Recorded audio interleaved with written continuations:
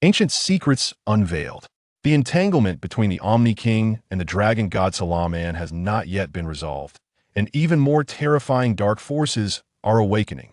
The Dark Wukong calls for the annihilation of humanity and the domination of the entire universe, with power that nears that of the Omni King. The ancient evil Dark Wukong roars that evil is the strongest, vowing to surpass all realms. Dark angels are quietly approaching. The survival of the universe hangs by a thread. Chapter 1. Traveling through time to the period before Cell's destruction.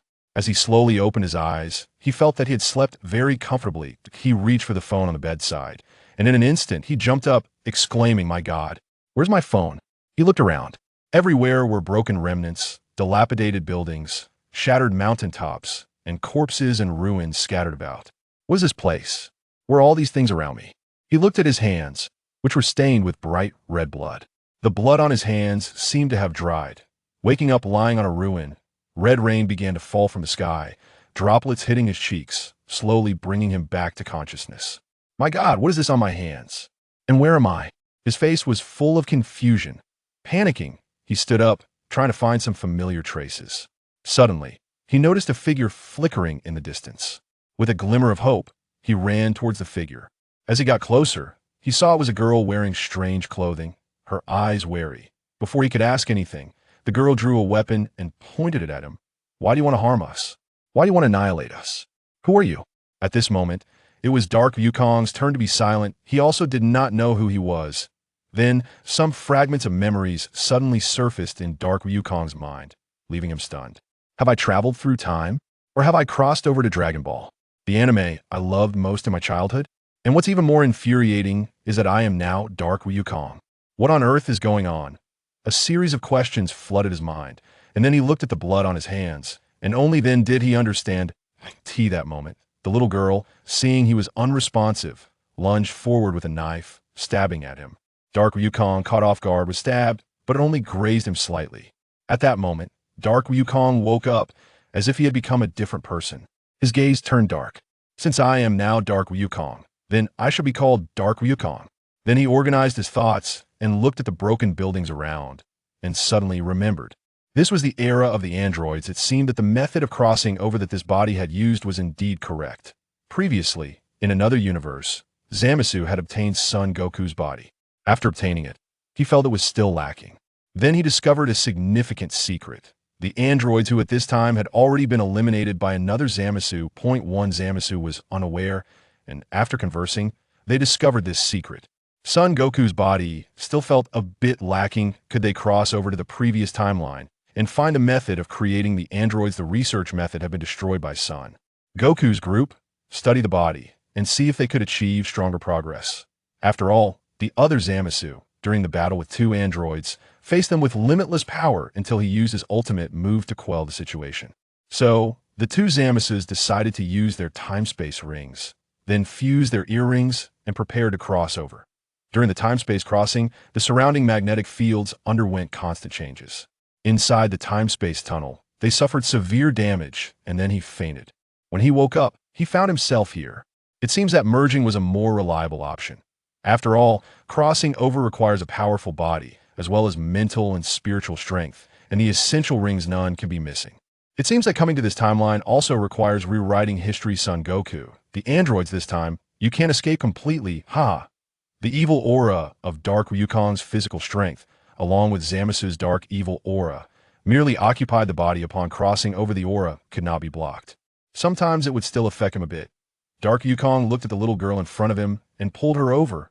Why did you stab me with a knife? His gaze was stern, eyes turning red, and his fists turned red-gray. The young girl was instantly thrust into the nearby broken remnants and then vanished from sight. Wukong looked at the blood on his hands, recalling the scene of his earlier attack, his punch having turned the girl into a bloody mess, until she was no longer visible. He then looked up at the sky, where red rain continued to fall, and flew towards the sky. On the other side, two androids were rampaging. The city sky darkened by smoke, and alarms blared incessantly. People fled in all directions, screams and cries intermingling. Android 17 hovered in the air, his expression indifferent, casually waving his hands, and energy beams shot out like lightning towards the tall buildings on the street. Wherever the beams hit, glass shattered instantly, walls exploded, concrete debris flew in all directions, and the building showed huge cracks with internal facilities exposed. Teetering on the brink of collapse, Android 18 strolled along the street, kicking cars aside as if they were toys, crashing them into nearby shops, causing explosions and flames. Streetlights were casually broken by her, used as weapons to smash bus stops, and frightened passengers scattered in a panic, some falling to the ground, trampled by the chaotic crowd. Cars packed with passengers sped down the road in a frenzy, but were locked onto by Android 17 from the air, energy blast precisely hitting the vehicles, which exploded instantly. Flames soaring into the sky, wreckage and body parts scattered everywhere, blood spreading on the ground, and a strong burnt smell filled the air. Surrounding buildings gradually collapsed under the rampage of these two demonic androids. The once prosperous streets turned into a wasteland, with the air thick with death and despair. Yet they showed no signs of stopping, continuing deeper into the city, ready to destroy everything as the androids continued their destruction. The large shopping center in the city center was leveled to the ground. Broken signs, twisted metal frames, and scattered goods burned. Amidst the ruins, the nearby park was also not spared. Trees were uprooted, lakes filled with dirt, and children's play equipment smashed to pieces. Android 17 targeted a hospital that was evacuating people, firing a series of energy balls that hit various floors, causing the patient wards to begin tilting and collapsing. The cries of patients and medical staff drowned out by the explosions. Android 18 laughed at the police officers trying to resist, easily dodging bullets, and using her immense strength to flip over police cars, blocking the rescue team's paths. Flames ravaged the city. Thick smoke billowed into the sky, forming a massive black cloud that shrouded the entire city in darkness and fear. Survivors hid in corners, watching helplessly as their homes were mercilessly destroyed, filled with despair, while the androids continued their destructive spree, as if they wanted to erase all traces of human civilization. Chapter 2. Gohan vs. Android 17. As Androids 17 and 18 wreak havoc on the city, the residential buildings where people lived were instantly demolished to the ground. At this moment, a couple enjoying a rare leisure time in an unaffected residential building stood by the window, admiring the cityscape, with a gentle breeze bringing a sense of tranquility and peace. However, this tranquility was fleeting. They suddenly saw a large amount of black smoke rising in the distance, thick smoke billowing from the ground all the way into the sky, like a ferocious black beast clawing at the air. That a pungent smell began to spread in the air, and the atmosphere around them instantly grew tense and oppressive.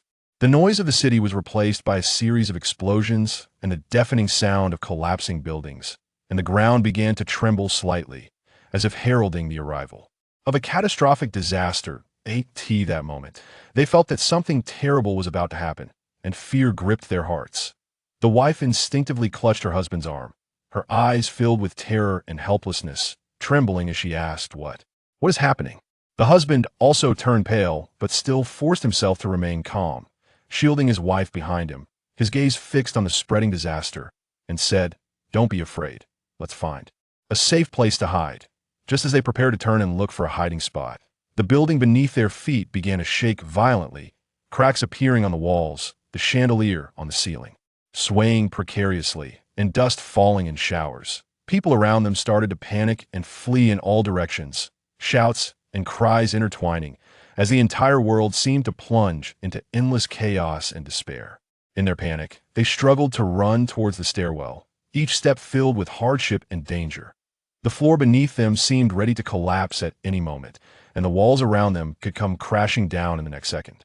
But in their hearts, they held only one belief: to survive. Even if the path ahead was filled with unknown fears and darkness, they would do everything in their power to escape this sudden nightmare. They desperately ran in the stairwell, occasionally dodging falling debris that nearly struck them. The husband tightly held his wife's hand, navigating down based on memory and the scant light available. After what felt like an eternity, they finally reached the ground floor, but the scene before them chilled their hearts. The streets were filled with ruins and panicking crowds. Vehicles were haphazardly scattered, some engulfed in flames. and the area devastated by the android was ablaze, explosions ringing out incessantly, with thick smoke obscuring the sky in darkness. Suddenly, a huge figure emerged from the smoke. It was Android 17. His cold gaze and powerful aura seemed to freeze the air around him. The couple stared in horror at this demonic presence, their bodies trembling involuntarily. The husband hid his wife behind him, although his eyes were filled with fear. They also showed a hint of determination. Just as Android 17 was about to launch a new attack, a flash of light rushed in from the distance.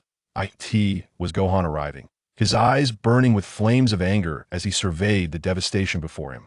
Gohan immediately engaged in a fierce battle with Android 17, the powerful shockwaves spreading outwards, nearly knocking the couple off their feet. In the brief moments of combat, the husband glimpsed a flicker of hope. He took his wife's hand and ran towards the edge of the city. Along the way, they saw countless injured citizens and destroyed homes, their hearts heavy with sorrow. But they knew that escaping from here was their only chance to survive and seek new hope and peace. They ran for an unknown amount of time until they finally reached the edge of the city, the sounds of explosions and battle fading into the distance. The couple collapsed onto the ground, gasping for breath, embracing each other in tears, their clothes soaked with each other's sorrow.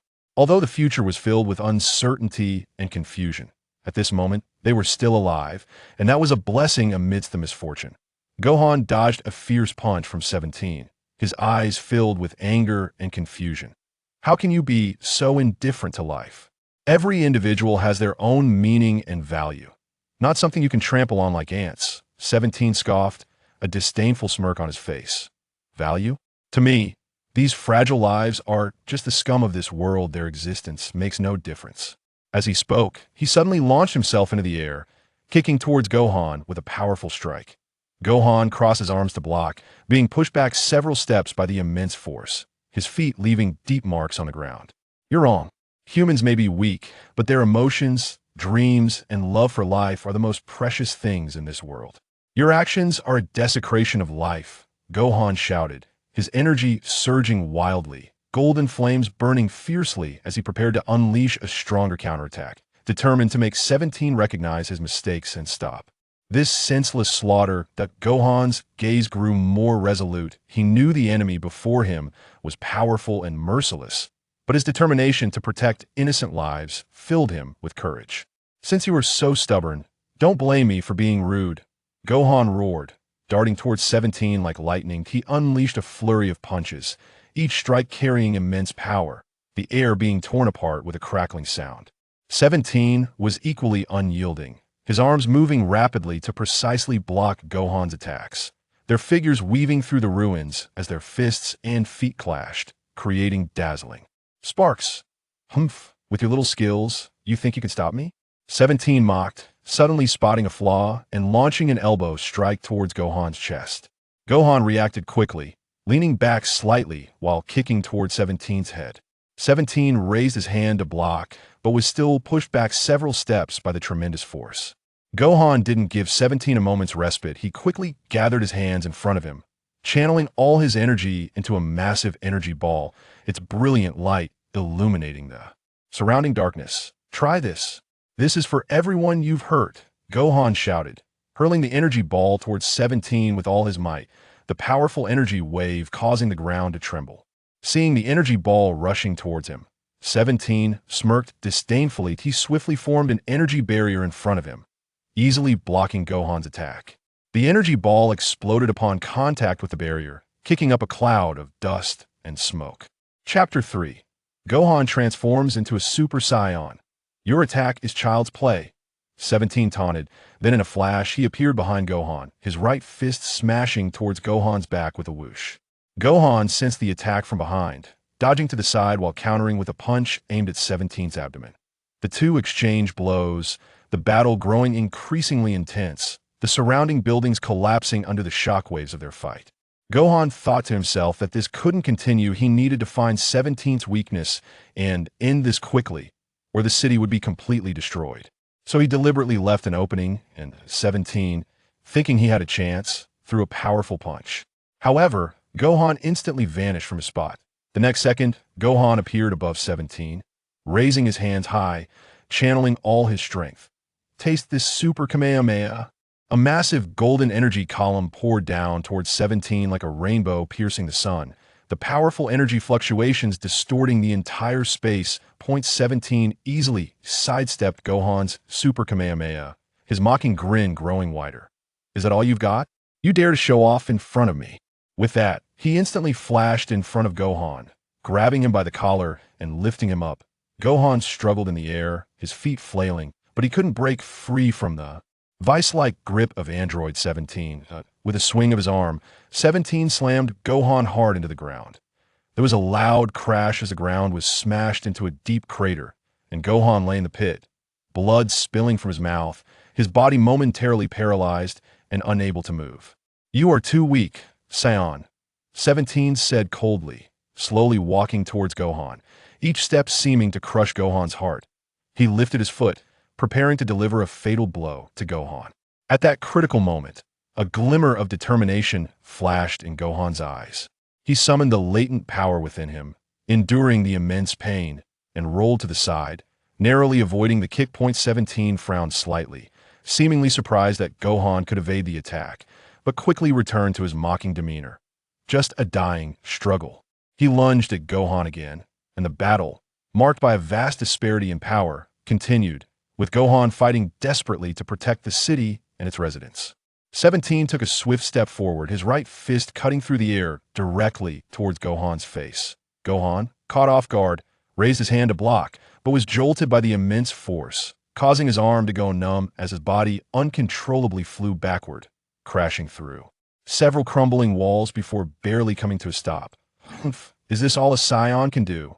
17 crossed his arms, floating in the air, his gaze filled with disdain. Gohan struggled to rise from the rubble, panting heavily, thinking to himself, "This won't do. I need to come up with a plan." That he looked around and saw the destroyed skyscrapers and panicked people not far away. A strong sense of duty surged within him. "I will not let you harm them," Gohan shouted, his aura beginning to fluctuate wildly. Seeing this, 17 merely scoffed and teleported in front of Gohan, kicking towards his abdomen.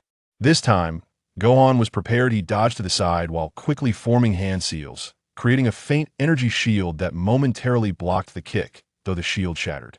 Immediately after this point, Gohan was exhausted, his legs trembling slightly, but his gaze remained resolute. 17 seemed to be infuriated by Gohan's tenacity, radiating powerful energy waves as he prepared to deliver a fatal blow. In that critical moment, Gohan suddenly had a spark of inspiration. He recalled the fighting techniques and energy manipulation methods that Goku had taught him. Gohan closed his eyes, took a deep breath, and worked to calm himself, feeling the faint energy around him and trying to gather it within his body. Gradually, his aura began to stabilize and grow stronger, and the debris and dust around him began to swirl slowly. 17 noticed Gohan's change, his heart sinking slightly, but quickly regained confidence. "No matter what tricks you pull, today is your day to die." With that, he charged at Gohan with all his might, his fist glowing with golden light. Gohan's fist also radiated with golden light. From a distance, 17 paused slightly, then noticed the overall change in Gohan. The ragged clothes he wore were blown away by the surge of energy, revealing his numerous, horrifying wounds that crisscrossed his body. However, at that moment, Gohan seemed to feel no pain. He was wholly immersed in the rising energy, and the air around him trembled violently from the overwhelming power. Gohan looked up at the sky and shouted, "Ah!" In an instant, a dazzling golden light erupted from him, like a golden sun rising amidst the ruins. His hair stood upright, transforming into a shining gold, surrounded by a golden aura, the powerful presence of a Super Saiyan instantly radiating outwards, scattering the surrounding dust and debris. The mockery vanished from 17's face, replaced by a look of seriousness. He could feel that Gohan's power had undergone a qualitative leap compared to before. This battle seemed to have truly entered a heated stage. At this moment, 17 saw that Gohan had completed his transformation into a Super Saiyan, with golden flames burning fiercely. Gohan looked firmly at 17, ready to face the upcoming battle. 17 flashed forward, appearing instantly in front of Gohan, his right fist slicing through the air towards Gohan's cheek. Gohan dodged to the side while swiftly raising his left leg, delivering a sharp high kick towards 17's neck. 17 remained unfazed, blocking the attack effortlessly with his left arm, then immediately bringing his right elbow down to strike Gohan's chest. Gohan crossed his arms in front of his chest to take the blow, but the immense impact still forced him back a few steps. "Humph, is this all you've got?" 17 taunted, empowering himself as he lunged at Gohan like a cannonball, his fists raining down like a storm towards Gohan's abdomen and head. Gohan blocked with his arms while searching for a chance to counterattack. Suddenly, he shouted, and his golden aura erupted violently, pushing 17 back several meters.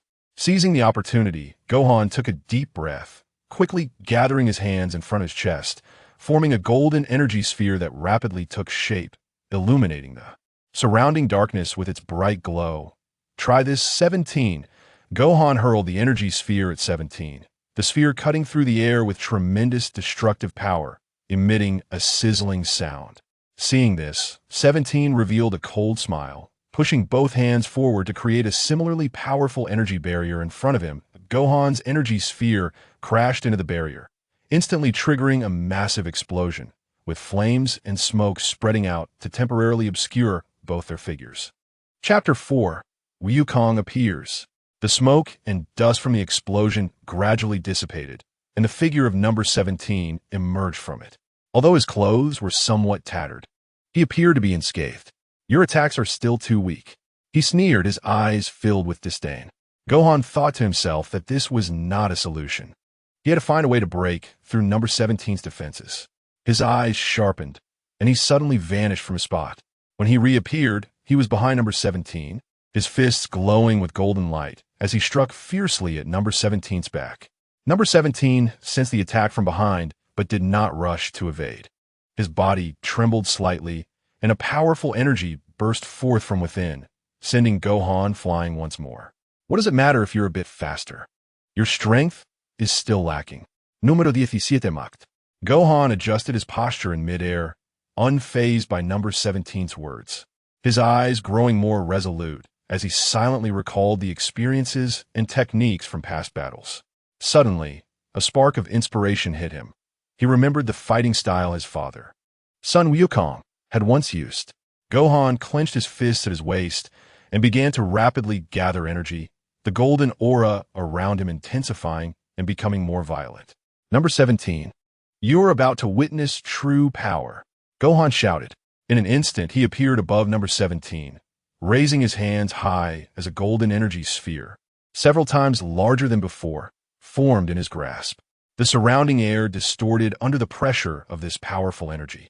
"This is my final attack. Take this," Gohan roared, slamming the energy sphere down toward number 17. As their attacks grew increasingly intense, the surrounding buildings and mountains were destroyed, and people watching from afar were also affected. Cries and gasps intertwined, and the air was thick with panic. However, the two fighters seemed trapped in a vortex of crazy combat, oblivious to the devastation around them. Their moves became fiercer, each collision of strength shaking the earth, as if they aimed to tear the very fabric of this world into endless chaos. The outcome of this battle seemed increasingly elusive, filling onlookers with a mix of fear and despair for the unknown. As the prolonged battle continued, Gohan's energy began to wane.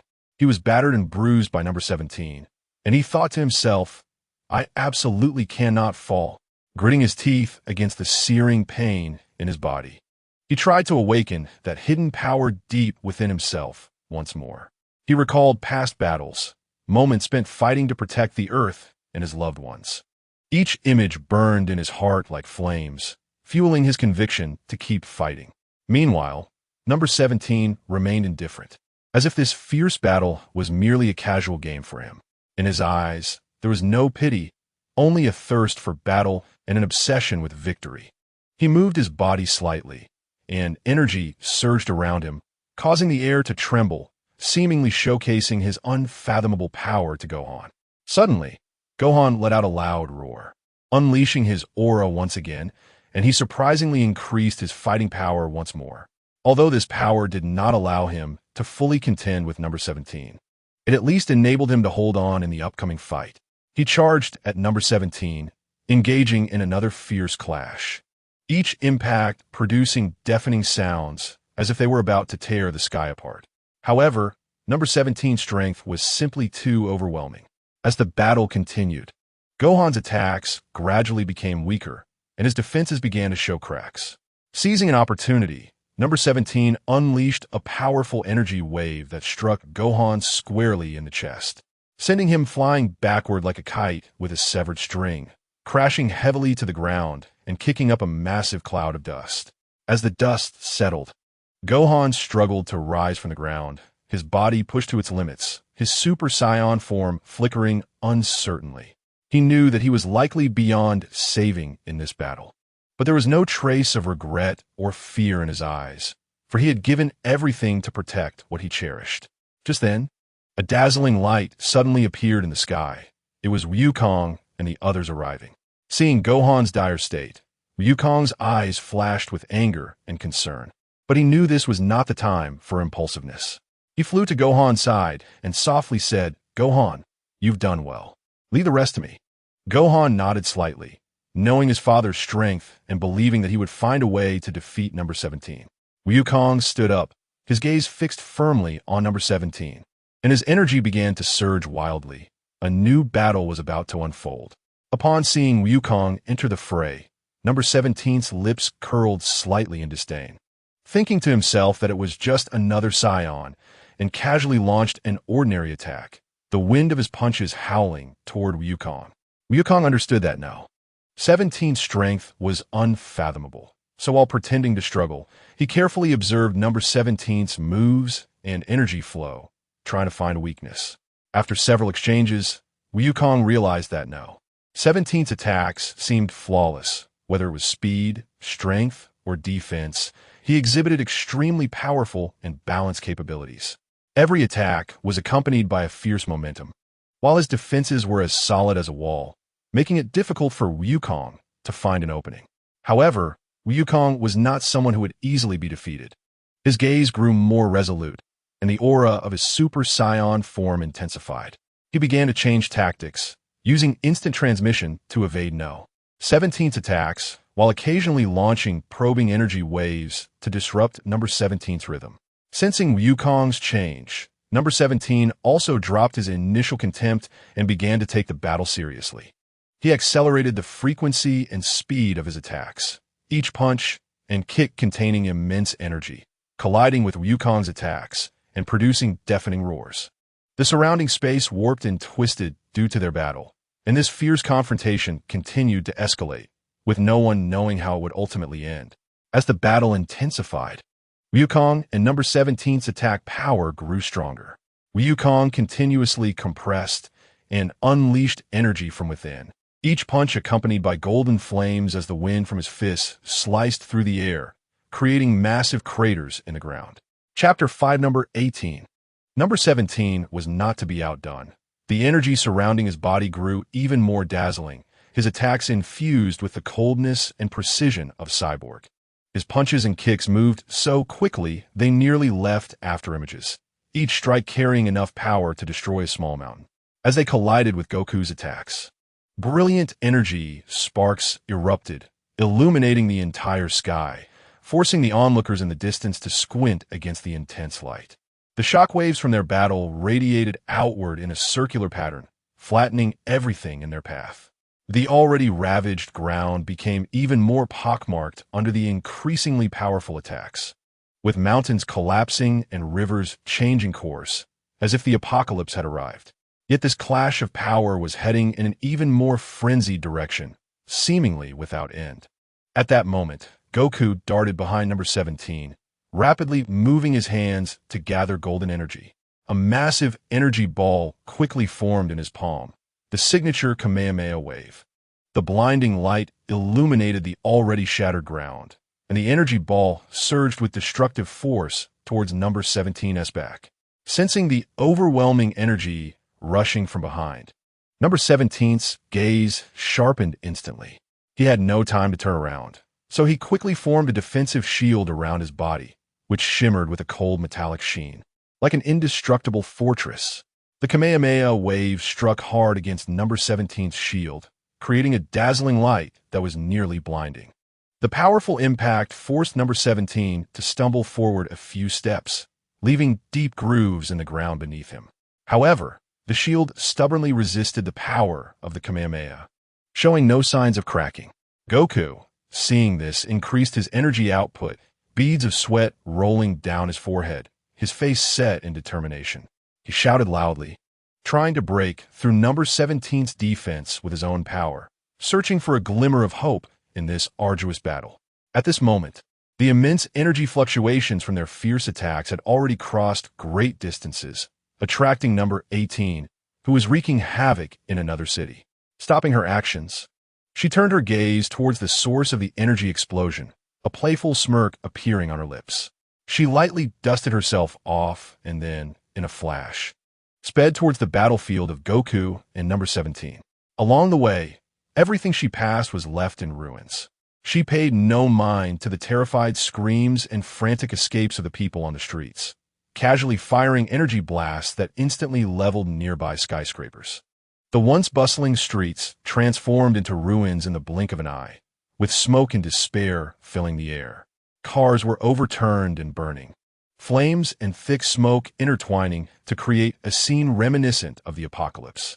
Yet number 18 seemed to revel in the chaos and destruction, a crazed glint in her eyes as she rapidly approached the battlefield, ready to add further unpredictability to the already intense fight.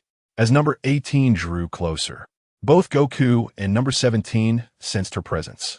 Goku thought to himself that this was bad, with such a powerful enemy added to the mix.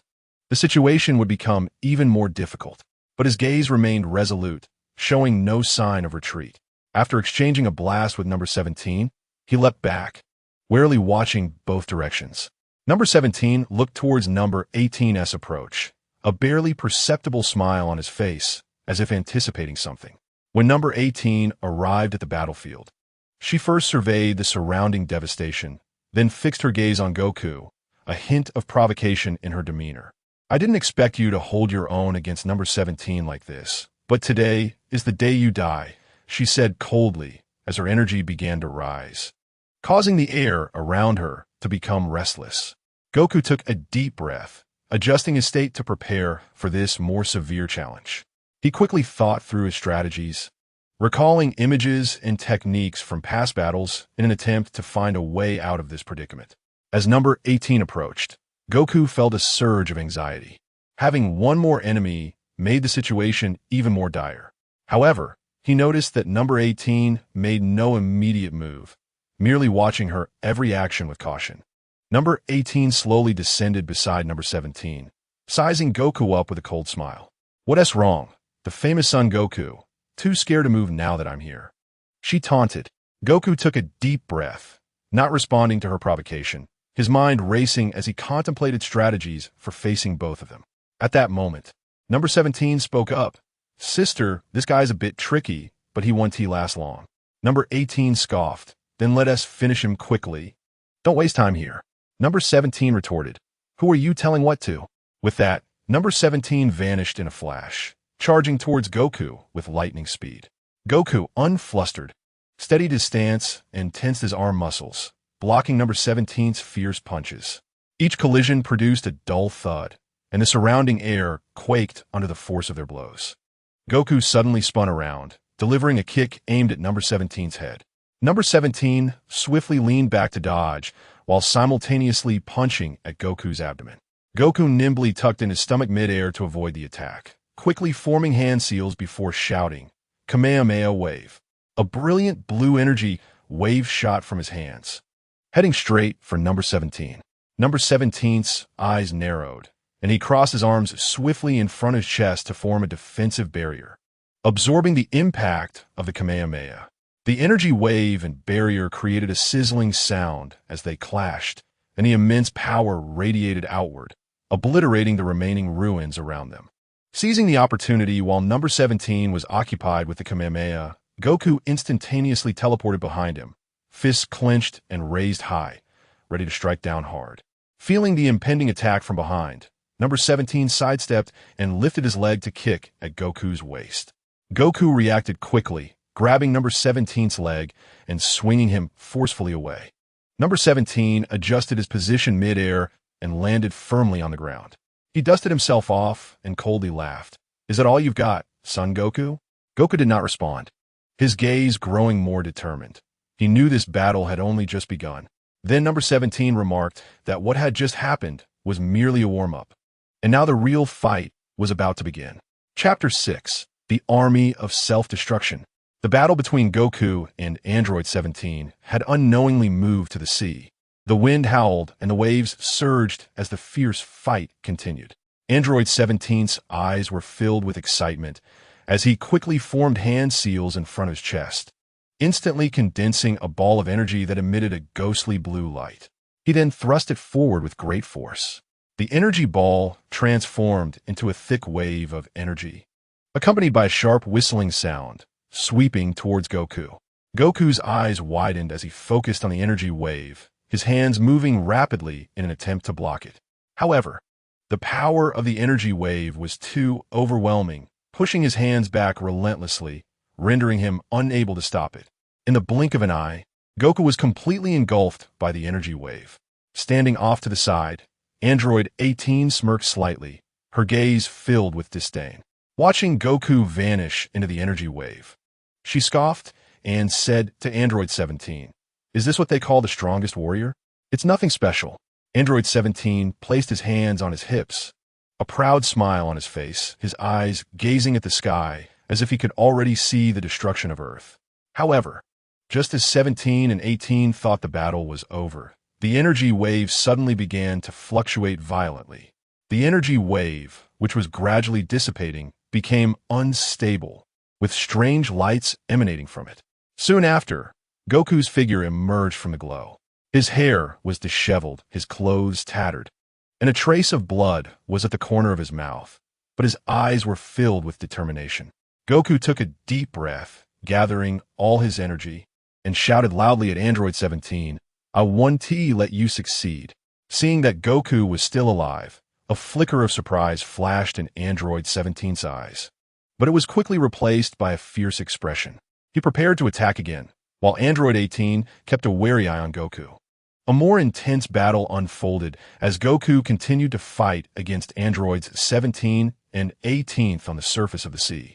Their figures darted between the waves, each attack infused with tremendous power, filling the entire sea with a tense atmosphere. Below, Gohan, Piccolo, and the others watched as Goku disappeared into the light wave. They observed the fierce battle and believed Goku was in trouble. Gohan looked anxiously at the area where Goku had vanished, his hands unconsciously clenching tight, beads of sweat forming on his forehead. Piccolo frowned, his gaze fixed on the dissipating energy wave, worry evident in his eyes. The others also appeared tense, not daring to breathe, as the intensity of the recent battle felt like it could tear the very heavens apart. Everyone feared the worst for Goku, and a sense of sorrow began to spread among the crowd. Just as everyone was engulfed in grief, the energy wave that had calmed down suddenly erupted with strange light, growing brighter and brighter, and soon after, Goku's figure slowly re-emerged. "It's that!" Gohan shouted excitedly, his expression instantly shifting from worry to joy, tears of excitement shimmering in his eyes.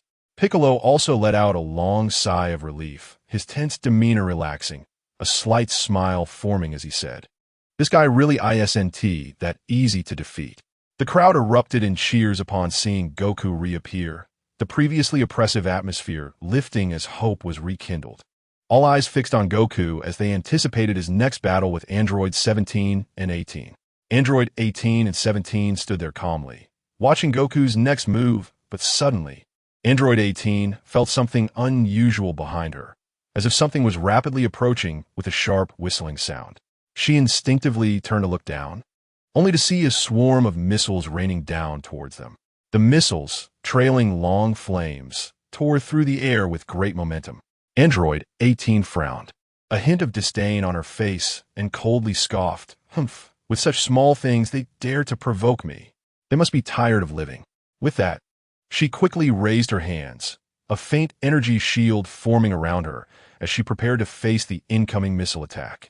17 looked surprised at first, but quickly regained her composure, a fierce glint in her eyes. 18 looked down at the ground, seeing the army on high alert. Countless missile launchers standing tall, each missile igniting and soaring skyward, trailing long smoke behind them.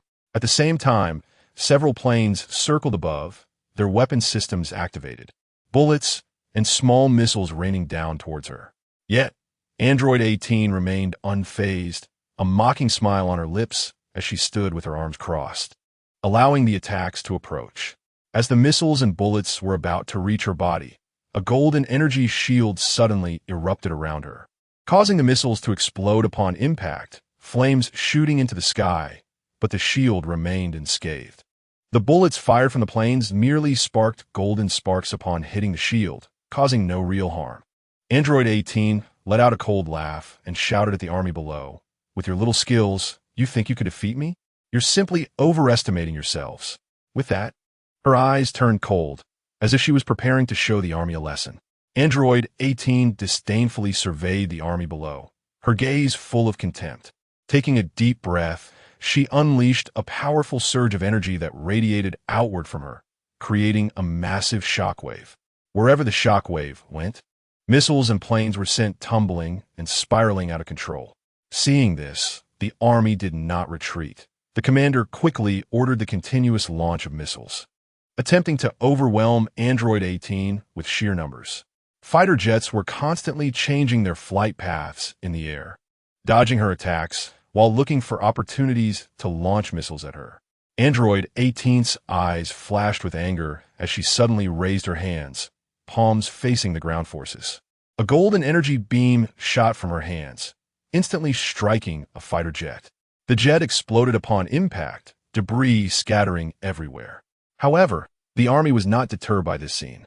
They continued to resist fiercely, launching missiles and bullets without pause. Android 18 was enraged by their stubborn resistance and intensified her attacks, distorting the air around her. Her eyes were cold as she slowly raised her slender arms, a brilliant light rapidly gathering in her palms. In an instant, a dazzling wave of light, containing immense destructive power, burst forth. The wave surged like a ferocious beast towards several army units on the ground. Chapter 7. Anxious Bulma wherever the light wave passed. The air was scorched and distorted, emitting a sizzling sound. Before the soldiers of the army could react, the light wave violently struck the ground. Boom! A deafening explosion erupted, flames soaring into the sky, forming a massive mushroom cloud. The intense shock wave spread wildly in all directions, ruthlessly overturning and destroying everything around. The once prepared army was instantly engulfed by this terrifying explosion, vanishing without a trace, leaving behind a charred landscape filled with deep craters, as if those vibrant lives and well-ordered troops had never existed here at all. Number 18 looked down from above at the scorched land transformed by the explosion, the hostility in her eyes gradually dissipating. Her tense expression relaxed, and the corners of her mouth lifted slightly, sketching out a somewhat contented arc, as if the annoyance in her heart had been swept away along with the destruction of that land.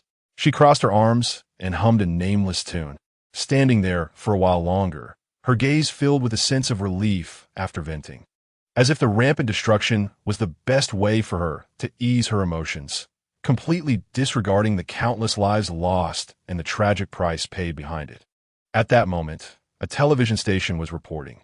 The screen showed the ruins of the city, smoke billowing everywhere, with remnants of buildings scattered about, and the streets were eerily silent, only occasionally interrupted by the sounds of collapsing structures. The anchor's voice trembled with sorrow. City X has been destroyed. This is an unprecedented disaster. We express our deepest condolences to the victims and remind families in Spring Court City to take precautions and quickly move to safe areas for refuge. In a residential building, the sound of the news echoed in the empty room. Black Goku lazily sat on the sofa, crossing his legs, one hand casually resting on the armrest, while the other continuously brought sugar oranges to his mouth.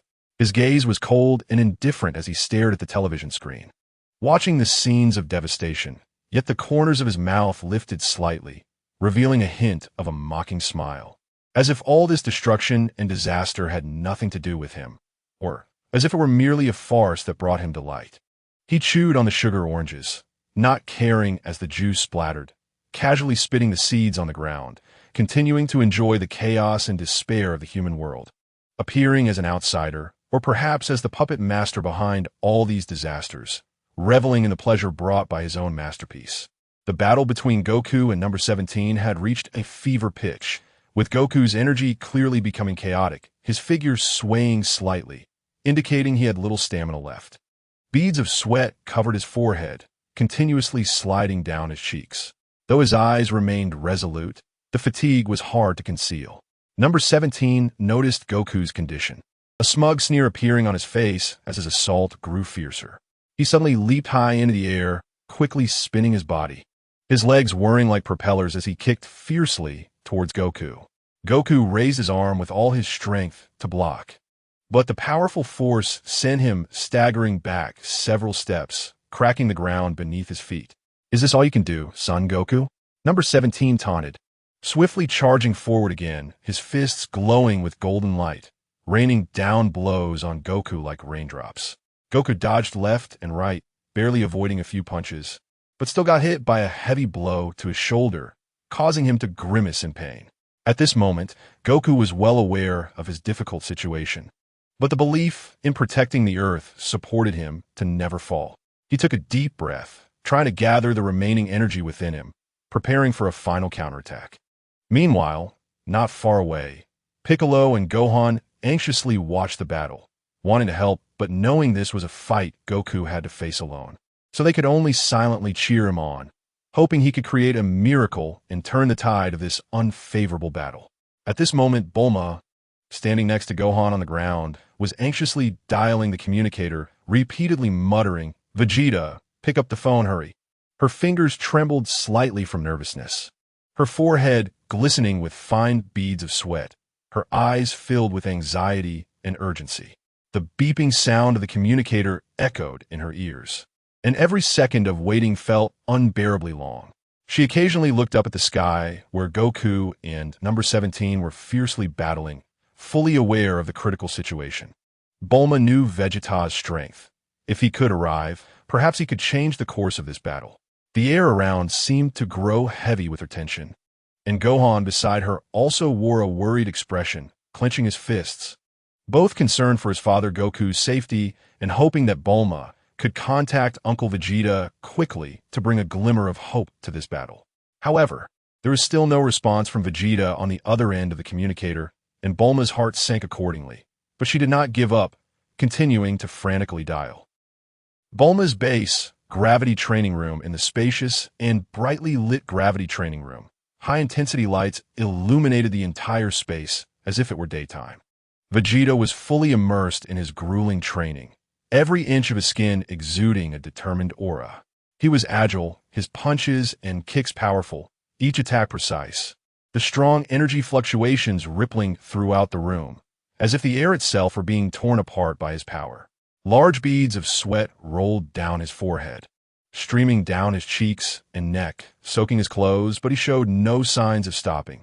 At this moment, the communicator placed nearby flashed a bright light, emitting a series of urgent beeping sounds, breaking the silence in the training room. However, Vegeta was completely absorbed in his intense training, oblivious to the external disturbances. His gaze was fixed on the training target ahead, with only one obsession in his mind: to continuously break through limits, surpass himself, and become stronger. Meanwhile, far in the sky, the battle between Goku and number 17 had reached a critical point, the situation precarious. Bulma on the ground was anxiously dialing the communicator repeatedly, trying to contact Vegeta to add some support to this life-and-death battle. But Vegeta in the training room remained lost in his own training world, completely unaware of the crisis concerning the survival of the Earth, still launching one attack after another towards his peak strength. Time passed, and eventually, the intense training finally made Vegeta feel a bit fatigued. He slowly stopped his movements, adjusting his somewhat disordered energy. After a moment, he walked steadily to the table where the communicator was placed. Chapter 8: Vegeta to the Rescue. When his gaze fell on the communicator, he couldn't help but pause slightly. The screen was filled with a dense array of missed call notifications, and the flashing red light seemed to convey the caller's urgency. He frowned, thinking that the communicator was probably about to explode from all the calls. With a hint of impatience, he reached for the communicator, pressed the answer button, and before the other party could speak, he said in a harsh tone, "You foolish woman, what is it?" At that moment, he was completely unaware that a crisis concerning the fate of Earth was waiting for him to face. He was just feeling inexplicably annoyed by Bulma's series of calls. As soon as Vegeta answered the call, Bulma's voice exploded from the receiver like a rapid-fire barrage. "Where are you?" "Vegeta." Vegeta replied, "I'm in the training room. Goku is about to collapse. Earth is about to be destroyed. You idiot. All you do is train all day long. And now look at the situation. If you don't come now, everyone will be finished." Bulma's voice was filled with obvious sorrow and anger, clearly reaching a breaking point. Vegeta frowned, a hint of imperceptible worry flashing in his eyes. He took a deep breath, trying to keep his voice calm, and said, "Stop crying and tell me where they are." Despite his still harsh tone, he was already stirred by Bulma's words, realizing the seriousness of the situation, and was preparing to rush to Goku's aid. Vegeta hurriedly left the training room, dashed toward the bathroom, quickly turned on the faucet, and let cold water pour over his head. He rinsed off briefly, dried himself quickly, and put on his signature battle suit. Standing still, he closed his eyes tightly, concentrating on sensing Goku's energy. After a moment, he locked onto the direction, pushed off the ground with both feet, and shot off like an arrow toward that direction. During the flight, Vegeta's face was filled with confidence and disdain. Muttering to himself, "Humph, who could possibly beat Kakarot like that? That fool always messes up at critical moments. If I were there, I would have eliminated the enemy long ago. How could the situation have become this dire?" Despite his words full of dissatisfaction towards Goku, his eyes revealed a trace of imperceptible worry, and his speed increased a bit, clearly eager to provide support, fearing that Kakarot might really encounter an accident. As Vegeta sped through the air, the wind howled past his ears, and his gaze was firm and sharp, as if he could see through the clouds to the distant battlefield. As he got closer, the smell of gunpowder in the air grew stronger, and powerful energy fluctuations faintly reached him, tightening his heart and making him realize the battle's intensity was beyond imagination. When he finally arrived at the scene, what met his eyes was a devastated landscape and an exhausted Kakarot. Kakarot was half kneeling on the ground, gasping for breath, his clothes tattered and covered in blood and dirt. Opposite him, Android 17 had a smug expression, seemingly mocking Goku's helplessness. "Oomph." Vegeta snorted coldly and slowly landed beside Kakarot, his eyes filled with disdain. "Look at you in this sorry state, Kakarot. You're really embarrassing us Scions." Despite saying this, he slightly turned his body to shield Kakarot behind him, vigilantly watching Android 17. Goku looked up at Vegeta and smiled weakly. "Vegeta, you finally came. This guy's not easy to deal with." Assuming the androids already know there are two stronger Scions, Vegeta did not respond to Kakarot, but shouted at Android 17. "So you're the one who beat Kakarot like this? Today, let me show you the true power of the Scion Prince." With that, he tensed all his muscles, and a golden aura exploded from him. A powerful energy radiating outward, causing the ground beneath him to crack. Android 17 sensed Vegeta's powerful aura, and the smugness on his face slightly faded, replaced by a hint of seriousness, as he realized that this Scion would be a formidable opponent and decided to observe for now. Vegeta took the initiative to attack, charging at Android 17 like a bolt of golden lightning, his fist cutting through the air toward Android 17's face. Android 17 didn't dare to be careless, quickly dodging to the side while kicking toward Vegeta's abdomen. Vegeta reacted swiftly, blocking the kick with his arm, using the momentum to flip in the air and strike again. The two instantly engaged in a fierce battle, exchanging punches and kicks, each collision accompanied by intense energy shocks, stirring up dust from the surrounding ruins. With his superb combat skills and formidable strength, Vegeta gradually gained the upper hand, but Android 17 was not without counterattack ability, constantly searching for Vegeta's flaws and waiting for the right moment to strike back. Goku watched the battle between the two, silently cheering for Vegeta while also trying to recover his strength to support Vegeta at a critical moment. Goku trembled as he took out some sins of beans from his pocket and put them into his mouth. As the sins of beans went down, a gentle energy slowly spread through him. He could clearly feel his strength gradually recovering and the pain from his wounds easing, but his body still felt somewhat weak, clearly not yet fully restored to peak condition. He panted slightly, but his gaze was tightly focused on the fierce battle between Vegeta and Android 17. Vegeta's offensive was fierce. Each punch carried a rushing wind, and the golden aura made him look like a god of war.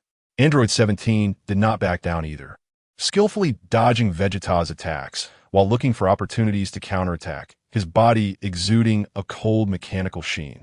Goku understood that recklessly joining the battle at this moment might become a burden for Vegeta.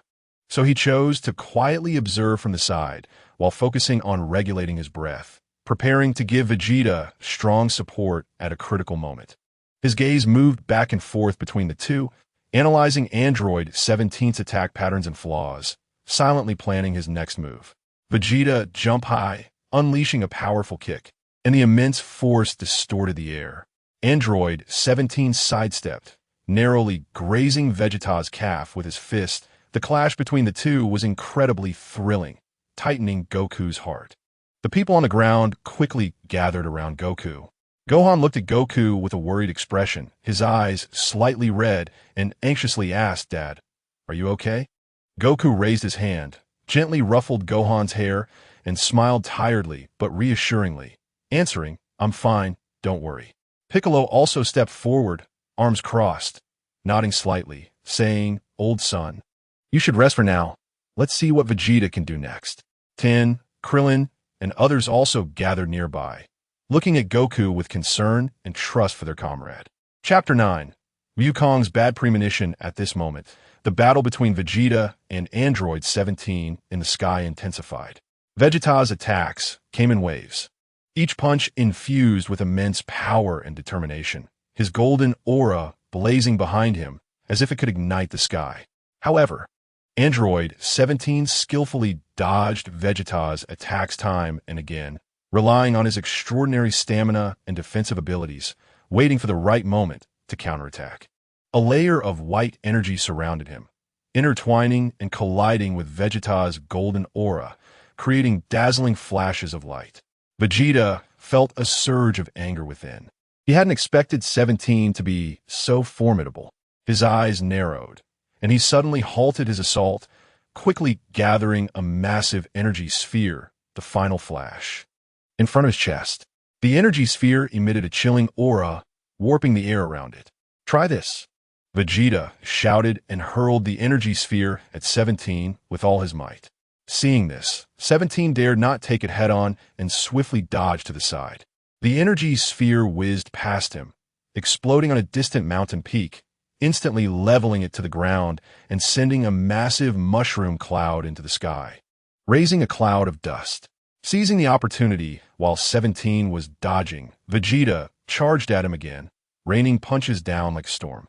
17 continuously blocked with his arms, and the two engaged in a fierce close-quarters battle in the air, neither side yielding. On the ground, Wukong watched the battle in the sky. Though his body was exhausted, his eyes were still filled with fighting spirit. He said to Gohan and the others beside him, "Vegeta is strong. He will be fine. But we must be ready. If things go wrong, we have to step in."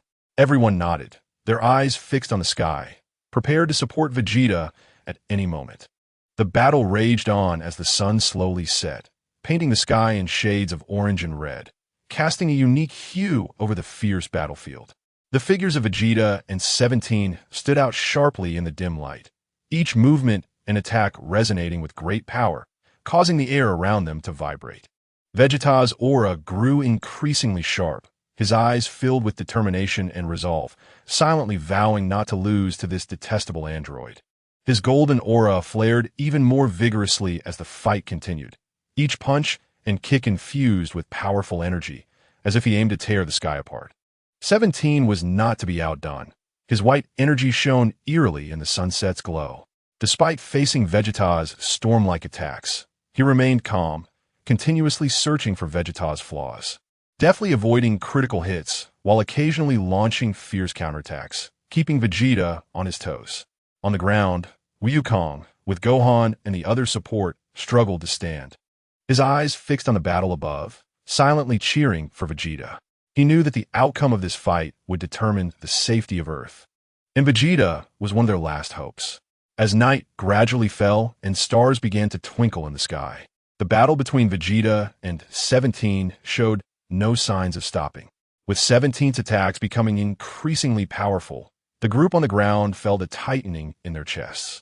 Each of 17's strikes resonated with strong energy fluctuations, and his speed and power seemed to have increased compared to before. His fists and legs cut through the air with sharp whistling sounds, launching a torrential assault on Vegeta. Though Vegeta fought valiantly, he appeared somewhat overwhelmed. A strained expression crossed his face, and a hint of panic flashed in his once fierce eyes. His defensive movements began to slow, and his golden aura was not as vibrant as it had been at the beginning, seemingly being gradually suppressed under 17's relentless attacks. Gohan looked worried, his hands clenched tightly, beads of sweat forming on his forehead. He anxiously glanced at Wukong and shouted, "Dad, Uncle Vegeta." Wukong's expression turned serious as he focused intently on the sky, anxiety creeping into his eyes. Gritting his teeth, he said, "Don't panic. Vegeta won't be defeated so easily." Krillin and the others also showed concern, knowing that if Vegeta were to fall, Earth would face an even greater crisis. The atmosphere was tense to the extreme. Everyone held their breath, their eyes glued to the sky, silently praying that Vegeta could regain the upper hand and withstand 17's fierce onslaught, turning the tide of the battle. At that moment, Bulma's eyes revealed a mix of panic and determination. She quickly rummaged through her bag and soon pulled out a small capsule. Without hesitation, she threw the capsule forcefully toward the open ground. As the capsule made contact with the ground, it emitted a brilliant light and rapidly expanded, revealing a brand new aircraft before everyone. "Everyone, we need to get out of here. Their attacks are too fierce. We'll be caught in it," Bulma shouted, urging everyone to follow her. Realizing the seriousness of the situation, the group rushed toward the plane. Gohan supported the injured Wukong, followed closely by Krillin, Tien, and the others. As they quickly boarded the aircraft, at the plane's entrance, they expressed their concerns about leaving Vegeta behind, but Bulma reassured them, "I believe in him." Then she skillfully piloted the aircraft, starting the engines. As the plane slowly ascended, 18 did not stop them, but flashed an ominous smile. Wukong felt a bad premonition, but still flew the plane away from the battlefield. On the aircraft, everyone looked through the windows, still concerned about the battle between Vegeta and 17. Although they had temporarily left the danger zone, a shadow hung over each of their faces. They knew that the outcome of this fight would determine the fate of Earth, and Vegeta's situation was far from optimistic. All they could do was silently cheer for him in their hearts, hoping for a miracle. Meanwhile, the battle continued. Vegeta had sustained numerous injuries under 17's increasingly fierce attacks. Blood trickled from the corner of his mouth, and his battle suit was torn in several places, revealing bruised skin underneath. Yet the fire of defiance still burned in his eyes as he clenched his fists, bracing himself for 17's next wave of attacks. Looking at Vegeta's battered, yet unyielding form, 17 sneered and said, "Prince of the Scions, is this all you've got? You're not so impressive." With that, he charged at Vegeta again, his right fist raised high, accompanied by the sound of rushing wind, striking toward Vegeta's head. Vegeta sidestepped, avoiding the fatal blow, and quickly lifted his knee, aiming for 17's abdomen. 17, however, was quick to react, blocking Vegeta's attack with his arm and seizing his leg, forcefully throwing him away. Chapter 10. Vegeta's death. Vegeta adjusted his posture in the air, and after landing on his feet, he pushed off with all his might and charged towards Android 17 again. He concentrated all his energy into his hands and shouted, "Final Flash." He then unleashed a powerful energy wave directed straight at Android 17. Seeing this, 17 calmly crossed his arms in front of his chest, forming a defensive barrier that absorbed Vegeta's attack. The energy wave exploded upon contact with 17, emitting a blinding light and a tremendous roar, causing the surrounding air to vibrate violently. As the smoke cleared, 17 stood unharmed, while Vegeta knelt on one knee, panting heavily, clearly at the end of his strength. Yet, he was still driven by a strong will, refusing to allow himself to fall in this battle. He would continue to fight, even if he had only a shred of energy left. Android 17 slowly approached Vegeta, each step exuding a powerful pressure, causing the ground beneath him to tremble slightly. A mocking smile played on his lips, and his eyes revealed disdain for Vegeta. Scion Prince, your struggles are meaningless. Today is your day to die. Vegeta, half kneeling on the ground, propped himself up with his hands and glared fiercely at 17. Blood dripped from his forehead, blurring his vision. Yet there was no trace of fear in his eyes, only endless anger and unwillingness. Damn it.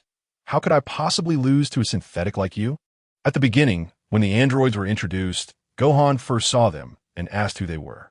To his surprise, they directly replied, I am Android 17, and this is my sister, Android 18.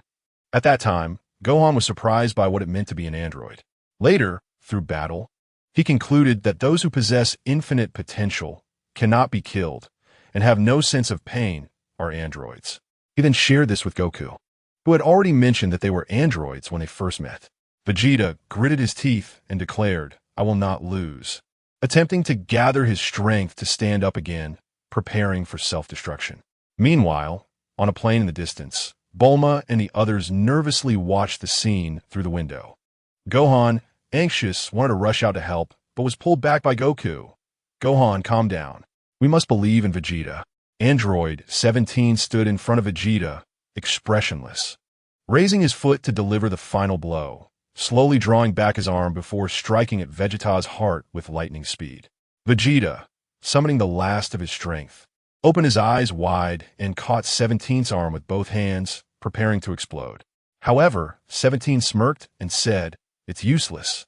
Is this your last resistance? With that, he applied more force, and 17's arm ruthlessly pierced through Vegeta's heart, then yanked it back out, without giving him time to self-destruct.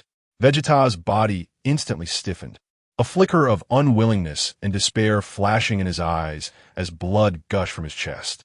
His body slowly fell backward, crashing heavily to the ground and kicking up a cloud of dust. At that moment, everything around seemed to quiet down, with only the wind howling, mourning for the fallen Scion Prince. In the distance, Goku and the others on the plain witnessed this scene, their eyes widening in disbelief and sorrow. Gohan couldn't help but shout, Uncle Vegeta! His voice echoed through the air, filled with endless grief and anger. Android 17 stood still, looking at the fallen Vegeta without a hint of pity. On the plain, Bulma stared blankly at the horrific scene, her eyes turning red as tears welled up, but she held them back.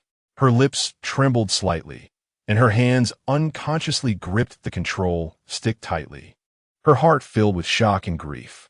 No, I can't stay here any longer, Bulma said through gritted teeth, then suddenly pushed the control stick forward, speeding up the plane to its maximum. The aircraft shot through the night sky like a silver flash, disappearing in the blink of an eye. The atmosphere in the plane was heavy with sadness and anger. Gohan clenched his fists so tightly that his nails almost dug into his flesh, glaring back with hatred, silently vowing to avenge Vegeta.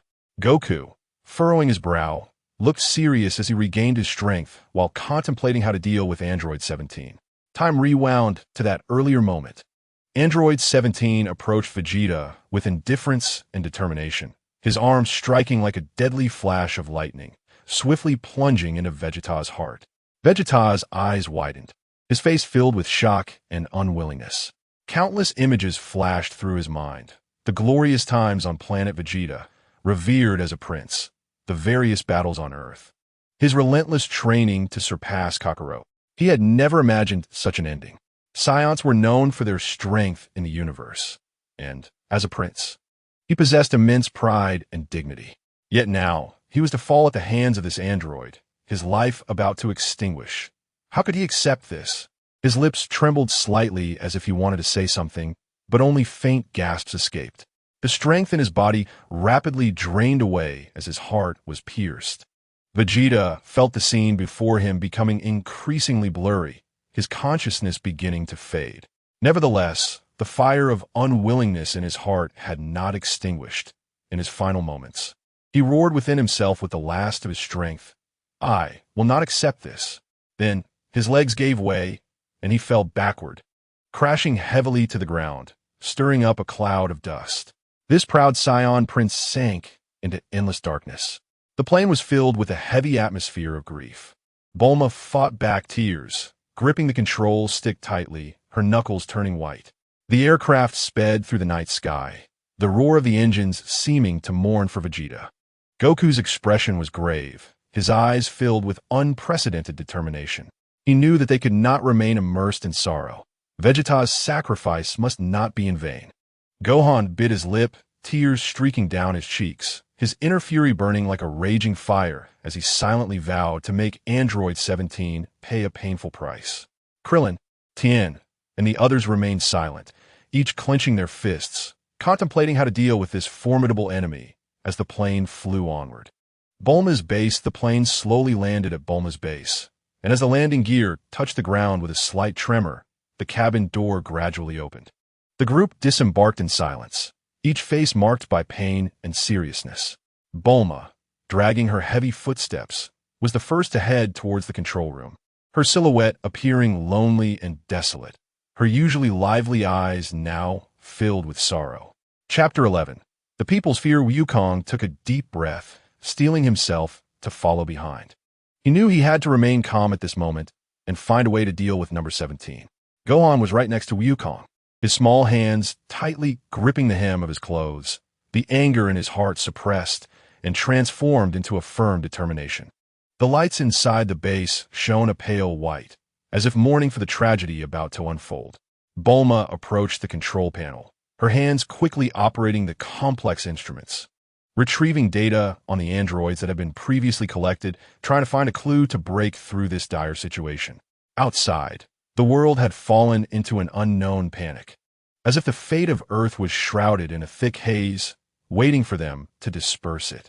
Bulma worked swiftly on the instruments, her gaze focused and determined, her fingers dancing between various buttons and knobs as if racing against time. The screen of the device flickered with complex data and graphics, emitting a faint buzzing sound, seemingly responding to her urgent commands. A nearby table was piled high with disordered papers, filled with dense calculations and notes, bearing witness to the effort she had put into this moment. Suddenly, the instruments emitted a series of urgent alarm sounds. Bulma frowned slightly, but then a look of resolve flashed in her eyes. She quickly pressed several emergency buttons while murmuring to herself, seemingly recalibrating the parameters of the instruments. In this tense atmosphere, beads of sweat slid down her forehead, but she remained entirely focused, dedicating herself to stabilizing the equipment. With one final forceful press of the enter key, the alarms gradually ceased and the data on the screen began to stabilize, presenting an unprecedented set of results. A smile of relief finally appeared on Bulma's face. She knew she was one step closer to success. Outside, the sky was dark, but the moonlight revealed the remnants of shattered buildings, broken streets, and cracked mountaintops, as well as countless fissures in the ground. At that moment, number 17 and no. 18 stood atop a very tall building, conversing. Number 17 suggested to number 18, "How about we compete tomorrow to see who can kill more?" Numero 18 scove disdanfedi, crossing her arms and turning her head to look at number 17. "Humph, let's compete, but what's the point of killing these weak humans? No matter how many we kill, it means nothing." A cruel smile crept onto number 17's lips. At least it can pass the time. These humans are simply no match for us, but it's quite entertaining to see their terrified expressions. With that, number 17 looked up at the moon, obscured by smoke, its light casting a cold glow on his stern face, failing to add even a hint of warmth. He eagerly anticipated tomorrow's game, wondering how desperately they would flee. No! 18 lightly leaped to the edge of the building, letting the night wind tousle her long hair. Then let's see who can plunge this city into complete silence first. Her gaze revealed a cold indifference, as if the hellish world beneath her had no connection to her, merely a playground for her to destroy at will. Just as the two exchanged words, a low rumble suddenly echoed from afar, like the earth groaning in pain. Number 17 and number 18 exchanged glances. A hint of confusion and caution in their eyes. Something's not right. That sound doesn't seem natural, number 17 murmured, his body tensing slightly, ready to respond to any potential situation. Number 18 appeared unconcerned, perhaps dismissing it as a trick by the humans. What was there to worry about? Yet she unconsciously gazed towards the source of the sound, where a cloud of dust slowly rose under the moonlight, gradually spreading out. Whatever it was, tomorrow's slaughter plan must not be disrupted. Number 17 clenched his fists, exuding a strong aura of kill intent. Anyone who dared to stand in their way would be utterly destroyed. Number 18 nodded slightly, a cold smile forming at the corners of her mouth. Let us see who can kill more enthusiastically in this chaos. However, as the rumbling grew closer, a suffocating atmosphere enveloped the air, as if an invisible force was quietly approaching, seemingly declaring to these two cold-blooded killers that what they were about to face would not just be defenseless humans. Nighttime in Spring Pavilion City, in countless homes, humans huddled together tightly, watching the images of another city's ruins and destruction on their television screens, fear gripping their hearts. The screens captured scenes of two figures rampaging through the city, impervious to the army's attacks. Inside the homes, people nestled together, their bodies trembling, every slight sound causing their hearts to race. The dim yellow lights flickered in the darkness, while the television screen flashed a cold light, displaying the shocking remnants of that city. The crumbling walls, shattered streets, swirling smoke, and the eerie silence reminiscent of the apocalypse struck like a heavy hammer on the hearts of every viewer. Fear and helplessness filled their eyes, tears welling up but not daring to fall, as if shedding tears would plunge them into an abyss of despair. When they saw those two figures moving freely among the ruins, able to cause the earth to crack and buildings to collapse with just a wave of their hands, the fear in their hearts was magnified infinitely. It was a deep sense of powerlessness. Facing such destructive force, they felt as small as ants. The army's artillery seemed insignificant before those two, the explosions of missiles merely a weak embellishment in this disaster, unable to harm them in the slightest. Some began to sob quietly, and this sound seemed contagious. Before long, the entire room was filled with desperate cries. Everyone knew that such disaster might soon descend upon their own city, yet they felt utterly powerless to resist. In this long and torturous night, every minute and second felt like waiting for the judgment of the apocalypse, fear and helplessness flooding over them like a tide, drowning them without a glimmer of hope. A child hid in their parents' embrace, eyes filled with panic and confusion, quietly asking, "Mom and Dad, are we going to die soon?" The parents could only hold their child tightly, their throats choked with unsaid words, trembling hands gripping their child even more tightly, as if this could shield them from the impending doom. The elderly sat in a corner, staring blankly ahead, murmuring prayers for divine protection. But their faint voices quickly dissipated in the heavy atmosphere. The young people clenched their fists, their faces a mix of anger and fear, trying to find a glimmer of hope in this desperate situation. But their minds were blank, unable to find any means to combat this disaster. Chapter 12. Positive Refuge. The dawn has just broken. The morning light is faint, yet it cannot dispel the gloom that envelopes the earth. Androids number 17 and number 18 are once again deployed, advancing towards the surrounding cities as if entering a no-man's land, leaving behind a scene of apocalypse wherever they go.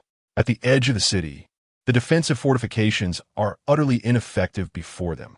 Massive energy waves shoot from their palms, instantly reducing sturdy fortresses to rubble as debris flies amidst the screams of people. On the streets, cars are easily overturned, tumbling through the air like toys, before crashing heavily to the ground, igniting fierce flames. Panicked crowds flee in all directions, only to find there is nowhere to escape. Each attack from the androids precisely targets densely populated areas, and the sounds of explosions and cries intertwine, playing a mournful dirge of death. The military gathers again. Tanks and aircraft are deployed, but shells striking the androids merely create sparks, which they dismissively deflect. Fighter jets scream overhead, But the missiles they drop are intercepted and knocked out of the sky by number 17 with a wave of his hand, exploding into deadly fireworks.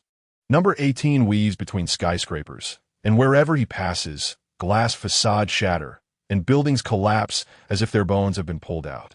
Reinforced concrete crashes to the ground, mercilessly burying those who cannot escape. Meanwhile, number 17 strides forward on the ground, each step causing the earth to tremble, trampling the soldiers attempting to fight back, wantonly crushing humanity's last resistance. As time passes, the city is gradually leveled, thick smoke billowing from the ruins, and blood dyes the earth a dark red. Yet the androids show no signs of stopping. They continue towards their next target, as if intent on dragging the entire world into this endless abyss, completely annihilating human civilization beneath their feet, while desperate people can only watch this nightmare spread helplessly. In a certain city, in a certain capital, deep underground, in a secret palace, the atmosphere is as heavy as lead. Bright lights flicker over a giant conference table, illuminating the weary and anxious faces of the leaders gathered. The elder at the head of the table pounds it heavily, breaking the brief silence. Everyone, the current situation is urgent. The power displayed by these two detestable androids far exceeds our estimates. Their destructive actions are rapidly spreading, and the surrounding cities have been reduced to ruins. The populace is living in dire straits. We must formulate effective counter-strategies immediately. A general in military uniform clenches his fists, his eyes filled with anger. Our army has done everything it can, but conventional weapons are completely ineffective against them. Each attack is like throwing eggs at a stone. Not only do we fail to stop them, but we also suffer heavy losses. With that, he throws a series of battle damage reports onto the table. The sound of paper scattering ringing heavily in the silent conference room. A scientist pushes up his glasses, his voice trembling. Based on the information we have gathered, these two androids possess almost unlimited energy supplies, and their bodily strength is extraordinarily high, seemingly a form of existence that transcends our current technological understanding. We need more time to study their weaknesses, but the current situation may not allow for that. The room falls silent again, each person feeling the weight of despair in their hearts. At that moment, an intelligence officer rushes into the conference room, handing over a document. Latest news. The androids have changed their course and are rapidly approaching our capital. At their current speed, they will arrive within a day at most. The conference room erupts in chaos. Panic and unease quickly spreading. But soon, amidst the clamor, the elder stands up again, his gaze resolutely sweeping over everyone. We cannot sit idly by. Even if there's only a glimmer of hope, we must fight for the people, for our homeland. Now we must put aside all differences, pool all resources, and seek a way out. In this desperate situation, the leaders regain their composure and begin to discuss various possible countermeasures, from evacuating the populace to organizing the final resistance. From seeking international support to accelerating research into the androids' weaknesses. They know that this war, concerning the survival of humanity, has entered its most critical and difficult moment, and they are humanity's last line of defense. After several hours of intense discussion, a preliminary response plan gradually takes shape. On one hand, the military begins an emergency mobilization, setting up the last line of defense around the capital. Although they know that conventional weapons are unlikely to inflict fatal damage on the androids, they must do everything possible to buy even a moment's time. The soldiers stand resolutely, their eyes firm, although fear lingers in their hearts. The sense of duty to defend their homeland tightens their grips on their weapons, standing ready. On the other hand, the research team races against time to conduct deeper analyses of the previously collected data on the androids, trying to identify any key details that may have been overlooked in the vast amount of information, hoping to discover the android's fatal weaknesses. In a laboratory, various instruments operate at high speed. Scientists stare intently at the screens, missing no subtle changes in data, their fingers flying over the keyboard, nervously performing simulations and theoretical deductions. Meanwhile, evacuation efforts are also being conducted in a tense and orderly manner. Volunteers weave through the streets and alleys of the city, guiding the populace to the pre-prepared shelters. Children tightly clutch their parents' hands, their eyes filled with terror. The elderly, with the help of others, struggle to move forward, repeatedly murmuring their longing for the peaceful life of the past. The entire city is permeated with a stifling and tragic atmosphere, as everyone fights their last struggle for survival. However, as time passes, the presence of the approaching androids grows ever stronger. The ground begins to tremble slightly, and the distant sky is obscured by rising dust, a foreboding omen of the androids' imminent arrival. At this critical moment of life and death, every corner of the capital is filled with tension and determination. Chunning City, Changyuan Street. The alarms blare incessantly, flashing red lights flickering in chaos. Military vehicles rush by at breakneck speed, with authoritative and urgent shouts coming from loudspeakers. Attention all citizens. Immediately proceed to the underground shelters. This is not a drill. Repeat, immediately proceed to the underground shelters. Soldiers stand tall at the street corners, their expressions tense yet firm as they direct the evacuation of the populace, their eyes revealing concern for the citizens and a steadfast commitment to their duty. Chapter 13, The Little Girl's Resistance, 6 months of time. Under the ravages of the androids, the world has been dragged into an endless abyss. Once bustling cities, full of life, have now become desolate wastelands. Ruined walls cast distorted shadows in the slanting sunlight, like the Earth's silent lament. The streets are filled with lingering dust, and the ruins are suffused with the scent of death and despair. Those towering buildings have long lost their former glory, leaving only broken shells swaying precariously in the wind. The entire world resembles a giant grave, exuding the smell of decay and ruin. In this darkest hour, Wukong shines like a star piercing the night sky, repeatedly throwing himself into the front line of battle. Each time he faces the atrocities of the androids, he rushes forward without hesitation, engaging in a life-and-death struggle with his fists and feet. His figure weaves through the ruins, each attack infused with a resolute determination to protect humanity, whether facing the androids' powerful firepower or their bizarre attack methods. Wukong always manages to pull humanity back from the brink of destruction with his tenacious will and constantly breaking through his limits in combat. After the battle, his battered yet still upright figure becomes a symbol of hope in the hearts of the people, inspiring every soul struggling in the darkness. Bulma also demonstrates extraordinary wisdom and courage during this disaster.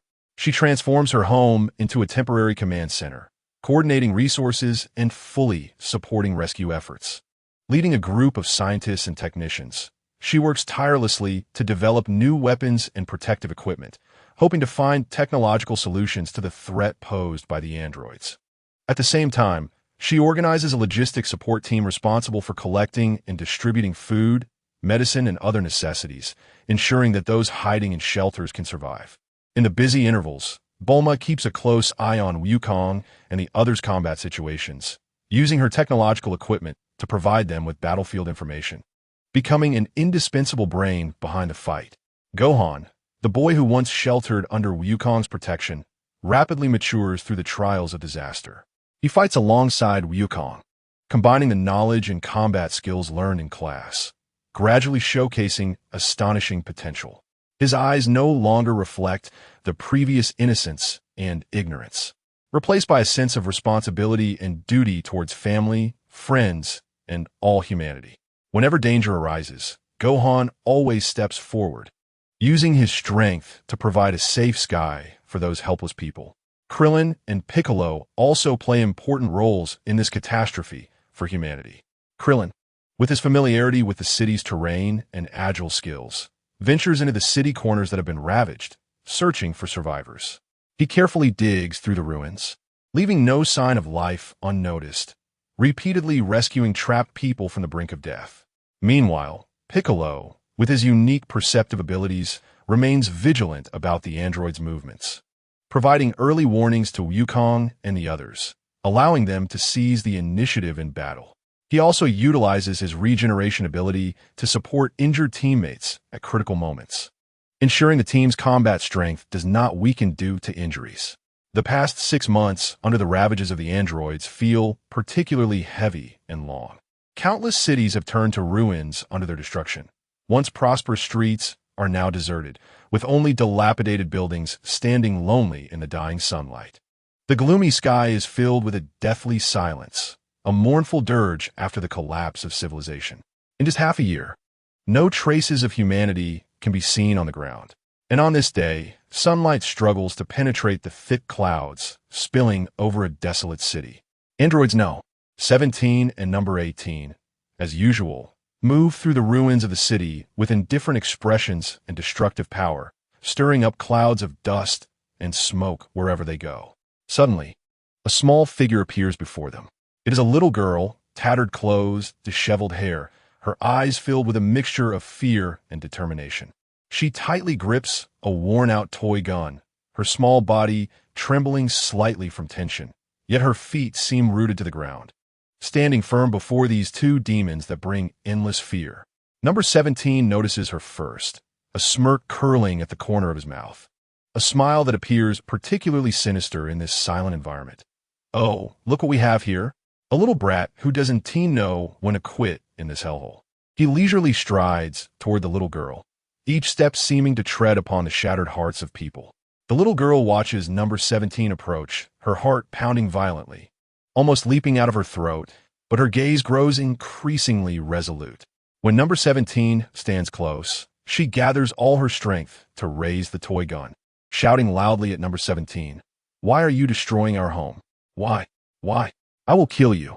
I will kill you," despite the childish tremor in her voice.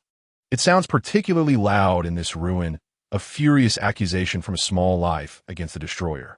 Number 18 stands to the side, arms crossed, coldly watching this scene, her eyes showing no trace of compassion. Humph, foolish humans, still don't understand your situation. However, beneath her icy exterior, there seems to be a fleeting ripple deep within her. Perhaps surprised by the little girl's courage, or perhaps a momentary haze over her path of destruction. But this ripple is quickly overshadowed by her inner coldness. Número 17, hearing the girl's cries, is momentarily taken aback, then bursts into laughter filled with disdain. With that broken toy gun of yours? How naive and ridiculous. Yet for some reason, his laughter echoes in the empty ruins, revealing a hint of hollowness and loneliness. Perhaps in this long journey of destruction, they have long forgotten the initial purity and beauty of life, while the little girl's fearless resistance reminds them. Number 17 coldly gazes at the trembling little girl before him, a cruel smile curling at the corner of his mouth. His voice is cold, as if it came from hell. Humph, humans, you weak and pitiful creatures, only know how to run and cry. The little girl bites her lip, her eyes burning with the fire of anger, and though her body trembles slightly from fear, she stubbornly straightens her back and shouts, "I won't let you hurt them, you bad guy."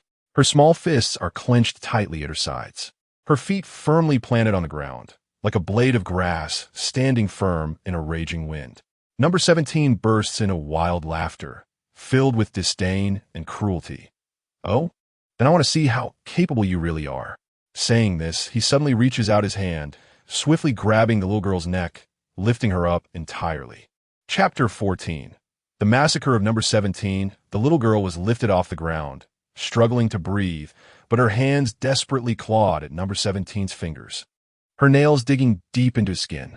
Her eyes revealed an unwavering determination as she managed to squeeze out a few words. "I will never let you succeed." However, number 17's strength was too overwhelming. As he tightened his grip, the girl's struggles grew weaker and weaker. Finally, with a crack, the girl's body instantly lost all vitality and fell limp. Number 17 disdainfully tossed the girl's lifeless body aside, brushed his hands as if he had just dealt with a trivial nuisance, and then strode towards the crowd, ready to continue his slaughter. Behind him lay the girl's cold, small body amidst the wreckage, surrounded by a deathly silence, only the gentle breeze passing by, as if sighing for the innocent life that had been lost. Time passed, and the ground was completely deserted. Number 17 walked boldly through the once bustling, but now desolate and ruined streets of Chunting City. The city that was once teeming with life was now eerily quiet, with only his footsteps echoing in the empty alleys. His cold gaze swept over the crumbling walls and debris, but he saw no signs of human life, causing him to frown and roar in anger. Where are the people? Where have they gone? He stood in the central square of the city, closed his eyes, and concentrated to sense even the slightest hint of life around him. After a moment, a sinister smile spread across his face as he slowly said, "Oh, so they are underground." His voice seemed to be squeezed out from between his teeth, carrying a chilling excitement. Then he slightly crouched down, and the ground beneath him cracked under the force of his power. With a roar, he shot down towards the ground like a cannonball, sending dirt and stones flying as he vowed to drag out the humans hiding in their underground shelters. Number 17 hovered above Chun Ting City, looking down at the dead silence below, his anger burning more fiercely. "Oomph. These cunning humans think they can escape my grasp by hiding?" He snorted coldly, his eyes filled with disdain and cruelty. Suddenly, his gaze sharpened, fixing on a specific area of the ground, the approximate location of the underground shelter where humans were hiding. He slowly raised his hands, gathering a sphere of black energy in his palms, which rapidly expanded with a hissing sound, warping the surrounding air with its immense power.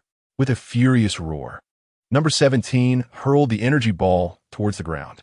The moment the energy ball made contact with the surface, it erupted in a blinding flash of light and a deafening roar, shaking the ground as if it had been struck by a massive bomb. Debris flew, dust filled the air, and a huge, gaping hole was blasted open, leading straight down to the underground shelter. Inside the shelter, people were thrown into a panic by this sudden disaster. The lights flickered violently under the intense shaking, cracks appeared in the walls, and dust fell like rain. People screamed and shouted, running in all directions seeking cover, unaware that greater terror was about to descend. Through the swirling dust, Number 17 saw the chaotic scene underground, and a sinister smile spread across his face. He flickered and transformed into a shadow, diving towards the blasted hole, ready to drag these terrified humans into the depths of despair. A bloody massacre was about to begin. He zipped inside like a bolt of black lightning. Just as he entered the shelter, he was met with a torrential barrage of bullets and beams from various energy weapons. His expression hardened, and he quickly crossed his arms in front of him, instantly forming a layer of black energy shield. Bullets struck the shield, sparking and making a series of crackling sounds, while the energy beams were also completely deflected, dissipating into thin air. "Oomph. Do you think these toys can hurt me?"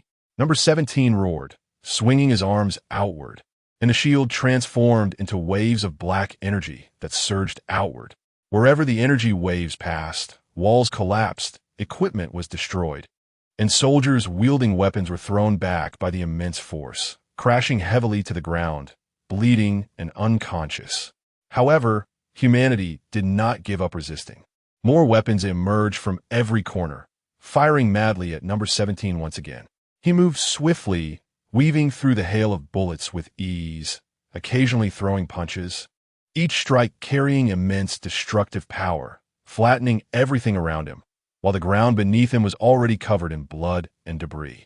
Number 17 casually raised a wave of light, and everyone in the army saw it, feeling a sense of foreboding, quickly hiding and scattering. The commander was trying to direct everyone, but before they could fully regroup, the shelter's forces were easily wiped out, and Number 17 began his slaughter of the people in the shelter. Number 17 moved like a ghost through the corridors of the shelter, each appearance accompanied by piercing screams. His hands were drenched in blood, and wherever he went, there were dismembered limbs and the desperate cries of people. A young man tried to pick up a weapon nearby to fight back, but before he could steady himself, Number 17 appeared before him in an instant, gripping his throat and violently throwing him against the wall. The man's body struck the wall with a dull thud and then slowly slid down, breathless. Children cowered in the corners, trembling with fear and helplessness. Number 17 showed no mercy. With a wave of his hand, a black energy wave shot towards the children, instantly engulfing their small bodies. Women cried in terror, their sobs echoing in the cramped space, adding to the atmosphere of despair. Number 17 moved among them, mercilessly harvesting lives as if it were a bloody game that thrilled him. Blood pooled on the ground, and the shelter was filled with a nauseating stench. Resistance from the people grew weaker, while number 17 showed no signs of stopping his slaughter. His eyes sparkled with madness, reveling in this one-sided feast of carnage, as if he aimed to extinguish humanity's last hope completely in this dark underground shelter. Chapter 15, Red Moon. Number 18 quietly gazed at number 17 disappearing into the bottomless pit, a fleeting glimmer of elusive light flashing in his eyes, but he chose not to follow. After a moment, he gently lifted his head and looked toward the smoke-stained, somewhat gray sky, with a slight force in his legs. He soared into the air and raced toward a towering mountain peak in the distance. In the blink of an eye, he was firmly standing at the summit, the cold mountain wind howling past him, lifting the corners of his clothes. He looked down at the land that had once been flourishing but was now a scene of devastation, his eyes showing no sign of emotion. Countless cities had turned to ruins, leaving only mountains of debris and ravaged hills torn apart by war. The towering buildings that once symbolized human civilization and glory had now become crumbling walls, buried beneath dust. Number 18's gaze slowly rose to the sky, which was gradually revealing itself in the night. There, a moon emanating an eerie red light was slowly rising, its blood-like glow casting a more desolate hue over the barren land. He stood quietly, his figure illuminated by the red moon, appearing particularly lonely yet resolute, like the last bystander in this world, witnessing the decline and demise of human civilization. What he pondered in his heart remained unknown to anyone. Meanwhile, Wukong was tirelessly moving through the ruins, using his extraordinary strength to carefully shift massive stones to rescue those trapped beneath the collapsed buildings. His body was covered in dust. Beads of sweat dotted his forehead, yet his gaze was steadfast and focused.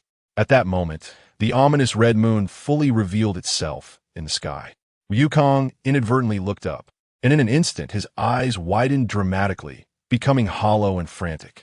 Immediately afterward, his body began to uncontrollably swell, muscles bulging as he transformed into a super gorilla, letting out a deafening roar that shook the surrounding air. This sudden change left everyone stunned, fear rapidly spreading through the crowd as people panicked and fled in all directions, their cries and screams intertwining. However, those who had fought alongside Wukong in many battles, though filled with shock, understood what was happening. They had encountered similar situations in past adventures, knowing that only by cutting off Wukong's tail could they restore his sanity and revert him to his original form. Thus, they suppressed their inner fear, shouting for the crowd to disperse, while searching for opportunities to approach Wukong amidst the chaos, trying to save their out-of-control friend. Meanwhile, Wukong continued to wildly swing his enormous arms, each movement causing the earth to tremble, an imminent crisis looming. At this moment, Piccolo took the initiative. He glanced at Gohan, who immediately understood Uncle Piccolo's intent. He knew he needed to attract his father's attention, while Piccolo would try to cut off his tail. Gohan took a deep breath, determination and resolve evident in his eyes. He knew the situation was critical and that he must create an opportunity for Piccolo. He shouted loudly, channeling his energy as he dashed toward the uncontrollable Wukong. Gohan skillfully dodged Wukong's wildly swinging giant arms in midair while continuously firing energy blasts, attempting to draw Wukong's attention. "Dad, wake up!" Gohan shouted, hoping to awaken his father's sanity, but Wukong was completely dominated by the raging power, showing no response to Gohan's calls and only lunging toward the direction of Gohan's attacks, each step shattering the ground and kicking up clouds of dust. On the other side, Piccolo seized the opportunity while Wukong was distracted by Gohan. Silently, he crept around to Wukong's back, his gaze fixed firmly on Wukong's crucial tail. Gathering green energy in his hands, he formed a sharp energy blade. Piccolo approached Wukong with ghostly speed, and at the moment of closeness, he leaped high, aiming the energy blade fiercely at Wukong's tail. Just as the energy blade was about to touch the tail, Wukong seemed to sense the danger behind him. He suddenly turned his head, opened his massive mouth, and let out a furious roar, the powerful sound wave sending Piccolo flying backward. But Piccolo steadied himself mid-air, his eyes even more resolute, charging toward Wukong again. He knew this was the only chance to save Wukong and could not give up. Seeing Uncle Piccolo hindered, Gohan felt an urgent anxiety. He intensified his attacks, channeling more energy into his hands, unleashing a series of powerful energy waves toward Wukong, trying to divert Wukong's attention once more to buy Piccolo that crucial moment. Gohan understood that a normal moon was fine, but under the red moon, the energy was enhanced several times. It was rare for a red moon to appear, so why today? A wave of confusion washed over Gohan. He internally lamented, knowing the terrifying nature of the red moon. Under its illumination, the power within his father was infinitely amplified, becoming more violent and uncontrollable, and his stamina seemed endless, as if this eerie moonlight bestowed him with boundless energy. This could not continue. A swift resolution was necessary. Gritting his teeth, beads of sweat the size of grains rolled down his forehead, a flicker of determination flashing in his eyes. He suddenly changed tactics, no longer simply using energy blasts to attract Wukong, but gathering all his energy to form a dazzling golden shield, charging straight toward Wukong. Wukong sensed the approaching golden light and instinctively swung his massive fist down at Gohan. Gohan dodged to the side and braced himself against the impact of Wukong's blow with the shield, seizing the opportunity to get close to Wukong's abdomen. He pushed off the ground with force, leaping high, bringing his hands together, gathering all his strength above his head, and shouted, "Kamehameha!" A thick blue energy beam erupted from his hands, shooting straight up toward the red moon, attempting to temporarily obscure its light and weaken the amplified power within Wukong.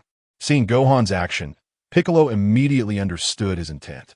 As Wukong looked up, distracted by the light of Gohan's Kamehameha, Piccolo stealthily crept around to Wukong's back again, his energy blade shining even brighter than before.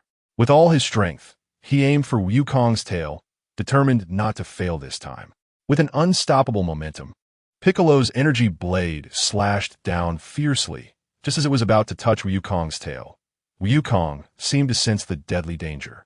His massive body suddenly swung with astonishing agility, his gigantic tail sweeping toward Piccolo like a thick iron rod, accompanied by a howling wind. Chapter 16, Piccolo's Skills. Piccolo was caught off guard and was struck hard by the tail, sending him flying like a cannonball, crashing into a distant ruined mountain, causing debris to scatter and dust to fill the air. Uncle Piccolo. Gohan shouted desperately, but at that moment, he was also overwhelmed by Goku's frenzied attacks. Gohan could only dodge while continuously firing Kamehameha waves into the sky, trying to weaken the influence of the red moon. However, that strange red moon seemed to have an endless source of energy. Its brightness only dimmed slightly, but continued to cast that ominous red glow over the land. Goku once again locked onto Gohan as his target, leaping high into the air, his massive body crashing down towards Gohan like a mountain. Gohan urgently sidestepped to avoid it, as Goku's body slammed heavily into the ground, triggering a small earthquake, with deep fissures opening in the earth and surrounding ruins being shattered. Gohan quickly dodged. "Dad, wake up!" he shouted anxiously, his voice echoing urgently and sorrowfully across the chaotic battlefield. However, Goku was completely controlled by the power of the red moon, ignoring Gohan's calls and continuing to attack everything around him wildly. In desperation, Gohan could only keep shouting while firing energy blasts, trying to distract Goku and create an opportunity for Piccolo. Meanwhile, Piccolo, with a cold gaze, rapidly darted through the air, fully aware of the importance of Goku's tail. Only by severing it could Goku regain his sanity. He carefully observed every move Goku made, looking for the fleeting opportunity to strike. However, in his berserk state, Goku seemed to have an instinctive perception of danger. Every time Piccolo was about to attack, Goku would keenly sense it and quickly move to evade, displaying astonishing agility for his massive size. With each of Goku's attacks, the surrounding world fell deeper into disaster. His mountain-like fists smashed into the ground, instantly flattening areas that still had some ruined walls, sending dust soaring into the sky. The people on the ground watched in terror, completely stunned, their eyes filled with despair and helplessness as they fled in all directions with no escape. Piccolo attempted again and again, but each time he was successfully evaded by Goku, who seized the opportunity to launch a series of attacks in return. Piccolo endured the intense pain in his body, blood trickling from the corner of his mouth. Yet his eyes grew more resolute. He knew that if this problem was not resolved quickly, everyone would be in grave danger. So he took a deep breath, summoned the remaining energy in his body, and charged towards Goku once more, using his years of combat experience and keen insight to constantly change positions in the air, searching for Goku's weak points in defense. Even though he was seriously injured, he refused to give up this last hope, aiming to sever that tail in one fell swoop and save everyone from this terrible disaster. Gohan's voice had grown somewhat hoarse, yet he continued his assault, beads of sweat rolling down his cheeks, his eyes filled with urgency and unwillingness. He kept dodging and weaving, looking for opportunities to strike in between Goku's attacks, his hands moving rapidly to launch wave after wave of energy blasts.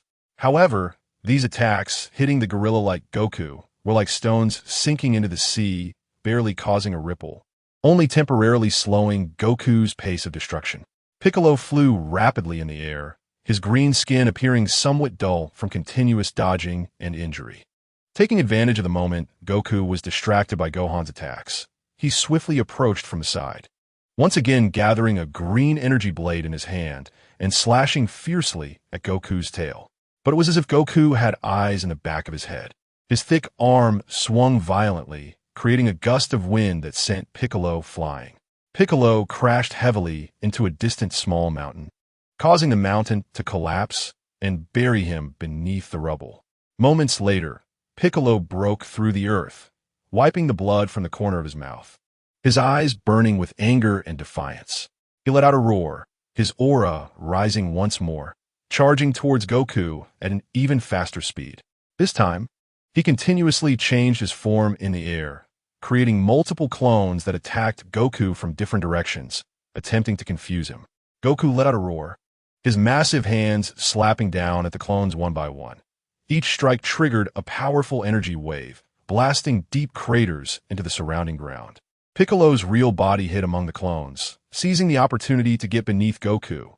Leaping high, the blade in his hand shimmering coldly as it aimed straight for Goku's tail. But Goku sensed the danger below, pushing off with his legs, his enormous body leaping high to evade Piccolo's attack, then turning midair, his legs crashing down like giant pillars towards Piccolo. Piccolo had no time to dodge and could only cross his arms to block, being sent flying again by Goku's immense power, crashing through several dilapidated buildings before finally coming to a stop. The people on the ground fled in all directions, their cries and shouts intertwining, filled with despair and fear as they watched the fierce battle in the sky. Gohan, seeing that Piccolo was badly injured, was filled with worry. But he knew he could not stop now. He had to continue to draw Goku's attention to give Piccolo more opportunities. He took a deep breath, pushing his energy to the limit, launching a series of powerful energy blasts at Goku, the dazzling light illuminating the darkened sky. Piccolo, clutching his arms, enduring the pain throughout his body, slowly rose from the rubble, his eyes fixed intently on the still, rampaging Goku, determination shone in his gaze.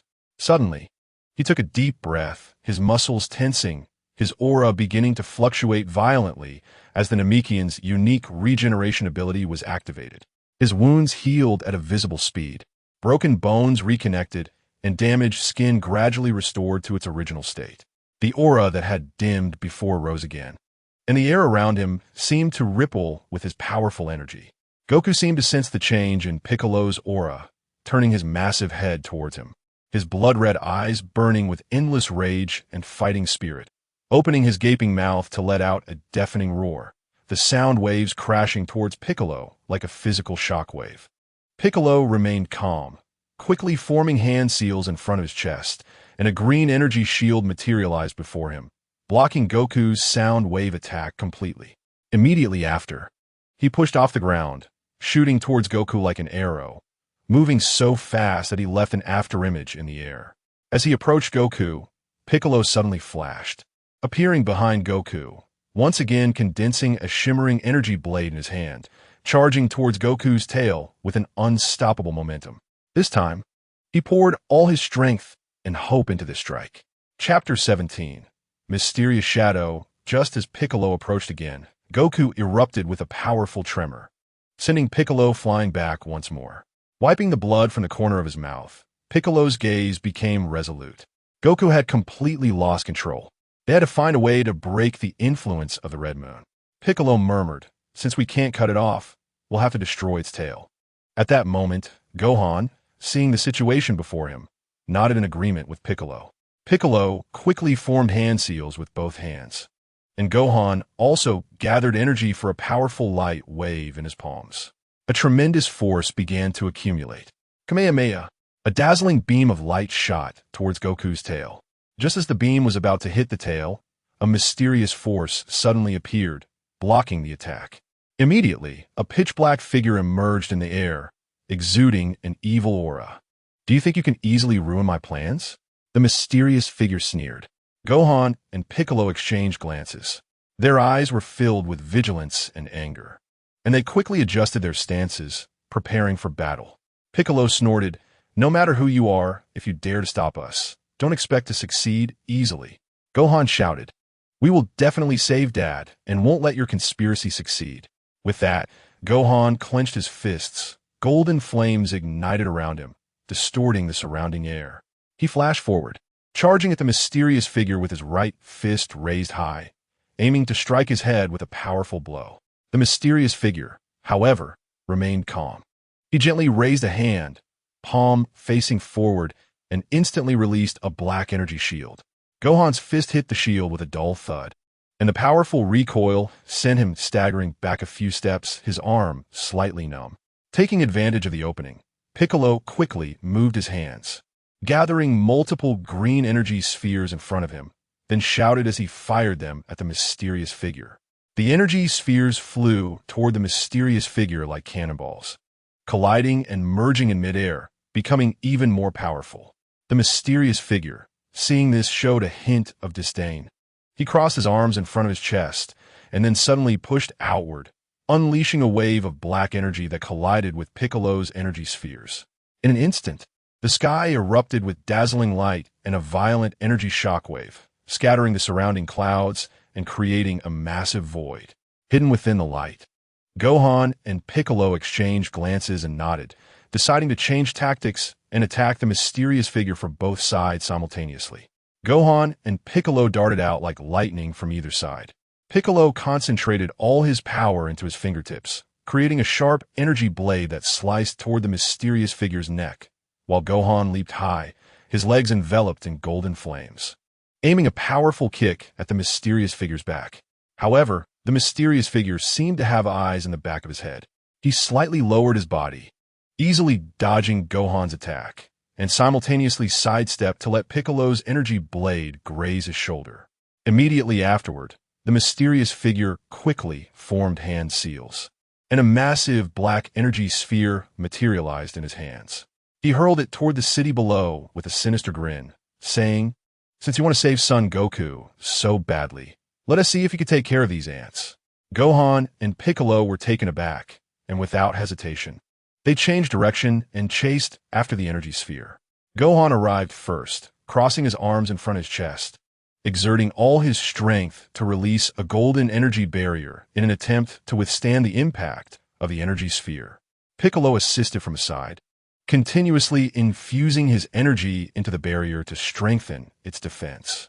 Gohan and Piccolo gritted their teeth, using all their might to withstand the overwhelming dark attacks from the mysterious figure.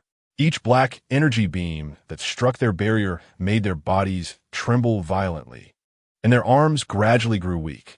Sweat soaked their backs, dripping down their cheeks into the endless void below. "Ah!" Gohan and Piccolo screamed almost in unison, their voices filled with unwillingness and despair. At this moment, they were nearing their limit, and the barrier began to show cracks, threatening to collapse at any moment. "We must hold on." Piccolo's eyes widened, burning with the last bit of fighting spirit. He continuously channeled the little energy left in his body into the barrier, his body trembling slightly from the exertion. Gohan also clenched his teeth, veins bulging on his forehead, raising his hands high, trying to support the crumbling defense with sheer willpower. However, the mysterious figure's attacks were overwhelmingly powerful, and their resistance seemed futile. The cracks on the barrier multiplied and widened, the dark power gradually eroding their final line of defense. The evil energy spread over the barrier like ink, producing a hissing, corrosive sound. Gohan and Piccolo could clearly feel the loss of power, and their legs began to tremble uncontrollably, as if they would be swallowed by the endless darkness at any moment. Their breathing became rapid and heavy, each defense feeling like a struggle against a mountain. Pain etched across Piccolo's face as he thought, "Is it really going to end here today? No, we absolutely cannot give up." He turned to Gohan and shouted, "Gohan, hold on. Think of everyone." Gohan's face flushed red, sweat blurring his vision. He stared at the approaching darkness with a hint of stubbornness in his eyes. "I won't let Dad down, Uncle Piccolo." With that, he took a deep breath, trying to gather strength to reinforce the barrier. But his body was already at its limit, and the energy output became weak and unstable. Just when they were about to feel despair, a bright light emerged from the ruins of the city below, seemingly carrying some mysterious power, rapidly rushing toward them, becoming their last glimmer of hope. The light sped up, like a falling meteor streaking across the sky, racing toward the intense battle above. As the distance closed, a figure gradually became clearer. It was an old man carrying a turtle shell and holding a cane. He moved gracefully, arriving before Piccolo and Gohan in just a few leaps. This old man was Master Roshi, and he looked firmly at the crumbling barrier and the overwhelming dark attacks. His expression serious yet fearless. "Hang on, kids," Master Roshi shouted, his voice steady and powerful, as if carrying a calming force. He quickly positioned his cane horizontally in front of him, and the gem at the top of the cane flickered with a faint light. Then, Master Roshi took a deep breath, and a gentle yet resilient aura began to emanate from him, spreading like ripples, somewhat slowing the erosion of the barrier by the dark forces. Chapter 18, Is This the Original Work? Master Roshi turned his head to look at the exhausted Gohan and Piccolo, giving a slight nod to indicate, "Don't be afraid, I'm here." He then shifted his gaze back to the mysterious figure, determination evident in his eyes. As Master Roshi approached the two, Gohan exclaimed in surprise, "Grandpa Roshi, how could it be you?" His words were filled with disbelief. He paused for a moment and said urgently, "Aren't you living quietly on the small island? This place is too dangerous, filled with powerful and evil forces. You should leave." Gohan's eyes were filled with concern. He knew that Master Roshi's strength might not match that of the mysterious figure before them, and he was unwilling to see his elder fall into such a dangerous situation. However, Master Roshi just shook his head slightly, wearing a calm smile. "Child, how could I just sit by and watch you in trouble? Although this old body may not be of much help, every bit of strength counts. Even if it costs me my life, I will fight alongside you." With that, Master Roshi tightly gripped his staff, his gaze fixed firmly on the mysterious figure, his weathered eyes showing no sign of retreat, only a determination to move forward. Piccolo watched Master Roshi from the side, feeling a surge of warmth and admiration in his heart. Then, a sharp glint appeared in Master Roshi's eyes as he shouted, "Dare to underestimate me? Today you'll experience my power." With that, he removed the turtle shell from his back, and instantly, green light flashed across it, the patterns intertwining like a mysterious compass. At the same time, Master Roshi's muscles tensed and suddenly expanded, each muscle containing explosive power. His once slightly hunched frame seemed to be infused with endless vitality, emanating a powerful aura. Looking at his staff, it also cracked with a loud snap due to the burst of power, revealing ancient and mysterious patterns, with the word Xianlin Gun deeply imprinted on it, radiating a faint glow as if telling of its long-sealed power. Master Roshi gripped the Xianlin Gun tightly, its tip pointing directly at the mysterious figure, and powerful energy waves spread outwards from him. The mysterious figure in black sensed this scene and couldn't help but mutter to himself, pondering, "I don't remember this in the original work. Has this Master Roshi been hiding his strength all along? Is he some kind of hidden powerhouse?" His brow furrowed slightly, a hint of doubt and vigilance flashing in his eyes. Could it be that everyone had been fooled by him all these years? No matter what, let us see what tricks he can pull. Though he thought this, he no longer dared to underestimate Master Roshi like he did at the beginning and secretly began to gather the dark power within him. The mysterious figure felt the sudden surge of Master Roshi's aura, and his expression finally became serious. But he would not easily show weakness. With a cold snort, he decided to test the waters first, gathering energy with both hands, dark aura swirling around him, instantly forming several black blades that whizzed towards Master Roshi. Master Roshi's gaze sharpened, and with a shake of the Xianlin gun, he shouted, "Come at me." He then spun rapidly, using the gun as an axis, transforming his body into a green whirlwind that deflected the black blades one by one, sparks flying where they collided, emitting sharp metallic sounds. Taking advantage of the mysterious figure's attack, Master Roshi suddenly pushed off the ground, shooting towards the mysterious figure like an arrow.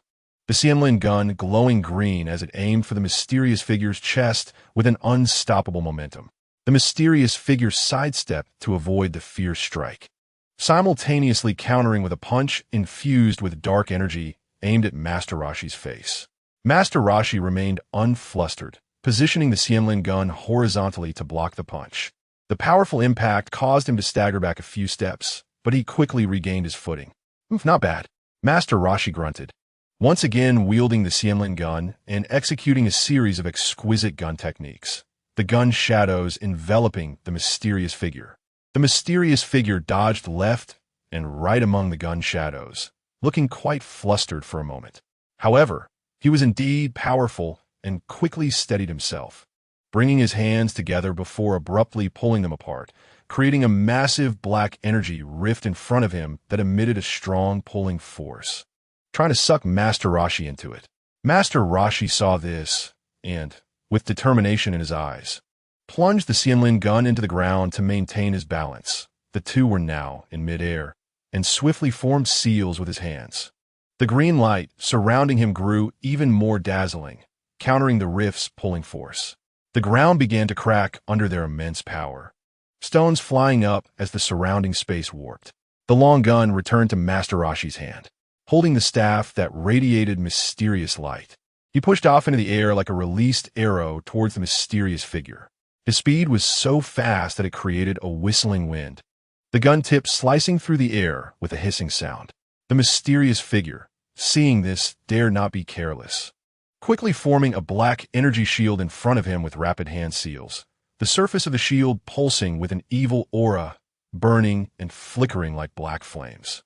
Master Roshi reached him in an instant, shouting loudly as he thrust the Xianlin gun with unstoppable momentum towards the shield.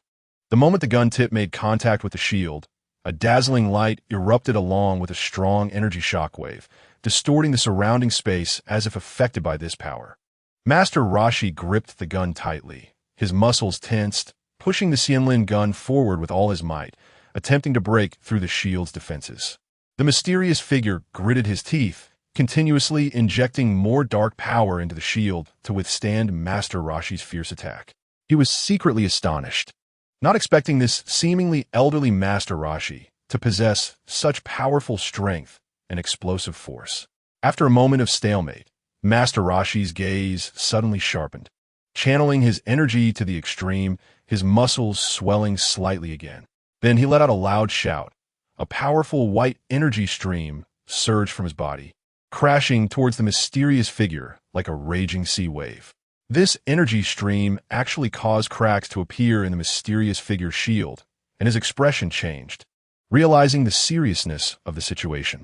Seizing this fleeting opportunity, Master Roshi exerted more force, and the tip of the Xianlin gun finally broke through the shield's defenses, piercing straight towards the mysterious figure's chest.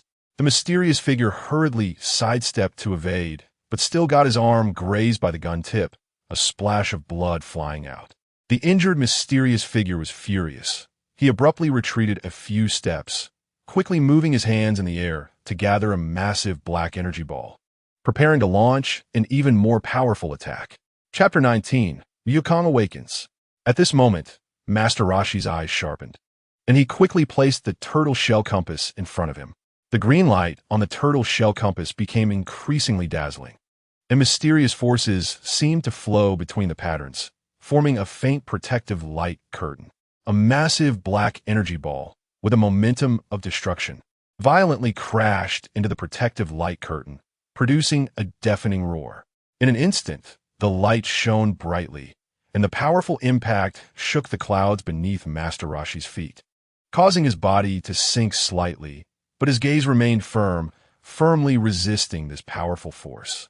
The turtle shell compass buzzed under the impact of the energy, seemingly bearing enormous pressure, but the ancient patterns still stubbornly shone with light, holding the line. Master Roshi gripped the turtle shell tightly, beads of sweat the size of rice grains rolling down his forehead, his arms bulging with veins from exertion. He knew that once the defense was breached, not only would his life be in danger, but the earth would also fall into an irretrievable state. At this critical moment, Master Roshi suddenly took a deep breath and concentrated all his energy on the turtle shell compass, trying to strengthen the defense. The originally faint light curtain instantly became solid and heavy, gradually stabilizing against the black energy ball, and the two sides thus stalemated in the air, neither giving way. At this time, Master Roshi shouted loudly, "Piccolo Gohan, don't mind me. Quickly find a chance to cut off Wukong's tail. Otherwise, Wukong will cause even more destruction around."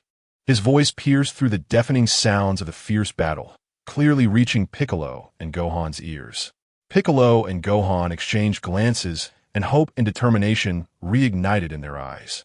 Gohan quickly turned and flew towards Wukong, gathering golden energy in his hands, trying to attract Wukong's attention. Meanwhile, Piccolo circled behind Wukong, cautiously looking for the right moment to approach that crucial tail. His body was tense, always ready to launch a fatal strike.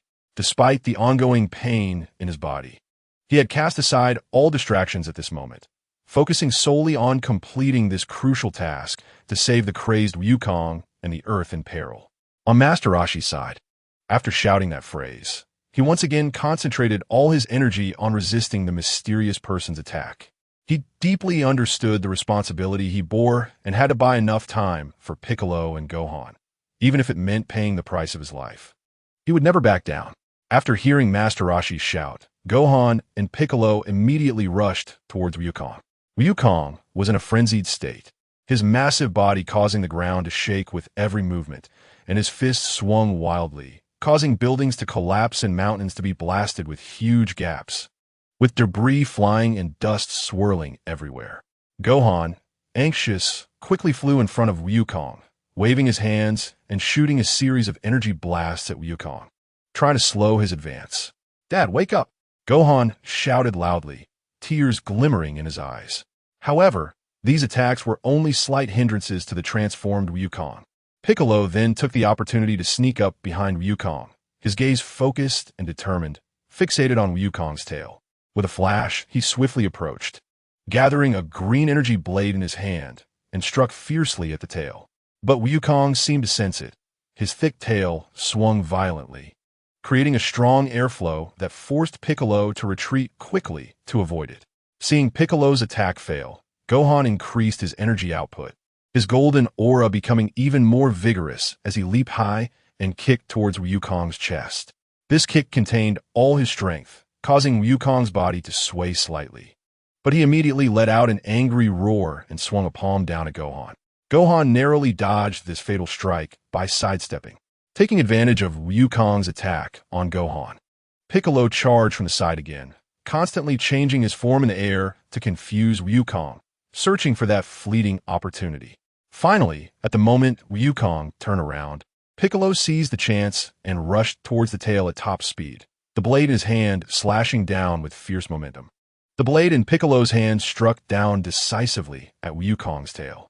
This time, the scales of fate finally tipped, and with a soft pu sound, Wukong's tail was severed.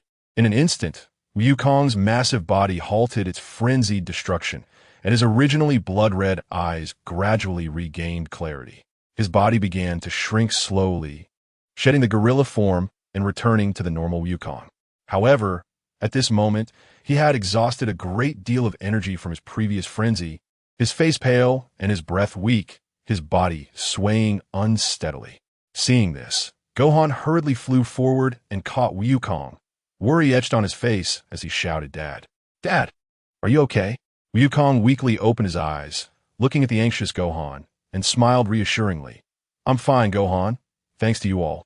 Piccolo also breathed a sigh of relief, slowly landing beside them. Though he was covered in wounds, his eyes held a hint of ease. This thrilling crisis had finally been temporarily alleviated. But before they could catch their breath, the mysterious person in the distance, seeing Wukong return to normal, became furious and let out an angry roar. He turned his target towards Master Roshi, quickly forming hand seals. And a more powerful dark energy ball quickly took shape in his hands, then was hurled fiercely towards Master Roshi, clearly intending to vent his anger on him.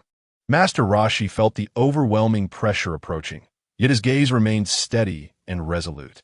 He took a deep breath, quickly mobilizing the remaining energy within him. And the turtle shell compass shone brightly again, with those mysterious patterns seemingly coming to life, flickering and dancing. Master Roshi shouted loudly, forcefully throwing the turtle shell compass towards the incoming dark energy ball, while simultaneously forming hand seals and chanting incantations. A golden light shot from his hands, merging with the turtle shell compass, attempting to withstand this fatal attack. When the energy ball collided with the turtle shell compass, it erupted with a deafening roar, the light so bright it was blinding. The powerful shock wave spread outward, lifting layers of earth and stone from the ground below, and the surrounding peaks swayed under the impact of this force, with many boulders rolling down the valley, producing rumbling sounds. Gohan, Wukong, and Piccolo were anxious, wanting to rush forward to help, but their own powers were nearly exhausted, their bodies fatigued, making it difficult to reach Master Roshi quickly. Wukong gritted his teeth, holding up his weak body, and began to gather faint energy with both hands. Although he knew this might only be a drop in the bucket, he was unwilling to sit idly by and watch Master Roshi fall into danger. At this critical moment, the turtle shell compass began to falter under the struggle against the energy ball, cracks appearing on its surface, and the light began to flicker. Master Roshi's face turned pale, but there was no sign of retreat in his eyes, and he continued to output energy with all his might. Chapter 20. The shocked crowd, the turtle hermit could no longer hold on. The mysterious figure's lips curled into a cold smile as he snapped his fingers. In an instant, a blood-red energy ball appeared out of nowhere, carrying the aura of death, and surged toward the turtle hermit like a burning meteor. Wukong and the others, seeing this, were frantic but powerless. Gohan clenched his fists, his eyes reddening, and shouted, "Grandpa, turtle hermit!" Wukong, struggling against his own weakness, tried to muster a bit of power to help, but his legs felt as heavy as lead, and each attempt nearly made him faint. Piccolo stood by, silently blaming himself. If only he were stronger, perhaps he could have prevented all of this. The turtle hermit felt the overwhelming pressure approaching and understood that he might die today. Yet his gaze remained firm, showing no sign of fear. At this critical moment, he suddenly remembered the teachings he had shared with his students, the beliefs of courage, justice, and protection igniting fiercely within him. He opened his eyes wide, and the dim light in his gaze sparkled again, filled with a resolve to face death head-on. He no longer futilely resisted the blood-red energy ball. Instead, he gathered all his strength inward, quickly forming hand seals in front of his chest while chanting incantations. As he moved, a faint golden glow began to emanate from his body. This glow, while not dazzling, was filled with resilience. Just as the blood-red energy ball was about to strike the turtle hermit, he shouted, and the golden light expanded instantly like a solid shield, colliding with the energy ball and producing a deafening roar. The light and darkness intertwined and clashed, creating a stalemate that distorted the surrounding space due to the immense power. The standoff between the energy ball and the golden light did not last long. As the mysterious figure increased his power output, the blood-red energy ball gradually gained the upper hand, inching closer to the turtle hermit. The turtle hermit's face turned pale, and his body began to tremble uncontrollably. Beads of sweat the size of grains of rice rolling down his forehead and dropping into the endless void below. However, just when the turtle hermit was about to be consumed by the energy ball, A familiar yet unfamiliar aura rushed in from the distant horizon. Everyone focused their attention, realizing it was the late Tenshinhan. Tenshinhan was enveloped in a layer of peculiar light, seemingly containing some mysterious and powerful force. His gaze resolute and cold as he flew straight toward the battlefield. Tenshinhan quickly reached the turtle hermit's side and, without any unnecessary words, immediately began to move his hands, forming complex and intricate seals. As he moved, beams of blue energy shot from his hands, intertwining with the turtle hermit's golden light to resist the blood-red energy ball together. With their combined efforts, the energy ball's advance finally slowed down. Wukong, Gohan, and Piccolo saw this scene, and hope reignited in their hearts. Wukong struggled to stand up, palms together, and began to gather the remaining power within him, preparing to deliver a fatal blow to the mysterious figure at the critical moment. Gohan and Piccolo followed suit, drawing on every bit of energy they could muster. Though they were all exhausted, they chose to grit their teeth and persist for the sake of protecting the Earth and those around them. The mysterious figure, seeing Tenshinhan's appearance, showed a hint of surprise, but soon returned to his cold demeanor. He snorted coldly, and his hands began to move rapidly again, preparing to unleash a more powerful attack. As he moved, the dark aura around him intensified, and powerful energy crackled around him like black lightning. He suddenly shouted, and a thicker column of dark energy shot from his hands, surging toward the turtle hermit and Tenshinhan like a roaring black dragon. The power was beyond imagination, and the light gathered by the turtle hermit and Tenshinhan quickly dimmed under its impact. Both of their bodies were sent flying backward by the tremendous force, blood spurting from their mouths. Yet even so, they did not give up the thought of resistance, forcing themselves to stabilize in midair, their eyes filled with defiance and determination. Seeing this, Wukong's eyes widened with anger. Ignoring his own weakness, he gathered all the energy within him without reservation into his hands, slowly forming a golden energy ball that radiated a brilliant and pure light. This energy ball embodied Wukong's feelings of protection for his family, friends, and the Earth. Although its light was not as frenzied as the mysterious figure's dark energy, it possessed an indestructible strength. Gohan and Piccolo also transferred their remaining power to Wukong.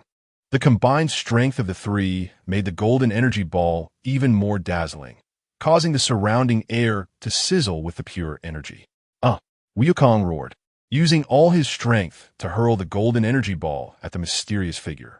The golden energy ball collided with the dark energy column in midair, instantly erupting into a strong light capable of illuminating the entire sky. As the light spread, the space was torn apart, creating fine cracks, and the powerful energy waves radiated outward, shattering the ground below, causing mountains to collapse and rivers to change course. In the midst of the dazzling light and violent energy waves, the mysterious figure's silhouette flickered, as if he too was bearing immense pressure, his body trembling slightly. Yet he still wore a grim, mocking smile, as if to ridicule everyone's underestimation of him.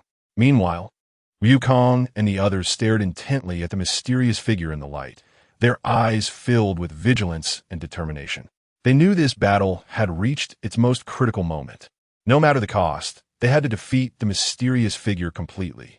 The mysterious figure looked at the incoming energy ball, a hint of disdainful coldness appearing on his lips. He then calmly extended one hand and effortlessly caught the energy ball that contained all of Wukong and the others' hopes. At that moment, the world seemed to be muted, and time appeared to stop flowing. Wukong and the others widened their eyes, their faces filled with disbelief, their bodies frozen as if under a spell. Wukong's lips trembled slightly as he muttered, "How is this possible? How can this be?" Gohan's hands fell weakly to his sides, the light in his eyes dimming instantly, filled with despair and shock. Piccolo clenched his teeth, his fists cracking, but he could only watch helplessly as everything unfolded, a deep sense of powerlessness washing over him. After the mysterious figure grasped the energy ball, he gently squeezed it, and the originally brilliant energy ball shattered like broken glass in his hand, transforming into countless small energy fragments that dispersed into the air. He then lifted his head, his eyes revealing a haughty and cold arrogance, as if declaring his invincibility to everyone. Chapter 21. The Attack of the Masses. Wukong stared blankly at the mysterious figure before him. The flame of his fighting spirit that had never been extinguished in countless battles against strong foes was now flickering and about to go out. Gohan bit his lip tightly, tears welling up in his eyes, filled with unwillingness and helplessness. His body trembled slightly, as if even standing had become difficult in this desperate situation. Piccolo's face was terrifyingly dark, his fists clenched tightly, his nails digging deep into his palm, drawing blood, yet he felt no pain. Consumed by helplessness and anger at the situation before them, the mysterious figure looked at their state and burst into wild laughter, the sound echoing harshly across the desolate landscape. He slowly walked towards them, each step seeming to tread on their hearts, bringing an overwhelming sense of oppression. Just at that critical moment, a strange light suddenly flashed across the sky, followed by a figure rushing in like lightning. Everyone focused their eyes and saw it was Krillin. His arrival brought a slight shift in the atmosphere of despair. His gaze was resolute and determined, clearly ready to fight the mysterious figure to the death. Wukong looked at Krillin, anxiously shouting, "Krillin, you need to go high. This is not something you can handle." But Krillin shook his head slightly, his gaze firmly meeting Wukong's eyes, and without hesitation said, "Earth is my home too. How can I back down? I am willing to protect it with you." After saying this, he tightened the GI on him, standing tall beside Wukong, staring at the mysterious figure without fear. The mysterious figure looked at the small, bald man before him, pondering to himself, "Is this Krillin?" He knew that in the original Dragon Ball, there was a saying, "Krillin sacrifices himself, and Wukong's power is boundless." But he didn't know if it was true or not. Today, he would see if this was true or false. As he thought of this, a wicked smile appeared at the corner of the mysterious figure's mouth, and the dark aura around him grew stronger, as if he were about to swallow the two before him. Wukong felt Krillin's determination beside him, and his heart was filled with both emotion and worry. He took a deep breath, turned to Krillin, and said, "Good brother, then let us fight side by side." Krillin nodded vigorously, clenching his fists, secretly gathering his energy in preparation for the impending storm of attacks. The mysterious figure slowly raised both hands, dark energy rapidly gathering in his palms, forming two enormous black whirlpools, distorting the surrounding air with its immense power. He coldly stared at Wukong and Krillin, seemingly deciding who to attack first, while Wukong and Krillin focused intently on the mysterious figure's every move. The mysterious figure, seeing the group of steadfast resistors before him, revealed a hint of anger in his eyes. He waved his hands faster, the black energy wave he conjured rapidly expanding, as if it would engulf the entire sky. With a sudden push, the energy wave erupted, like a bolt of black lightning rushing towards Wukong and his friends, tearing through the space it passed, creating black cracks, the overwhelming pressure causing the ground below to tremble. Seeing this, Wukong wasted no time in taking his stance, quickly gathering golden energy in his hands at his waist, shouting, "Kamehameha!" A dazzling blue energy beam shot from his hands, charging towards the black energy wave, attempting to block its advance. The light of the Kamehameha illuminated the dark sky, filling the air with tension and a killing intent. Gohan, not to be outdone, closed his eyes tightly, concentrated on sensing the energy within him, and after a moment, suddenly opened his eyes, a flash of golden light passing through. He thrust his hands forward, releasing a powerful energy wave that followed Wukong's Kamehameha, merging with it to jointly confront the mysterious figure's black energy wave. Gohan's face was filled with determination, beads of sweat the size of rice rolling down his forehead. Yet it did not affect his focus and resolve. Piccolo shouted loudly, his dark green skin glowing with an eerie light. He placed his palms together in front of his chest, quickly condensing a bright green energy ball, and then forcefully hurled it towards the black energy wave. The energy ball grew larger as it flew, surrounded by swirling currents, buzzing as if it contained world-destroying power. Krillin took a deep breath, knowing that his power was comparatively weaker than the others, but at this moment, he poured all his energy without reservation. He pressed his hands together, chanting words, and after a moment, a white energy beam shot from his hands. Although this beam seemed small compared to the other attacks, it carried Krillin's unwavering heart to protect Earth as it charged towards the black energy wave. The combined attacks of the group collided with the mysterious figure's black energy wave in midair, creating a blinding light that made it hard to open one's eyes, followed by deafening explosions. The powerful energy surged outward, causing the surrounding mountains to instantly collapse, turning into countless boulders rolling down the valley, raising a cloud of dust. The entire world seemed to fall into chaos. After a massive explosion, the acrid smoke filled the air, and as the explosive atmosphere gradually dissipated, Wukong looked around, seeing only ruins, shattered stones, and swirling dust. Shock and disbelief filled his eyes as he murmured, "My God, this." He anxiously searched for his companions, but all he saw was desolation and ruin. When his gaze finally fell on the mysterious figure, his heart sank. He saw Gohan, Piccolo, Krillin, Tien, and Master Roshi all tightly gripped by the mysterious figure's black energy wave around their necks, their bodies suspended in midair, their faces twisted in pain, struggling weakly. Wukong's eyes instantly filled with bloodshot fury, anger surging like a tidal wave in his chest. "Damn it!" Wukong roared, his hands clenched into fists, nails digging deeply into his palms, his body trembling slightly with rage. He stared intensely at the mysterious figure, his gaze as if it could devour the opponent alive.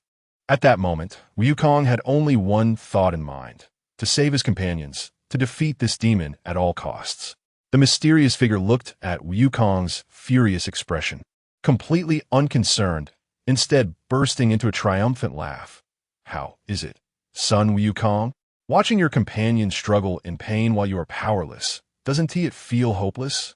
His voice was like the screech of a night owl, echoing over the ruins, filled with malice and mockery. Chapter 22. Krillin's Sacrifice. Wukong did not respond, but took a deep breath, trying to calm himself down. He knew that the anger at this moment would only cause him to lose his reason, and he had to stay clear-headed to find the mysterious person's weakness in order to have a chance to rescue his companions. At this time, those controlled by the mysterious person felt the pressure around their necks increasing, making it hard to breathe and causing them great pain. But they still endured the discomfort and shouted with all their might, "Wukong, don't worry about us, run." Gohan yelled hoarsely, "Dad, hurry." The others echoed, urging Wukong to leave. However, how could Wukong abandon his companions? His eyes revealed a firm determination as he pushed off the ground with all his strength and charged towards the mysterious person like a streak of golden lightning. During the flight, Wukong quickly gathered energy, his fists clenched, muscles bulging with power, and with an unstoppable momentum, he swung a punch with all his might. The wind from his punch howling as it rushed towards the mysterious person's face. The mysterious person saw this, a slight smirk appearing on his lips, showing a hint of disdain. He simply sidestepped and easily dodged Wukong's seemingly fierce strike. Immediately, the mysterious person violently swung his arm, sending the black energy wave controlling the others towards Wukong, trying to use his companions to restrain his actions. Wukong's eyes narrowed, and he urgently braked, flipping in the air to avoid the attack of the black energy wave. After stabilizing himself in the air, he charged towards the mysterious person again, shouting loudly, "I will never give up on you. I must defeat this guy today." The mysterious person snorted coldly, increasing his control over the others. And the few who were controlled showed expressions of pain, letting out weak groans. But Wukong did not retreat at all. Once he got closer to the mysterious person, he unleashed a series of attacks, using both fists and feet, each move filled with immense power and determination. Wukong's inner fury burned fiercely, and his attacks became more and more ferocious, like a storm crashing towards the mysterious person. He sometimes leaped high, delivering sharp flying kicks. Sometimes he closed in quickly, throwing powerful straight punches, each attack accompanied by a strong wave of energy, seemingly tearing apart the surrounding air. However, the mysterious person remained unfazed, always wearing that cold smile. Whenever Wukong's attack was about to hit him, he would cleverly move Gohan, Piccolo, and the others who were controlled by the black energy wave. in front of him as human shields. In helplessness, Wukong had to forcibly retract his attacks to avoid injuring his companions. This situation left Wukong anxious. Beads of sweat rolling down his forehead, his eyes filled with anxiety and unwillingness. But he knew he had to stay calm and find an opportunity to break through the mysterious person's defenses. So, Wukong pretended to launch another full-scale attack.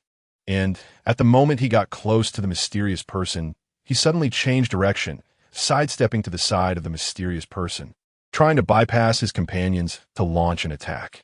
As Wukong maneuvered to the side of the mysterious person and was about to make a move, he heard the mysterious person coldly say, "Son Wukong, you are still too weak, too weak." That merciless mockery struck Wukong's heart like a sharp blade. At this moment, after a series of fierce battles, Wukong's physical strength was severely depleted, gasping for breath, and his energy was continuously declining. His body trembled slightly, sweat soaking his clothes, and every breath felt heavy with fatigue. But Wukong's eyes remained determined, firmly fixed on the mysterious person, silently contemplating a countermeasure. Seeing that Wukong did not respond, the mocking expression on the mysterious person's face deepened. He waved his hands, preparing to launch another attack. The black energy surrounding him became denser, as if swallowing all the light around, and the powerful sense of oppression made it hard for Wukong to breathe. At this moment, the mysterious person looked at Wukong, whose energy was weakening, and let out a piercing, maniacal laugh. "Son Wukong, you are still too weak. Let me help you." After saying this, a cruel glint flashed in his eyes, and the black energy wave in his hand shot fiercely at Tenshinhan. Tenshinhan's body was instantly enveloped by the black energy, and a look of pain appeared on his face, his eyes wide open, as if he wanted to say something but was drowned in endless agony. And then he weakly dropped his head. Wukong watched this scene in horror, shouting in rage, "No!" However, the mysterious person's brutality did not stop. The black energy wave then attacked Mr. Satan. Mr. Satan struggled desperately, but could not escape the grip of that evil force. And soon he too was consumed by the black energy, falling silent. Piccolo was next to be attacked, his dark green skin bulging with veins as he tried to resist. But everything was futile against the mysterious person's overwhelming power. As the black energy eroded him, Piccolo's body slowly fell, his once determined gaze gradually losing its luster. Gohan was the last to be attacked. Wukong shouted Gohan's name hoarsely, wanting to rush over to stop it, but was bounced back by the mysterious person's energy barrier. Gohan looked at Wukong, his eyes filled with reluctance and worry, but under the rampage of the black energy, he too gradually fell silent. At this moment, only Krillin remained under the mysterious person's control. Wukong's eyes instantly filled with bloodshot, and his inner anger had exploded to its peak. His body trembled violently from rage, his teeth chattering, hands clenched into fists, nails digging deep into his palms, blood dripping from his fingers. He had only one thought in his mind: to make this demon pay with blood for the debts of blood, wishing to tear him to pieces immediately. At this moment, the mysterious person keenly noticed the energy within Wukong slowly rising and murmured to himself, as expected of the protagonist in Dragon Ball, the death of his companions can actually increase his energy. As long as there is a trace of energy left in him, it can grow infinitely. Now I've seen it. He paused, looked at Wukong, and sneered. However, this energy growth is still a bit slow. Let me help you a bit more. Saying this, the mysterious person intensified his grip, choking Krillin's neck. Krillin's face turned red as he struggled desperately, but he could not shake off that evil force at all. Finally, with a light squeeze, there was a crack and Krillin's neck slumped to one side, the light of life extinguished. Wukong witnessed this brutal scene, and the fury within him erupted like a volcano. The energy that had been slowly rising surged tenfold in an instant, and it continued to soar, with powerful energy waves radiating outward from him, whipping up a whirlwind that lifted surrounding debris high into the air. Seeing this, the mysterious person's mocking expression instantly froze, replaced by shock and disbelief. My God, Krillin is indeed effective. Could this be the legendary Krillin sacrifice? Wukong's boundless power. He instinctively took a step back, watching Wukong warily, his hands secretly gathering energy. Chapter 23. Super Saiyan God. The mysterious person witnessed Goku's astonishing transformation, and a hint of panic stirred within him. At this moment, Goku had completely lost his sanity, engulfed in boundless rage and sorrow. His aura surged like a roaring tsunami, rising violently wave after wave, seemingly endless. Goku's iconic yellow hair was gradually replaced from the roots by a vivid red.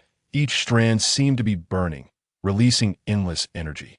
His eyes were filled with blood, and he continuously let out furious roars, the sound shaking the surrounding space as if to vent all his pain and hatred.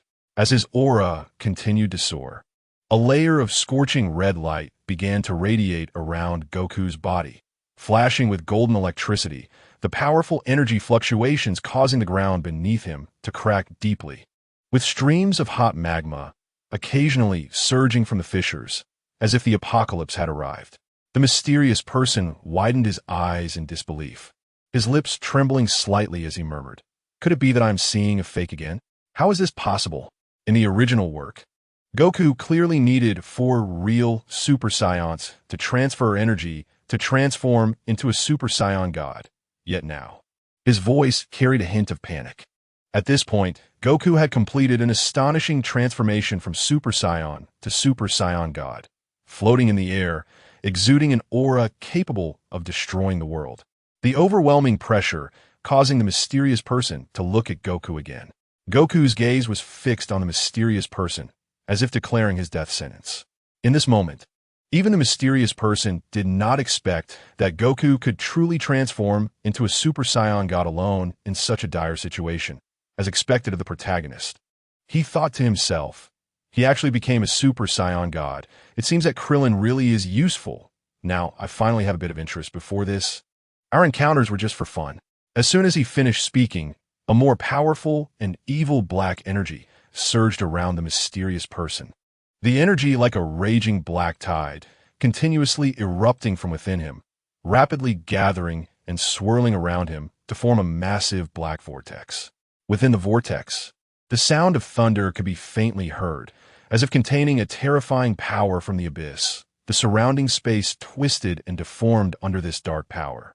The light seemed to be devoured, plunging the area into a dead silence of darkness. Meanwhile, on Goku's side, as a Super Saiyan God, he radiated a dazzling red light, with red electricity crackling between the glow, showcasing unparalleled strength. His eyes were filled with anger and determination, fixed on the mysterious person, his body slightly leaning forward, ready to attack. The two immensely powerful energies faced off silently, as if engaged in a silent contest. The air felt as if it had solidified under the pressure of their colliding energies. The already devastated ground began to tremble violently, cracking open, with huge chasms spreading outwards, some remaining peaks teetering on the brink of collapse. Goku struck first, letting out a thunderous roar, transforming into a red lightning bolt. Instantly crossing the distance between him and the mysterious person, his right fist enveloped in golden flames, smashing fiercely towards the mysterious person. The power of this punch was enough to shatter mountains. The air was compressed by the fist's wind, producing a sharp whistling sound. The mysterious person did not dare to underestimate it. Crossing his arms in front of his chest, black energy rapidly coalescing into a shield. When Goku's fist struck the shield, a massive sound erupted, energy waves spreading outwards, leveling the surrounding peaks. The mysterious person was pushed back several meters, his feet carving deep furrows into the ground before stabilizing his stance. Immediately, the mysterious person spread his arms wide, and several black energy beams shot towards Goku like venomous snakes. Goku's figure flickered and easily dodged the attack. Then he swung his hands. A massive red energy sphere rapidly formed in his hands, which he hurled towards the mysterious person, the energy sphere expanding continuously during flight, creating ripples in the space it passed through. The mysterious person clasped his hands together, then suddenly pulled them apart. A black energy fissure appeared out of thin air, swallowing the incoming energy sphere. Then the fissure closed and vanished. But Goku did not give his opponent a chance to breathe. He instantly appeared above the mysterious person's head, legs together, kicking down with immense force. The mysterious person had no time to react and could only take the blow. His body smashed violently into the ground, triggering a strong earthquake, forming a massive deep pit at the impact site. Goku pressed the attack, chanting incantations. Energy around him began to gather wildly, forming a gigantic energy vortex around his body, dazzling in brilliance. The mysterious person flew up from the deep pit, his expression heavy as the black energy around him boiled, resembling burning black flames, ready to confront Goku's next round of attacks. The battle intensified, and the outcome remained uncertain. Goku's red flames surged violently. Raising his power to its peak, his arms quickly moved in the air, drawing complex trajectories. As he moved, the surrounding space began to twist and deform. The air filled with an incredibly tense atmosphere. Suddenly, Goku shouted, and centered on him, a brilliant red light exploded outward. Within the light, golden electricity flickered and intertwined, as if a faint red dragon-shaped energy was swirling within. This was not merely a transformation of the Super Saiyan God's red energy form, but Goku, driven by extreme anger and powerful will, further tapped into his potential, infusing the originally pure red energy with more violent and fiery red power. This was the embodiment of his anger, the destructive force born from his determination to protect his friends and the Earth. The mysterious person sensed the approaching power. His expression grew serious. He quickly formed seals with his hands in front of his chest, chanting incantations. The black energy surrounding him rapidly contracted and coalesced, forming a rock-solid black shield, with black runes flashing on the surface, emanating an ancient and evil aura, seemingly resisting Goku's world-destroying golden dragon-shaped energy impact. Goku's gaze was cold, fixed firmly on the mysterious person, and he suddenly pushed his hands forward. The golden dragon-shaped energy roared towards the mysterious person. During its flight, the dragon-shaped energy continuously devoured the surrounding energy, growing larger and larger, tearing the space apart, creating black fissures that exuded an ethereal aura, as if connecting to an endless abyss. Chapter 24. The Mysterious Black Wukong. Seeing this, the mysterious man was not to be outdone. He infused all his black energy into the shield, which immediately radiated a brilliant light, as if countless vengeful spirits were wailing within the black glow. When the golden dragon-shaped energy collided with the black shield, the entire world seemed to freeze. Then, a deafening explosion erupted, and a powerful wave of energy spread out from the point of impact in all directions. The earth below was upheaved like towering waves, and the surrounding peaks were instantly reduced to powder, raising clouds of dust that obscured the sky. In this violent clash of energy, both Wukong and the mysterious man were knocked backward by the tremendous force. Wukong stabilized himself in midair, a trickle of blood seeping from the corner of his mouth. But the resolve in his eyes remained unshaken. The mysterious man was equally disheveled. His shield was shattered, his clothes torn to shreds by the energy waves, revealing gruesome wounds. Yet a mad grin still played on his face. Wukong wiped the blood from his mouth, his hands swiftly moving again as the energy within him surged to his palms, gradually forming a larger and more solid golden energy sphere, surrounded by red flames that resembled burning twilight, exuding a chilling aura. The mysterious man did not dare to slack off for a moment. He took a deep breath, and his wounds visibly began to heal. Black energy surging from his body to reassemble into various strange runes and patterns in front of him. These runes flickered with eerie light, intertwining and rotating, seemingly constructing a powerful and mysterious array that combined defense and attack. With a loud roar, Wukong hurled the golden energy sphere towards the mysterious man. The energy sphere trailed a long golden tail as it flew, like a burning meteor streaking across the sky. The powerful energy fluctuations created visible ripples in the surrounding space, as if the entire world trembled under the weight of this force. The mysterious man reacted quickly, thrusting both hands forward. The runes and patterns instantly surged towards the golden energy sphere. When the two met in midair, a dazzling light erupted, blindingly bright, accompanied by the sounds of energy collisions and explosions. Each explosion unleashed powerful shockwaves that ruthlessly destroyed everything in the vicinity. Taking advantage of the light from the energy collision, Wukong flashed and appeared behind the mysterious man.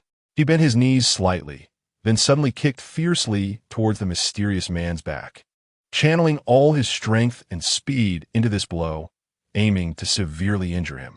However, the mysterious man seemed to have eyes on the back of his head. He swiftly shifted to the left, evading Wukong's fierce attack. At the same time, his right fist clenched, black energy coiling around it, and he struck viciously at Wukong's abdomen. As his fist passed through the air, it compressed it, forming a small black air mass that buzzed ominously. Wukong had no time to dodge and could only cross his arms to protect his abdomen, bracing for the punch. The tremendous impact sent him flying backward, crashing into several already shaky peaks before finally coming to stop. Struggling to stand, he brushed off the dust from his body, his eyes burning with even greater fighting spirit, ready to attack once more. Wukong surged forward like a ghost, each movement creating a gust of wind that swept the debris into the air. As he approached the mysterious man, he leaped high into the air, spinning quickly, his legs like propellers, carrying the golden energy glow as he aimed a fierce kick at the mysterious man's head, the attack coming down with the weight of a mountain. The mysterious man remained calm, raising both hands, and a layer of black energy shield instantly formed above his head. The surface of his shield flickered with a cold light, resembling an unfathomable black lake. Wukong's legs struck heavily against the shield, producing a dull thud as spiderweb-like cracks appeared on the shield, yet it did not shatter. Immediately after, the mysterious man swung his arms, shaking Wukong away, then quickly formed hand seals, chanting incantations. In an instant, the surrounding space seemed to be twisted by an invisible hand, black energy converging from all directions to gradually form a massive black energy sphere in the mysterious man's hands, crackling with thunder, seemingly containing the power to destroy the world. Once Wukong steadied himself, he saw the energy sphere in the mysterious man's hands, and his expression grew increasingly serious. He took a deep breath, extending his hands forward, palms facing each other as energy surged wildly within him, red and golden light intertwining, gradually forming another equally massive energy sphere in front of him. However, this energy sphere radiated a warm and righteous aura, sharply contrasting with the mysterious man's black energy sphere. The two locked eyes, and with a simultaneous shout, they hurled their energy spheres at each other. The two energy spheres rapidly approached in midair, and the moment they touched, the entire world seemed to fall into silence, followed by a deafening explosion. A blinding light instantly illuminated the entire sky, even overshadowing the sun's brilliance. Wherever the light reached, all matter was disintegrated and annihilated. The earth upheaved into towering waves of dust and stone, mountains leveled, rivers diverted, and lakes dried up as if the apocalypse had arrived. Under the violent impact of the energy, both Wukong and the mysterious man were propelled backward, their bodies like kites with severed strings, uncontrollably crashing into the ground far away. Their bodies created two massive deep craters upon impact. At that moment, from within those two deep craters, Black Wukong and Wukong slowly stood up, the black mask on their faces falling away to reveal identical faces. Wukong gradually regained some clarity from the fury of chaos, and when he saw Black Wukong's face, he couldn't help but widen his eyes in shock, exclaiming, "Who are you? Who exactly are you?" Black Wukong smirked, a wicked grin forming, and said leisurely, "I am you, and you are me." Wukong shook his head vigorously, his eyes filled with resistance and confusion. "Impossible. You are not me, and I cannot be you. No matter who you are, I will definitely eliminate you and avenge my friends." With that, both men wasted no time and launched another fierce attack, their figures darting towards each other like lightning. The smile on Black Wukong's face grew wider, his eyes flashing with madness as he shouted, "Since you've been exposed, Then come and taste my move. Saying this, his right hand suddenly extended, and a massive black blade instantly sprouted forth, coiling with dark energy like a scythe from hell. Exuding a chilling, evil aura, the very move known as the Dark Peach Blossom Side Slash. Black Wukong grasped the long blade with both hands, leaping high into the air, and swung it down fiercely towards Wukong. The blade sliced through the air, emitting a sharp whistle, and wherever it passed, the space was cut with black cracks, as if it intended to split the heavens and the earth in two. Chapter 25. Mastering the Super Saiyan God. Goku's eyes narrowed, and he quickly sidestepped to avoid the long blade that grazed his body, creating a swirl of black wind. Seizing the moment when Black Goku landed unsteadily, he swiftly threw out his right fist, golden energy wrapping around his fist as he aimed for Black Goku's abdomen, the punch carrying tremendous power and speed, like a cannonball. Black Goku reacted with equal agility, blocking Goku's punch with the hilt of the long blade. The two collided, producing a dull thud, and a powerful wave of energy radiated outward, shattering the ground around them once again. Immediately after, Black Goku violently swung the long blade, sending a black energy blade slicing toward Goku's throat like a venomous snake. Black Goku's speed was astonishing, his figure vanishing in an instant like a black shadow. Goku's heart raced. Relying on the sharp instincts honed from years of battle, he quickly sidestepped. However, Black Goku's attacks followed one after another, wielding the massive black long blade. Striking from various tricky angles, the blade's wind howling, tearing the space around them apart, as if black lightning crisscrossed everywhere. Goku continuously dodged and maneuvered, his feet moving rapidly across the ground, kicking up clouds of dust. His gaze firmly locked onto Black Goku's figure. He sought an opportunity to counterattack. Suddenly, Goku's eyes sharpened. He spotted a gap in Black Goku's attack, quickly forming hand seals with both hands, and shouted, "Kamehameha!" A blue energy wave erupted from his hands, shooting towards Black Goku. As the energy wave passed, the air was compressed, emitting a hissing sound, resembling a roaring energy dragon. Seeing this, Black Goku remained calm, his speed suddenly increasing as he instantly circled to the side of the Kamehameha. He gripped the black long blade tightly, swinging it forcefully, releasing a crescent-shaped black energy blade that sliced towards the Kamehameha. When the two met, a thunderous roar erupted as the energies collided and canceled each other out. The powerful shockwave instantly reducing surrounding boulders to dust, scattering in all directions. Taking advantage of the smoke created by the energy explosion, Black Goku accelerated again, appearing behind Goku like a ghost, raising the long blade high, bringing down a deadly strike.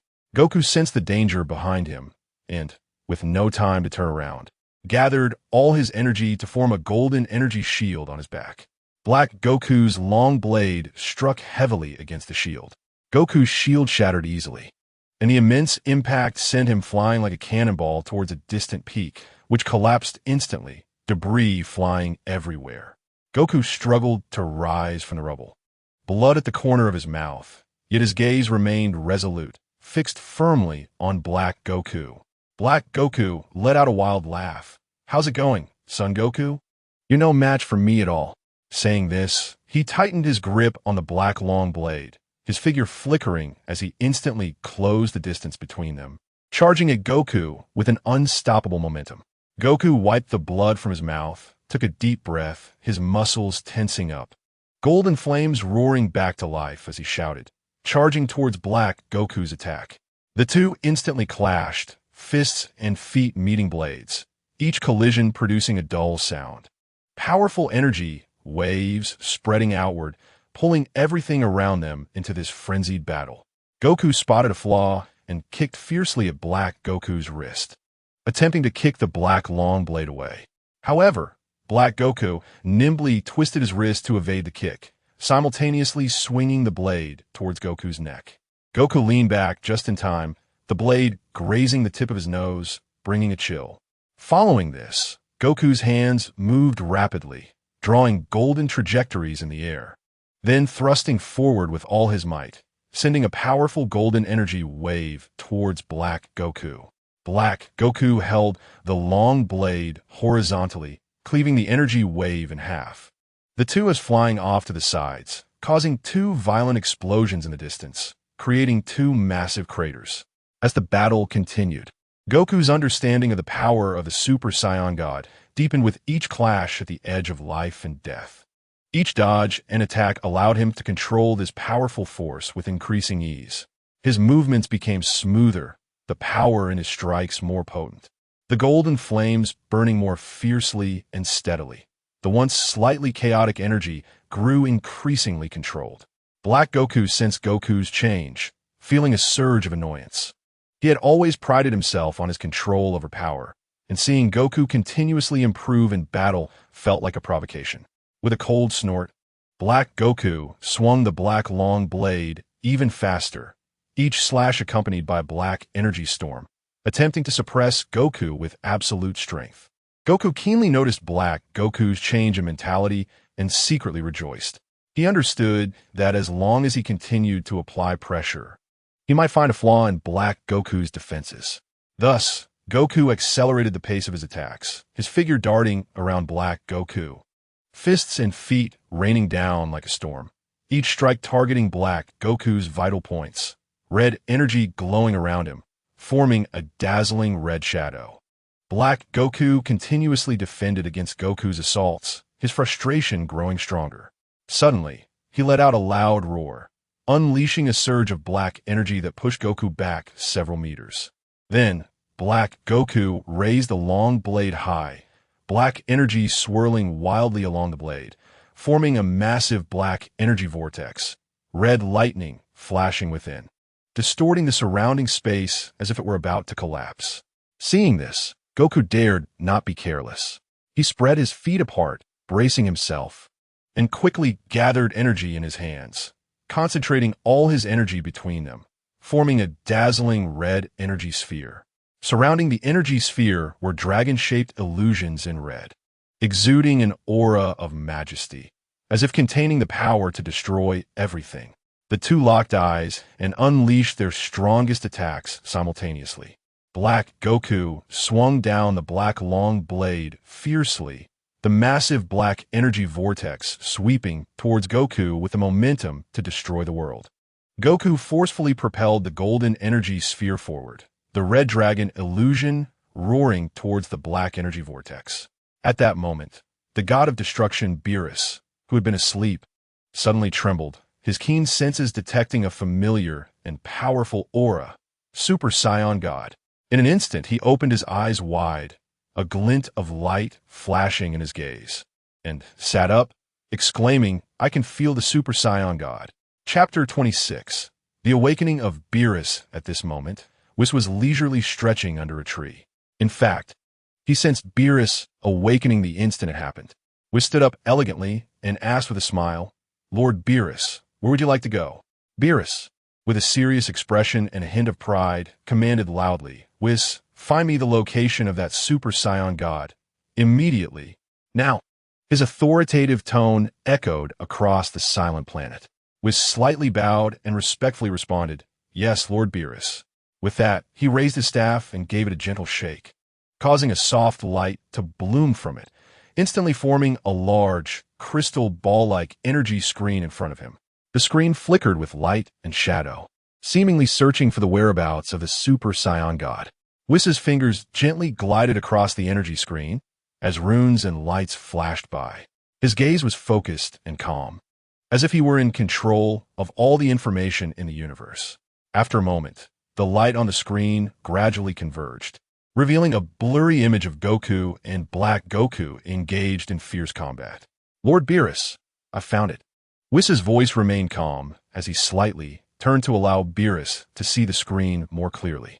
Beerus stared at the screen, arms crossed, a hint of curiosity and amusement in his eyes. This battle seems quite intense. That Scion appears to have some skill." With that, Beerus's figure flashed and transformed into a purple streak of light shooting into the sky. Whis followed leisurely behind, waving his staff gently to create a protective barrier around them. ensuring they wouldn't be disturbed by interstellar matter while traversing the universe. Meanwhile, on the battlefield between Goku and Black Goku, their fight had reached a boiling point. After a fierce exchange of punches, Goku performed a backflip to create distance between himself and Black Goku. His chest heaved heavily, sweat soaking his clothes. But his gaze grew ever more resolute, fixated on the black blade in Black Goku's hand that radiated an evil aura. Black Goku let out a mad laugh. Sporting several wounds on his body, his black aura somewhat chaotic, yet this seemed to fuel his madness even more. Son Goku, you are destined to die here today. Just as Black Goku prepared to launch another attack, a purple light suddenly flashed across the sky, followed by the appearance of Beerus and Whis above them.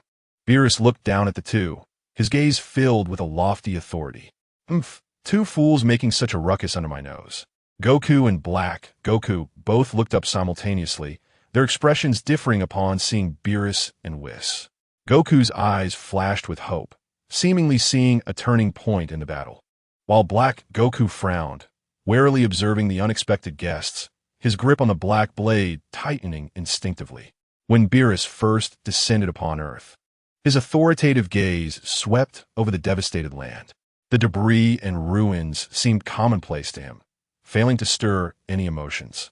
His gaze quickly locked on his son Goku, revealing a hint of contemplation. Seeing the god of destruction, Black Goku thought it was bad news, fully aware that the situation had become tricky. Whis stood quietly observing, his gaze moving back and forth between Goku and Black Goku, his staff gently vibrating as he began to wield its mysterious powers. Beerus addressed son Goku, "Kid, what I see in my dreams resembles you. Come, let us fight." His voice was deep and filled with pressure, as if it were an undeniable decree.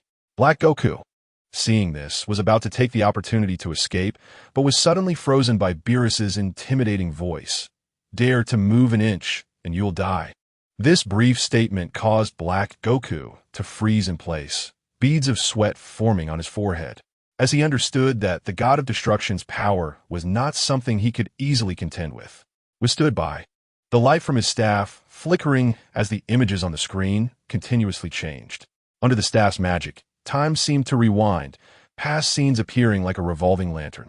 Before long, Whis had grasped the sequence of events through the retrospective images. Whis understood the entirety of the situation. Earth was left in ruins due to the fierce battle between Goku and Black Goku, the reasons for which were clear. However, the origins of Black Goku remained shrouded in mystery, leaving him perplexed. Upon hearing Whis's report, Beerus frowned, a hint of displeasure flashing in his eyes. Even you can't figure it out?" His voice contained a touch of reproach, but more so a wariness of the unknown. Whis slightly bowed and respectfully replied, "Lord Beerus, the existence of this Black Goku is quite peculiar. His aura is mixed with a strange, evil power that seems not to belong to any known timeline. I have done my best to trace back the timeline, but regarding his origin, the clues suddenly cut off at a certain point, as if hidden by a more powerful force." Goku listened to their conversation, filled with confusion. He looked at Black Goku and asked loudly, "Who are you? Why are you here? Why do you want to destroy Earth?" Black Goku snorted coldly, a sinister smile appearing on his face. "Son Goku, you don't need to know so much. You only need to know that today is your day to die." Despite his forceful tone, a hint of panic was faintly revealed in his eyes, as if he didn't want others to know his true identity. Beerus impatiently interrupted their conversation. "Enough. No matter where you came from, you won't easily escape before me." With that, his aura surged once more, the overwhelming pressure making it difficult for both Goku and Black Goku to breathe. Seeing this, was quickly reminded, "Lord Beerus, please don't act impulsively. Although this Black Goku's power may not match yours, there may be a larger conspiracy behind him. We need to proceed with caution to avoid falling into the enemy's trap." Beerus nodded slightly at Whis's words, but the killing intent in his eyes did not diminish. He fixed his gaze on Black Goku, coldly stating, "No matter what conspiracy there is, I will not let anyone who dares to challenge my authority go unpunished." At this moment, Black Goku was secretly calculating how to escape the predicament before him. He knew that against the god of destruction Beerus, his chances of winning were nearly non-existent. Yet, A hint of determination glinted in his eyes. Chapter 27. Super Saiyan God vs. Beerus. Beerus looked angrily at the direction where Black Goku had disappeared. His body trembling with rage, and the purple aura around him burned uncontrollably, distorting the space around him due to his fury. Whis quickly stepped forward to calm him down. Lord Beerus, please calm down. If your anger continues to spread, this planet may be destroyed in an instant. Beerus suppressed his anger and turned to gaze at Goku, his eyes filled with scrutiny. You look just like that guy. I want to see how strong your Super Saiyan God can be and whether it's worth me using some of my strength. Goku looked back at Beerus fearlessly, the warrior blood of the Saiyans boiling within him, every cell yearning for battle. His fists were tightly clenched, his body slightly leaning forward, ready for the fight. Seeing that Beerus was about to battle Goku, Whis lightly tapped the ground with his staff, and in an instant, the earth returned to its original state.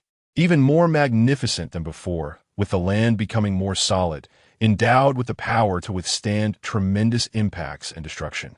Beerus spoke again, his voice cold and merciless. If you can't satisfy me, I will also destroy this planet. Goku thought of Black Goku's evil deeds, his anger rising even higher, his gaze becoming more determined and focused, secretly vowing to give it his all, not only to prove himself, but also to protect this planet that had just regained its vitality. Goku took the initiative, shouting loudly as golden aura surged around him, his figure darting towards Beerus like lightning, his right fist striking towards Beerus's face with immense force. Beerus remained calm, slightly sidestepping to easily dodge the attack, then extending his finger to gently flick Goku's forehead.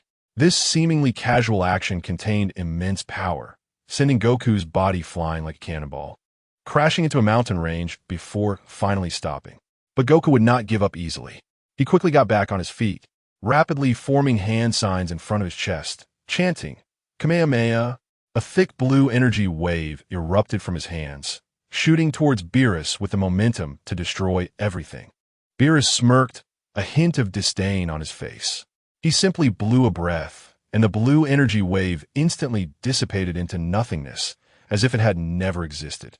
Goku was shocked, realizing that the enemy before him was much stronger than he had imagined, but he showed no signs of retreat. His eyes burned with indomitable fighting spirit as he continued to think of strategies to face Beerus's more ferocious attacks.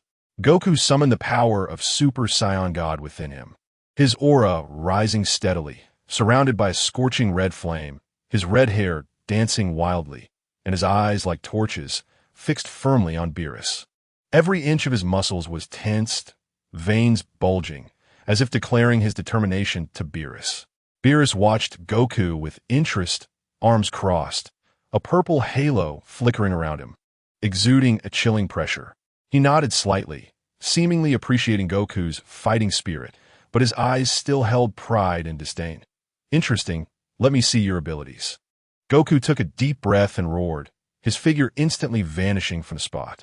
The next moment, he appeared above Beerus, legs together, engulfed in golden light and red flames, crashing down towards Beerus like a mountain. The speed and power of this strike caused the surrounding air to emit a sharp whistling sound. Beerus's lips curled up slightly, leisurely raising his right hand, palm facing upward, effortlessly blocking Goku's fierce kick. In an instant, a powerful energy wave radiated outward from the two, causing the ground to crack, with fissures spreading like a spider web into the distance. Goku used the force to perform a backflip, creating distance between himself and Beerus.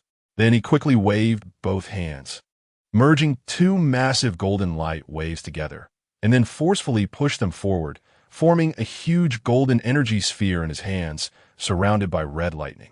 Goku hurled the energy sphere towards Beerus, and as it flew, it grew larger, creating ripples in the space around it, as if it would devour everything in its path. Beerus's eyes narrowed, and with a casual wave of his hand, a purple energy shield appeared in front of him. When the golden energy sphere collided with the shield, it produced a deafening explosion, the light so bright it was blinding. The energy sphere and the shield were locked in a stalemate. The powerful clash of energy pulling everything around it into a violent vortex of force, flattening mountains and evaporating rivers, causing the entire earth to tremble. Suddenly, Beerus raised his hand, and his purple aura surged violently, shattering the golden energy sphere. Then, he transformed into a purple streak of light, shooting towards Goku with his right fist clenched, carrying the power to destroy stars aimed at Goku's abdomen. Goku had no time to evade and could only gather all his energy to his abdomen, bracing himself to take Beerus's punch. The immense impact sent his body flying backward, blood spitting from his mouth, but his eyes remained resolute, fixed on Beerus as his feet dug deep grooves into the ground to stabilize himself. Goku wiped the blood from the corner of his mouth, clenched his fists, and once again summoned the power within him, the red flames around him blazing even more fiercely. Golden electricity crackling. He knew Beerus's strength far exceeded his imagination, but the pride of his scion would not allow him to retreat. "Huh!" Goku shouted, his body shooting towards Beerus like a released arrow, this time reaching his peak speed, leaving afterimages in the air. He swung his fists, accompanied by the sound of whistling wind, launching a torrential storm of attacks at Beerus from all angles. However, Beerus was agile, easily dodging Goku's attacks. A hint of mockery in his eyes. "Is that all you've got, Scion?" But Goku showed no signs of stopping. His attacks grew fiercer, each punch containing his dedication to battle and his understanding of power. Suddenly, a gleam flashed in Goku's eyes. He feigned a punch aimed at Beerus's head, but suddenly changed tactics midway, kicking towards Beerus's waist. Beerus was slightly surprised and sidestepped, allowing Goku to take the opportunity to circle behind him, quickly bringing his hands together, forming a small energy sphere in his hands before smashing it down onto Beerus's back. Feeling the threat behind him, Beerus slapped back with his hand, colliding with Goku's energy sphere, causing a dull explosion. Amidst the swirling smoke, Goku used the force of the explosion to create distance again, rapidly waving his hands in front of his chest, preparing to unleash a new technique. Chapter 28. Goku's determination at this moment was quietly watch the battle from the side, his staff gently trembling as if recording the data of the fight and the fluctuations of power from both sides. He understood that this battle was a rare opportunity for Goku to grow, while Beerus seemed to be testing Goku's limits. Goku took a deep breath. His muscles tensed to their peak, and he elevated the power of Super Saiyan God to a new height. The surrounding space began to distort, and amidst the red glow, a golden dragon-shaped phantom faintly emerged. Dragon Fist unleashed. Goku roared, and a massive golden dragon roared out from behind him, charging towards Beerus with a world-destroying momentum. The dragon bared its fangs and claws, tearing through the space it passed, as if to devour Beerus. Beerus looked at the approaching dragon, his expression becoming somewhat serious. He spread his feet apart, standing firmly on the ground, and slowly raised his hands, purple energy gathering in them to form a gigantic energy vortex. "The God of Destruction's judgment," Beerus shouted, throwing the energy vortex towards the golden dragon. The two collided in mid-air, instantly erupting with an extremely dazzling light.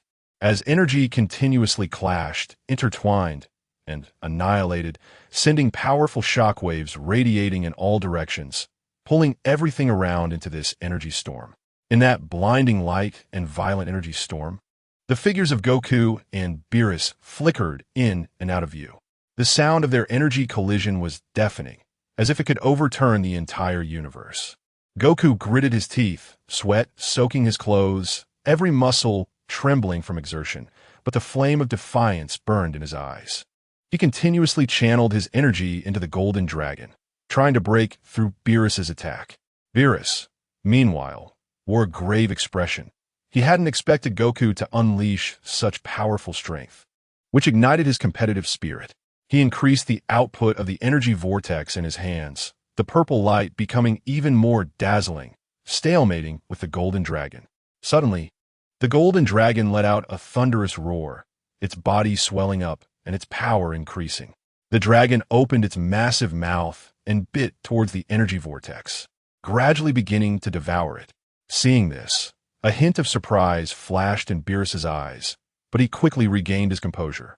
With a cold snort, he swiftly changed the movements of his hands, a mysterious purple light appearing in his palms, and then he forcefully pushed the light out, which instantly merged into the energy vortex. In an instant, the energy vortex erupted with an even more powerful force, pushing the golden dragon back. Goku was also affected. His body struck by a powerful shockwave, and he was sent flying, crashing heavily to the ground, creating a massive pit. Scion, you still have a long way to go. Beerus crossed his arms, floating in the air, coldly watching Goku below.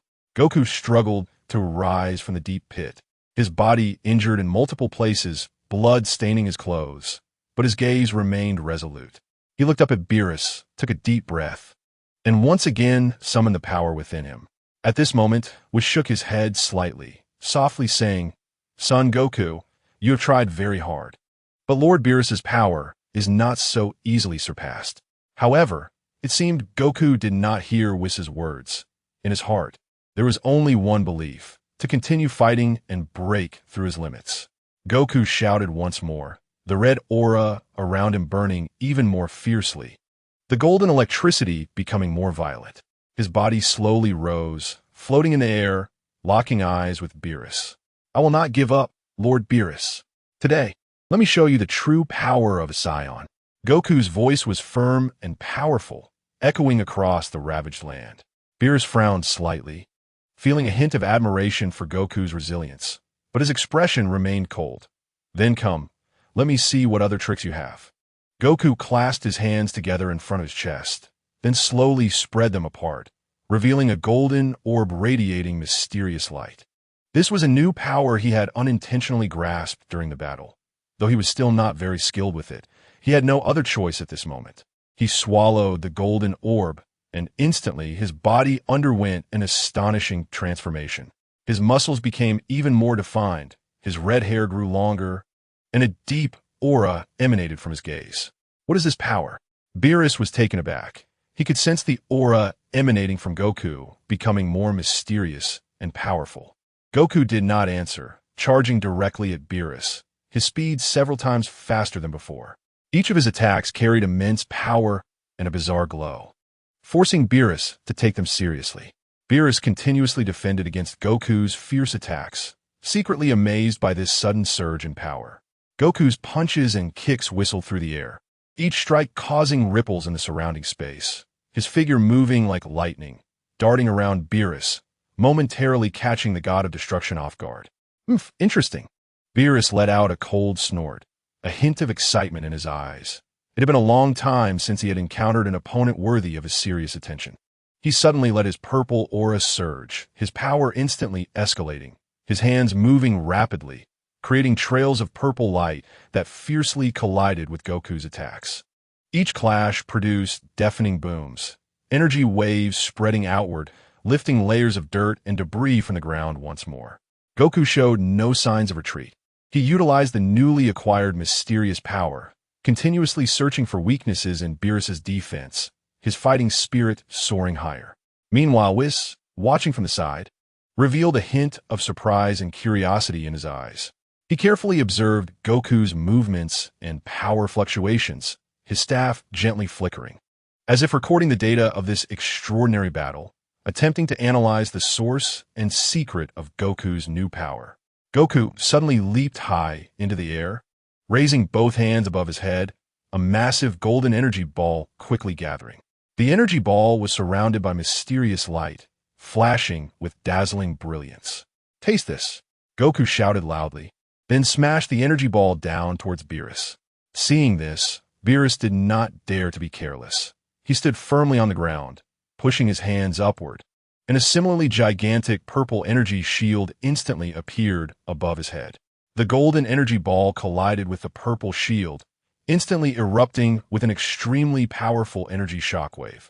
The light so bright it was blinding, and the entire earth seemed to tremble under the impact of this power. Chapter 29. Defeated Goku under the cover of light. Goku's figure flickered and instantly appeared behind Beerus. He clenched his fist, channeling all his strength into his right fist, and struck fiercely at Beerus's back. Beerus sensed the attack from behind, but couldn't completely evade it in time. He could only sidestep, Goku's fist grazed his shoulder, creating a wave of energy. That was close, Beerus thought to himself, turning to look at Goku with a hint of appreciation in his eyes. Son Goku, you truly have impressed me. But that is still far from enough. After saying this, Beerus's aura erupted once more as he prepared to unleash a more powerful attack to completely defeat Goku.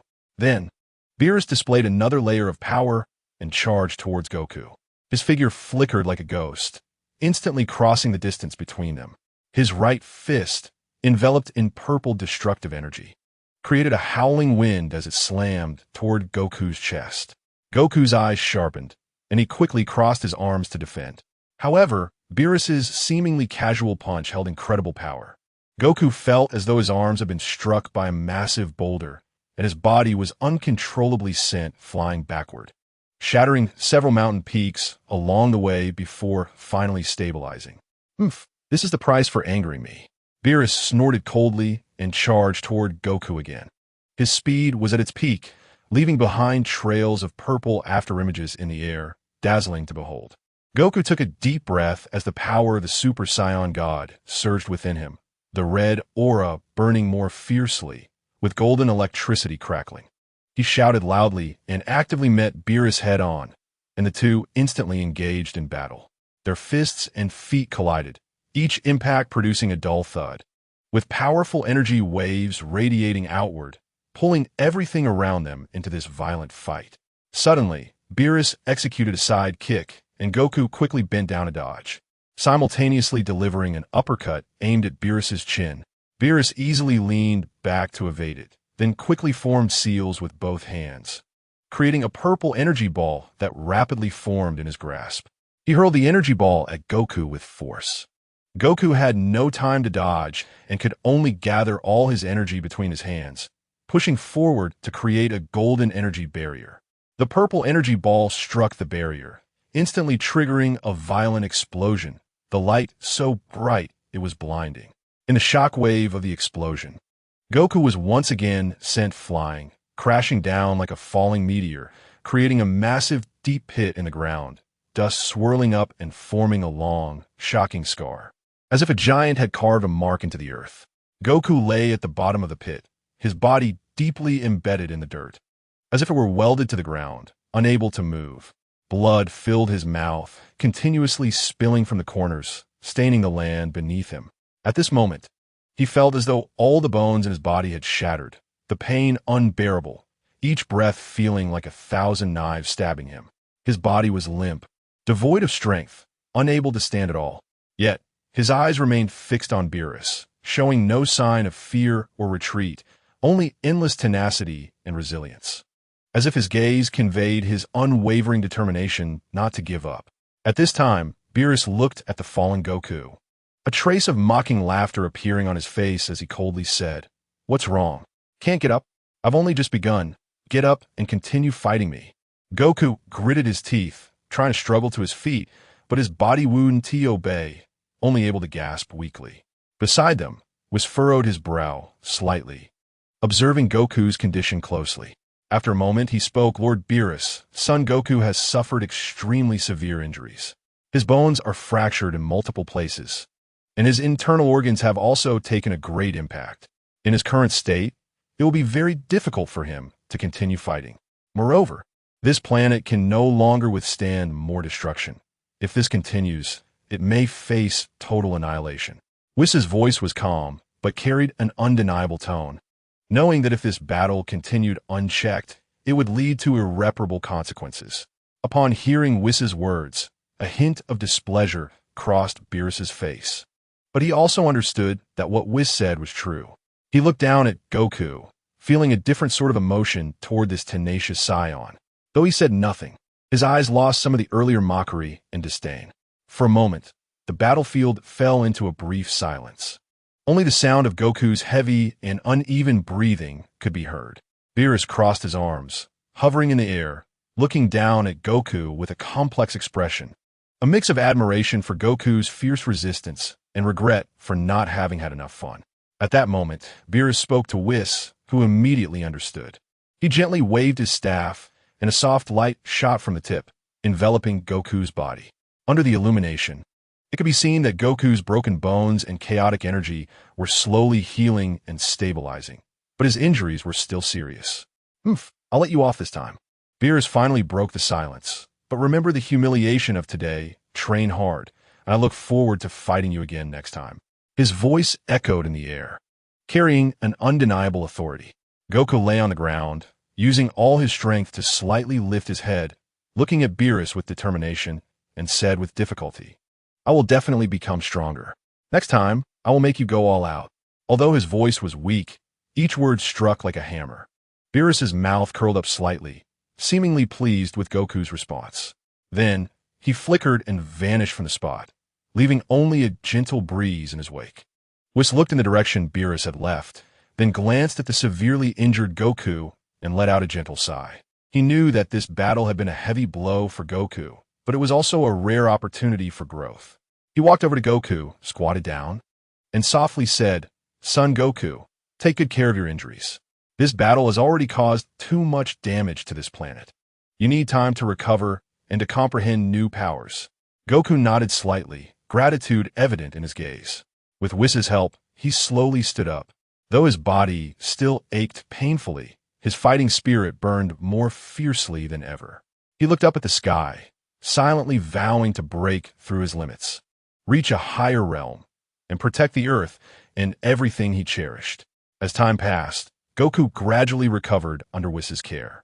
He began to train harder, continually exploring the deeper levels of Super Saiyan God power while also searching for a way to defeat Beerus.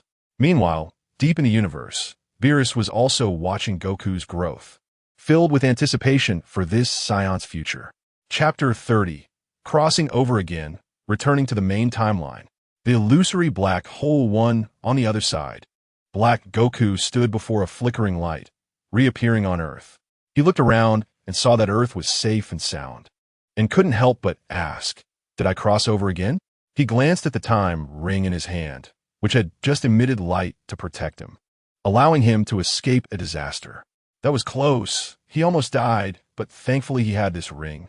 As Black Goku observed the scene before him, he pondered, there shouldn't be any androids around at this time, right? He then walked into a nearby city and, after some inquiries, confirmed that he was in the year 764 of the Age of Earth. This discovery startled him. Am I currently in the future arc or the main timeline arc? If it's the main timeline arc, the androids will appear in 3 years. If it's the future arc, then there are still 7 years left. Looks like I need to prepare early.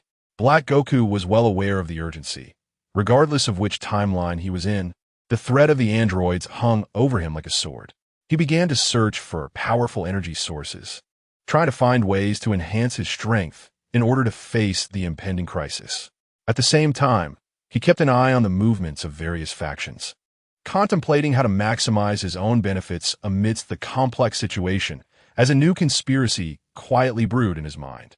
Then, Black Goku looked at the bustling city around him, a cold smile appearing at the corner of his mouth as he feigned regret and said, Androids, how vile.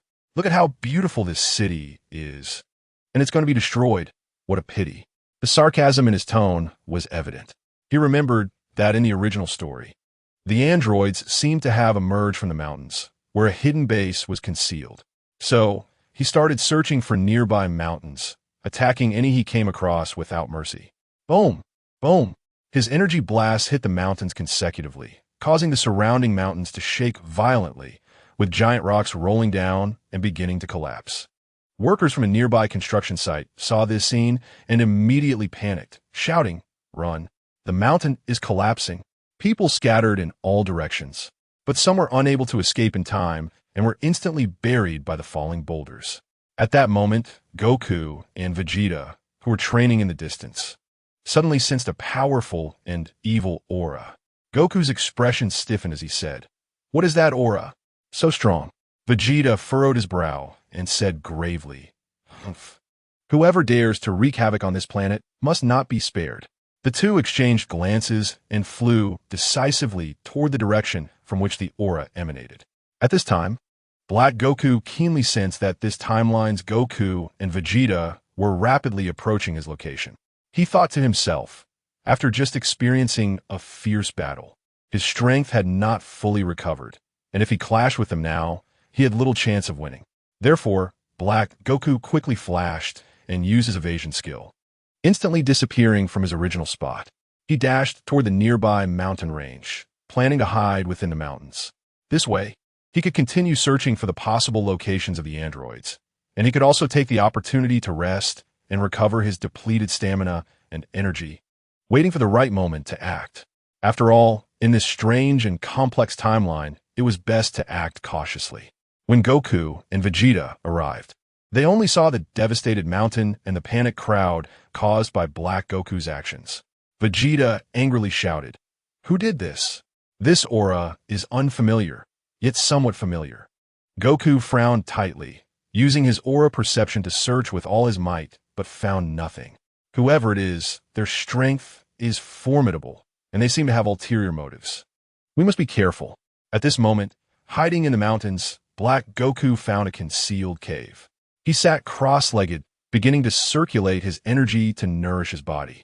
While recovering, images of Goku and Vegeta constantly surfaced in his mind. Those two seem to have improved their strength again. But it doesn't matter. Once I find the hiding place of the androids and absorb their energy, combined with the power of the time ring, I will definitely be able to defeat them completely. Meanwhile, after calming the crowd, Goku and Vegeta decided to split up to search for clues. Goku went to Kirin Tower to ask Master Roshi if there had been any unusual energy fluctuations recently. Vegeta contacted Bulma to use her technological equipment to detect the source of the mysterious aura. A few days later, Black Goku had restored most of his strength and emerged from the cave to continue exploring the mountains. Finally, in a hidden valley, he sensed a special energy reaction. Could this be the hiding place of the androids?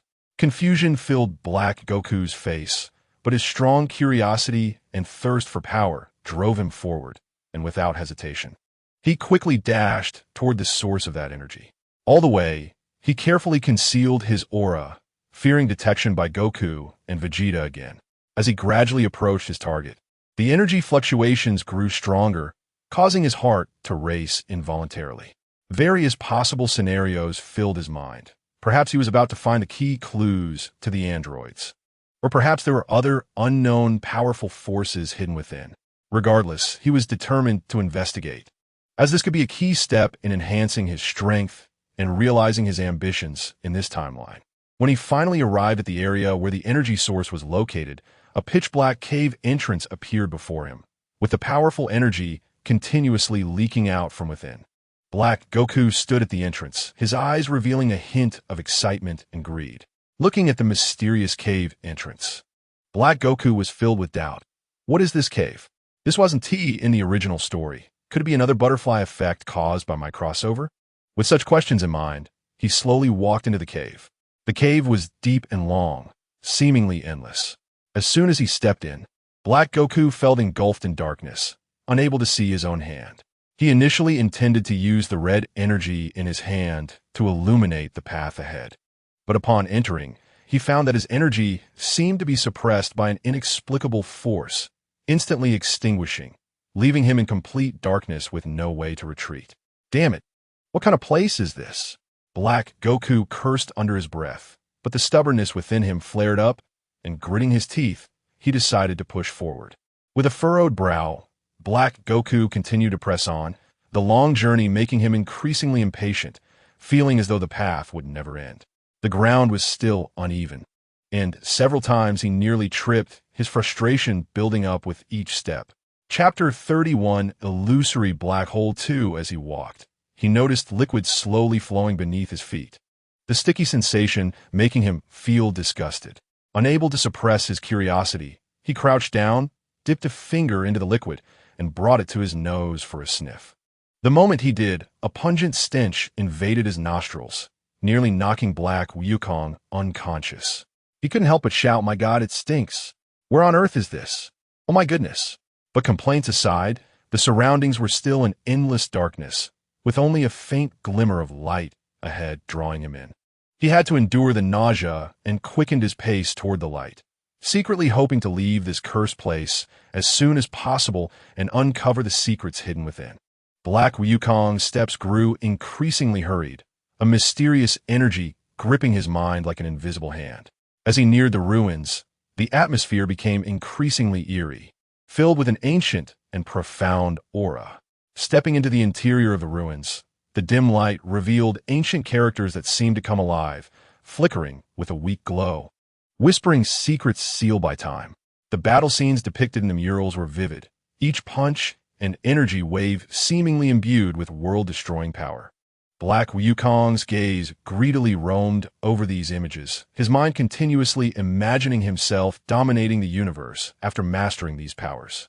These powers will soon all belong to me, Black Wukong murmured, his smile growing more twisted. Just as he prepared to reach out and touch a stone wall engraved with complex patterns, a sudden gust of wind swept through the ruins, howling as if countless vengeful souls were wailing. Amidst the storm, a phantom figure slowly emerged, radiating a chilling blue light. Its piercing gaze fixed on Black Wukong. "Intruder, this is not a place for you." The phantom spoke in a deep voice, resonating through the ruins and making Black Wukong's eardrums ache. However, Black Wukong showed no sign of retreat. Instead, the fighting spirit in his eyes ignited. "Humph. Now that I'm here, I want to leave empty-handed. No matter who you are, don't think you can stop me from obtaining these powers." Black Wukong's body was enveloped in black flames, a manifestation of his intertwined anger and greed. The phantom shook its head slightly, ignorant fool. "These powers are not for you to wield. Once touched, they will bring endless disaster." Black Wukong dismissed the warning, suddenly flashing forward like a shadow toward the stone wall. Seeing this, the phantom raised a hand, and a beam of blue light shot toward Black Wukong like a blade. Black Wukong sidestepped with ease, avoiding the attack while condensing a black energy sphere to smash toward the phantom. The moment the energy sphere made contact, a violent explosion occurred, shaking the entire ruins and causing debris to rain down. However, when the smoke cleared, the phantom remained unscathed, floating in the air as if the earlier attack was merely a gentle breeze. "You overestimate yourself," the figure said coldly, and then quickly formed seals with its hands, causing the energy in the ruins to surge wildly. The ancient characters and murals glowed brilliantly, forming beams of energy that trapped Black Wukong within. Black Wukong struggled desperately, trying to break free from this energy confinement, but his strength seemed insignificant against such a powerful restraint. "Damn it, I want to be trapped here." Black Wukong gritted his teeth, veins bulging on his forehead. As the energy beams tightened, Black Wukong felt as if his body would be torn apart. Yet, the greed and unwillingness in his heart grew stronger. In this life-and-death moment, he unleashed all his power, the black flames swelling violently, fiercely opposing the surrounding energy beams. Black Wukong's black flames clashed with the energy beams, his body trembling slightly. Every muscle tensed as if it would be crushed by this overwhelming force at any moment. But his eyes revealed a near-manic obsession, an extreme thirst for power. "I will never lose to this unknown power," Black Wukong roared, his voice echoing through the ruins. Shaking down more debris, he focused his mind, trying to find a flaw in the energy beams. In this critical moment, he suddenly noticed a minuscule fluctuation between the beams, fleeting yet keenly captured by him. Without hesitation, Black Wukong gathered all his strength into his right hand, forming a massive black energy ball. He aimed carefully and launched the energy ball at the point of fluctuation. Boom! With a loud bang, a small gap appeared in the energy beams under the powerful impact. Black Wukong's eyes brightened. He knew this was his only chance. Ignoring the pain in his body, he charged toward the gap with all his might. As he approached, a strong counterforce hit him, trying to push him back again. But Black Wukong gritted his teeth and dashed forward recklessly, his body scraping against the energy beams and leaving bloody trails. Finally, Black Wukong broke free from the confinement of the energy beams. He crashed heavily to the ground, gasping for air, covered in wounds, blood pouring out. But he paid no mind to this, raising his head to glare at the phantom, his hatred and greed intensifying. "Do you think this can stop me?" Black Wukong slowly stood up, sneering. "Now it's my turn to counterattack." With that, Black Wukong rapidly waved his hands, the dark energy within him surging forth like a tidal wave. He gathered this energy into a massive black energy vortex, radiating a heart-pounding aura as if it could devour everything. The Phantom sensed this formidable threat, its expression turning serious. It knew that this Black Wukong was no ordinary foe. If he succeeded, the consequences would be unimaginable. Thus, the Phantom no longer held back, its body glowing brilliantly as an ancient and mysterious power was gradually released. Since you are so obstinate, don't blame me for being impolite. The Phantom spoke softly, a hint of helplessness and resolution in its voice. Black Wukong snorted coldly and unhesitatingly pushed the black energy vortex toward the Phantom. The energy vortex charged like a roaring beast, intent on annihilating everything in its path. The Phantom reacted quickly, clasping its hands together, and a dazzling blue light shot from its palms, colliding with the black energy vortex. In an instant, the entire ruins were enveloped in a blinding light, the immense energy impact causing everything around to begin collapsing. The ground opened up with massive cracks, stone pillars toppled, and the ancient characters and murals turned to dust under the force of this power. Both Black Wukong and the Phantom were thrown back by the tremendous shockwave. Black Wukong slammed into a stone wall, spitting out blood. His body had reached its limit, yet he still refused to give up. Struggling to stand, he looked at the devastated ruins before him, his anger burning even more fiercely. Chapter 32, Illusory Black Hole 3. I must obtain the power here. Black Wukong silently vowed in his heart. Ignoring the pain in his body, he charged towards the illusory figure once more. The illusory figure did not retreat at all. It met Black Wukong's charge head-on. Black Wukong surged forward like a frenzied beast, the dark aura around him becoming increasingly intense, as if it would swallow all the light around him. His eyes sparkled with a mad gleam, each step cracking the ground beneath him, showcasing the terrifying power he contained. As he was about to close in on the illusory figure, Black Wukong leaped high, his right fist wrapped in black flames, crashing down towards the head of the illusory figure like a black meteor. This punch was powerful, accompanied by the sound of wind breaking, as if it could tear through space itself. The illusory figure remained calm, slightly sidestepping to easily evade Black Wukong's fierce blow. Immediately after, it extended its left hand, a blue light shooting from its fingertip, aiming directly at Black Wukong's throat. Black Wukong reacted swiftly, performing a somersault in mid-air, deftly dodging this deadly attack. Upon landing, he did not pause for a moment.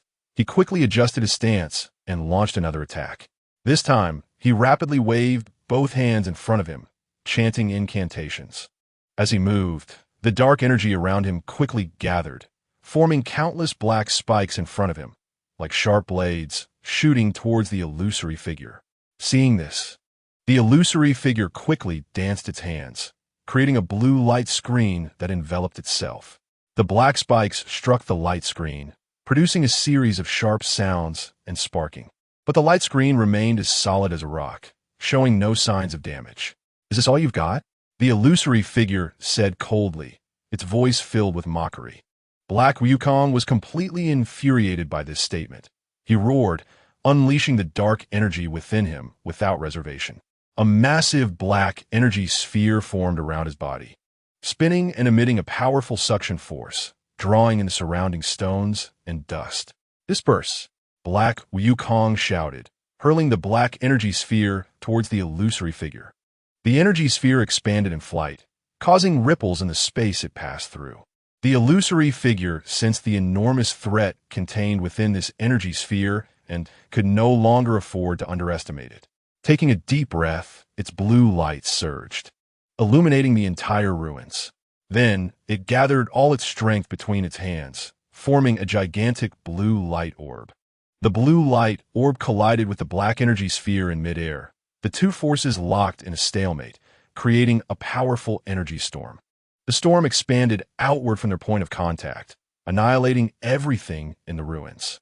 Both Black Wukong and the illusory figure were pushed back repeatedly by the force of the storm.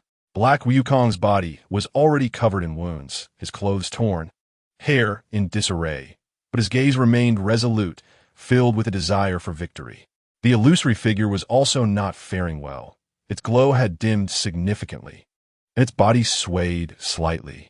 But it knew it could not lose. If Black Wukong succeeded, this world would plunge into endless darkness. It seems I must use my full power, the illusory figure murmured. It slowly closed its eyes, chanting incantations. As its spell progressed, the surrounding space began to warp, a mysterious and ancient power surging from the void and gathering around it. Black Wukong watched the changes in the illusory figure, an unsettling feeling rising in his heart. But he did not retreat. Instead, it fueled his fighting spirit even more. No matter what tricks you have, I won't be afraid of you. Black Wukong clenched his fists, ready to face the illusory figure's next attack. A more thrilling showdown was about to unfold. Black Wukong watched as the illusory figure unleashed its ultimate move. He too prepared his ultimate move, gathering his breath and quickly condensing energy into a sphere. Black Wukong shouted, "Dark Turtle School Kamehameha." The black energy sphere that formed was like a miniature black hole, crazily devouring the remaining light and energy around it, rushing towards the illusory figure with a devastating momentum. Wherever the energy passed, space seemed to be kneaded by an invisible giant hand, emitting sizzling sounds, with black cracks rapidly spreading like a spider's web. The remaining stones and debris in the ruins were pulled into the energy flow of the Dark Turtle School Kamehameha, sweeping towards the illusory figure. The mysterious and ancient power surrounding the illusory figure had fully blossomed, the blue light spreading like mercury, making its form appear even more holy and inviolable. Faced with Black Wukong's overwhelming Dark Turtle School Kamehameha, it did not flinch. Its hands danced rapidly, and the incantation in its mouth grew increasingly urgent. The space in front of the illusory figure quickly twisted and folded, forming a gigantic blue light shield. The shield shimmered with runes, each rune containing boundless energy fluctuations, as if telling of an ancient, mysterious power. In an instant, the Dark Turtle School Kamehameha struck heavily against the blue light shield. At that moment, the entire space where the ruins were seemed to freeze, followed by a deafening explosion, as if the entire universe were crying out in pain from the collision of this power. The powerful energy shock wave spread in a circular pattern from the point of impact. Wherever it went, everything was instantly vaporized. The originally precarious ruins were obliterated in an instant, and even the surrounding space was shattered, forming massive spatial whirlpools that continuously devoured everything around. Both Black Wukong and the illusory figure were thrown back by the tremendous recoil. Black Wukong flew through the air like a kite with a broken string, crashing through several layers of spatial barriers before landing hard in a desolate void. His body was riddled with wounds, blood pouring from his injuries, dyeing the surrounding void a dark red. Yet the flames of unwillingness still burned in his eyes. Fixated on the direction of the illusory figure, the illusory figure was not much better off. Its glow had dimmed significantly, and its form became hazy, as if it could disappear at any moment. But relying on that mysterious and ancient power, it barely stabilized itself. Looking at Black Wukong, a complex expression appeared in its eyes, a mix of surprise at Black Wukong's tenacious vitality and concern over the outcome of this battle. Why are you so obsessed with this power? Don't you realize it will bring catastrophe to the entire universe? The voice of the illusory figure grew somewhat weak, but it still asked firmly. Black Wukong struggled to rise from the ground, wiping the blood from the corner of his mouth with his hand, and coldly laughed. The life and death of the universe have nothing to do with me. I only know that only by possessing absolute power can I control my own fate and make those who once looked down on me grovel at my feet. With that, Black Wukong, ignoring the pain in his body, once again gathered the dark energy. His gaze was filled with madness, as if he had fallen into an obsession from which he could not extricate himself. Chapter 33, Illusory Black Hole. For the illusory figure sighed helplessly upon seeing this. It knew that to stop Black Wukong, it could only fight to the end. Thus, it once again summoned the mysterious and ancient power, preparing to face Black Wukong's next round of attacks. The two continued to battle. At this moment, Black Wukong held two long blades in his hands. One was the martial arts slash, and the other was the chi blade slash. Since you are so tenacious, come and taste my dual blades. Black Wukong gripped the martial arts slash and chi blade slash tightly, the blades shimmering with a strange black light, as if greedily craving blood. His eyes revealed madness and determination. With a sudden push from his feet, he shot towards the illusory figure like a bolt of black lightning. As he moved at high speed, dark energy surged around Black Wukong, intertwining with the blades in his hands, making the power of the martial arts slash and chi blade slash even more formidable. A series of sharp howls echoed in the air, the sound produced by the blades slicing through the air, like the whispers of demons, chilling to the bone. Black Wukong roared, instantly arriving in front of the illusory figure. He raised the blades high above his head and then swung down violently. Two black blade lights like two giant black dragons pouncing toward the illusory figure. This strike contained all of Black Wukong's anger and power, as if he wanted to shatter everything in front of him into pieces. The illusory figure sensed the immense threat of this attack and did not dare to be careless in the slightest. Blue light rapidly circulated around it, forming a solid defensive barrier.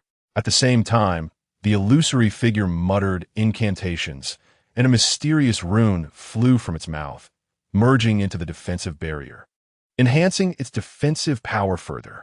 Boom! The two black blade lights struck heavily against the blue defensive barrier, producing a deafening roar. The powerful impact caused the surrounding space to tremble violently, with cracks spreading like a spider web. Black energy and blue light intertwined, colliding and erupting in blinding brightness, making it impossible to look directly at. Under the impact of this immense force, the illusory figure's body staggered back a few steps, but its defensive barrier remained as solid as a rock, unbroken by Black Wukong's dual blades. With such little skill, you think you can defeat me? The illusory figure said coldly, its voice laced with mockery. Hearing this, Black Wukong's anger flared even more.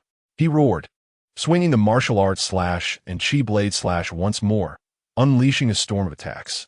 His figure moved rapidly around the illusory figure, dazzling to behold.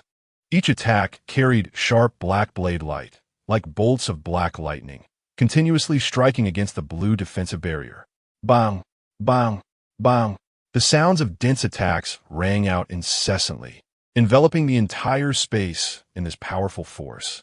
Under Black Wukong's frenzied assault, the illusory figure's defensive barrier began to show fine cracks, and the cracks grew more numerous and larger. Seeing the defensive barrier show signs of weakness, Black Wukong felt a surge of joy in his heart. He knew that his opportunity had come. Thus, he concentrated all his power, preparing to launch a lethal attack. Black Wukong took a deep breath, gathering all the dark energy within him onto the blades in his hands. The blades of the martial arts slash and chi blade slash glowed brightly, the black energy surging like a tidal wave. His eyes revealed determination and resolve, as if he could already see the illusory figure being defeated by him. This time, you're dead for sure. Black Wukong roared, then leaped forward, thrusting the blades fiercely toward the illusory figure's defensive barrier. This strike contained all his power and hope. It was a desperate blow. Crack! With a crisp sound, the illusory figure's defensive barrier finally could not bear the burden and was shattered by Black Wukong's dual blades.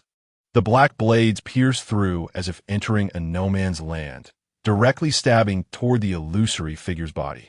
At this moment, Black Wukong was on the brink of collapse. Yet he still stood up, swaying as he walked, his eyes fixed intently on the illusory figure. Black Wukong staggered, but still held on.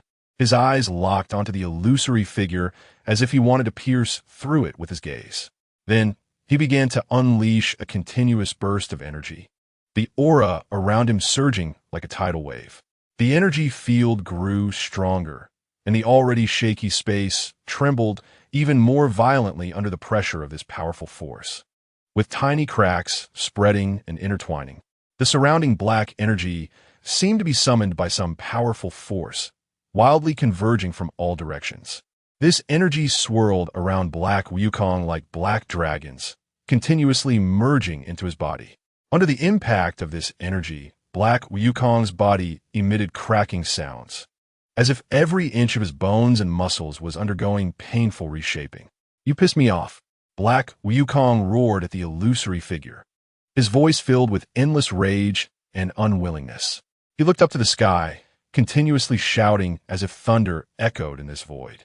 As he shouted, the energy erupting from him became even more violent, forming a massive energy vortex of black flames that drew everything around it into its depths. The illusory figure watched Black Wukong's transformation, a strong sense of unease surging within. It knew that Black Wukong was recklessly tapping into his potential, trying to unleash power beyond limits. But it also understood that it bore the responsibility of protecting the universe and could not retreat even a step. Thus, the illusory figure gritted its teeth, elevating its mysterious power to the utmost. The blue light completely enveloped its body, radiating dazzling and sacred brilliance, forming a stark contrast with Black Wukong's malevolent black energy. Black Wukong's energy burst continued, his eyes completely filled with black light, reason seemingly devoured entirely, leaving only a mad craving for power and deep hatred for the illusory figure. At this moment, he seemed to have transformed into a demon from the depths of darkness, intent on destroying and reshaping everything in the world. Black Wukong suddenly opened his eyes wide, shooting a beam of black light, shattered energy wave, from his hand, slicing through the void like a blade. His figure flickered, instantly disappearing from his original spot, and the next second appeared in front of the illusory figure. Raising his right hand high, black energy wildly gathering in his palm, forming a gigantic black energy ball, which contained enough power to destroy stars, smashing fiercely toward the illusory figure. Chapter 34, Illusory Black Hole 5, Fragmentary Energy Wave. Black Wukong suddenly hurled the black energy ball in his hand towards the illusory figure. In an instant, the black energy ball shot through the void like an unchained black comet, carrying world-destroying power, tearing apart space, and rushing toward the illusory figure. Wherever it passed, the space was completely ripped apart, forming a long black fissure, as if it were a massive wound in the universe. The illusory figure sensed the terrifying power contained within this fragmentary energy wave, and its expression became unprecedentedly grave. It knew all too well that if it took this hit head-on, it would surely be reduced to ashes. Therefore, the illusory figure wasted no time in mobilizing all the mysterious powers within its body, injecting them all into the blue defensive light curtain in front of it. The blue defensive light curtain, under the enhancement of the mysterious power, shone brightly, resembling a dazzling blue sun, contrasting sharply with Black Wukong's black fragmentary energy wave. At the moment of collision, the entire space seemed to freeze, and time itself appeared to come to a halt. Then, the black fragmentary energy wave violently collided with the blue defensive light curtain. Boom! A thunderous roar erupted, as if the entire universe had been shattered in that instant. The powerful energy shock wave spread in a circular pattern from the point of impact, wildly expanding outward, vaporizing everything in its path to nothingness. The intense light illuminated the entire dark void, and a massive energy storm engulfed everything around it, including shattered pieces of space, residual dark energy, and mysterious power. Both Black Wukong and the illusory figure were blasted away by this powerful shockwave, their bodies tumbling through the void like two leaves caught in a fierce wind. The illusory figure swayed under this world-destroying impact, its light growing dimmer, and its form becoming increasingly transparent. It truly could no longer hold on. Although the defensive light curtain it had constructed with all its power had barely resisted Black Wukong's fragmentary energy wave at first, the terrifying energy aftermath continued to erode it like a tide. Each wave of energy impact made the illusory figure's existence weaker, and it could clearly feel its consciousness gradually dissipating, about to completely vanish from this void. Yet, even at this final moment, there was no trace of fear or regret in its eyes. In contrast, Black Wukong, although shaken to the core by the shockwave, His body, severely wounded and blood gushing from his injuries like a fountain, felt an indescribable excitement surge within him as he saw the illusory figure on the verge of disappearing. Haha, you will ultimately be defeated by me. Black Wukong laughed maniacally, and despite the painful coughs mixed in with his laughter, the greedy look on his face grew even more intense. Don't be too pleased. The illusory figure said with its last ounce of strength, struggling to speak. Do you think obtaining the power here means you can control everything? Too naive. Behind this power lies endless disaster. Shut up, Black Wukong roared. I don't care about any disasters. As long as I can have power to do as I please, nothing else matters. Saying this, he gritted his teeth against the pain in his body and slowly approached the illusory figure, preparing to uncover all the secrets of the power in the ruins before it completely disappeared. As Black Wukong drew closer, the light of the illusory figure grew even fainter, and its voice became barely audible. You will pay for your greed. The balance of the universe must not be broken. Before the words were finished, the illusory figure transformed into countless blue light spots, like phosphorescence scattering in the wind, gradually disappearing into the void. Black Wukong looked at the spot where the illusory figure had vanished, a satisfied smile spreading across his face. He could hardly wait to turn around and gaze at the ruins, now destroyed beyond recognition by the battle, his eyes glimmering with greedy light. Now, everything here belongs to me, Black Wukong murmured to himself, then strode deeper into the ruins. However, the moment he stepped into the ruins, the surrounding space suddenly trembled violently. The once quiet dark energy surged wildly again, and this time there seemed to be a more bizarre and dangerous aura within these energies. A sense of foreboding gripped Black Wukong's heart, but at this moment he was blinded by greed and had no intention of retreating. He continued to delve deeper into the ruins, trying to find a legendary power that could make him the ruler of the universe. As he went deeper, the surroundings became increasingly strange. The ancient texts and murals seemed to come alive, flashing with eerie light and emitting deep growls, as if warning Black Wukong not to proceed further. But Black Wukong paid no heed to these warnings. His gaze fixed intently on a mysterious object glowing deep within the ruins. He was convinced that as long as he obtained that object, he would possess endless power and become the true ruler of this universe. When he finally reached the glowing object and extended his hand to touch it, suddenly, a powerful backlash erupted from the light, violently throwing Black Wukong away. At the same time, the entire ruins began to shake violently, black fissures spreading from the ground as if to swallow the entire world. Black Wukong then realized that he seemed to have underestimated the terrifying nature of this power. Knocked away by the powerful backlash, Black Wukong rolled several times in the air before crashing hard onto a cracked ground. He struggled to get up but found that his body felt as if it had fallen apart, every joint screaming in pain, his limbs weak and powerless. What was happening? Black Wukong was filled with confusion and unwillingness, his eyes fixed on the mysterious glow, still burning with the flames of greed. Despite his body suffering severe injuries and danger closing in, he still did not give up on his pursuit of power. At this moment, the dark energy within the ruins grew increasingly violent, surging like a fierce black tide, continuously crashing against the surrounding space. From the black fissures spreading across the ground, eerie howls could be faintly heard, as if countless demons were about to break free from the abyss of hell. Gritting his teeth, Black Wukong endured the intense pain in his body and slowly stood up again. He scanned the surroundings, trying to find a way to cope with the crisis at hand. Suddenly, he noticed some previously overlooked grooves on the walls of the ruins, which seemed to be connected to the mysterious glow. Could it be that this is the key to unlocking the seal of power? A thought struck Black Wukong. Disregarding the danger, he walked towards the wall. With each step, black energy sliced through his body like blades, leaving bloody marks on him, but he was utterly oblivious, with only one thought in his mind: to obtain power. Chapter 35. The New Mysterious Being of the Universe. When he finally reached the wall and carefully observed the grooves, he found that the shape of the grooves was somewhat similar to the ancient characters he had seen in the ruins before. He recalled the mysterious power contained in those characters and began to have a faint guess in his mind. Black Wukong took a deep breath, suppressing the discomfort in his body, and began to try to inject his dark energy into these grooves.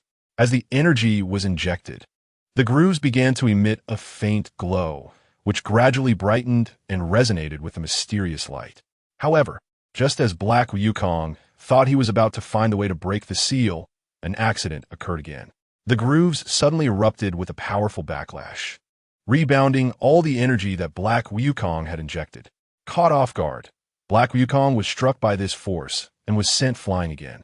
This time he fell harder, lying on the ground, gasping for breath, blood continuously spilling from his mouth. For the first time, a trace of fear appeared in his eyes, and he began to realize that the power he was facing was much stronger and more dangerous than he had imagined. But a glimmer of hope still lingered in Black Wukong's heart. He was unwilling to give up just like that. Struggling to get back up, he fixed his determined gaze on the mysterious light and the grooves on the wall. At this moment, the black cracks in the ruins were increasing, and the surrounding space began to sway precariously, as if it would collapse at any moment. I can't die here. I must obtain this power. Black Wukong roared in his heart. He gathered his dark energy again, preparing to make one last attempt. This time, he concentrated all his energy, carefully controlling it, and slowly injected it into the grooves. Black Wukong cautiously injected the dark energy into the grooves, his gaze fixed on the wall, beads of sweat covering his forehead, each bit of energy output feeling like it was draining his last vitality. As the energy was injected, the glow from the grooves intensified, and the resonance with the mysterious light grew stronger, enveloping the entire ruins in a bizarre halo interwoven by these two lights. Suddenly, a violent tremor shook the ground, causing the floor of the ruins to begin to collapse, deep chasms spreading beneath Black Wukong's feet. He stumbled, almost falling into the abyss, but with his tenacious will, he steadied himself and continued to pour energy into the grooves. At this moment, circles of black whirlpools appeared around the mysterious light, as if some ancient and evil power was about to awaken. The aura emanating from those whirlpools made Black Wukong's soul tremble, yet he did not retreat. "Open for me," Black Wukong shouted, expelling the last trace of dark energy from his body. In an instant, the glow from the grooves shot up into the sky, while the black whirlpools around the mysterious light began to spin rapidly, forming a massive energy storm. At the center of the storm, an object emitting a ghostly light slowly emerged. Black Wukong's eyes widened in joy. He knew that it was the source of power he had longed for. Without regard for anything else, he charged towards that object, completely ignoring the collapsing walls and the raging energy currents around him. Just as he was about to touch the object, the entire ruins suddenly trembled violently, as if resisting his approach. Then, a powerful repulsive force erupted from the object, sending Black Wukong flying back. He crashed heavily against a massive rock, spitting blood, but his eyes were still filled with unwillingness. Why can't I still obtain it?" Black Wukong roared, his voice filled with despair and anger. He struggled to get up again, preparing to charge towards that object once more. However, at that moment, the surrounding space began to twist and deform, and a gigantic black hole slowly formed in the center of the ruins. The black hole emitted a powerful gravitational pull, sucking everything around it, including the shattered rocks, the violent energy, and Black Wukong. Black Wukong's eyes widened in terror as he desperately struggled to escape the black hole's gravity. He summoned all his strength, trying to create a defensive barrier, but in the face of the black hole's immense pull, his efforts seemed so insignificant. With a desperate scream, Black Wukong was mercilessly consumed by the black hole. As Black Wukong disappeared, everything in the ruins gradually returned to calm. The mysterious light and the object emitting ghostly light slowly fading away, as if nothing had ever happened here. Meanwhile, in the distant depths of the universe, a chain reaction triggered by Black Wukong's adventure was just beginning. The ancient powers stirred by Black Wukong were quietly altering the order of the universe, and some mysterious forces hidden in the darkness were beginning to stir. Deep in the seventh universe, in the vast, dark, starry sky, several mysterious figures suddenly appeared. They were enveloped in a strange glow, their faces obscured, but from their tone, one could sense a hint of tension and anticipation. Is there movement again? One of them whispered, his voice echoing in the silence of the universe, trembling slightly. Is the master about to appear? Another responded, filled with awe and fear. Their gazes turned to the distance, where a mysterious wave seemed to be quietly spreading, like a stone thrown into a calm lake, creating ripples. But these ripples were spreading across the dimensions of the universe. This wave carried an ancient and powerful aura, with some indescribable connection to the power they had been waiting for and fearing. The leader of the mysterious figures frowned slightly, slowly raising his hand, revealing a crystal ball that emitted a ghostly light. The crystal ball flickered with light and shadow, various strange symbols and images continuously appearing and disappearing. He stared at the crystal ball, trying to decipher the information behind this mysterious wave. This power seems related to the taboo we have been guarding. The leader of the mysterious figures said softly, his tone laced with concern. Could it be triggered by that intruder? One beside him cautiously speculated. The intruder they spoke of was none other than Black Wukong. They all understood that Black Wukong's actions in the mysterious ruins had broken some ancient balance.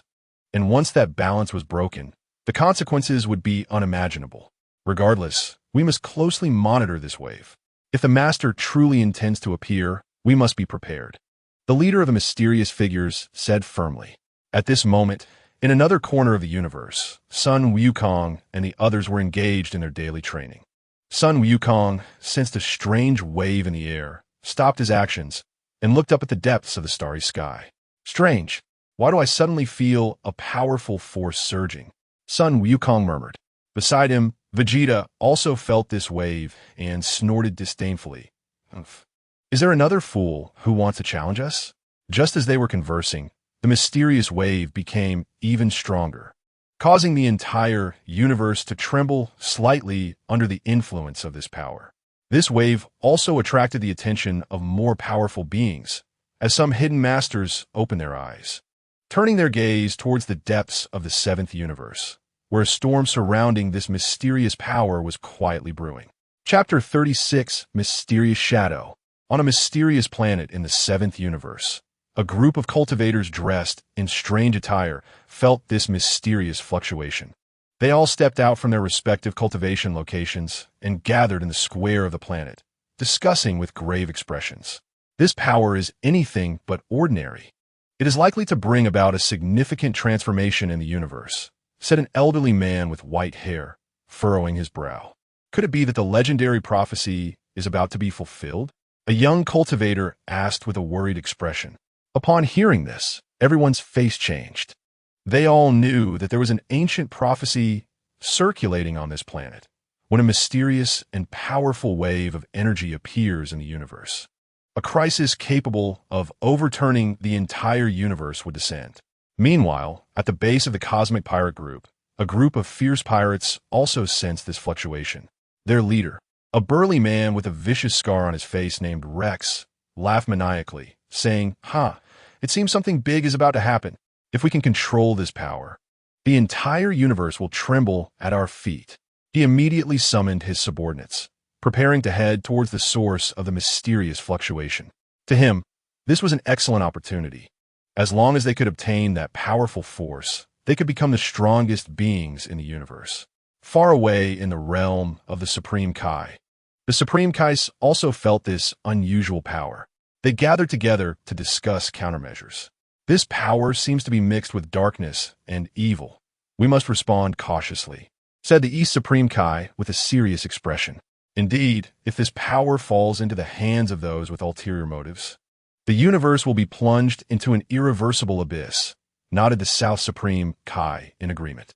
The Supreme Kais unanimously decided to send envoys to investigate the source of this mysterious fluctuation and closely monitor the development of the situation. At this moment, after being swallowed by a black hole, Black Goku arrived in a mysterious space. This place was filled with bizarre light and distorted energy, and a suffocating aura enveloped the surroundings. Black Goku struggled to stand up. He discovered that although his body was severely injured, he still retained a trace of power. Where's this place? Black Goku looked around warily, filled with confusion. Just then, a deep and hoarse voice echoed in his ear. "Welcome to my world, Black Goku." Black Goku suddenly turned around, only to find no one behind him, but that voice seemed to come from all directions, sending chills down his spine. "Who are you?" Black Goku shouted loudly, trying to mask his inner fear. "Who I am is not important. What matters is that you can gain the power you have always desired here." The voice continued, laced with temptation. Black Goku's heart stirred. He remembered the power he had not obtained in the ruins, and the flame of greed reignited in his eyes. "Really? Can you give me power?" he asked eagerly. "Of course, as long as you are willing to pay the price." The voice replied slowly, revealing a hint of a sinister smile. Upon hearing this, Black Goku's heart jolted, and he warned cautiously, "What price?" The mysterious voice echoed in the darkness, carrying a cold laugh. "I need control over your body, complete control."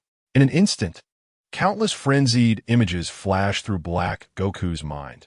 Those paths of unscrupulous pursuit of power seemed utterly absurd at that moment. He regained his rationality in an instant. The greed in his eyes was replaced by anger and determination. "No way. I will never hand my body over to something so ambiguous." Black Goku's remaining dark energy surged rapidly, attempting to gather power for a counterattack. Despite being in this unpredictable space and his body already battered, his inherent pride and stubbornness made him refuse to bow easily. The mysterious voice seemed to have anticipated Black Goku's rejection and let out a disdainful sneer. "Do you think you still have a choice? In this space, your fate is dictated by me." As the voice fell, the surrounding space began to distort violently, and countless black vines emerged from the void, lunging at Black Goku like hungry pythons. Black Goku flashed his body, relying on his sharp battle instincts to dodge the vine attacks. He knew that in this unknown realm, he had to remain calm. Otherwise, a moment's carelessness could lead to utter destruction. You think these can trap me?" Black Goku dodged while searching for flaws in the space. He discovered that the rhythm of these vine attacks seemed to have some connection to the fluctuations of the mysterious voice. Black Goku seized an opportunity. As the vines attacked again, he suddenly gathered all the power in his body and launched a dark energy wave towards the direction of the voice. Boom! The energy wave exploded in the space, instantly dissipating a large portion of the black vines, and the surrounding distorted space briefly returned to calm. "Not bad, but that's still far from enough." The mysterious voice echoed again, but this time with a hint of surprise. Immediately afterward, countless black whirlpools appeared in the space, each extending a giant black hand toward Black Goku. These hands were immensely powerful, shattering the space wherever they passed, producing a series of piercing roars. Black Goku kept jumping and dodging. He was still grazed by these black hands, leaving behind streaks of blood. But he showed no signs of retreat. Instead, he gradually grasped some patterns of this space through battle. He realized that although these attacks were powerful, there was a very brief gap between each attack. Black Goku focused intently. As another round of attacks approached, he took a deep breath and mobilized all the energy he could muster, preparing to launch a decisive counterattack.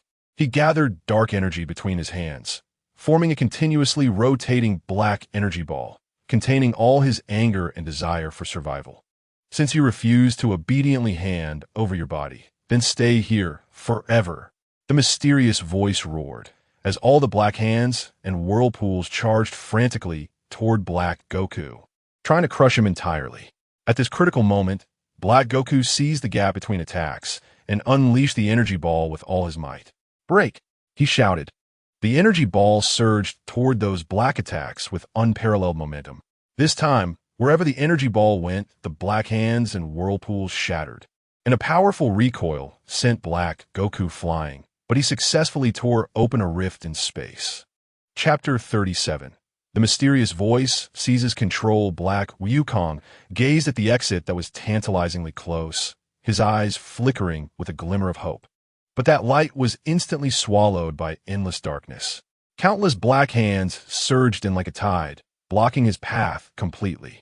since he refused to surrender willingly. I can only take it by force. The mysterious voice echoed again, cold and filled with a sense of predation. As soon as the words fell, Black Wukong's hands and feet were tightly grasped by those black palms, as if he had been shackled with unbreakable chains. A wave of unprecedented fear surged within him. But more than that, it was a sense of unwillingness. He gritted his teeth and unleashed all his strength, trying to break free from the grasp of these hands. His muscles bulged, veins standing out on his skin. Every inch of his body seemed to be straining. The dark energy around him surged wildly, like a trapped beast wanting to break free from its cage.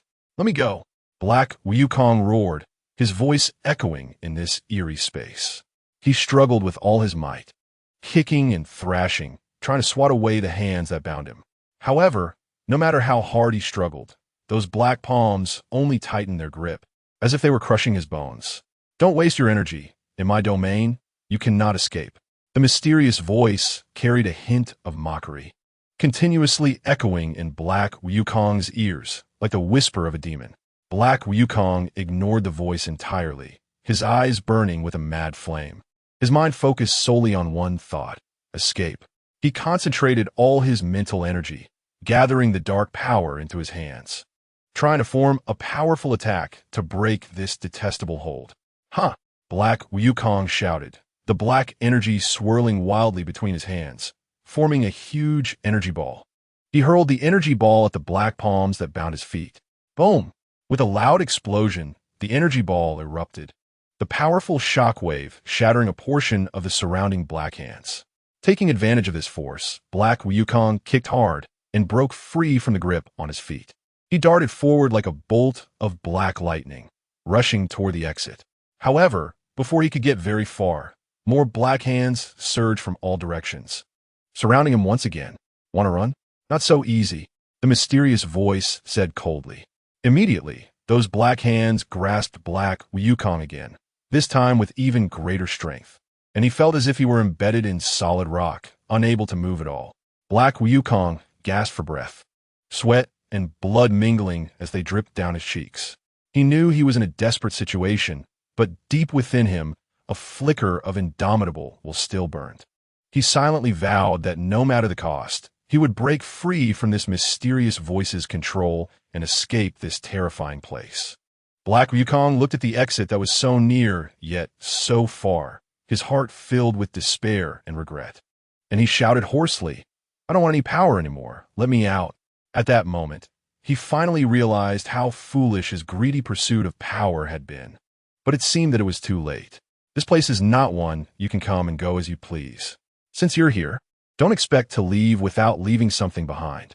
The mysterious voice coldly replied, and then a chilling, maniacal laughter echoed throughout the space, as if it were crushing Black Wukong's last shred of hope.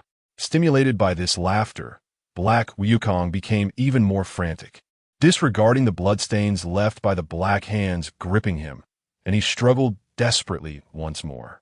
He summoned every bit of remaining strength within him, attempting to resist this mysterious and evil force one last time.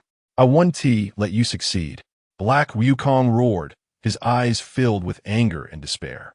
He focused his mind, gathering all the dark energy to his chest, trying to condense a powerful force capable of breaking free from his restraints. As the energy continued to coalesce, a massive black energy vortex formed around Black Wukong. The vortex spun wildly, emitting a sharp howling sound, countering the black hands. The mysterious voice seemed to sense that Black Wukong's rebellious power was not to be underestimated, and those black hands began to tighten their grip even more, trying to subdue him completely before he could unleash his power. "Do you think you can escape like this? You're simply deluding yourself," the mysterious voice roared, and immediately, more black hands surged from all directions, overwhelming Black Wukong like a tide. Black Wukong struggled in this ocean of black hands, his breathing becoming increasingly rapid, his body growing weaker. Yet a defiant light still shone in his eyes. He held on to one belief: to survive, to escape. Just when Black Wukong felt he could no longer hold on, he suddenly recalled his past experiences, the images of battling opponents flashing, through his mind one by one. He remembered his former strength and his relentless pursuit of power. At that moment, he was no longer the madman blindly chasing power, but a warrior fighting for survival. I can't die here, Black Wukong roared in his heart. He unleashed his final potential, releasing all the dark energy within him without reservation. Boom! A deafening roar shook the entire space, the powerful energy impacting violently. The black hands shattered under this energy's force. And Black Wukong seized the opportunity to break free from his restraints, charging desperately toward the exit. The mysterious voice let out an angry roar, trying to stop Black Wukong again. But at this point, he was beyond caring, his eyes focused solely on the hopeful exit. As Black Wukong fled, his body suddenly froze, his hands clutching his head tightly, his face contorted in extreme pain. What is this sound? It hurts so much.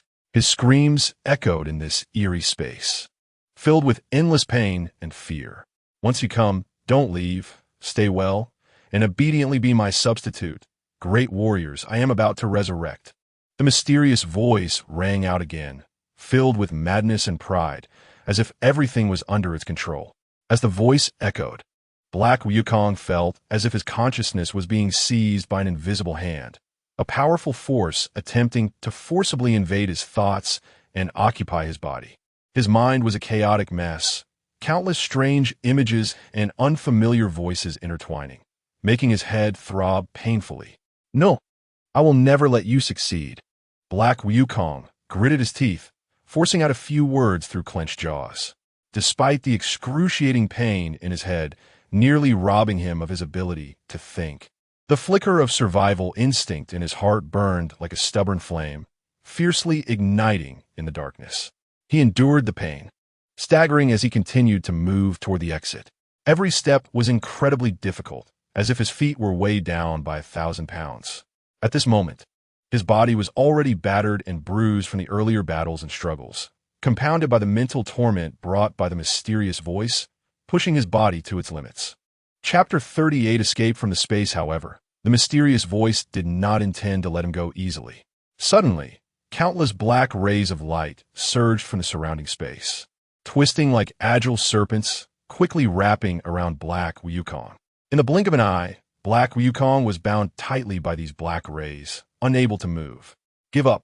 You cannot escape, the mysterious voice said coldly. Your body will become the vessel for my resurrection, and your soul will forever struggle in darkness.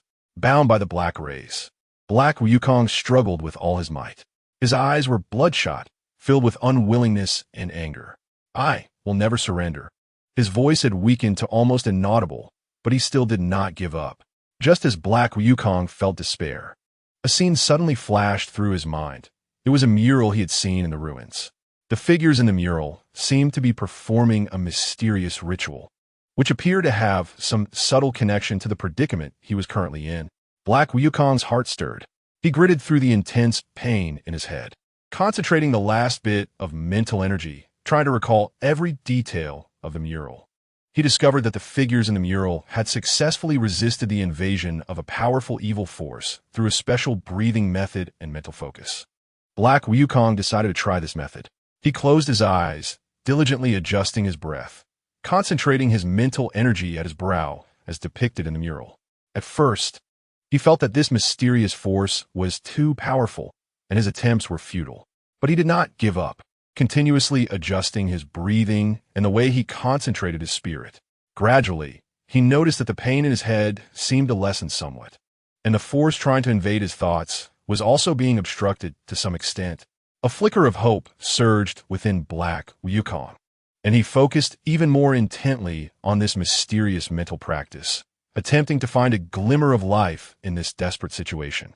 Immersed in that mysterious mental training, as his breathing gradually stabilized, his consciousness became increasingly clear. The once surging mysterious force, which sought to engulf him, was indeed gradually being kept at bay by his focused resistance. Sweat dripped from his forehead, his teeth clenched. Every moment was a life-and-death struggle against that evil power. In this focused confrontation, Black Wukong discovered that his perception seemed to be extending continuously. He could not only feel more clearly the path of the invading mysterious force, but also sense some subtle energy fluctuations hidden in the surrounding space.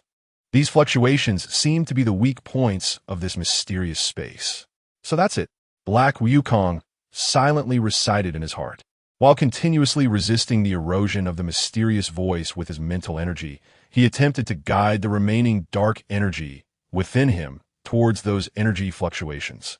He carefully manipulated the energy, as if groping for an unknown path in the dark. As the dark energy flowed in, those subtle fluctuations in the space began to intensify, as if igniting a fuse. The black rays that had bound him also trembled slightly due to this energy disturbance.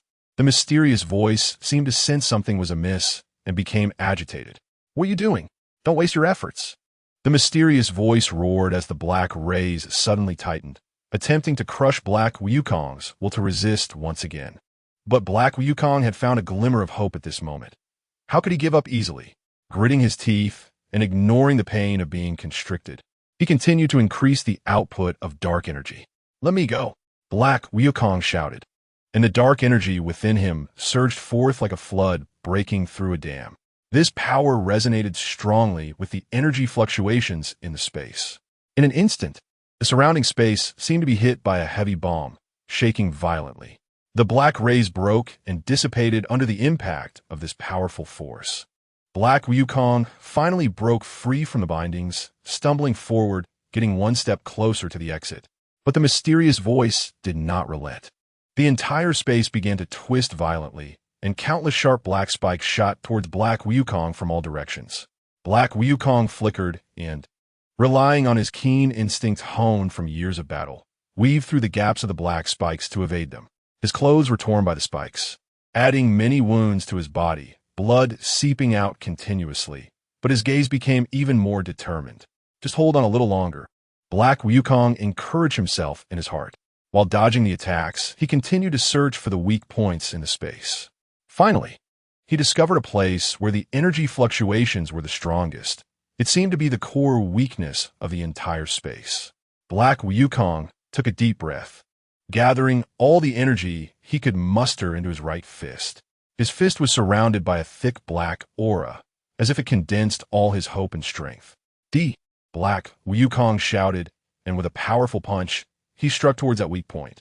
This punch contained his determination to fight to the last breath, carrying an unparalleled momentum. The wind from the punch howled, distorting the surrounding space with its power. Boom!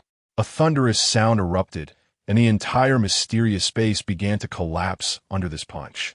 Huge cracks spread rapidly like a spider web, with black fragments flying everywhere. The mysterious voice let out a chilling scream, gradually dissipating amid the roar of the collapsing space. Seizing the chaos of the collapsing space, Black Wukong pushed himself to the limit and charged towards the exit. Behind him, the entire space continued to collapse and shatter, as if it were about to be swallowed by endless darkness. Finally, he leaped through the exit and returned to the familiar universe.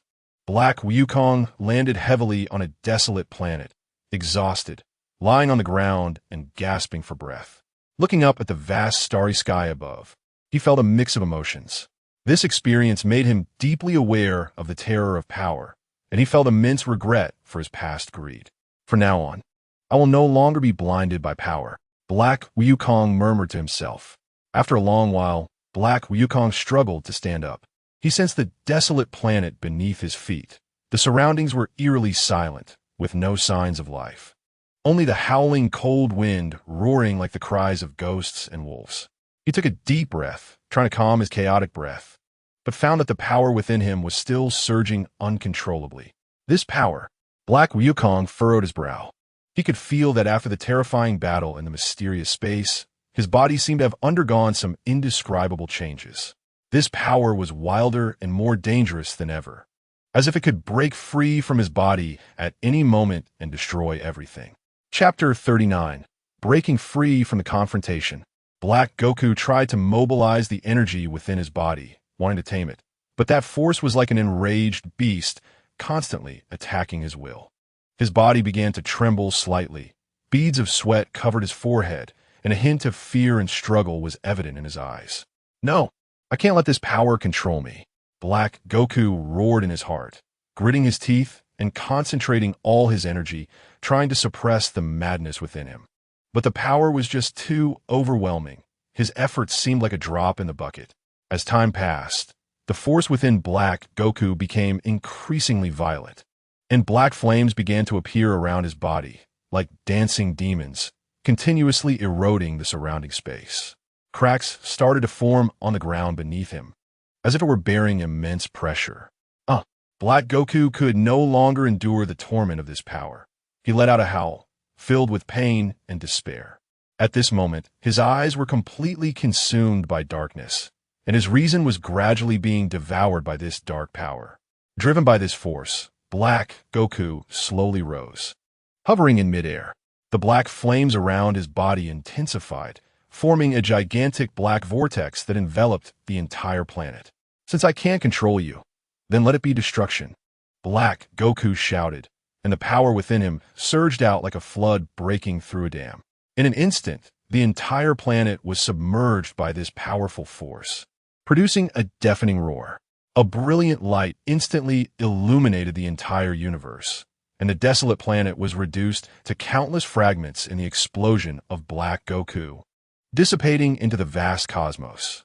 Meanwhile, Black Goku's figure also vanished in the explosion's light, as if he had never existed at all. In the depths of the universe, there was a mysterious headquarters of an interstellar alliance. Here, top scholars and powerful warriors from various planets gathered, constantly monitoring abnormal fluctuations in the universe. The energy ripple generated by the explosion of the planet caused by Black Goku was naturally captured by their keen senses. This energy fluctuation is extremely abnormal and far exceeds any data we have monitored before, a technician in charge of monitoring reported anxiously to the Alliance leader.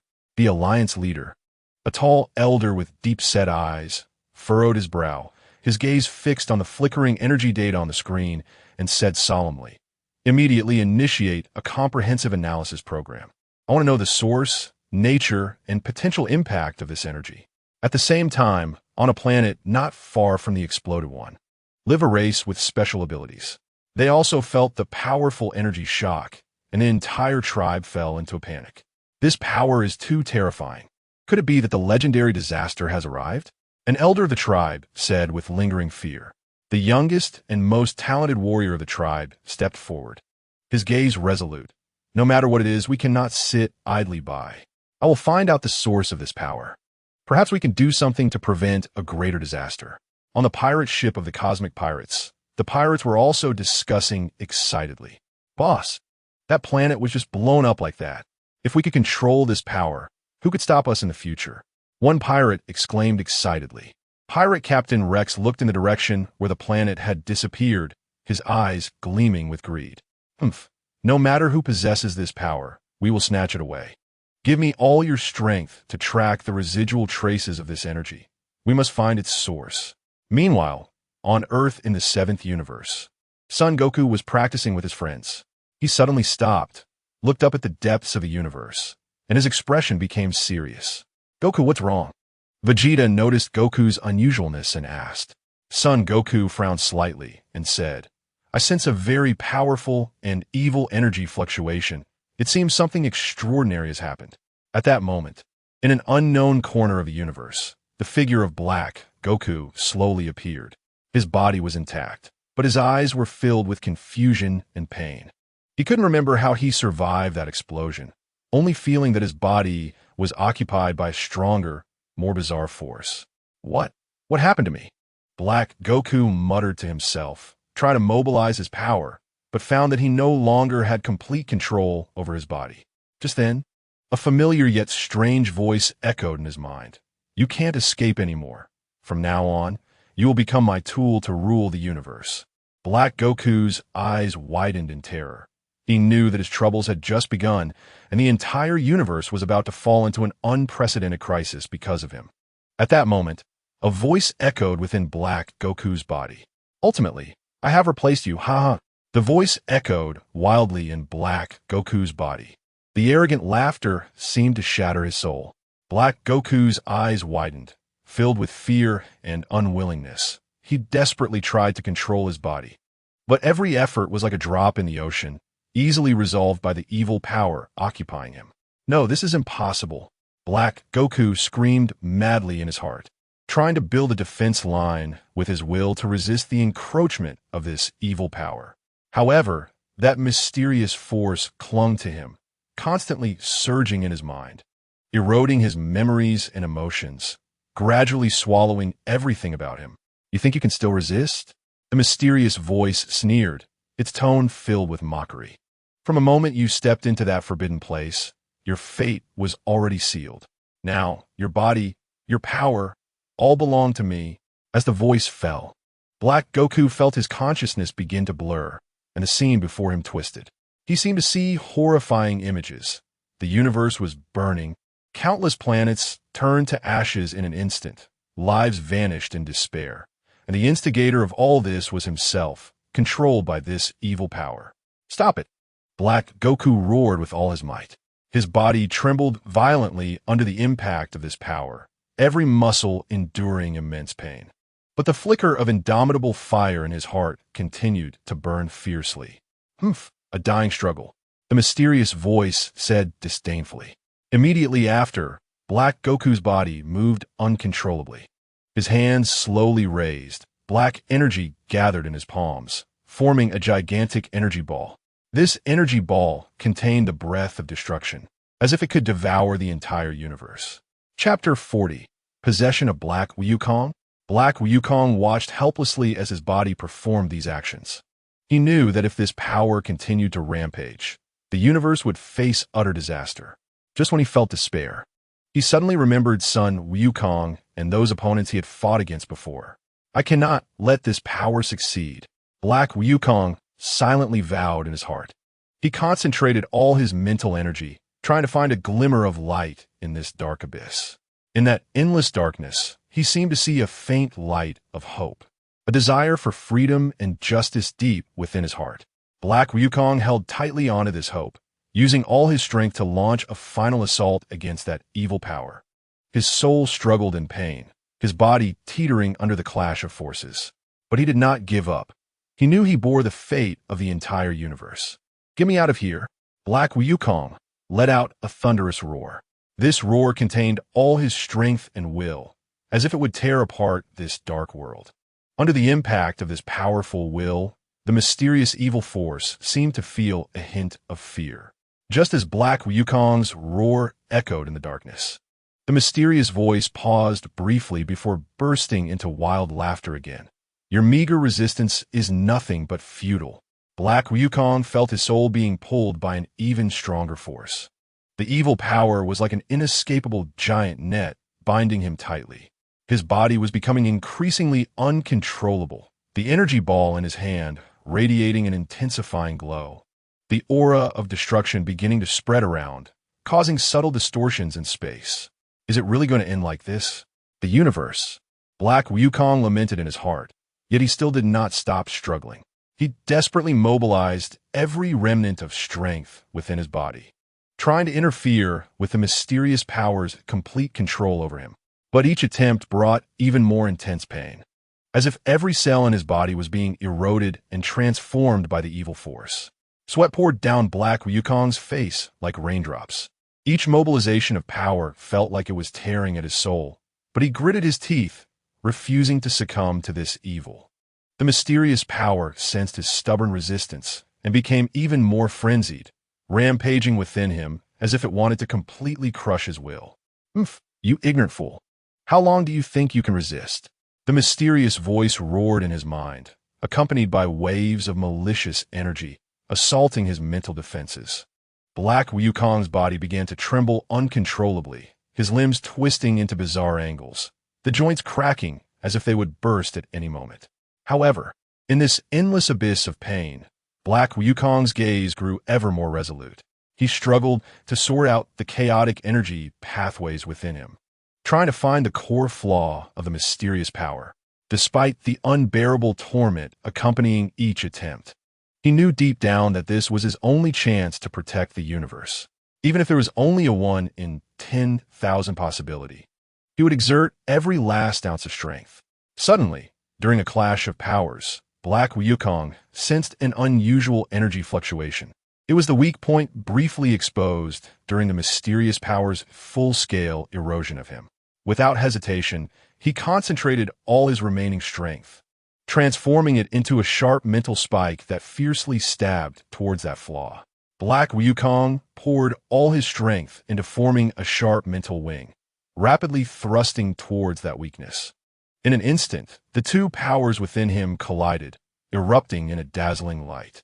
The mysterious power seemed unprepared for Black Wukong's desperate strike, caught off guard. Black Wukong seized the opportunity to expand his gains, his mental wings violently tearing at the evil force. However, the mysterious power quickly regained its footing and began a frenzied counterattack. It conjured black blades that pierced wildly at Black Wukong's mental consciousness.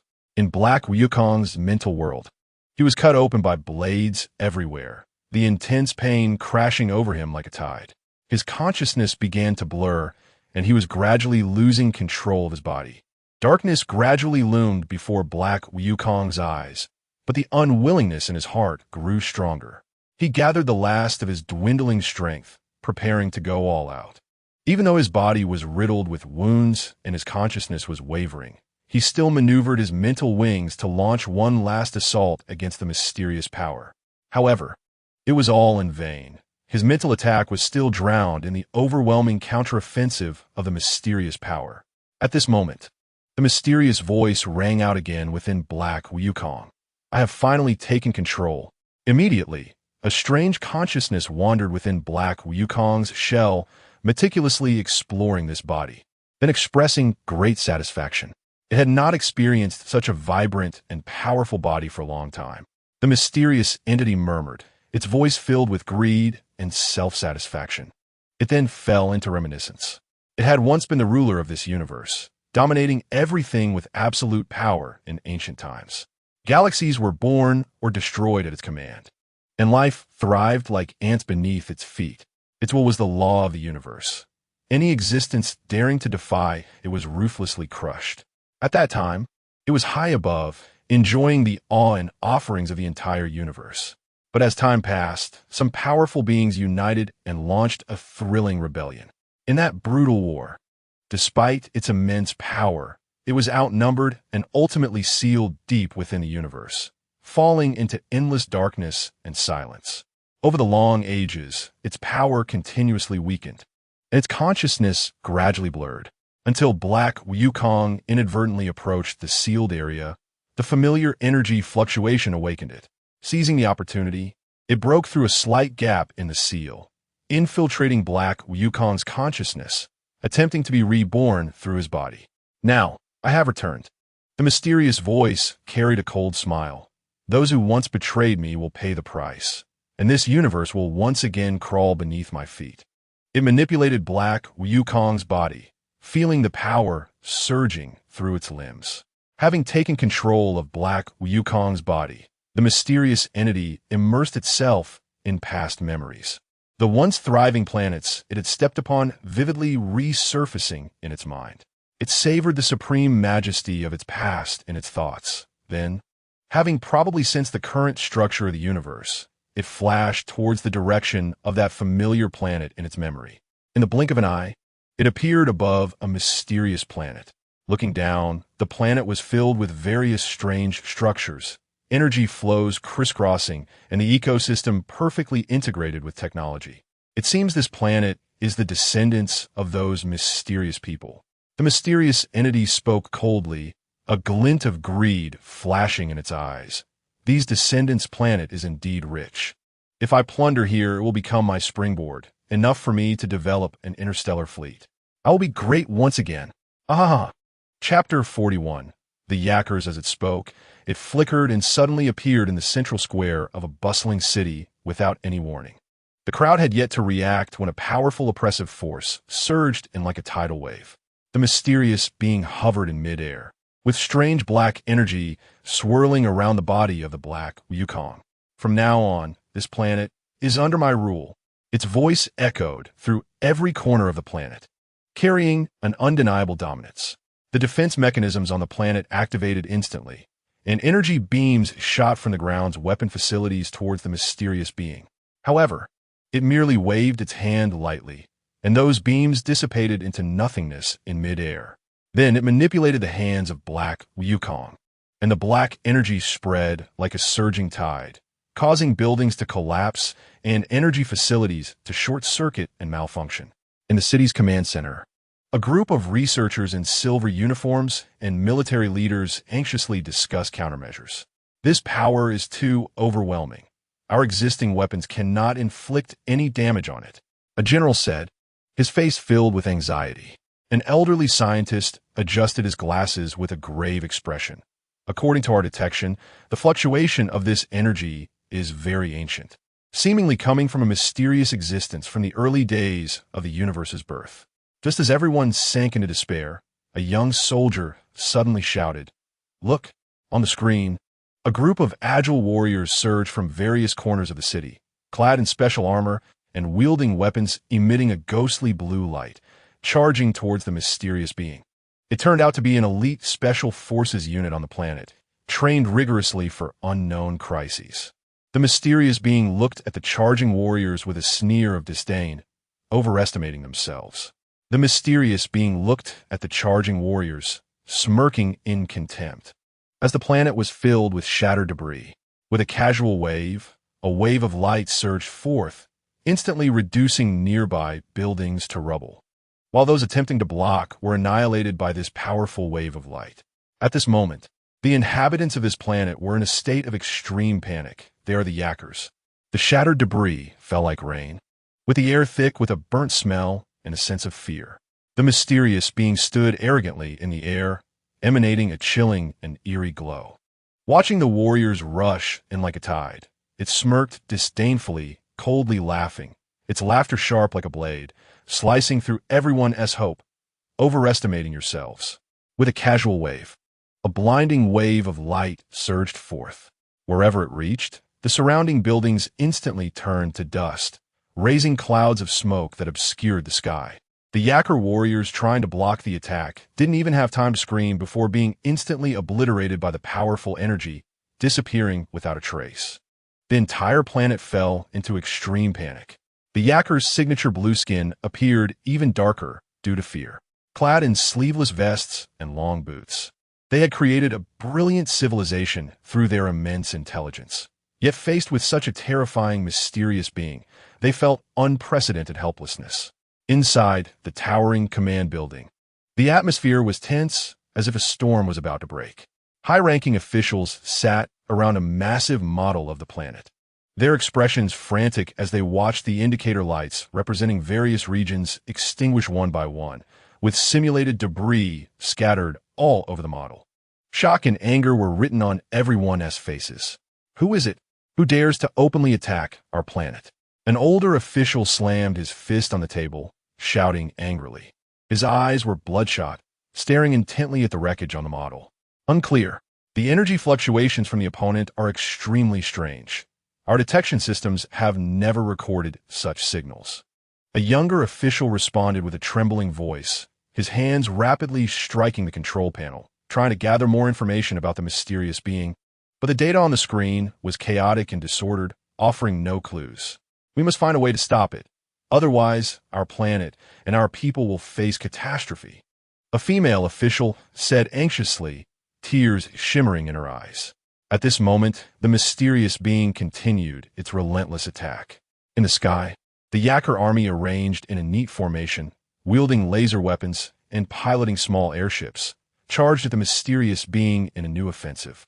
The airship engines roared, and beams of laser shot towards the mysterious being like dense meteors. Fire! For our homeland, for our loved ones, we will never retreat. The army commander shouted through the communication channel, his voice filled with determination and sorrow.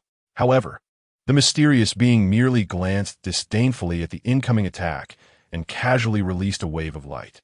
In an instant, the seemingly powerful laser beams and airships were obliterated like fragile bubbles in the face of this force, disappearing completely. Explosive flames flickered in the air, but could not illuminate the despair in everyone's hearts. Ha ha ha. The mysterious being's laughter echoed across the planet. Old ghosts. I'm back. Back then, you annihilated me. Today, I return to exterminate your descendants. Fair? Isn't it? Ha ha ha.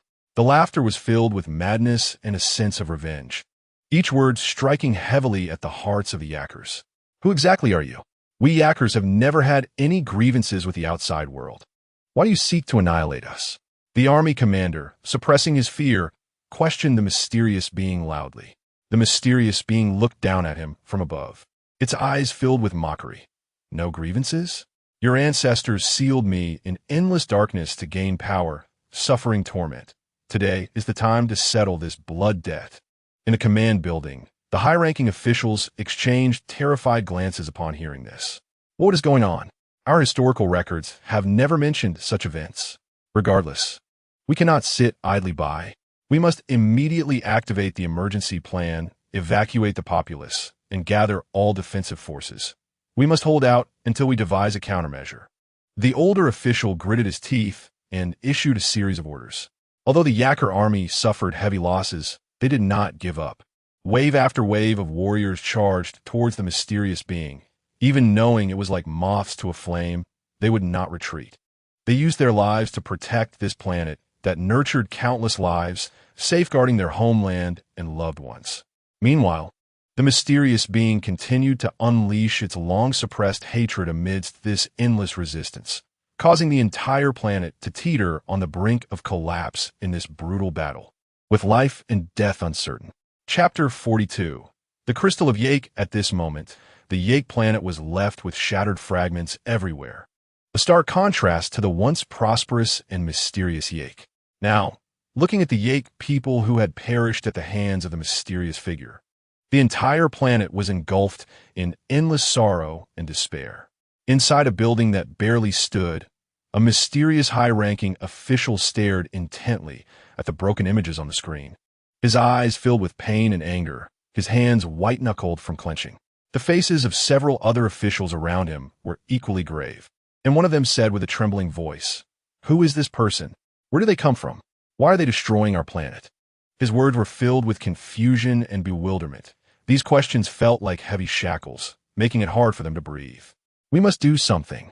We cannot just watch our home being destroyed and our people slaughtered. Another official shouted, clenching his fists in agitation. But our army has already suffered heavy losses. Facing his terrifying power, we seem to have no means to fight back, a young official said, his face filled with helplessness and his voice choking. At this moment, the mysterious figure continued to wreak havoc. Wherever he went, the streets lay in ruins, buildings tilted precariously as if they would collapse at any moment. He ruthlessly fired energy waves at the fleeing Yake people, and for a moment, the ground was filled with their cries of agony. The Yake people fled in terror. The crowd disorganized, bodies lay sprawled on the ground. The former prosperity now turned into a mirage. Suddenly, a figure burst out from the crowd. It was the army commander. Covered in smoke and dust, he tightly gripped an energy gun and shouted angrily at the mysterious figure, "You demon, stop your atrocities."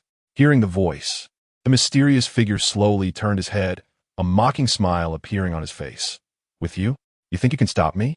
Even if there's only a glimmer of hope, I will fight for the chance for my people to live." The commander's eyes were resolute as he pulled the trigger without hesitation, a beam of energy shooting towards the mysterious figure. The mysterious figure gently raised his hand, and the moment the beam touched his palm, it vanished without a trace. "Overestimating yourself," he coldly uttered 4 words, then unleashed a wave of light directed at the commander. Just at that critical moment, a figure rushed over quickly, knocking the commander aside. The light wave struck that figure, and he let out a terrible scream, collapsing to the ground. "No!" The commander cried out in anguish, rushing to the side of the fallen figure, only to find it was his own deputy. "Commander, you must protect everyone," the deputy said weakly, closing his eyes after speaking. The commander slowly stood up, hatred burning in his eyes. "I will make you pay." At this moment, the officials in the command building witnessed this scene, their hearts filled with mixed emotions. "We cannot let more people sacrifice. We must find his weakness." The The mysterious high-ranking official gritted his teeth and said, "Activate all detection equipment. Conduct a comprehensive scan of his energy fluctuations, even if there's only a 1 in 10,000 chance. We must find a way to defeat him." Another official quickly issued the order. Outside, the mysterious figure continued his rampage. The fate of the Yake planet hanging by a thread. Everyone hoped for a miracle, yearning for a turn of events to save their home and loved ones. Although the Yake people were filled with sorrow and unwillingness, they did not give up their last hope. They gathered from all directions and launched a fierce counterattack. Those advanced laser weapons flashed brightly again, and small airships darted through the sky, attempting to disrupt the mysterious figure's attack rhythm. The army commander, with reddened eyes, yelled at the soldiers to change tactics, with only one belief in his heart: to protect their home and avenge their fallen comrades. However, the mysterious figure faced this seemingly overwhelming assault with a mere disdainful smile, his energy fluctuations suddenly intensifying. He waved his hands, and waves of more powerful light shot out, far surpassing before. The Yake people's attacks were like a candle flickering in the wind, instantly dissipated with ease by this force. The laser beams didn't even get close to the mysterious figure before being shattered by the powerful energy.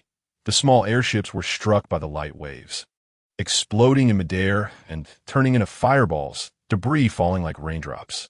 Inside the command building, the officials watched all of this helplessly, their expressions shifting from tension and anticipation to despair. The mysterious high-ranking official's eyes widened, his body trembling slightly as he muttered repeatedly, "How could this happen? How could this happen? Why is it of no use at all? We are the highly civilized Yake people." His voice was filled with disbelief and deep frustration. Are we really destined to perish? One official slumped helplessly in his chair, holding his head in his hands, his expression pained. "No, we cannot give up. There must be a way." Another younger official, still flashing with unwillingness in his eyes, frantically operated the console, trying to find the mysterious figure's flaw from various data. Meanwhile, on the battlefield outside, the mysterious figure let out a hearty laugh. "Your resistance is futile. Today is the end of the Yake people."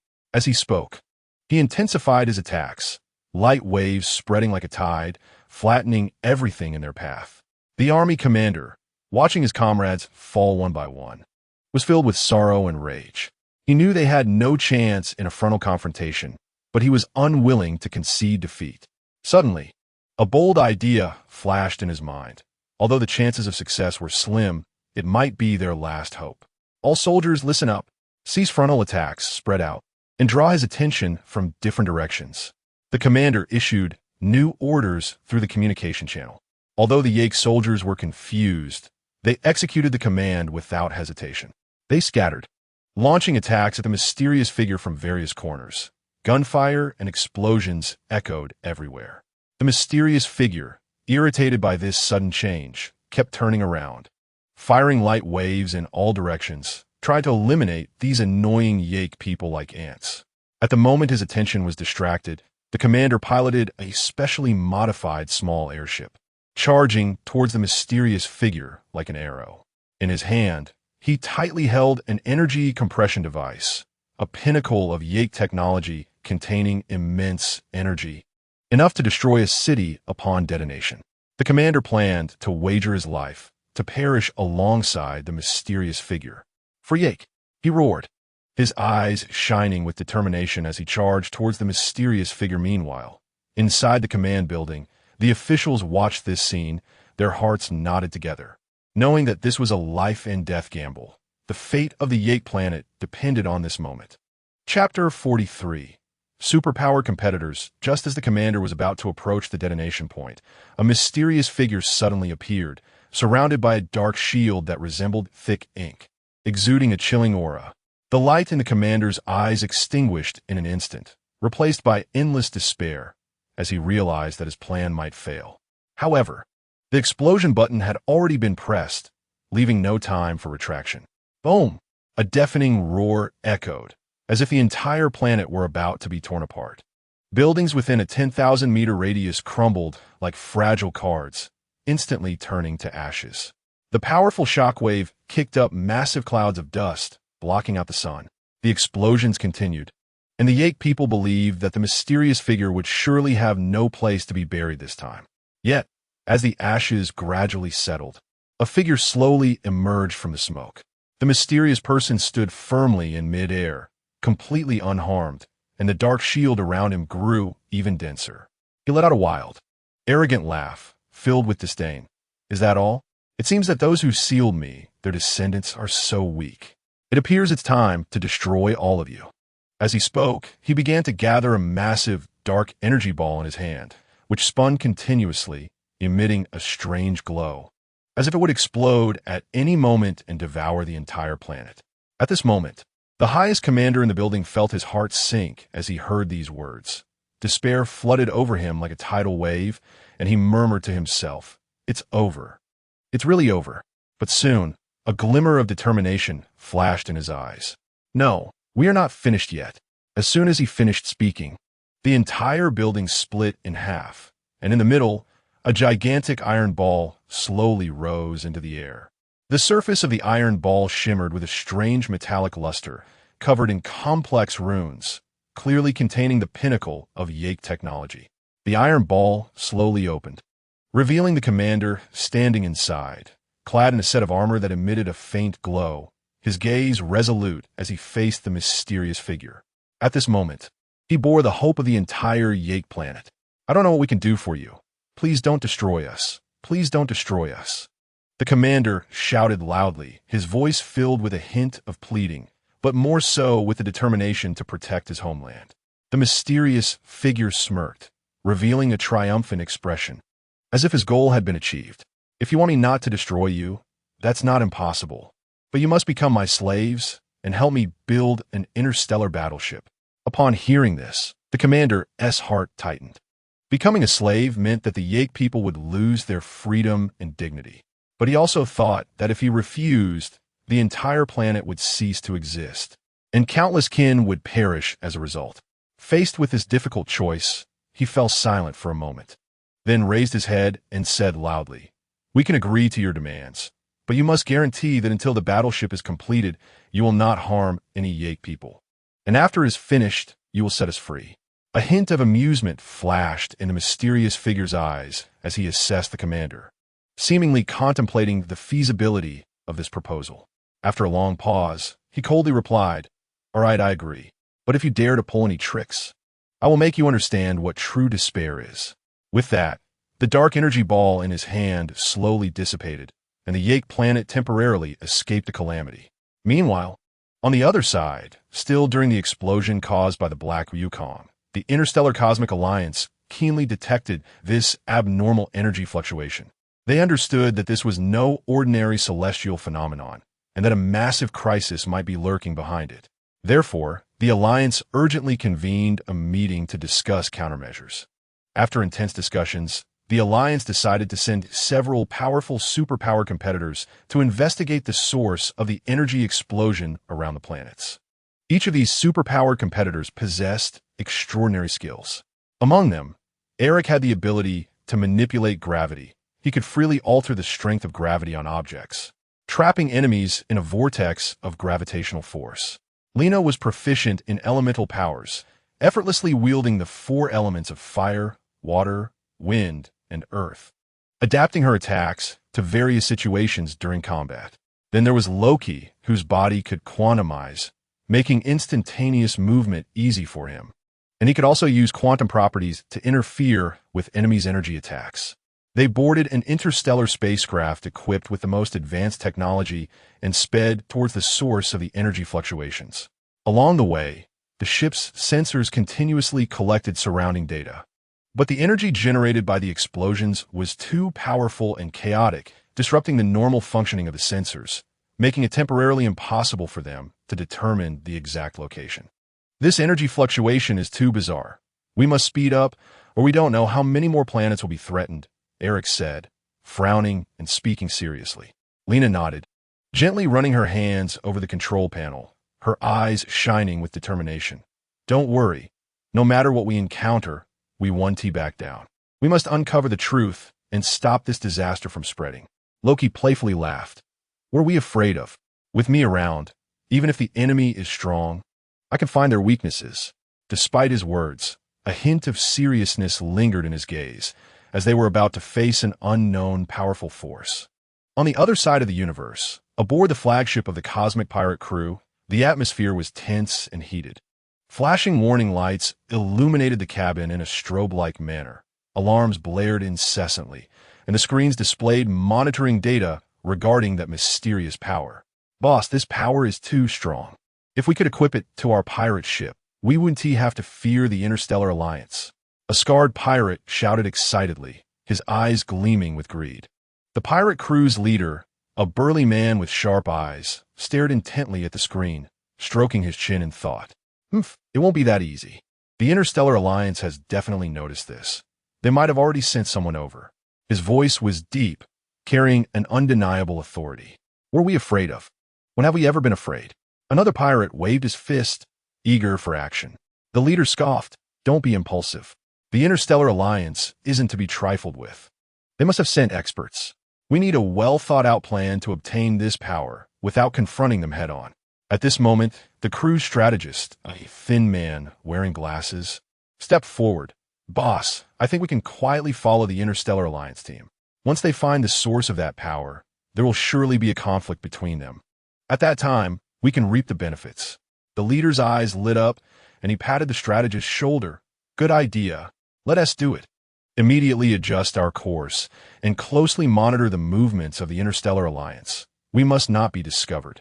Meanwhile, the superpower competitors of the Interstellar Alliance were still making their way toward the source of the energy fluctuations.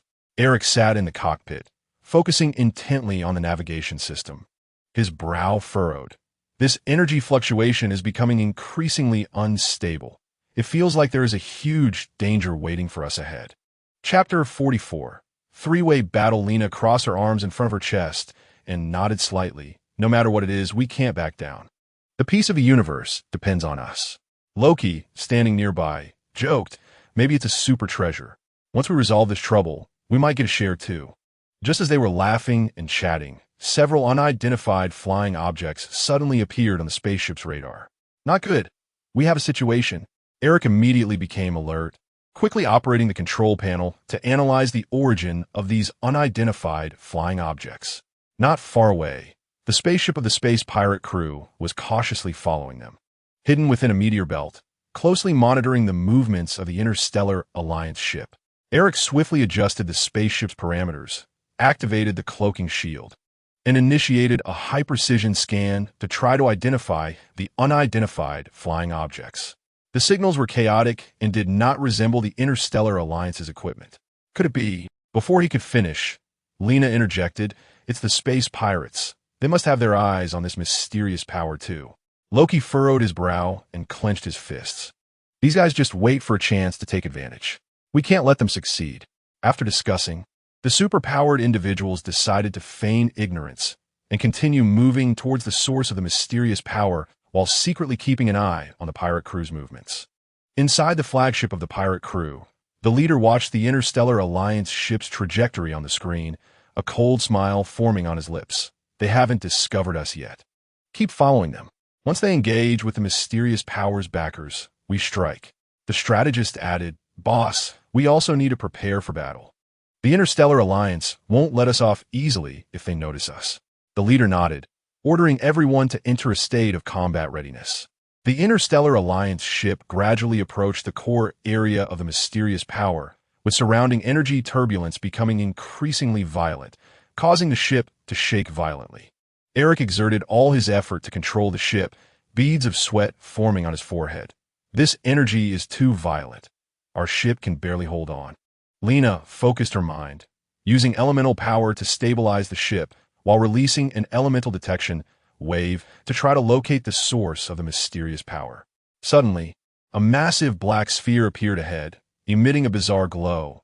It was the core of the mysterious power.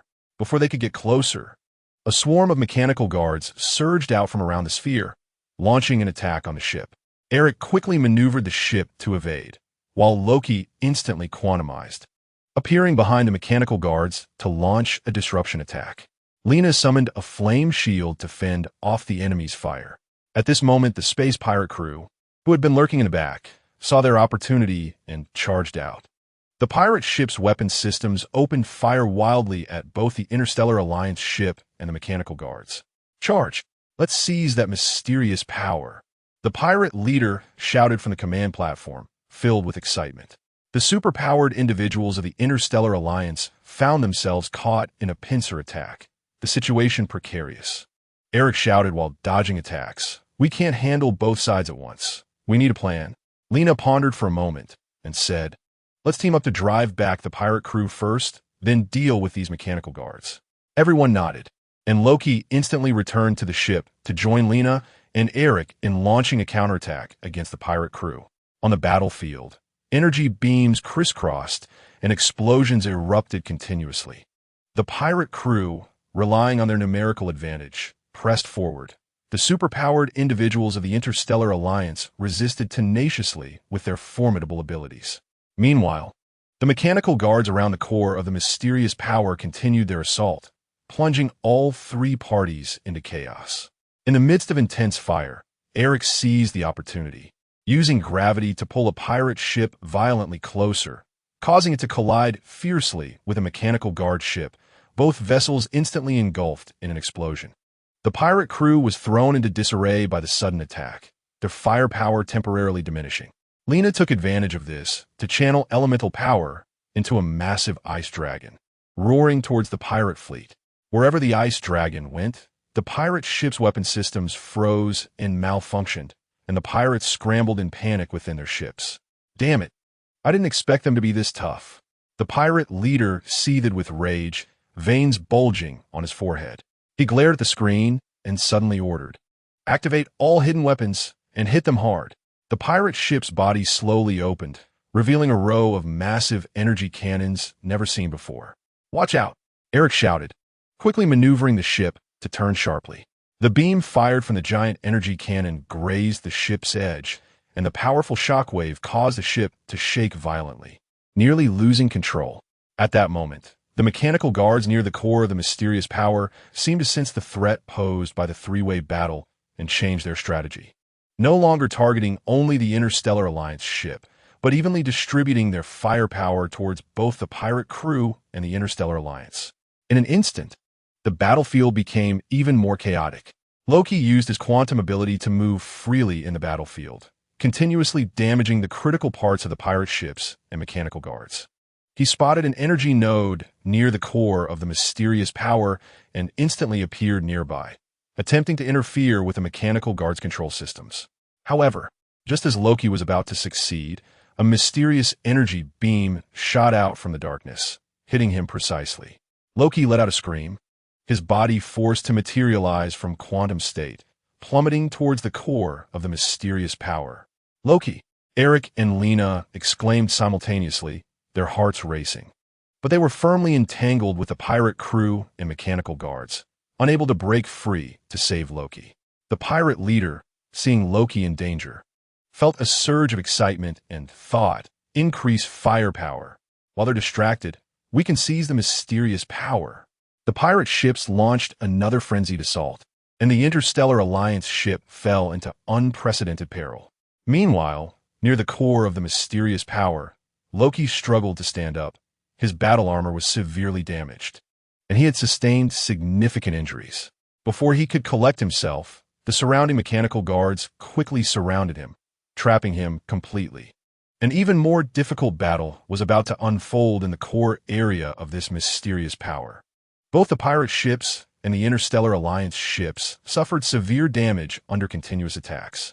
One pirate ship after another ignited in flames, their bodies twisted and deformed, parts flying everywhere. Many pirates were thrown into the cold universe by the explosions, their desperate cries quickly silenced. On the Interstellar Alliance side, the ship's exterior was riddled with holes, the energy shield on the verge of collapse, at risk of shattering at any moment. Eric and Lena were also exhausted, bearing various injuries. Lena's elemental power had become somewhat unstable due to prolonged high-intensity use. Every time she cast a spell, she couldn't help but cough, a trickle of blood escaping from the corner of her mouth. "This can't go on. We must end this quickly." Eric shouted as he struggled to maneuver the damaged ship to evade attacks while calling out to Lena. Lena gritted her teeth and nodded, enduring her discomfort as she prepared to unleash one final powerful elemental attack. She moved her hands rapidly, weaving fire and water elements together, forming a massive energy vortex that emitted a terrifying glow. Chapter 45 returned. The leader of the pirate crew looked at the heavy losses on his side, filled with unwillingness. With red eyes, he shouted hysterically, "Charge! We can't let them succeed." But at that moment, the pirates were demoralized, and faced with the dual pressure of the Galactic Alliance and the mechanical guards, they felt powerless. Just as Lena was about to launch the energy vortex, the core of the mysterious power suddenly underwent violent changes. The originally stable black sphere began to spin wildly, ejecting powerful energy streams outward. Wherever these energy streams went, be it pirate ships or mechanical guards, they were instantly destroyed. Not good. This mysterious power is going to go out of control. Eric shouted in terror. Loki, near the core of the mysterious power, also felt this terrifying energy. He fought with all his might, carving a bloody path through the encirclement of mechanical guards, heading towards Eric and Lena's ship. Hurry, we have to get out of here, Loki yelled while flying. Eric quickly adjusted the ship's direction to prepare to pick up Loki. However, a powerful energy stream shot directly towards the ship.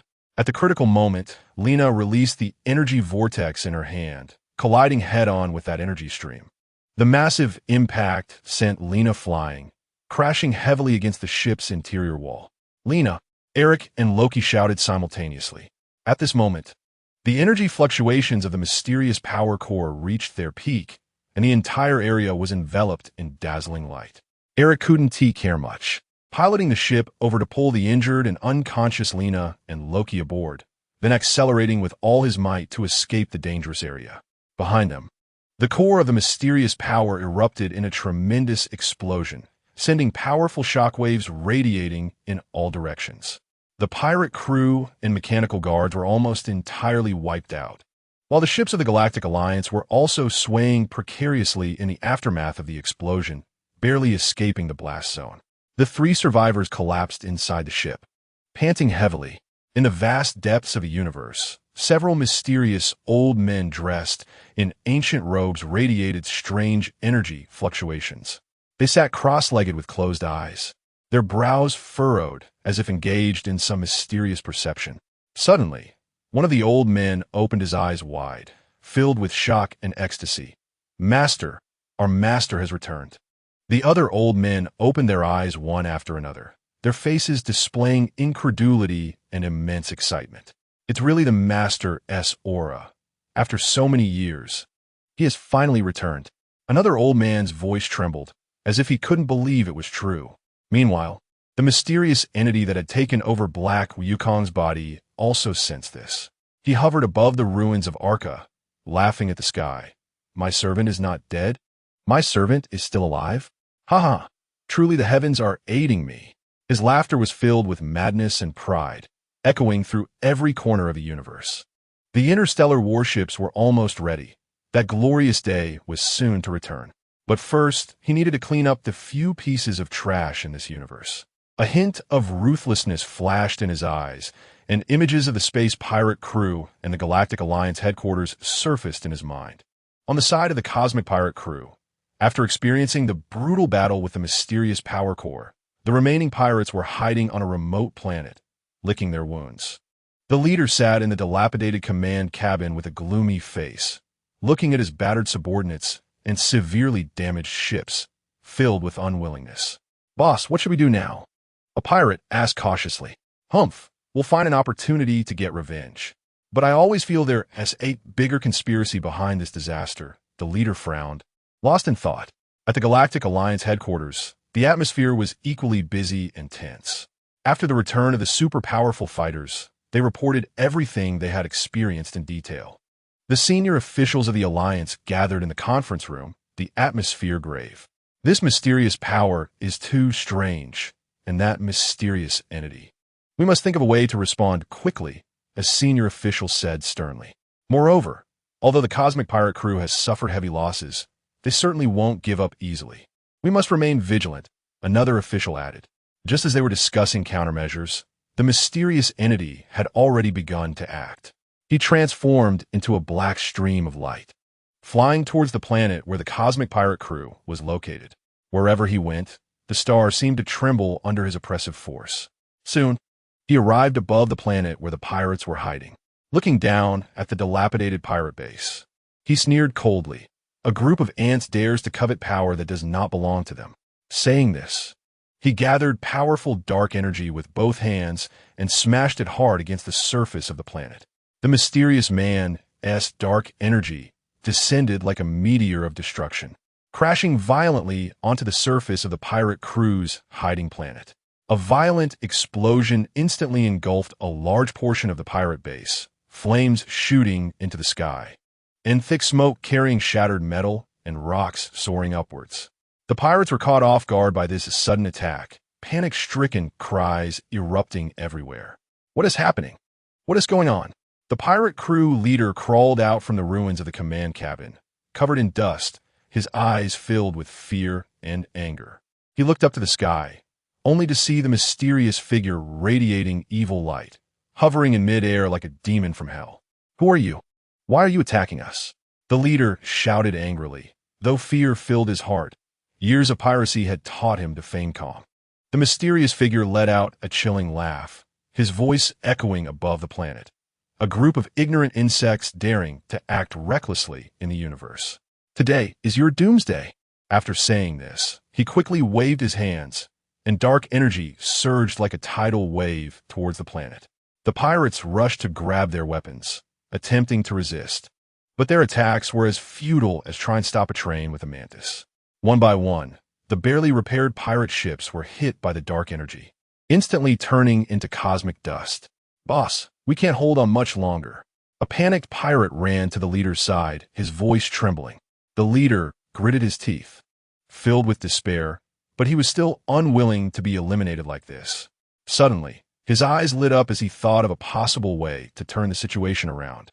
He quickly rushed to the depths of the base, where they stored the mysterious weapons they had plundered from various planets.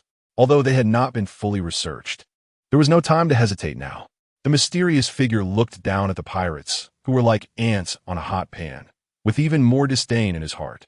He increased the pace of his attacks, with dark energy columns continuously striking the planet, creating massive deep pits on the ground. And the entire ecological system of the planet was on the brink of collapse under this terrifying assault. Chapter 46, Cosmic Pirate Group.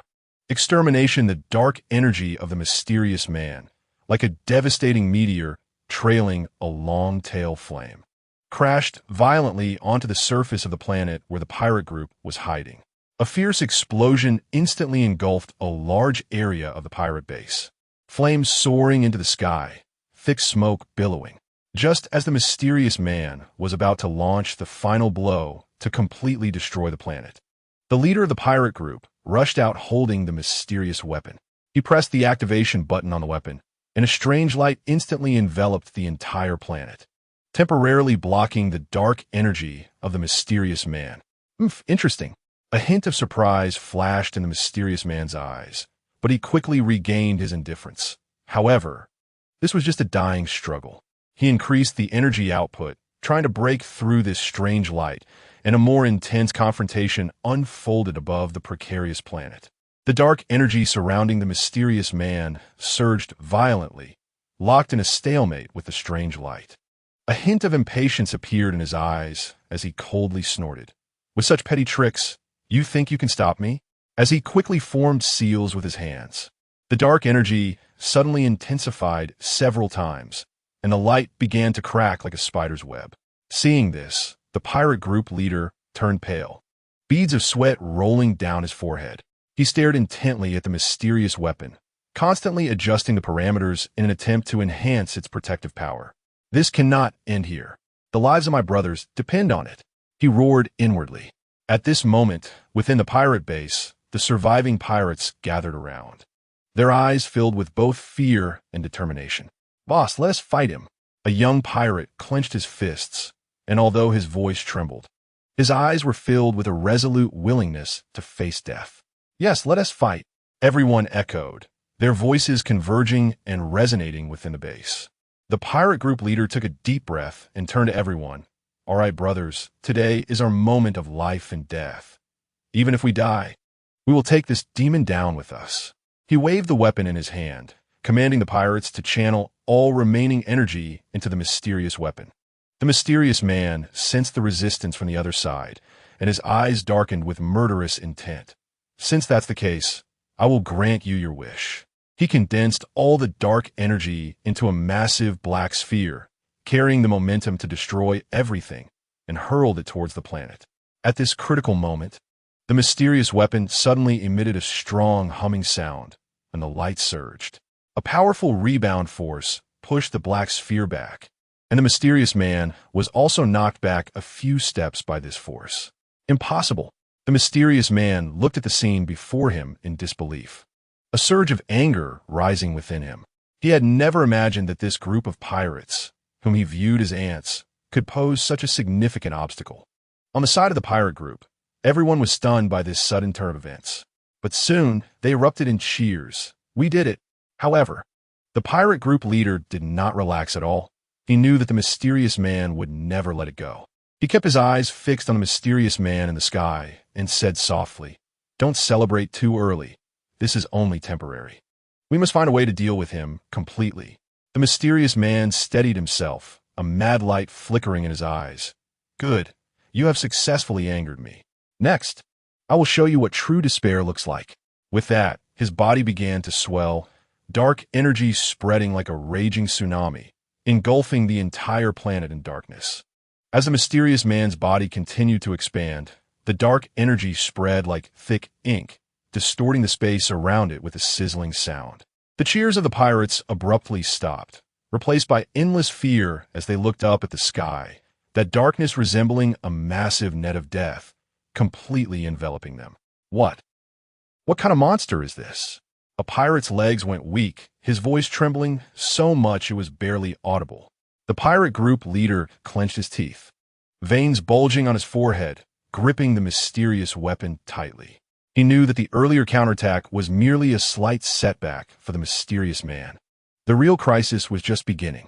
He quickly scanned around his brothers and shouted loudly, "Don't panic. We haven't lost yet." But the tremor in his voice revealed his inner unease. The mysterious man let out a manic laugh, filled with disdain and mockery. "You foolish fools. Do you think that little gadget can stop me? Today, the entire planet will pay the price for your rebellion." With that, he swung his hand violently, and a massive column of dark energy howled down towards the planet's surface, igniting the air in its path, producing a dazzling blaze. Seeing this, the pirate group leader did not hesitate to raise the mysterious weapon above his head, fully activating its energy. The mysterious weapon emitted a strong light again, forming a massive protective shield that barely withstood the impact of the dark energy column. But this force was too powerful, and the protective shield began to shake violently, at risk of shattering at any moment. "Everyone help out!" the leader shouted. The pirates, waking from their daze, began to channel their energy into the shield. Their faces were marked with pain, but not a single person flinched. For survival, and to protect the universe they had once plundered freely, they chose to fight to the last breath. However, the mysterious man's attacks came wave after wave, like surging tides, continuously battering the protective shield. Gradually, cracks began to appear on the shield, increasing in number and size. "Hold on, brothers. We can make it through," the pirate group leader shouted hoarsely, his voice tinged with despair but filled more with defiance. "We can't hold on any longer, boss. We're done for," a pirate shouted, his voice full of despair. His hands continued to pour energy, but that little strength was like a drop in the bucket against the mysterious man's attacks. The pirate group leader's eyes turned red. He watched as his brothers fell one by one, filled with sorrow and unwillingness. He poured all his energy into the protective shield without reservation, roaring, "Hold on. We can't die here." But the only response he received were the painful groans of his brothers and the chilling laughter of the mysterious man. The mysterious man floated in midair, looking down at the struggling pirates with disdain in his eyes. "You think you can resist me? It's simply overestimating your capabilities." With that, He formed a massive ball of dark energy with both hands, seemingly containing endless darkness and destructive power, the surrounding space distorting as the light flickered. The mysterious man suddenly hurled the energy ball towards the planet, the ball trailing a long black tail, moving so fast that there was no time to react. Chapter 47: Incompetent Resistance. The leader of the pirate group knew that they could not withstand this blow. He closed his eyes in despair, tears streaming down his cheeks. "Brothers, I'm sorry." The energy ball crashed heavily against the protective shield, emitting a deafening roar. The protective shield shattered instantly under this tremendous force, dissipating into countless specks of light in the universe. Immediately after, the power of the energy ball surged like a raging tsunami, sweeping across the entire planet. The pirates did not even have time to scream before being consumed by the dark energy. Their bodies gradually vanished under the impact of the energy, turning into dust in the cosmos. The once rampant pirate group in the universe thus painfully perished under the attack of the mysterious figure, disappearing completely. The mysterious figure looked at the ruins before him, a satisfied smile appearing on his face. A group of ants, daring to challenge my authority. Next, it will be the Galactic Alliance. With that, he transformed into a streak of black light, flying towards the headquarters of the Galactic Alliance, leaving behind a dead, silent planet and an endless dark universe, heralding a greater crisis about to arrive. The mysterious figure streaked across the silence of the universe like black lightning, racing towards the headquarters of the Galactic Alliance. Along the way, the dark energy surrounding him surged wildly, and the asteroid belt he passed through was instantly shattered into pieces by this terrifying power, with debris scattered like gravel in the corners of the universe. Inside the headquarters of the Galactic Alliance, the atmosphere was tense to the point of suffocation. Powerful energy monitoring equipment captured the signal of the mysterious figure's approach, and sharp alarm bells echoed throughout various areas. The Alliance's high-ranking officials convened an emergency meeting. In the conference room, everyone looked panicked, discussing countermeasures in a flurry of voices. This mysterious figure's power is too great. Our previous estimates were completely wrong. What should we do? An elderly senator trembled, his voice filled with fear. No matter what, we cannot sit idly by. Immediately summon all combat forces and activate the highest level defense mechanisms. The Alliance's supreme commander had a serious expression, his gaze firm as he decisively issued orders. In an instant, the defensive turrets surrounding the Galactic Alliance headquarters were activated, and energy shields began to slowly rise, emitting a faint blue glow. Starships rapidly assembled from various bases, forming a tight combat formation, with soldiers standing ready, all weapon systems fully charged, just waiting for the enemy to enter range.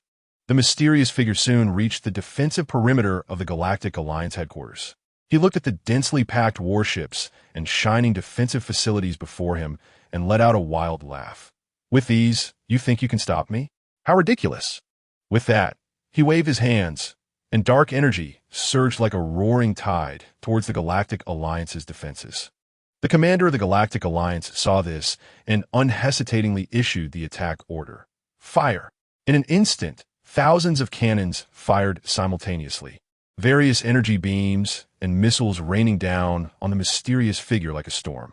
However, the mysterious figure did not dodge. The dark energy surrounding him formed an indestructible shield, blocking all attacks. The light generated from the energy collisions illuminated the entire cosmic space. Is this all you've got?"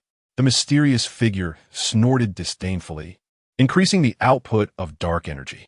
He gathered his hands to form a huge black vortex, and the powerful suction instantly pulled several nearby starships into it, twisting and deforming them before ultimately tearing them into pieces. The soldiers of the Galactic Alliance turned pale at this terrifying scene, but they did not back down. One by one, the warships charged forward without hesitation, attempting to get closer to the mysterious figure to find his weaknesses. However, the mysterious figure's power was too great, and each attack inflicted severe damage on the Galactic Alliance. As the battle continued, the defenses of the Galactic Alliance gradually showed cracks. The energy shields weakened under the continuous assault of the dark energy, glowing dimmer and at risk of shattering at any moment. The commander was anxious, knowing that if this continued, the Galactic Alliance would face annihilation. The warships of the Galactic Alliance braced themselves for a fierce battle, energy beams shooting towards the mysterious figure with desperate determination. But the dark shield surrounding the mysterious figure was indestructible. The beams disintegrated the moment they touched the shield, turning into useless streaks of light. How could this be? Our attacks are completely ineffective. A young soldier's voice trembled with fear and disbelief. His eyes glued to the unchanged energy data on the control panel, his hands shaking uncontrollably. Increase firepower. Continue firing. The commander shouted hoarsely, veins bulging on his forehead, beads of sweat rolling down. He stared fixedly at the image of the mysterious figure on the screen, as if trying to burn him with his gaze. Commander, the energy output has reached its limit. If this continues, the warship's energy core will overload and explode. The technician's face was filled with despair, his voice tinged with a sob, anxiously looking at the commander. We can't worry about that now. If we don't fight with all we got, we're all going to die. The commander gritted his teeth, his fists clenched tightly, bloodshot eyes filled with despair and anger. On the battlefield, one by one, warships were struck by the mysterious figure's dark energy, explosions erupting in succession, lighting up this part of the universe. Crew members let out desperate cries, gradually fading into silence in the endless darkness. "Mommy, I'm so scared." A new recruit's sobbing shout came through the communication channel, sounding especially helpless amidst the gunfire. "Child, don't be afraid. We fight together," a veteran responded, but his voice also trembled, betraying his undeniable fear. "What kind of monster is this mysterious figure? We are no match for him at all."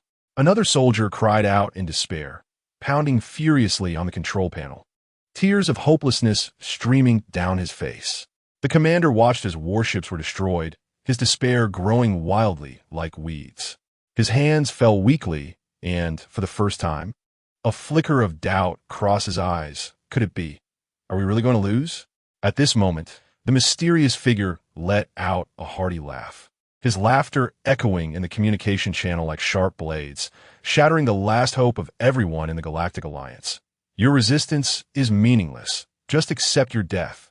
With that, he gathered a massive black energy ball with his hands, the energy ball slowly rotating, emanating a chilling aura as it pushed towards the headquarters of the Galactic Alliance. Wherever it went, space was distorted beyond recognition, and the light of the stars dimmed under this force.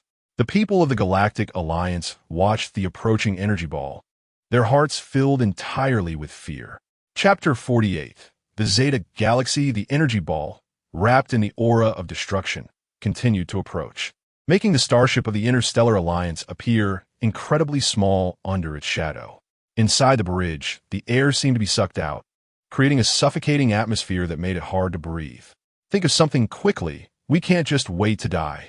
A military officer frantically pounded on the control panel, desperately searching for any possible response plan, his voice sharp from excessive tension. All weapons had failed. The energy shield wouldn't last much longer. What else could we do? Another officer slumped in his chair, hands on his head, a face full of despair. The commander forced himself to maintain the last bit of calm, his gaze darting across the control panel, trying to seize that minuscule glimmer of hope. His hands trembled uncontrollably, beads of sweat rolling down his forehead, soaking the control panel in front of him. "Contact headquarters. Activate the backup defense plan. No matter the cost, we must buy time." The communications officer, trembling hands sending signals, cried out with a sobbing voice. Headquarters, this is the Vanguard fleet, requesting activation of backup defense." Repeat, requesting activation of backup defense. However, the only response was the crackling sound of static, which echoed painfully in the silence of space. "It's over, it's over." It was unclear who first uttered the desperate whisper. In an instant, the entire bridge was shrouded in this wave of despair. The mysterious figure watched the struggles of the Interstellar Alliance, his face filled with increasing mockery. "Your struggles are like ants facing a giant, utterly meaningless. Prepare for annihilation." With that, he suddenly thrust the energy ball in his hand, and it shot forth like a wild beast, rushing towards the headquarters of the Interstellar Alliance with overwhelming force. Wherever the energy ball passed, space was torn apart, leaving behind black fissures, and cold cosmic energy leaked out, emitting a strange howling. Under the impact of this force, the starships of the Interstellar Alliance were tossed like leaves in the wind, one after another, being crushed and reduced to dust in the cosmos. No, the commander let out a roar of unwillingness, but could only watch helplessly as the ships were destroyed one by one. His eyes were filled with anger, despair, and frustration. But facing this insurmountable power, he felt an unprecedented sense of helplessness. As that powerful super energy wave, carrying endless hope and strength, surged towards the mysterious figure with overwhelming momentum, everyone in the Interstellar Alliance held their breath, their eyes sparkling with expectation. They believed that this strike would be enough to eradicate the mysterious figure and end this horrific disaster. However, as the light of the energy wave gradually faded, the scene before them froze everyone in place. The mysterious figure stood there unscathed, his clothing burned away by the high temperature of the energy wave, revealing his skin glimmering with an eerie sheen. His eyes revealed an even stronger anger and disdain, coldly stating, "Insects are always insects." The voice seemed to come from the depths of hell, chilling to the bone and making one shiver. Before anyone could recover from their shock, a violent tremor suddenly shook the core area of the Interstellar Alliance. It turned out that the immense energy from the use of the Interstellar Divine cannon triggered a chain reaction, causing the entire energy system of the Interstellar Alliance to spiral out of control. "Not good. Our energy core is going to explode," a technician shouted in panic. Immediately thereafter, deafening explosions rang out one after another, from ship to the defensive facilities of various planets, and finally to the headquarters of the Interstellar Alliance. The entire alliance began to explode slowly under the watch of the mysterious figure. Boom, boom, boom. The explosions continued like a death march played by the universe. Energy sparks flew everywhere as various buildings and facilities were shattered in the explosions, scattered across the corners of the cosmos. The people of the Interstellar Alliance fled in all directions, their faces filled with fear and despair. They let out wretched cries, their voices sounding so small in the vast universe, soon drowned out by the explosion sounds. "Why is this happening? We have given our all." The commander collapsed to the ground, tears streaming down his face, his eyes filled with unwillingness and despair. He watched as the once prosperous Interstellar Alliance turned into ruins before his eyes, the pain in his heart like a knife twisting. The mysterious figure hovered in midair. Watching all of this, a satisfied smile spreading across his face. His laughter echoed in this chaotic universe, sounding particularly harsh. Finally, with a loud explosion, the entire Interstellar Alliance was completely transformed into a brilliant spark, blooming its last light in the universe, and then slowly dissipating, leaving only endless darkness and silence. The mysterious figure surveyed the ruins coldly, saying, "The next target." The voice echoed in the universe, heralding the arrival of a new crisis. And even the untouched corners of the cosmos seemed to sense this terrifying aura, falling into a state of silence and fear. The mysterious figure's gaze was cold as he surveyed the remnants of the Interstellar Alliance, dark energy swirling around him as if celebrating this victory. A cruel smile crept across his lips as he whispered, "The universe will soon bow to me once again." With that, he transformed into a black streak of light, heading towards the next target. In the distant Zeta galaxy, there was a planet called Azel, one of the few neutral places in the universe, inhabited by a group of peace-loving Zeta people. They relied on unique technology to hide the planet Azel behind a powerful energy mist, escaping countless cosmic conflicts. However, the mysterious figure's perception abilities exceeded imagination, and he quickly detected the existence of Azel. There is still such a place. A hint of greed flashed in the mysterious figure's eyes. Perhaps the technology here could be of use to me. With that, he plunged unhesitatingly into the energy mist. Within the energy mist, the mysterious figure encountered numerous obstacles. Various energy turbulence and invisible defense mechanisms continuously attacked him, but he easily broke through with his immense power. The Zeta people quickly discovered the mysterious figure's intrusion, and their leader, Olaf, urgently gathered everyone to discuss countermeasures. This dark force is too powerful. Our defense system might not hold for long, the Zeta scientist said anxiously. Olaf furrowed his brow, his expression grave. We must find a way to stop him. We cannot let him destroy our home. Just then, a young Zeta stepped forward. I have an idea. We can use the energy from the planet's core to activate the Ancient Guardian. Everyone was taken aback by this suggestion. The Ancient Guardian is the ultimate weapon left by the Zeta ancestors, said to possess world-destroying power, but activating it could also cause tremendous harm to the planet. Olaf fell into deep thought, and after a moment, he gritted his teeth and said, "At this point, we have no choice but to take a gamble." Thus, the Zeta people quickly sprang into action. They opened the passage to the planet's core, continuously channeling energy into the Guardian's activation device. The mysterious figure sensed the Zeta people's movements and quickened his pace. Chapter 49 Mechanical Guardian, want to stop me? You are too naive, the mysterious man sneered. Gathering dark energy in his hands and launching a frenzied attack on the Zeta's defensive facilities. The Zeta's defenses gradually collapsed under his onslaught, and just as he was about to break through the last line of defense, the Guardian finally activated. A dazzling light rose from the planet's core, shooting into the sky, and a massive mechanical figure slowly emerged, radiating powerful energy fluctuations. The mysterious man looked at the Guardian before him, a flicker of surprise crossing his eyes. But he quickly regained his indifference. Interesting, let's see whether your Guardian is stronger or my power. With that, he confronted the Guardian in the skies above Azel Planet. A new cosmic showdown was about to unfold, and the fate of Azel Planet hung in the balance. The mysterious man gazed at the super-gigantic mech with yellow, white, and blue colors intermingled, letting out a meaningful chuckle. Interesting, it seems you have quite a few secrets hidden. His eyes sparkled with excitement and greed as the dark energy around him surged, seemingly declaring his absolute dominance over the mech. The massive engine of the Guardian roared to life, and a powerful shockwave dispersed the surrounding energy mist, revealing the full view of Azel Planet. It blasted forth fierce flames from beneath, propelling its gigantic body slowly into the air, confronting the mysterious man. At this moment, the enormous harvester on the Guardian's right arm began to rotate slowly, its sharp teeth gleaming ominously, as if demonstrating its power to the mysterious man. The mysterious man scoffed disdainfully, and with a flicker, he dashed toward the Guardian like a ghost.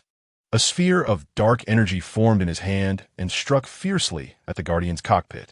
The Guardian reacted swiftly, its hidden flight apparatus unfolding instantly to evade the attack.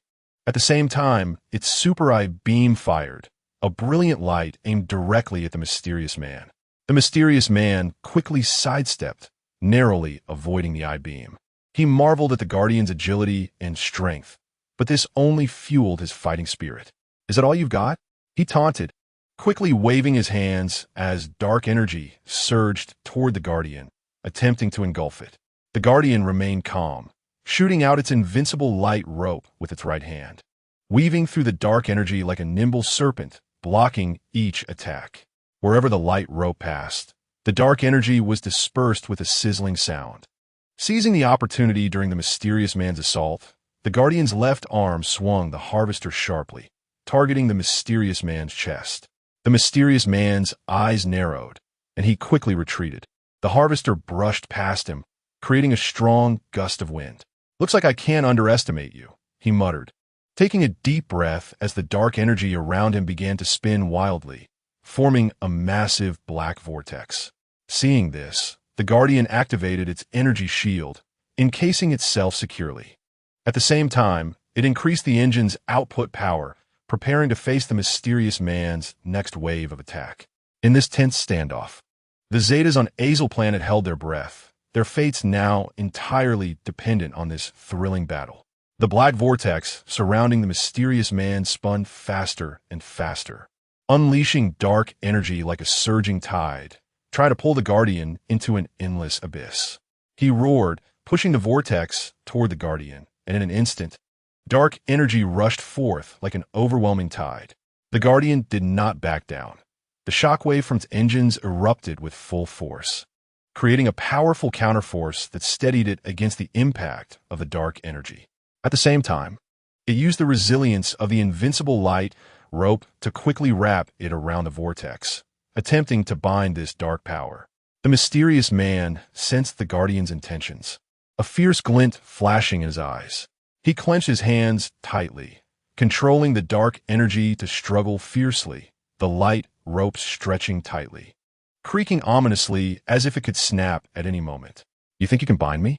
You're dreaming," he roared, and the dark energy surged explosively, breaking free from the light rope's constraints and launching a more violent counterattack against the Guardian. The Guardian quickly adjusted its strategy, simultaneously activating its super I-beam and arm harvester. The I-beam sliced through the dark energy like a sharp blade, while the harvester spun rapidly, shattering the nearby dark energy. However, the mysterious man's power was too overwhelming, and dark energy continued to pour in relentlessly. The Guardian's energy shield dimmed under the onslaught, revealing cracks. On Azel Planet, the Zetas watched as the Guardian teetered on the brink of collapse, filled with despair. "Is our home really going to be destroyed like this?" A mournful cry emerged from the crowd. Inside the Guardian, the pilot felt unprecedented pressure. He gritted his teeth, beads of sweat forming on his forehead. His gaze fixed firmly on the mysterious man as he searched for a flaw. At that moment, the Guardian made a surprising move. It abandoned defense, channeling all its energy into the harvester on its right arm, swinging it fiercely with the determination of a last stand, charging directly at the mysterious man's core. The mysterious man did not expect the Guardian to be so reckless. He quickly focused dark energy to defend. The harvester collided violently with the dark energy, creating a deafening roar, and the powerful energy fluctuations warped the surrounding space. In this critical moment, the Guardian's hidden flight device suddenly unleashed a burst of special energy, echoing the energy of the harvester and forming a powerful shockwave. The mysterious man's dark energy was torn apart, and he was pushed back repeatedly. As the mysterious man stumbled back, stabilizing himself, a look of surprise crossed his eyes, followed by a hearty laugh. Interesting. I didn't expect you to bring me such a surprise." He wiped the black blood trickling from the corner of his mouth, and the dark energy around him surged even more violently, as if releasing the anger of being offended. Seizing the opportunity, the Guardian's engine shockwave suddenly intensified, propelling it toward the mysterious man like a cannonball. Its right arm harvester spun wildly, creating a powerful storm, attempting to pull the mysterious man into it and shred him to pieces. The mysterious man's eyes sharpened, and his form instantly blurred, appearing behind the Guardian just as the harvester was about to touch him. "You thought you could hurt me like this? Too naive." The mysterious man waved his hands quickly, gathering dark energy like a surging tide to form a massive dark hand that lunged at the Guardian. The Guardian reacted swiftly, its hidden flight apparatus releasing energy to help it dodge. The dark hand grazed the Guardian's body, igniting a shower of sparks. Chapter 50 Collision. The mechanical Guardian did not relent. Its super I-beam fired again. This time, the energy of the I-beam was several times stronger than before, the brilliance blindingly bright. The mysterious figure dared not take it head-on. He waved his hands, and dark energy formed a solid shield in front of him. The I-beam struck the shield, emitting a sizzling sound, and the powerful energy impact caused the mysterious figure's shield to tremble continuously, with fine cracks appearing. Not bad." The mysterious figure snorted coldly. He stomped his foot, and dark energy spread outwards from him, forming a massive energy field. The Guardian was enveloped by the energy field, and its movements became sluggish. Even the engine's shockwave seemed to be affected, its power significantly weakened. On the planet Azel, the Zeta people watched the battle anxiously, sweat beading on their palms. "We must win," someone in the crowd whispered a prayer. Inside the Guardian, the pilot felt unprecedented pressure. He looked at the declining values on the energy gauge, feeling a surge of urgency. Suddenly, his gaze fell on a special button, a backup energy amplification device. Once activated, It would place a huge burden on the mech, but could unleash overwhelming power in a short time. Here goes. The pilot gritted his teeth and pressed the button. Instantly, the Guardian's body shone brightly, breaking free from the mysterious figure's energy field and rushing towards him at high speed. This time, both its invincible show hand light rope and the harvester activated simultaneously, their energies merging to form a powerful destructive force, sweeping towards the mysterious figure. The mysterious figure looked at the energy engulfed in destructive power, rushing towards him, his pupils constricting, but a hint of frenzy surged on his face. He roared, pouring all his dark energy into constructing an indestructible barrier in front of him. Boom! The colossal sound of the energy collision disrupted the magnetic fields of nearby planets, and time and space twisted under this force. As the light faded, the mysterious figure's breath was slightly ragged, his clothes tattered, yet he remained standing. He stared at the Guardian, his eyes filled with madness and combat intent. Good, I haven't felt this exhilarated in a long time. However, the Guardian, due to energy overload, shook violently, emitting a piercing alarm. The indicator lights on the dashboard flashed frantically, signaling that it was nearing its limit. The pilot's face turned pale, beads of sweat rolling down. He gripped the control stick tightly, his eyes filled with determination. It's not over yet. The mysterious figure would not give the Guardian a chance to breathe. He flickered and transformed into a stream of black light, instantly circling behind the Guardian, condensing a dark energy blade, and fiercely stabbing towards the mech's core. The Guardian sensed the danger and urgently sidestepped. The energy blade grazed past, but still left a shocking scratch on the mech's exterior. This won't last long, the pilot thought anxiously, his gaze scanning the dashboard rapidly. Suddenly, he noticed a hidden energy node in the mech's energy core, which might allow him to reorganize the remaining energy and launch a final strike. He quickly operated, his fingers flying over the control panel. As the energy node was activated, the Guardian's engine roared back to life, its light shining again, but this time, there was an instability in the light that could extinguish at any moment. The mysterious figure sensed the Guardian's change and smirked coldly, a dying struggle.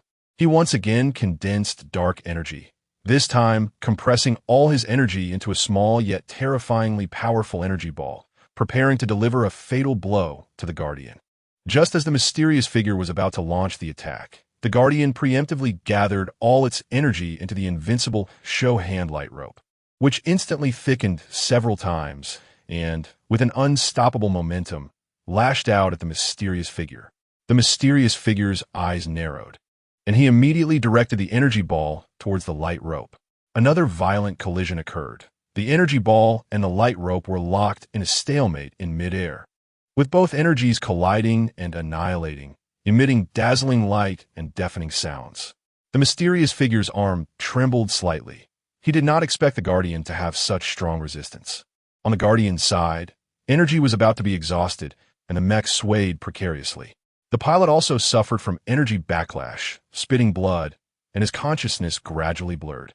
Spitting blood from the energy backlash, the pilot's consciousness faded, the dashboard's lights flickering, and the buttons on the control panel became indistinguishable. His hands fell weakly, yet he subconsciously wanted to grasp the last thread of hope. In his hazy vision, the mysterious figure's dark energy surged like a tidal wave, about to break through the Guardian's last line of defense. I can't lose. He squeezed out a few words through clenched teeth, his voice weak but full of unwillingness. Blood flowed from the corner of his mouth, dripping onto the control panel, staining it red. Seeing the Guardian's dire state, the mysterious figure's eyes flashed with disdain and pride. He raised his hands high with the dark energy ball, laughing maniacally. It's all over for you pathetic fools. The energy ball in his hands continued to swell, the dark aura growing more intense, warping the surrounding space with its power. On Azel, the Zeta people watched the faltering Guardian, their hearts racing. The elders prayed silently, the children filled with fear and worry, and the young warriors clenched their fists, eager to rush in and help. Just as the mysterious figure was about to smash the energy ball towards the Guardian, the belief energy transmitted by the Zeta people finally arrived. This force acted like a shot of adrenaline for the Guardian, causing it to suddenly vibrate. The originally dim eyes shone with light again, and the engine emitted a low, powerful roar. The pilot felt this force, drawing strength from an unknown source. He endured the pain, regained his grip on the control stick. Taking a deep breath, he gathered all the remaining energy of the Guardian into the invincible show hand light rope. The light rope, infused with the Zeta people's belief and the Guardian's last energy, transformed into a shining rainbow, lashing towards the mysterious figure with the force of thunder. The mysterious figure sensed the terror of this strike, his face changing drastically. He hurriedly placed the dark energy ball in front of him, tried to block this fatal blow. Boom! A massive sound reverberated through the universe. Bright light flashed. An energy surged. The dark energy ball and the light rope erupted in a powerful energy fluctuation from the violent collision, affecting nearby planets and stirring up tremendous storms. As the light gradually dissipated, the mysterious figure was thrown back, his body like a kite with a broken string, crashing heavily onto a small asteroid, kicking up a cloud of dust. Meanwhile, the Guardian, having exhausted its energy, slowly began to fall towards the planet Azel. Chapter 51. The Return of Black Goku. On the other side, on the asteroid, several mysterious old men suddenly appeared in front of the evil king who had taken over Black Goku's body, respectfully kneeling on one knee and speaking in unison. Respected great evil king, you have finally awakened. The evil king slowly stood up, brushed off the dust from his body, and glanced at the crowd before him with an indifferent expression. You are all still here? Tell me, what has happened in the universe during the years I was sealed? The elder at the forefront slightly raised his head, his eyes filled with reverence, and began to speak. Evil king, during the years you were sealed, the universe has undergone earth-shattering changes. At first, a powerful entity from the Frisia clan suddenly appeared from an unknown planet. This clan consists of 3 members: the father King Cold, the brother Cooler, and Frisia. They are short in stature, but possess long tails and terrifying power. They have 3 legs, and when they walk, they make a creaking sound, and they love to smirk, their smiles always hiding endless schemes and calculations. With their immense strength, they waged war throughout the universe, destroying planets and enslaving races. Many weak planets offered tributes to them for self-preservation. Another elder continued, his face filled with fear and helplessness. Not only that, but they also set their sights on the Scion race. The Scions are naturally warlike and possess strong combat talents. The Frisia clan feared the potential of the Scions, so they devised a scheme, hiring the Scions to conquer other planets while secretly seeking opportunities to eliminate them. The third elder spoke in a low voice, as if recalling that dark history. What happened next? The evil king frowned slightly, a hint of displeasure flashing in his eyes. He did not like that such a powerful force had emerged in the universe during his slumber. Later, Frisia found an excuse and launched a full-scale attack on the Scion race. That war was extremely brutal. Although the Scions fought hard to resist, they ultimately could not withstand Frisia's cunning schemes and overwhelming power. The entire Scion planet was reduced to ruins under Frisia's attack, with only a few Scions lucky enough to escape. The elder's voice was filled with sorrow. Upon hearing this, the evil king let out a cold laugh. Interesting. I didn't expect such an interesting force to emerge in the universe during my slumber. The Frisia clan. Do they think they can dominate the universe? After saying this, the dark energy around him surged slightly, and a powerful sense of oppression rushed towards them. The mysterious elders continued. The Frisia clan, also known as the Frozen Demons, becomes more powerful the longer they're frozen in time. They once rampaged through the universe with this bizarre ability. However, that is no longer important. Frisia has already been destroyed, eliminated by the remaining Scions. The evil king, upon hearing this, narrowed his eyes and asked with great interest, "Oh, those Scions actually have such capabilities? Tell me how they did it." The elder at the forefront paused, organized his thoughts, and spoke. At that time, Frisia sought the Dragon Balls to achieve immortality and went to Namek. He slaughtered indiscriminately on Namek, seizing the Dragon Balls. Just as he was about to gather all the Dragon Balls, the remaining Scions arrived. Although there were only a few Scions left, each was exceptionally strong. Among them, a Scion prince named Vegeta was the first to engage Frieza in battle. Vegeta possessed a high combat talent and continuously pushed his limits during the fight, battling Frieza to a standstill. However, Frieza's power was too overwhelming, and even though Vegeta fought with all his might, he gradually fell at a disadvantage. Just when Vegeta's life was hanging by a thread, another scion came to his aid. His name was Son Goku. The elder's words had barely left his mouth when he suddenly covered his mouth. His expression panicked. The evil king's brow furrowed, and his eyes instantly became sharp as knives. Son Goku? You just mentioned Son Goku? Who is he? Why was he not mentioned before? The elder trembled in fear. Kneeling down with a thud, his voice choked with cries. Forgive me, evil king. It was my slip of the tongue. This Son Goku was a scion sent to Earth, where he grew up and developed unique combat techniques and immense ki. After arriving on Namek, he engaged in an earth-shattering battle with Frieza. During the fight, Son Goku continuously unleashed his potential and ultimately transformed into a Super Saiyan, defeating Frieza in one fell swoop. The evil king listened in silence for a long time, then burst into wild laughter. Super Saiyan? Interesting. It seems there are still many hidden powerhouses in this universe. His laughter abruptly stopped, a hint of killing intent flashing in his eyes. However, no matter who it is, anyone daring to obstruct my steps to dominate the universe will meet a dead end. At that moment, in the mental world of Black Goku, who had been trapped there, he became increasingly agitated upon hearing the names Son Goku and Frieza, screaming in anger. With his voice echoing in the mental world, filled with endless resentment and fury. Suddenly, the entire mental world was filled with a dark aura, oppressive enough to suffocate. At that moment, a tall green figure suddenly appeared in Black Goku's mental world, dressed in the clothes of the Kaishin. Black Goku widened his eyes in terror and shouted, "Heavens, isn't this Zamasu? How'd he end up behind me?" Zamasu's mouth curled into a strange smile as he slowly said, "It seems to me in this world is still very weak." Because he subconsciously regarded Black Goku as his original self, he did not notice anything unusual. The traversing Black Goku, filled with confusion and shock, questioned, "Did we not merge into one?" Zamasu's gaze was cold as he calmly replied, "Because you are me, and I am you."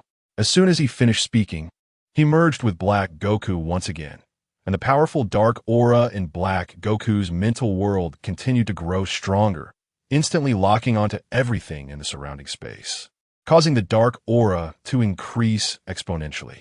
Meanwhile, the evil king occupying Black Goku's body also sensed something was wrong. His expression changed drastically as he panicked. "No. What's going on? Why can't I control my body? What is happening?"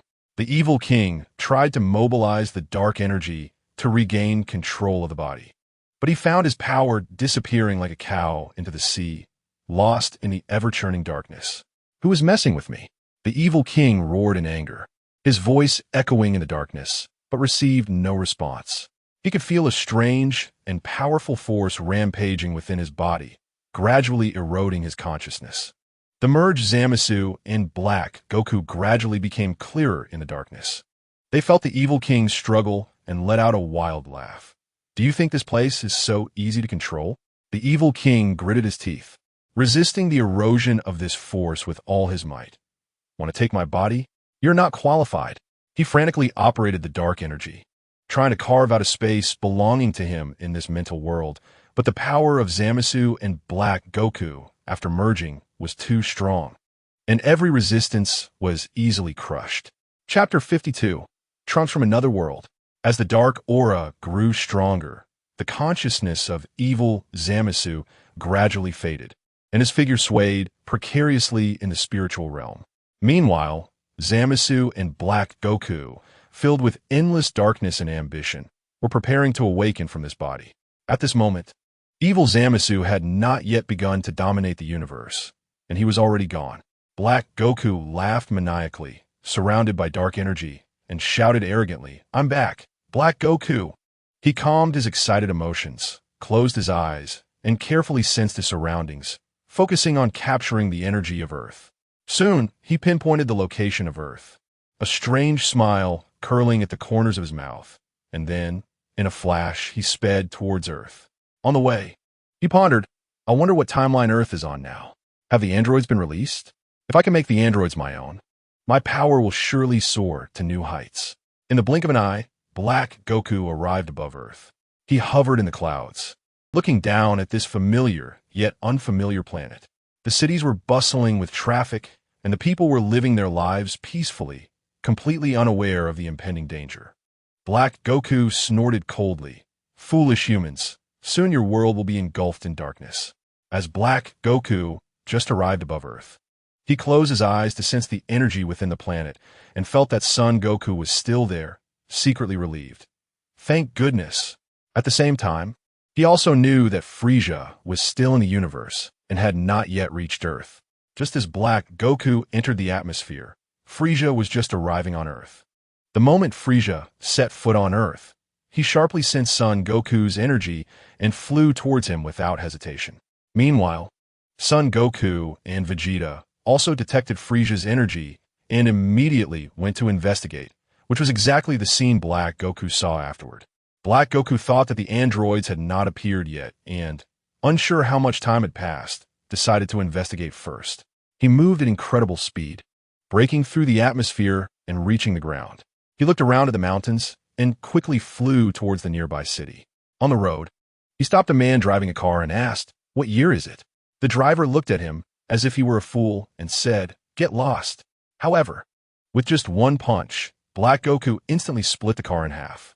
The man was stunned, terrified, and nervously said, "It's the year 764 of the age." Black Goku could hardly believe it, muttering to himself. Just then, Black Goku sensed something unusual happening in the sky.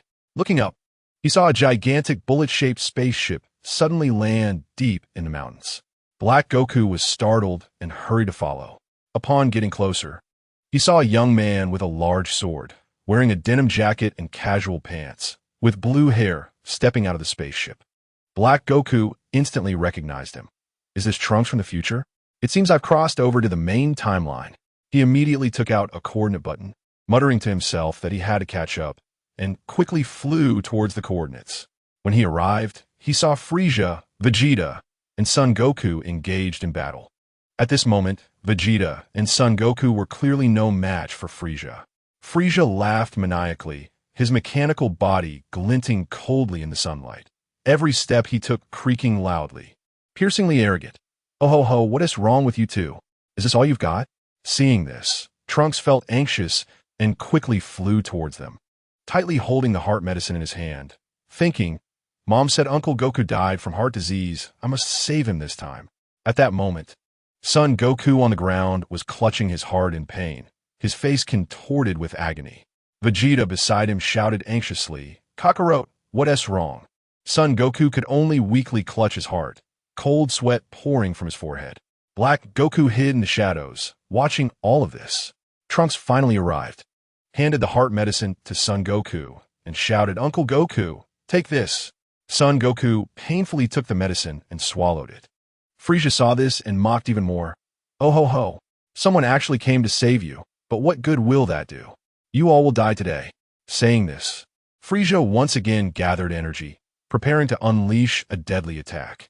Trunks drew the large sword from his back, making a clean and swift motion, the blade glinting coldly in the sunlight. His eyes showed no hesitation, exuding a determined aura. In the next moment, he moved like a ghost, his speed so fast it was nearly impossible to catch with the naked eye. Before Frieza could react, he felt a flash of cold light in front of him, followed by searing pain, and then he was instantly cut in half by Trunks. This scene happened too suddenly. Vegeta's eyes widened in shock and disbelief, exclaiming, "What the hell? We struggled so hard to fight this guy, and you just easily cut him in half? Are you even human?" Vegeta's chest heaved violently. The exhaustion from battling Frieza still fresh, now deeply shaken by Trunks' astonishing power. Meanwhile, Frieza was equally in disbelief, his mouth agape, as if he wanted to say something, but only managed to emit intermittent whimpers. His eyes were filled with terror and unwillingness, roaring inside. "I finally came back for revenge. And just when I was about to succeed, another person shows up, and now it's all over." Trunks didn't care about Frieza's inner turmoil or Vegeta's exclamations. His gaze was filled with determination and coldness. After cutting Frieza in half, he did not pause for a moment and swung his sword again. The sword sliced through the air with sharp arcs, each swing generating a gust of wind, and Frieza's body was soon dismembered by this torrential assault, pieces scattering everywhere. After doing all this, Trunks still felt it wasn't enough to vent his anger. He quickly waved his hands, gathering energy, and shouted, "Try this." A powerful energy wave shot from his hands, precisely hitting the fragments of Frieza. Under the immense force of the energy wave, Frieza's body instantly turned to dust, scattering with the wind. Black Goku, hidden in the shadows, witnessed all of this and silently marveled. This Trunks' power is terrifying. It seems this main timeline is far more complex than I imagined. Vegeta had finally snapped out of his shock and looked at Trunks with a mix of confusion and wariness. "Who exactly are you? How do you possess such incredible power? And how did you know Kakarot would have a heart attack?" Trunks sheathed his sword, walked over to Son Goku, confirming that he was gradually improving after taking the medicine, then turned to face Vegeta, his expression calm as he said, "Vegeta, I am Trunks from the future. In my timeline, Frieza was defeated by Uncle Goku, but it seems things are a bit different here. As for Uncle Goku's heart disease, he also, because of this in my timeline, I brought the medicine back this time." At this moment, Trunks looked at Vegeta and Goku, the words on the tip of his tongue swallowed back down. He didn't dare to casually mention the mysterious figure in black, partly out of concern for causing unnecessary panic, and partly because he himself hadn't fully understood what that existence was. He could only bury this secret deep in his heart. Goku saw them and walked over with his signature bright smile. "What are you guys so excited about?" "Trunks, what did you just say? You defeated the androids? Tell me all about it." Vegeta scoffed, looking disdainful. "Humph. With his mediocre skills, he could defeat the androids? I like to hear how he brags." Despite saying this, Vegeta unconsciously leaned in closer, his eyes filled with anticipation. Trunks felt a tightness in his heart, but forced a smile. "Just some combat techniques, related to the training methods we used before. I applied them flexibly and took down the androids." As he spoke, he gestured some combat moves, trying to make the story sound more real. Goku listened with great interest, nodding occasionally and asking questions. "Wow, that's impressive. Were you especially cool when you used the energy sword?" Vegeta, on the side, crossed his arms, squinting his eyes, raising his eyebrows from time to time, looking skeptical. Trunks gritted his teeth and continued to fabricate details. Just then, Bulma walked out from the base, shouting, "You guys come and help move things." The three paused their conversation and walked towards Bulma. Trunks let out a sigh of relief, but felt troubled inside, unsure how long this lie could hold. As the mysterious figure in black lingered in his mind, time rewound to the moment the androids first appeared. Black Goku stood high in the sky, overlooking the city surrounding West City, watching the androids moving through them with excitement, murmuring to himself, "After waiting for so long, the androids have finally arrived." With that, he shot off like a bolt of black lightning towards the cities around West City. When he arrived at the battlefield, a fierce battle had already begun. Ting, Krillin, and Piccolo were engaged in a heated fight with an android in a leather jacket and red hair. Black Goku focused his gaze and smiled slightly. "So it's not number 17, but number 16. He hid nearby, observing the battle with great interest, involuntarily recalling number 16 from the original story, pondering, "I wonder if the current number 16 is stronger than the one from the original." Just as he was about to launch an attack to test number 16's strength, Goku's figure suddenly appeared. Black Goku immediately halted, a complex emotion flashing in his eyes, and quietly concealed himself in an even more hidden spot to continue watching everything unfold. The fight between Goku and number 16 was thrilling, with punches landing hard and energy blasts clashing intensely, keeping Black Goku riveted. After an intense battle, Black Goku concluded, "Looks like the current number 16 is indeed stronger."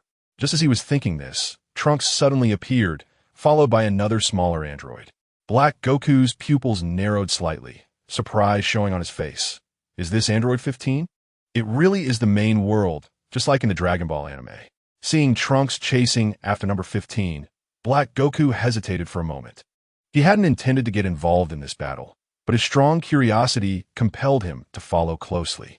When Trunks and number 15 squared off to prepare for battle, Black Goku suddenly sprang from the shadows and launched an attack on number 15. Before number 15 could react effectively, Black Goku swiftly extracted its chip with lightning speed. Looking at the now useless Android 15, Black Goku suddenly condensed a black energy wave in his hand, which rapidly assaulted Android 15, instantly engulfing it in darkness and reducing it to nothingness. After finishing all this, Black Goku clapped his hands as if he had merely completed a trivial task, then quietly left. Meanwhile, Black Goku continued to dash through the shadows of the city, murmuring to himself. This time, Goku didn't transform into Super Saiyan Red, but went straight to Super Saiyan 3. Logically, isn't Super Saiyan 3 supposed to require training under a god of destruction first? How could he transform now? Strange, could it be because of the time travel? He furrowed his brow, filled with confusion, and paused to look down at the rose-colored chip in his hand. The chip trembled slightly in his palm, emanating strange patterns, its light flickering, as if revealing the secrets it contained. Black Goku gently rubbed the chip, murmuring, "What secrets are you hiding?" He tried to inject his energy into the chip, and in an instant, the chip glowed brightly. A wave of energy not belonging to him surged through, causing his arm to tingle slightly. Interesting. A cold smile crept onto Black Goku's lips. It seemed this android's chip was not simple and might be related to the fluctuations of power in this world. He tucked the chip away and continued on his way, his mind racing with thoughts. The unexpected emergence of Super Saiyan 3 and this mysterious chip made him realize that this world was far more complex than he had imagined. Was it because I disrupted the energy order during my time travel that caused changes in Goku and the others' powers? Black Goku secretly speculated. If that were true, what unexpected events might occur next? A glimmer of excitement flashed in his eyes, and his desire to explore the unknown grew stronger. Black Goku quickened his pace, deciding to find a quiet place to thoroughly study the chip, while also wanting to figure out how the power structure of this world had changed. To him, these changes could be the key to achieving his goals, and he would not miss any opportunity to seize power. Chapter 61.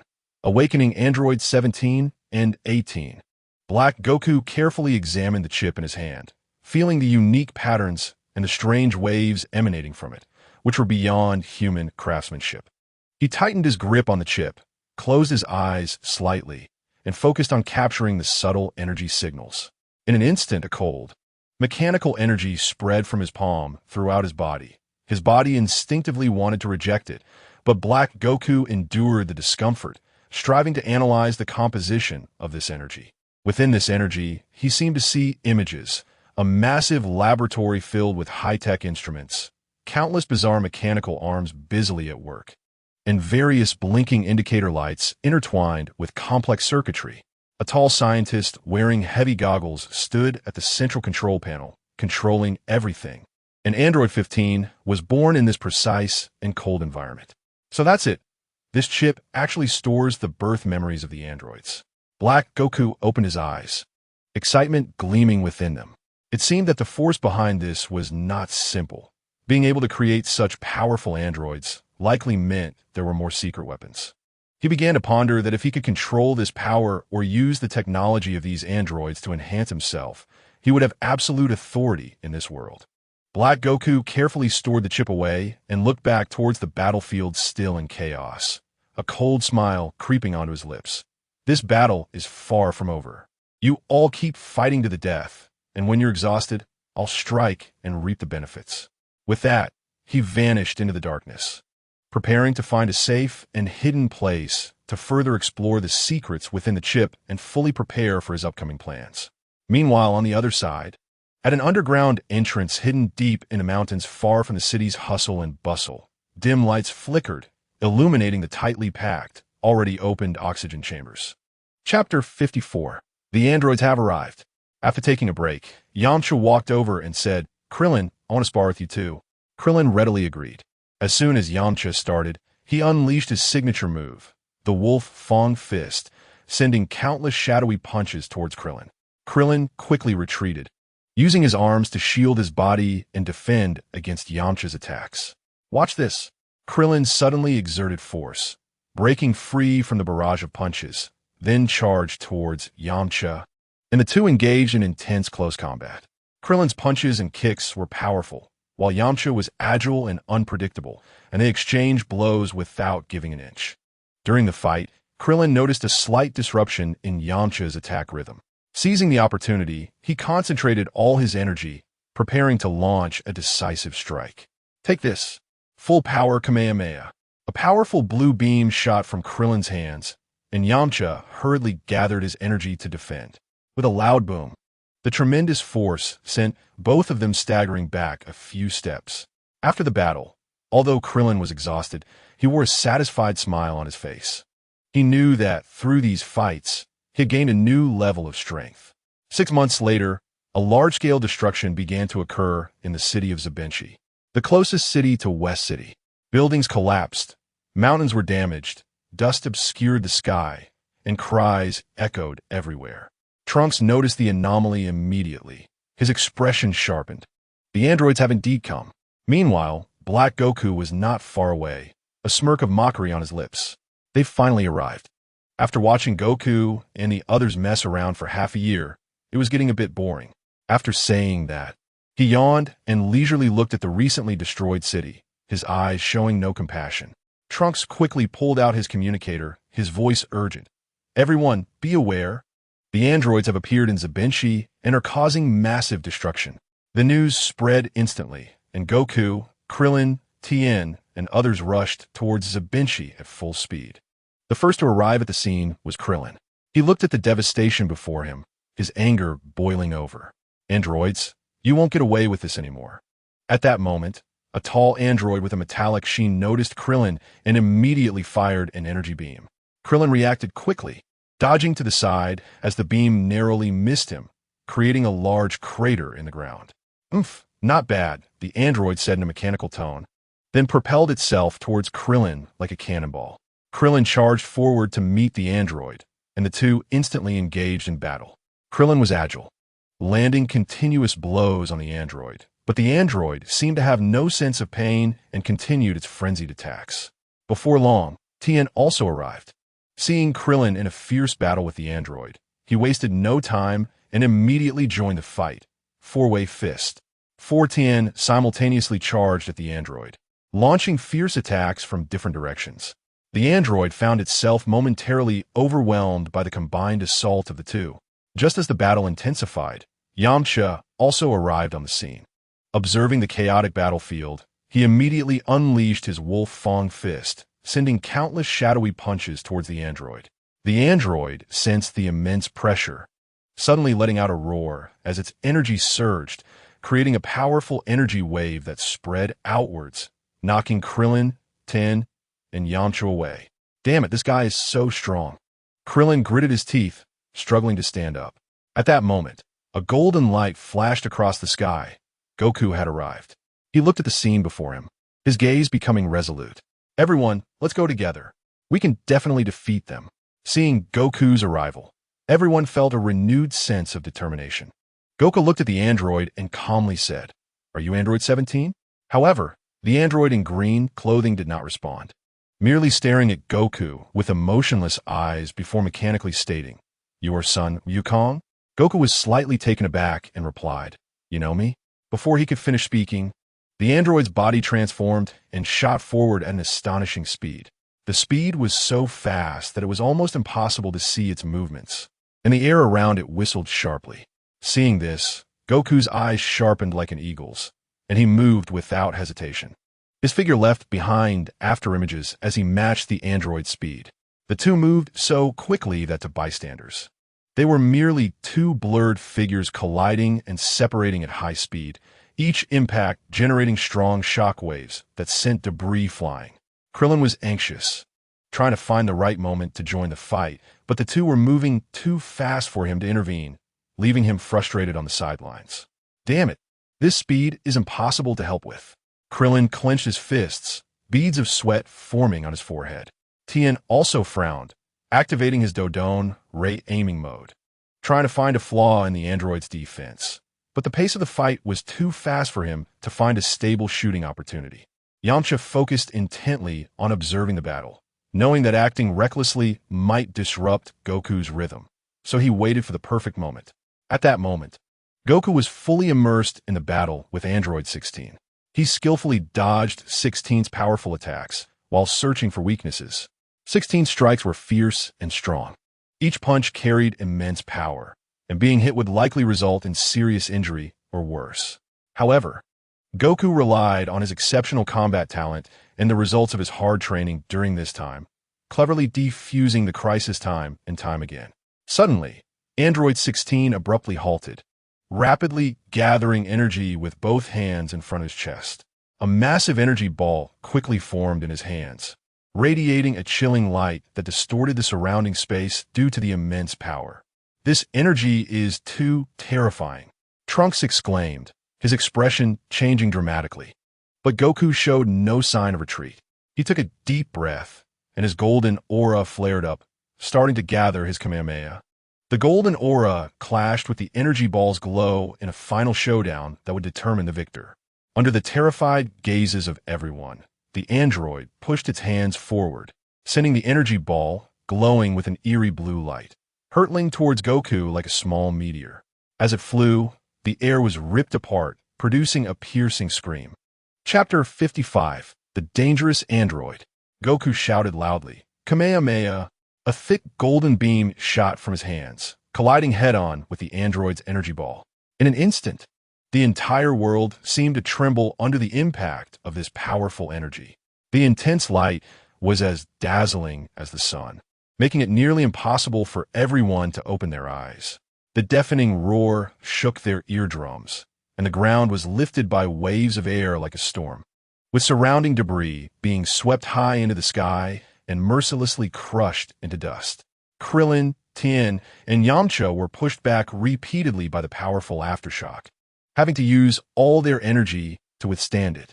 Trunks gritted his teeth, trying hard to steady himself, his eyes fixed on the center of the light, attempting to see what was happening inside. As the light gradually dissipated, Goku and the android remained locked in a standoff.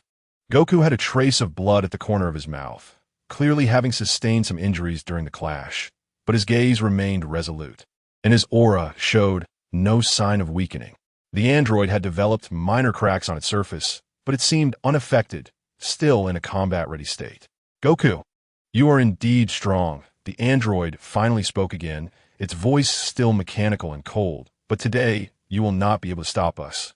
After saying this, the android launched another attack, its speed even faster than before. In the blink of an eye, it appeared before Goku, delivering a powerful punch aimed at Goku's chest.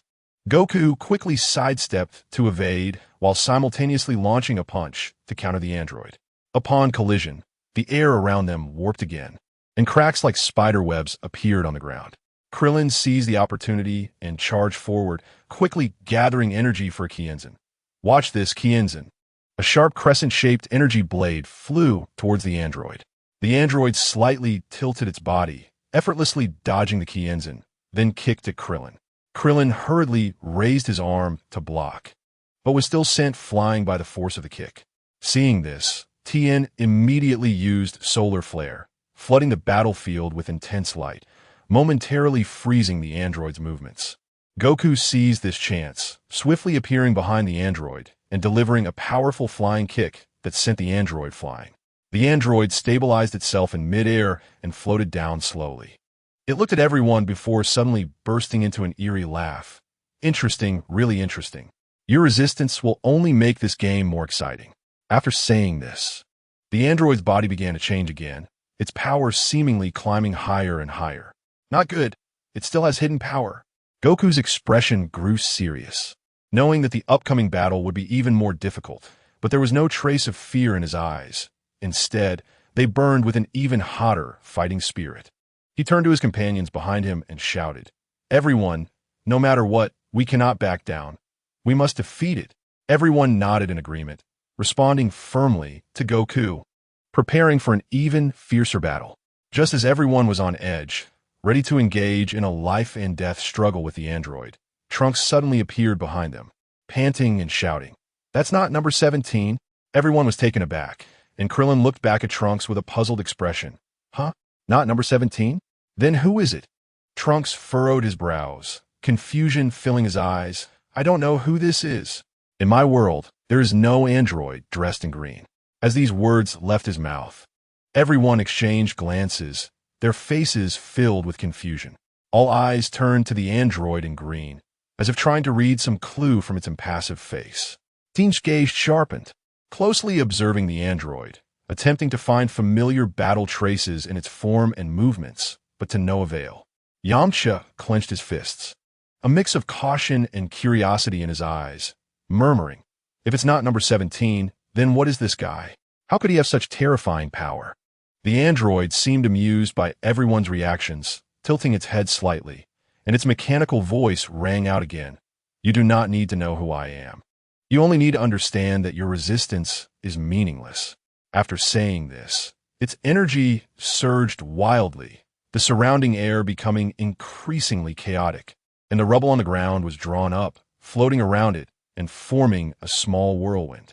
Goku took a deep breath, his golden aura flaring up once more, and he fixed his gaze on the android, solemnly stating, no matter who you are, if you want to harm our world, you will have to step over my dead body. With that, Goku charged forward like a golden meteor, leaving a trail of golden afterimages in his wake.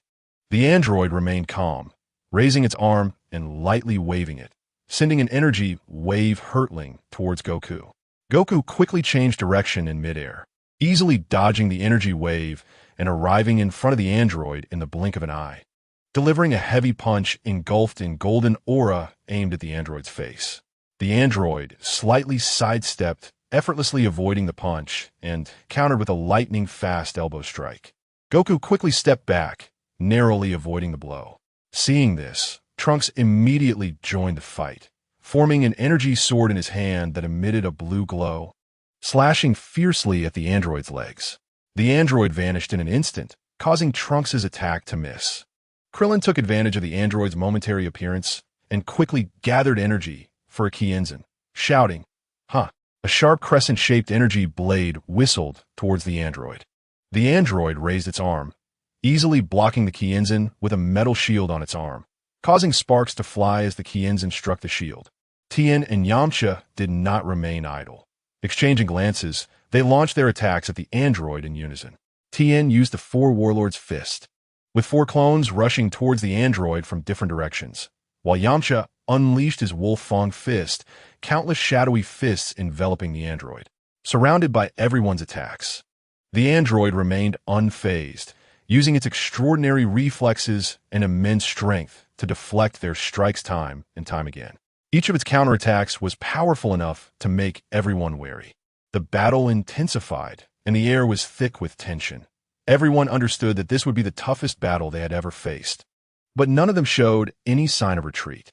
Chapter 56, Android 16. Shortly after, Goku was still no match and was struck into the ground by the android at a tremendous speed, raising a cloud of dust. The others lay scattered on the ground, their bodies in pain. Krillin clutched his stomach, which was in agony from the energy blast, his face filled with unwillingness. Tien Shinhan supported himself with one hand on the ground while the other held his injured shoulder, gasping for breath. Yamcha, having suffered a heavy blow to the head, was now holding his head and groaning in pain. The android slowly descended, stepping on Goku's head, its metallic voice cold and arrogant. Didn't T1 know what number I am? I'll tell you now, I'm 16. Now you know, right? You could die. With that, it exerted force with its foot, seemingly about to crush Goku's skull. At that critical moment, a dazzling yellow wave of light came rushing in, catching 16 off guard, and it was sent flying, skidding across the ground for dozens of meters before stopping. Goku, who had fallen to the ground, struggled to lift his head, blood trickling from the corner of his mouth, but he managed to smile. Vegeta, you're here. Vegeta landed steadily, his battle suit somewhat damaged, but it couldn't hide the proud aura emanating from him. He crossed his arms and looked down at Goku with a sidelong glance, coldly saying, Kakarot, only I can kill you. These scraps aren't worthy. With that, his energy surged dramatically, and the yellow aura roared like a turbulent sea as he strode towards 16. 16 slowly stood up, brushing off the dust from his body, seemingly amused by Vegeta's appearance. Another one coming to die. Good. Let us take care of you together. As soon as he finished speaking, 16 initiated the attack, launching himself like a cannonball, arriving in front of Vegeta in an instant, delivering a powerful straight punch that whistled through the air toward him. Vegeta's eyes narrowed, and without dodging, he threw out his own punch to counter. Boom! Their fists collided, and the tremendous impact radiated outward from the two, causing the sand and stones on the ground to rise, forming a massive dust vortex. The surrounding crowd was affected by this powerful force, having to retreat once more. Seizing the moment when 16 paused slightly, Vegeta abruptly lifted his leg and executed a high kick aimed at 16's head. 16 reacted quickly, raising his arm to block. With a crack, a fine fissure appeared on 16's arm, showcasing the power of Vegeta's attack. Interesting, 16 said, quickly gathering energy with both hands in front of his chest, forming a massive energy ball rapidly. Try this. He hurled the energy ball at Vegeta with great force. Vegeta snorted coldly. Just a petty trick. He quickly formed hand signs, his yellow aura surging wildly, and then shouted, Gamma Flash Cannon. A thick blue beam shot from his hands, colliding head-on with 16's energy ball. In an instant, the light was blinding, and a tremendous roar shook everyone's eardrums painfully, the intense energy waves causing nearby buildings to tremble on the verge of collapse. As the light gradually faded, Vegeta and 16 remained locked in a standoff.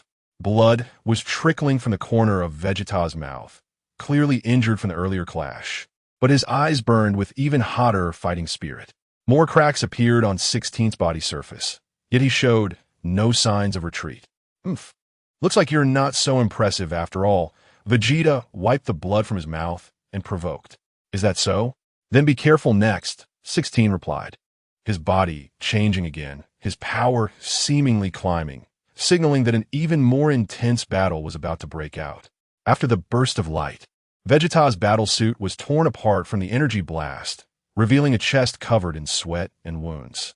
He stared wide-eyed, unable to believe that Android 16 was completely unscathed. The metallic shell still cold and hard, without even a new crack. Before Vegeta could collect himself, 16 flashed in front of him like a ghost, moving so fast it was almost imperceptible. Then, 16 raised his leg high, delivering a powerful kick to Vegeta's abdomen. Vegeta screamed in pain, his body flying uncontrollably like a kite with a broken string, crashing heavily to the ground, landing right beside Goku. 16 slowly descended, his face expressionless, lifting his foot to simultaneously step on Goku and Vegeta's heads, exerting force, the metal scraping against the ground, making an ear-piercing sound. Now you can die. 16's voice was cold and emotionless, as if the two before him were merely insignificant ants. Vegeta gritted his teeth, using his last ounce of strength to push against the ground, trying to resist. But 16's power was too overwhelming. His struggles seemed futile, and just as he lifted slightly, he was forcefully pushed back down, more blood spilling from his mouth. Goku was equally unwilling to be defeated, despite his body being exhausted to the limit. Every muscle protesting and each breath accompanied by intense pain. His gaze remained resolute, burning with an indomitable fire. He frantically gathered energy in his heart, trying to find an opportunity to counterattack. At this critical moment, a familiar voice came from afar. Android, let them go. The crowd turned to see Trunks flying in rapidly, his energy sword glowing with a ghostly blue light, his aura surging fiercely, clearly having broken through his limits in battle with another android. 16 frowned slightly and turned to look at Trunks, but the pressure of his foot remained unchanged. The energy sword in Trunks' hand surged with blue light, striking decisively at 16. 16 remained calm, releasing his foot from Goku and Vegeta's heads, sidestepping easily to avoid the fierce blow.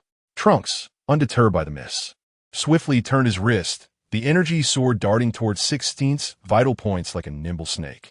16 raised his arm, using his hard metallic shell to block. the sword clashing against it, sending brilliant sparks flying and producing a sizzling sound. Seeing this, Trunks poured all his energy into the sword, attempting to break through 16's defenses. However, 16 remained unfazed, quickly forming a fist with his other hand, striking towards Trunks' chest. Trunks couldn't dodge in time and was hit by the punch, flying backward several meters before skidding to a stop. Struggling to stand up, he wiped the blood from the corner of his mouth, his eyes filled with determination. 16. You won't harm them today. At this moment, Goku and Vegeta were also struggling to regain their strength. Goku took a deep breath, enduring the severe pain in his body. Slowly standing up, his golden aura flickering back to life. Vegeta, not to be outdone, pushed against the ground, unsteadily rising to his feet. Despite his body being covered in wounds, his eyes still burned with pride and stubbornness. Kakarot, don't hold me back this time. Chapter 57. Transformation into Super Saiyan 3. Number 16 looked at the three who had stood up again, a mocking smile creeping onto his lips. Your resistance is meaningless. You are just wasting time. With that, his energy surged wildly, distorting the air around him, while the sand and stones on the ground were drawn up and began to float, swirling around him at high speed, forming a massive energy vortex. Goku, Vegeta, and Trunks exchanged glances, and they all understood that a much tougher battle lay ahead. But they showed no signs of retreat. Instead, their determination to fight side by side only heightened their momentum. Goku took the initiative, shouting as he charged towards number 16 like a golden meteor, his golden aura growing more intense along the way. Kamehameha, a thick golden beam shot from his hands, roaring toward number 16. Vegeta was not to be outdone.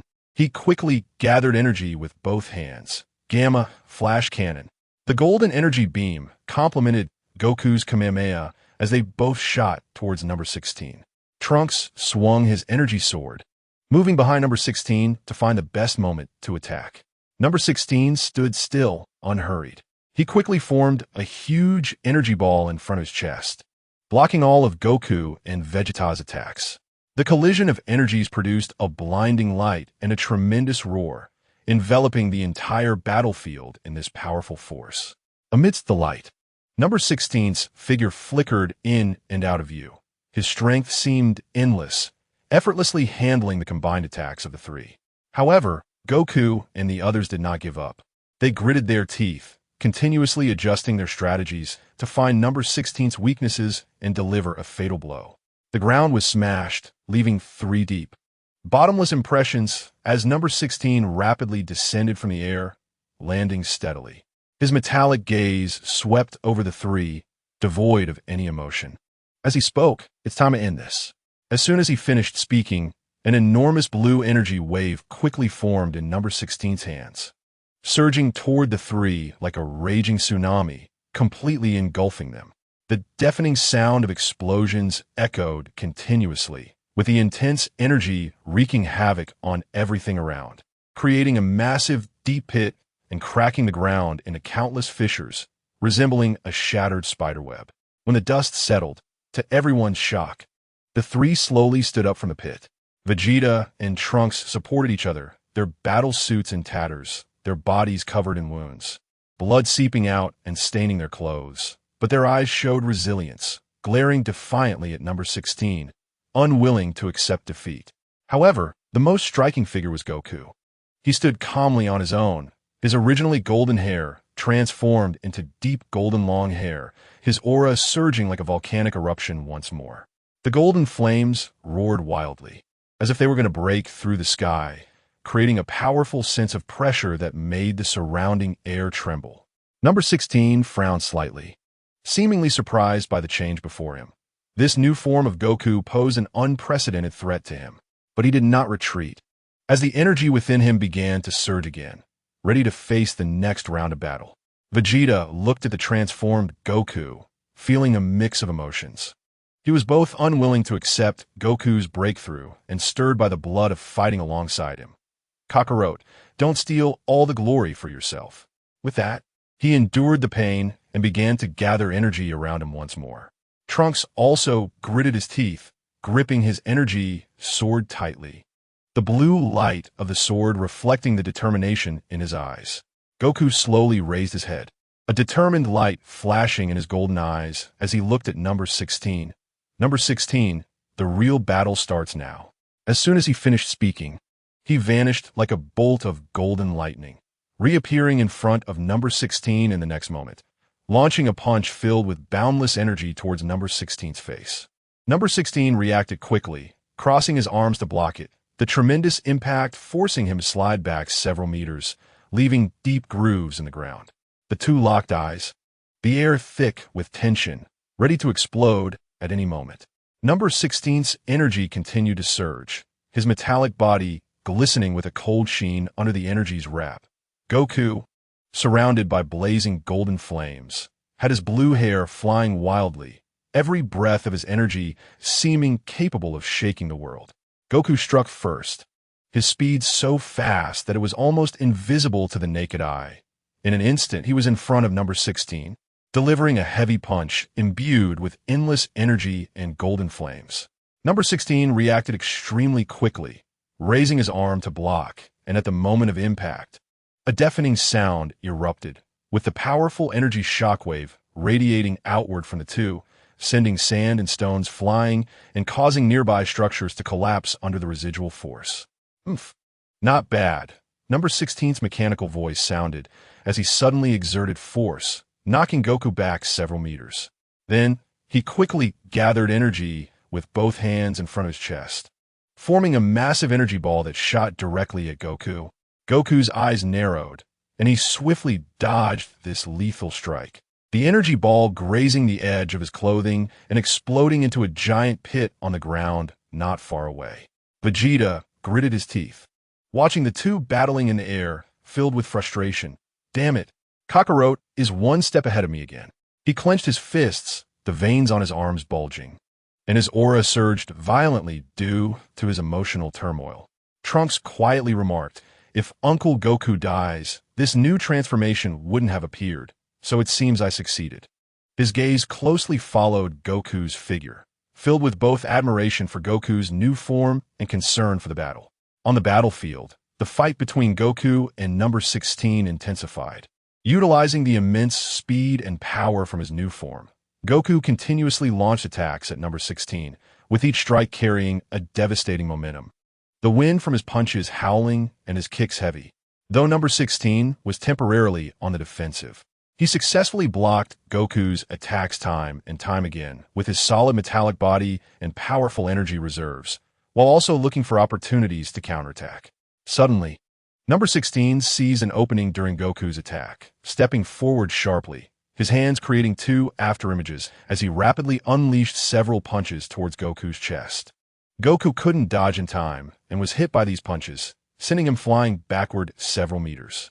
But he quickly adjusted his stance in midair, landing steadily, a confident smile curling at the corners of his mouth.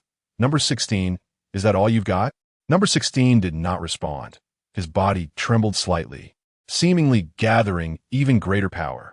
The air around them felt as if stirred by an invisible hand, becoming increasingly oppressive, the sounds of energy clashes and howls echoing, as an even more thrilling battle was about to break out once again. Chapter 58, Task Failure Number 16. Goku landed firmly on the ground, causing cracks to spread across the earth beneath his feet. His gaze was sharp, locked onto number 16, while his golden aura surged more intensely, proclaiming his fighting spirit and determination. Number 16 did not back down either. Energy surged violently beneath his metal shell, producing a low, humming sound, signaling that he was about to launch a more ferocious attack. With a swift motion, number 16's hands danced rapidly, and energy particles in the air crazily gathered towards his palms, condensing into two enormous energy balls in the blink of an eye, one a deep purple, the other emitting an eerie green glow. Without hesitation, he hurled both energy balls towards Goku simultaneously. As they flew, the energy balls spun continuously, tearing through space and emitting a piercing shriek. Seeing this, Goku's eyes narrowed, and he took a deep breath, quickly forming hand seals. The golden aura around him surged into his palms, coalescing into a thicker golden energy pillar. Huh! With a loud shout, Goku thrust the energy pillar forward, colliding head-on with the two incoming energy balls. In an instant, the light was so dazzling it was blinding, and the deafening explosions echoed one after another, as powerful energy shocks surged like roaring waves, engulfing everything around them. Vegeta and Trunks were pushed back by the energy's aftermath, having to muster all their energy to form a defensive barrier in front of them to barely withstand the powerful impact. Both focused intently on the center of the battlefield, their hearts racing for Goku. In the center, where light and energy intertwined, Goku and number 16's figures flickered in and out of visibility. Goku gritted his teeth, exerting all his strength to maintain the energy pillar's output, sweat pouring down his forehead, yet his eyes showed no sign of retreat. Number 16 was also under tremendous pressure, with more fine cracks appearing on his metal shell, spreading under the energy's impact, seemingly on the verge of shattering. Suddenly, number 16 let out a furious roar, dramatically increasing his energy output, causing the light of the two energy balls to swell instantaneously, gradually overpowering Goku's energy pillar. Goku felt unprecedented pressure. His arms began to tremble slightly, but his resolve grew even stronger. I will never lose. I will never let everyone down.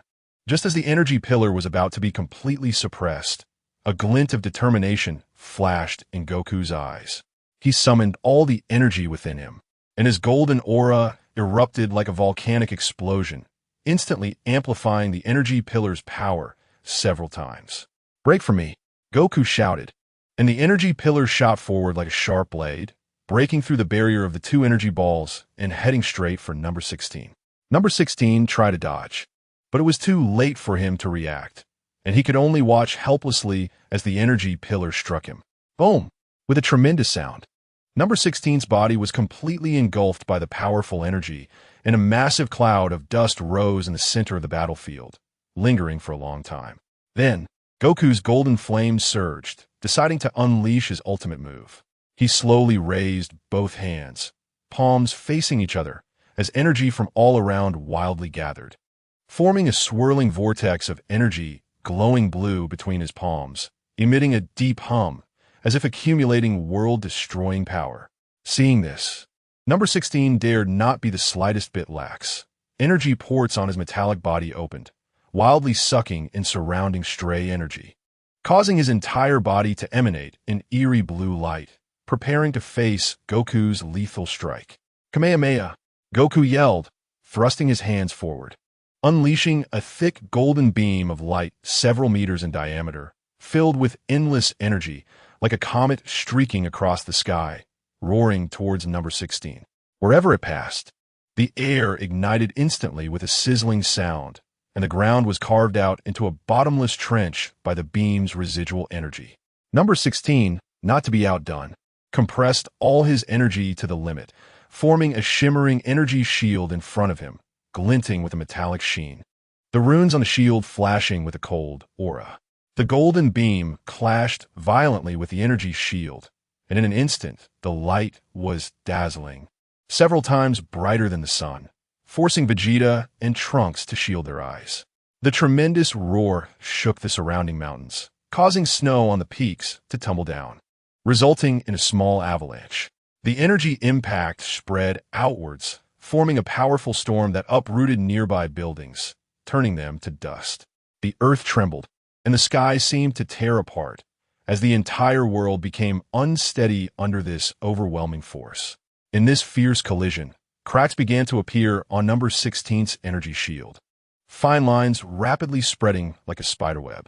Goku's expression was serious, beads of sweat covering his forehead, his jaw clenched, exerting all his strength to maintain the Kamehameha's output. He knew that this strike determined the outcome of the battle and the safety of everyone. With such a weak attack, you think you can defeat me? Number 16 still appeared tough on the outside, but inside he was starting to feel shocked by Goku's immense power. He poured all his remaining energy into the shield, trying to withstand this fatal strike. However, Goku's determination and power exceeded his expectations. With a deafening crash, number 16's energy shield finally could not bear the burden and shattered. As number 16's energy shield broke apart, the violent energy instantly enveloped him. The strong impact caused his metallic body to shake uncontrollably.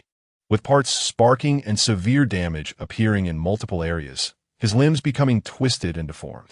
Goku, however, showed no sign of letting up. Seizing the moment, blue hair flying wildly in the wind, he charged towards number 16 like a specter, gathering a heavy punch imbued with blue flames, and struck fiercely at number 16's core.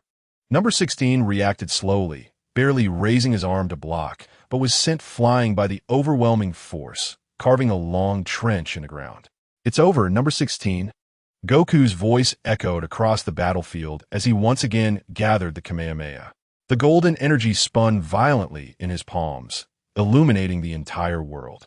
Vegeta and Trunks watched nervously from the side, knowing this would be the decisive blow. Number 16 struggled to rise, his body riddled with holes. Yet a faint light still flickered in his core, seemingly gathering his final strength. The air around them became increasingly violent as the energies of both fighters clashed. Sand and stones swirling on the battlefield. "Kamehameha!" Goku shouted, unleashing the energy pillar with all his might. The thick golden beam charged with a destructive aura racing towards number 16. Number 16, not to be outdone, gathered all his remaining energy into a beam, facing the Kamehameha head-on. Chapter 59, Trunks Lie. Two beams of energy collided fiercely in mid-air, producing a deafening roar, and the resulting energy waves formed a massive vortex that pulled everything around it in. The ground trembled continuously, cracks spreading outward like spiderwebs, and the distant mountains collapsed under this force, boulders rolling down. As the light gradually faded, number 16's figure slowly emerged, his body battered and the glow in his core dimming. Finally, with a dull sound, number 16's body completely lost support and crashed to the ground, turning into a pile of scrap metal. Goku gently landed, his body also swaying due to excessive energy consumption. Vegeta and Trunks hurried over to support him. "Kakarot, you really have some skills," Trunks and Vegeta said simultaneously. "What form is that long hair of yours?" Goku responded, "I don't know either. How about we just call it Super Saiyan 3? He then slowly returned to his original form. Although Vegeta still acted tough, there was a hint of admiration in his eyes. Trunks was also full of joy. "Uncle Goku, you did it. We succeeded." Goku's lips curled into a slight, tired smile. "As long as everyone is okay, that's good." At Bulma's base, Goku slowly woke up, greeted by a familiar and bright ceiling, with a faint smell of disinfectant.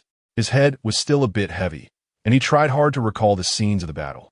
He quickly sat up in bed, anxiously looking around and loudly asking, "Piccolo, Krillin, Tien, how are they?" As soon as he finished speaking, the door of the base creaked open, and Bulma walked in holding medical equipment. Dressed in neat work clothes with her hair casually tied up, she looked somewhat tired, but her eyes lit up with a hint of joy upon seeing Goku awake. "You finally woke up. Everyone has been worried about you." Bulma placed the equipment aside, walked to Goku's bedside, and adjusted his pillow. "They're all fine, just suffered some minor injuries. A few days of rest, and they'll be back to normal. But you, on the other hand, fainted for so long and scared everyone." Goku's tense nerves finally relaxed, and he let out a long breath, leaning against the headboard with a relieved smile on his face. "As long as they're okay, that's good. This battle was too intense. If it weren't for everyone working together, I really don't know what would have happened." Bulma shot him a glare and sat down by the bed. "You should talk. You were reckless, fighting that android 16 like it was nothing. If you hadn't broken through at the last moment, we would have been in real trouble. Speaking of which, what was that new form of yours all about?" Bulma's eyes were filled with curiosity as she leaned closer to Goku. Goku scratched his head, smiling shyly. "I can't really explain it. At that moment, I just thought I had to protect everyone and couldn't lose.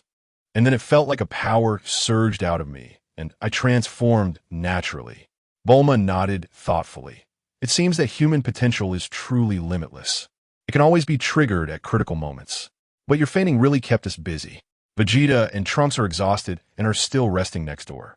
Just then, the door of the base opened again, and Krillin poked his head in, wearing a bright smile. "Goku, you're awake. We've been waiting for you to wake up. Everyone has been talking about you." As he spoke, he stepped in, followed by Tien and Yamcha. "Goku, you were so cool this time," Krillin exclaimed, giving a thumbs up with admiration on his face. "If it weren't for you, we really couldn't have dealt with that 16. Tien stepped forward, nodding slightly. "Thanks to you, we were able to win. Rest up, and if there's another enemy next time, we'll fight side by side again." Yamcha smiled and patted Goku's shoulder. "Exactly. This battle was thrilling, but also made us realize our shortcomings. We need to train harder in the future." Goku looked at his friends surrounding him, feeling warm inside, and his eyes became slightly moist. "With all of you here, we aren't afraid of any powerful enemies. Once I'm healed, we'll continue training together." A week later, the sun was warm, shining in every corner of Bulma's base. Goku stretched his muscles, feeling that his body had mostly recovered, and he energetically walked out of his room. As soon as he stepped outside, he heard a conversation between Vegeta and Trunks not far away. Vegeta crossed his arms, looking arrogant, but with curiosity in his eyes. "How did you defeat that android?" Trunks paused slightly, then fell into his memories, slowly speaking. "At that time, I was chasing that little android. He was very fast and kept releasing energy attacks on the city. I pursued him closely, looking for an opportunity to strike. His attacks were tricky. Once, I almost got hit, and the energy grazed my arm, leaving a cut." Trunks rolled up his sleeve, revealing a faint scar on his arm. "I battled with him for a while and found that although he was agile, he was slightly weaker in strength. So, I waited for the right moment, concentrated all my energy, and swung my energy sword to the fullest." As Trunks spoke, he mimicked the action of swinging the energy sword. He couldn't dodge in time and got hit in the shoulder. Sparks flew from his body. But he wasn't so easy to defeat. He immediately unleashed a wide-range energy wave that I couldn't avoid at all. Trunks frowned, seemingly back in that perilous scene. At that critical moment, I suddenly remembered the method of using ki I had learned during training. I concentrated my ki in front of me, forming a temporary defensive barrier. The energy wave struck the barrier, numbing my arm and almost making me drop the sword. But fortunately, it held up, and taking advantage of his old strength being spent and new strength not yet born, I launched another attack, this time infusing energy into the sword, greatly increasing its length and power. A glint of excitement flashed in Trunks' eyes. I leaped high and thrust down at his core. He tried to defend, but my power suppressed him, and ultimately his core shattered, causing his body to fall. After listening, Vegeta nodded slightly, a hint of barely noticeable appreciation flashing in his eyes. "Humph, not bad, but you're still far from my level." At that moment, Vegeta and Trunks also noticed Goku standing nearby. Trunks appeared calm on the surface as he recounted his experience of defeating the android, but inside, he was in turmoil, the real scenes playing back in his mind like a movie. At that time, he was closely pursuing the android, watching it wantonly destroy the city, with anger burning fiercely in his chest. Just as he was about to gather energy to attack, a mysterious person wearing a black hat and wrapped in black clothing appeared without warning. Despite the darkness surrounding the person, Trunks caught a glimpse of the green earrings on their ears. Chapter 60. Android Chip. Before Trunks could react, the mysterious figure in black simply raised his hand. The movement seemed slow, yet it was so fast that it was impossible to catch. In an instant, his hand pierced through the android's chest, accurately extracting the core chip that the android relied on for survival. The android didn't even have time to make a sound before its metallic body began to tremble, and with a loud crash, it collapsed into a heap of scrap metal. Immediately afterward, a strange black wave of energy gathered in the black-clad man's hand. He tossed it lightly, and the moment the wave touched the scrap metal, it erupted with a strong energy fluctuation, turning the android to ashes without leaving a trace. After doing all this, the figure vanished as if he had never been there. Trunks stood frozen in place, his mind blank. After a while, he came to his senses and looked in the direction where the figure had disappeared, murmuring to himself. Who was that? How could someone possess such terrifying power?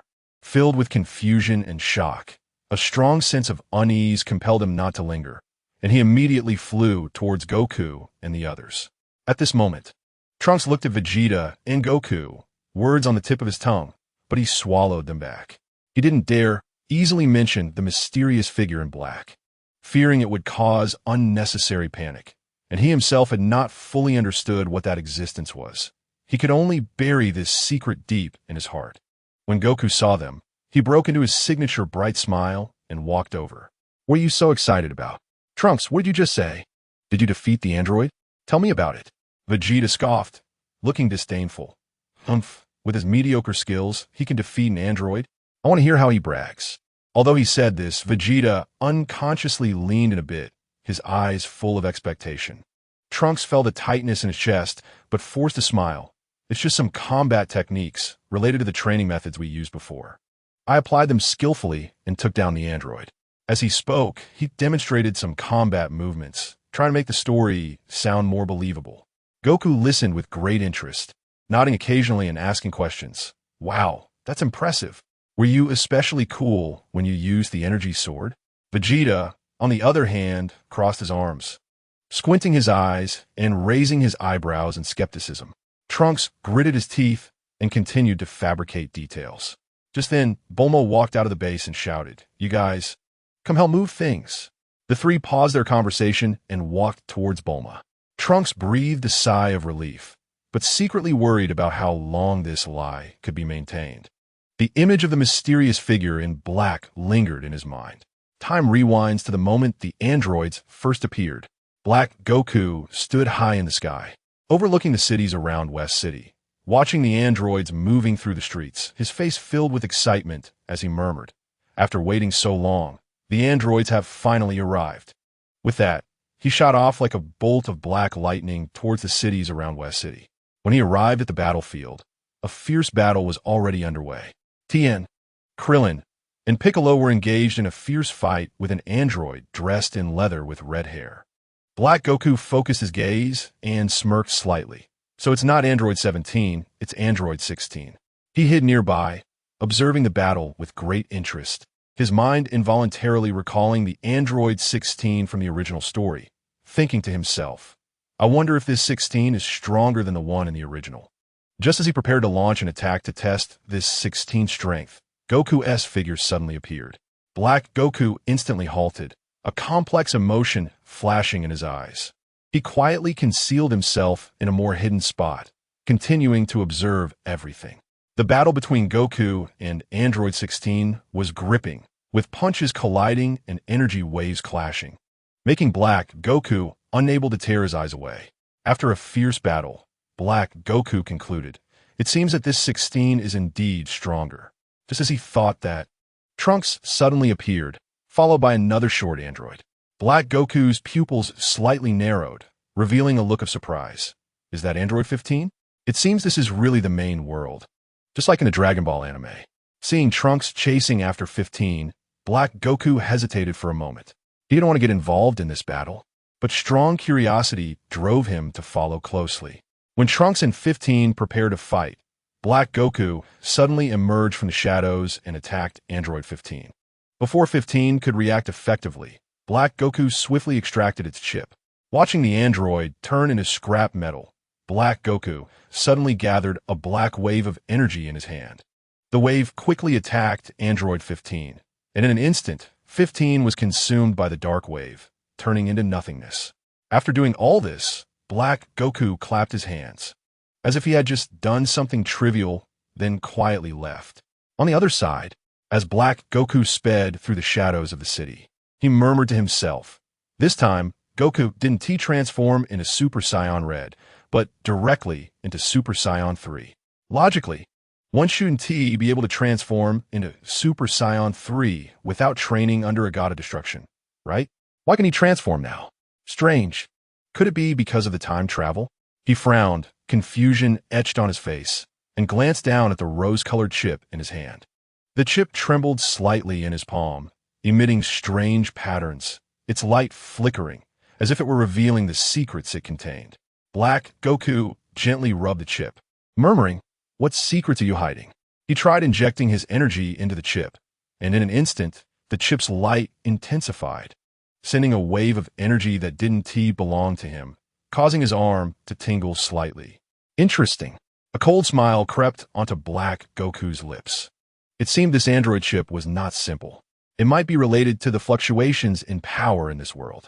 He tucked the chip away and continued forward, his mind racing with thoughts. The unexpected appearance of Super Saiyan 3 and this mysterious chip made him realize that this world was far more complex than he had imagined. Could it be that my time travel disrupted the energy order, causing Goku and the others' powers to change? Black Goku speculated inwardly, wondering what unexpected events would occur next. A glimmer of excitement flashed in his eyes, and his desire to explore the unknown intensified. Black Goku quickened his pace, deciding to find a quiet place to study this chip thoroughly, while also wanting to understand how the power system in this world had changed. In his view, these changes might be the key to achieving his own goals, and he would not let any opportunity to control power slip away. Chapter 61. Wake Up No. 17 and number 18. Black Goku held the chip in his hand, carefully feeling the texture on its surface. The unique pattern and the faintly emanating strange waves were definitely beyond human craftsmanship. He tightly gripped the chip in his palm, closed his eyes slightly, and concentrated on capturing the subtle energy signals. In an instant, a cold and mechanical energy spread from his palm throughout his body. His body instinctively wanted to reject it. But Black Goku endured the discomfort, striving to analyze the composition of this energy. Within this energy, he seemed to see scenes unfolding, a massive laboratory filled with high-tech instruments. Countless bizarre mechanical arms busily at work, various blinking indicator lights, and complex circuits intertwined. A tall scientist, wearing heavy goggles, stood in front of the central control panel, controlling everything, and android number 15 was born in this precise and cold environment. So that's it. This chip actually stored the birth memories of the androids. Black Goku opened his eyes, excitement flashing within them. It seemed the power behind this was not simple. To be able to create such powerful androids, there might be more secret weapons. He began to ponder that if he could control this power or utilize the technology of these androids to strengthen himself, he would have absolute say in this world. Black Goku carefully put the chip away, looking once more at the distant battlefield still embroiled in fierce combat. A cold smile creeping onto his lips. This battle is far from over. You all continue to fight to the death. When you are all exhausted, I will make my move and reap the benefits. After saying that, he vanished into the darkness, preparing to find a safe and hidden place to further explore the secrets hidden within the chip, fully preparing for his upcoming plans. Meanwhile, at an underground entrance far from the city's hustle and bustle, hidden deep within mountains thousands of meters high, dim lights flickered, illuminating the densely packed, already opened oxygen chambers.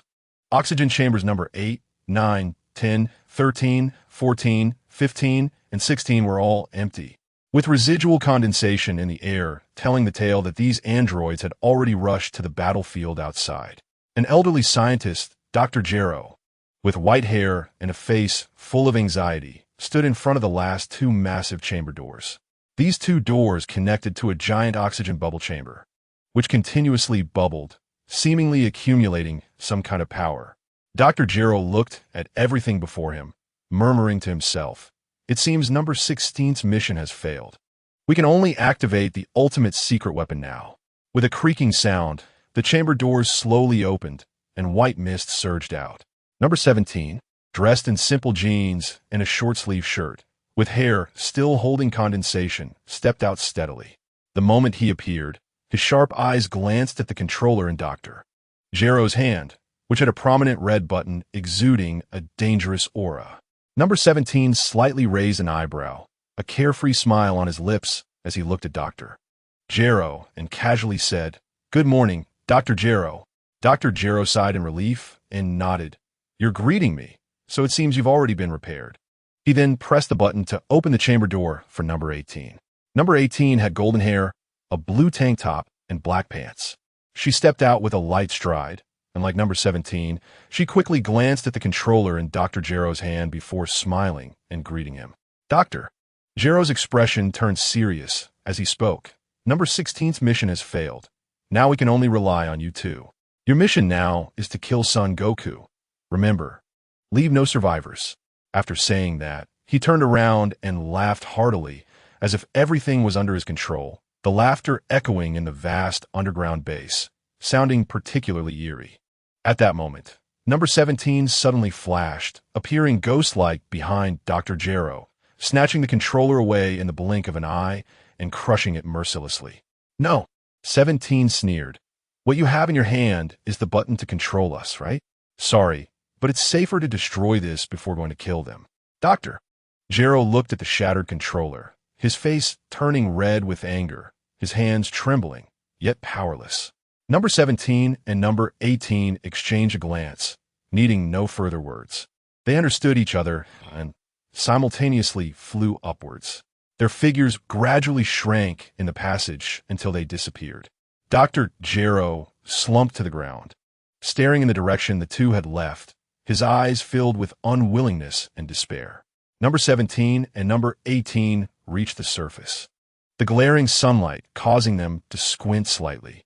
Number 17 took a deep breath, feeling the fresh air outside, and turned to number 18, saying, "Sister, no matter what that old man says, we'll do things our way."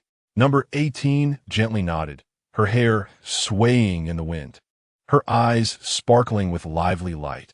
Of course, I don't want to be controlled by him. However, this son Goku, who can attract so many people's attention, must have some skills. I'd like to meet him. Without any hesitation, the two transformed into beams of light and flew toward the battlefield where Goku was located. Upon their arrival, birds were startled, and animals in the woods sensed this powerful and dangerous aura, fleeing in panic. At this moment, Goku and the others were still struggling against the remaining androids, completely unaware that an even stronger opponent was rapidly approaching. Meanwhile, Goku and the others had just finished training and were about to eat, their stomachs growling, the air filled with the aroma of food. Suddenly, the broadcast on the television broke this relaxed atmosphere. An urgent report. A certain city has been destroyed again, and the reason is still unclear. Everyone's attention was instantly drawn to it, their expressions serious. Next to them, Trunks' face turned pale, his lips trembling slightly as he whispered, "It must be number 17 and no." 18. His voice carried an unmistakable fear and anger. Time rewinds to 3 days earlier, when Goku was already able to get out of bed and move around slowly, his body gradually recovering. Trunks hurriedly burst into the room, immediately spotting Goku sitting on the edge of the bed and Bulma nearby, anxiously asking, "Bulma, Mom, how is Uncle Goku's injury?" Bulma waved her hand, looking tired but trying to maintain her spirits. "It's nothing, just exhaustion. He'll be fine after a couple of days of rest." Hearing this news, Gohan, who was at home, dropped his book with a thud, not bothering to pick it up as he rushed over in a panic. He pushed the door open, immediately seeing Trunks, with blue hair and a large sword on his back, his face full of confusion and wariness. Trunks looked at Gohan, his eyes slightly red, voluntarily explaining his doubts, detailing that he came from the future and mentioning future Gohan. After listening, Gohan was shocked, taking a while to digest this information before realizing that the person before him was future Trunks. Chapter 62, Android 17 and 18-1. Trunks looked at Gohan, his eyes slightly red. He took the initiative to explain his confusion, detailing his origins from the future and the situation regarding Gohan in that future. After listening, Gohan was shocked, taking a long time to digest the information before realizing that the person in front of him was the future Trunks. Trunks looked at Gohan, unable to hold back his emotions any longer, his voice choked. "Gohan, you're still alive." As he spoke, tears filled his eyes. Gohan stepped forward and gently patted Trunks on the shoulder, comforting him. "It's okay, Trunks, we are all alive now." Then, Gohan turned to Goku and asked with concern, "Dad, how is your health?" Goku replied with a smile, "I'm doing well. Don't worry. In a couple of days, I'll be able to train with you guys again."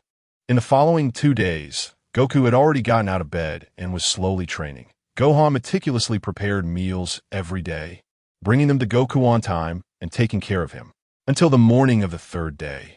He came over, as usual. Goku had just finished training, and as soon as he entered the door, he saw terrifying scenes playing on the television. Everyone was gathered in front of the TV, the atmosphere so oppressive it was hard to breathe. Trunks stared intently at the content on the screen. The horrifying scenes of destruction caused by Android 17 and 18 in the future flooding back to him. Cities lay in ruins from the war. People cried out in despair. Friends and family fell one by one into pools of blood. His hands clenched involuntarily, joints turning white, his body trembling slightly. "We have to do something," Trunks said through gritted teeth, his eyes filled with determination. "We can't let them continue to destroy like this." Goku nodded, his expression serious. "That's right. We can't sit idly by. Gohan, Trunks, we need to quickly improve our strength and prepare for the upcoming battle." Gohan clenched his fists, his eyes shining with determination. "Dad, I won't let anyone get hurt again." Everyone quickly took action, putting down their food and starting to discuss countermeasures. They knew that a tougher battle was approaching, and they had to give it their all. The group quickly gathered together, their expressions grave as they discussed strategies. Goku broke the silence first, his tone firm. "Since we know it's 17 and 18, then we should take the initiative. I can sense that they are very strong, but we are not weak either." Vegeta scoffed, arms crossed. "If just two little kids, how strong can they really be? I want to see if they can withstand my full power." Trunks frowned, looking worried. "Uncle Vegeta, don't underestimate them. In the future, they nearly destroyed everything, and many of my comrades died at their hands." Gohan pondered for a moment, adjusting his glasses as he said, "We can't attack blindly. We need to understand their weaknesses first. Android 17 and 18 have different body structures from us. Their energy supply might be the key." Bulma was rapidly typing on her computer, saying, "I'm searching for Dr. Gero's information to see if I can find the android's blueprints. That might help us find their weaknesses." Tien, who had been silent, spoke up. "I think we can split into two groups. One group can attract their attention from the front, while the other looks for opportunities to attack their weaknesses." Yamcha added, "I'll team up with Tien. We have strong mobility and can respond flexibly." Kaiatsun nodded in agreement. "I'll join you. I can help at critical moments." Vegeta looked disdainful. "You all can be the bait. I'll confront them directly with Kakarot. Trunks and Gohan will assist us from the side." Trunks thought for a moment and added, "I've fought them in the future, so I have some understanding of their fighting style. I could devise a detailed strategy for everyone. During the battle, I can use my energy sword to disrupt them and create opportunities." Gohan nodded in agreement. "I will also make good use of my super abilities. Once I find their flaws, I'll launch an attack." Everyone exchanged ideas, gradually refining the battle plan. Bulma also brought good news. "I found it. Some of Dr. Gero's data. Although incomplete, it might help." She projected the data onto the screen, and everyone gathered around to study it carefully, not wanting to miss any detail. They were just studying the information on the screen about Dr. Gero, which was not very detailed. Goku furrowed his brow, his expression serious. He knew that even when facing a powerful enemy, as long as they were well prepared, they could fight back. But now, the lack of information left him feeling uncertain. This little information is completely insufficient to understand his strength and methods. Vegeta looked dismissive, arms crossed, but the slightly narrowed eyes revealed his inner seriousness. Bulma was anxious, pacing back and forth in the lab, mumbling, "How is this possible? How could I only find this little information? There must be other clues. I need to dig through my database again." As she spoke, her fingers flew over the keyboard, the data on the screen flashing wildly. Piccolo remained silent, using his Namekian special perception to try to extract deeper information from the limited data. Suddenly, he spoke. "From the existing information, it seems that Dr. Gero has an extraordinary level of research in mechanical modification and energy control. We must be cautious of any hidden tricks he might have." Gohan adjusted his glasses, a glimmer of intelligence in his eyes. "Perhaps he has more crucial information hidden in some secret base. We need to find a way to locate it." Just as everyone was engaged in heated discussion, Trunks suddenly remembered something and slapped his forehead. "I recall that in the future world, there were some rumors about Dr. Gero. Although vague, they might provide us with some direction." Everyone's attention instantly focused on him, eager to gain more useful information for the upcoming confrontation with the unknown enemy. Trunks took a deep breath and slowly spoke. "In the future world, Dr. Gero is like a terrifying shadow lurking in the darkness. Everyone knows he is dangerous, but no one truly understands his background. I once heard some veterans from the Resistance mention that Dr. Gero was originally a scientist for the Red Ribbon Army, and at that time, he was already conducting some insane human modification experiments. Later, when the Red Ribbon Army was destroyed, he vanished. But no one expected that he was secretly preparing for an even more terrifying plan. Chapter 63, Androids 17 and 18. Some say that his laboratory is filled with failed cyborgs, their twisted bodies and strange mechanical parts pieced together, emitting painful howls that seem to penetrate the soul. And those who were successfully modified are nothing less than terrifying killing machines. There are also rumors that his control over energy has reached an almost perverse level, able to compress minimal energy to its extreme and create weapons of immense power. Once, a rebel squad accidentally discovered one of his secret bases, but just getting close triggered the defense mechanism, and a beam of energy instantly turned the entire squad to ashes. Even the rebel headquarters felt the terrifying energy fluctuations. What is most chilling is that Dr. Gero seems to have an immortal body. No matter what kind of blow he suffers, he always finds a way to repair himself and return to this world to continue his evil plans. After Trunks finished speaking, his face was grave, sweat dripping down his cheeks. Everyone felt an increasing weight of pressure in their hearts as they listened to these rumors. After the discussion, they turned their attention back to the scene on the screen, which showed increasing destruction, many prototype houses reduced to rubble, and numerous people whose faces they couldn't even see before being killed, leaving them in the dark about how it happened. This bizarre and brutal imagery weighed heavily on everyone's hearts. Goku's fists clenched unconsciously, his knuckles turning white from the pressure. His eyes filled with anger and unwillingness. This is too much. What does Dr. Gero want to do with these killing machines? How can he take innocent lives so casually? Vegeta snorted coldly, his eyes glinting. Humph, that's how the weak are, utterly defenseless in the face of absolute power. However, this Dr. Gero does have some skill to make us take him so seriously. That said, his gaze remained fixed on the screen, not letting up for a moment. Bulma's eyes were red, her voice trembling slightly. These are living lives. We can't let Dr. Gero continue to act recklessly. We must find his weakness and stop him as soon as possible. She was anxious, wishing she could jump into the screen to save those suffering people. Piccolo's expression was dark, his antennae quivering slightly, a sign of his emotional turmoil.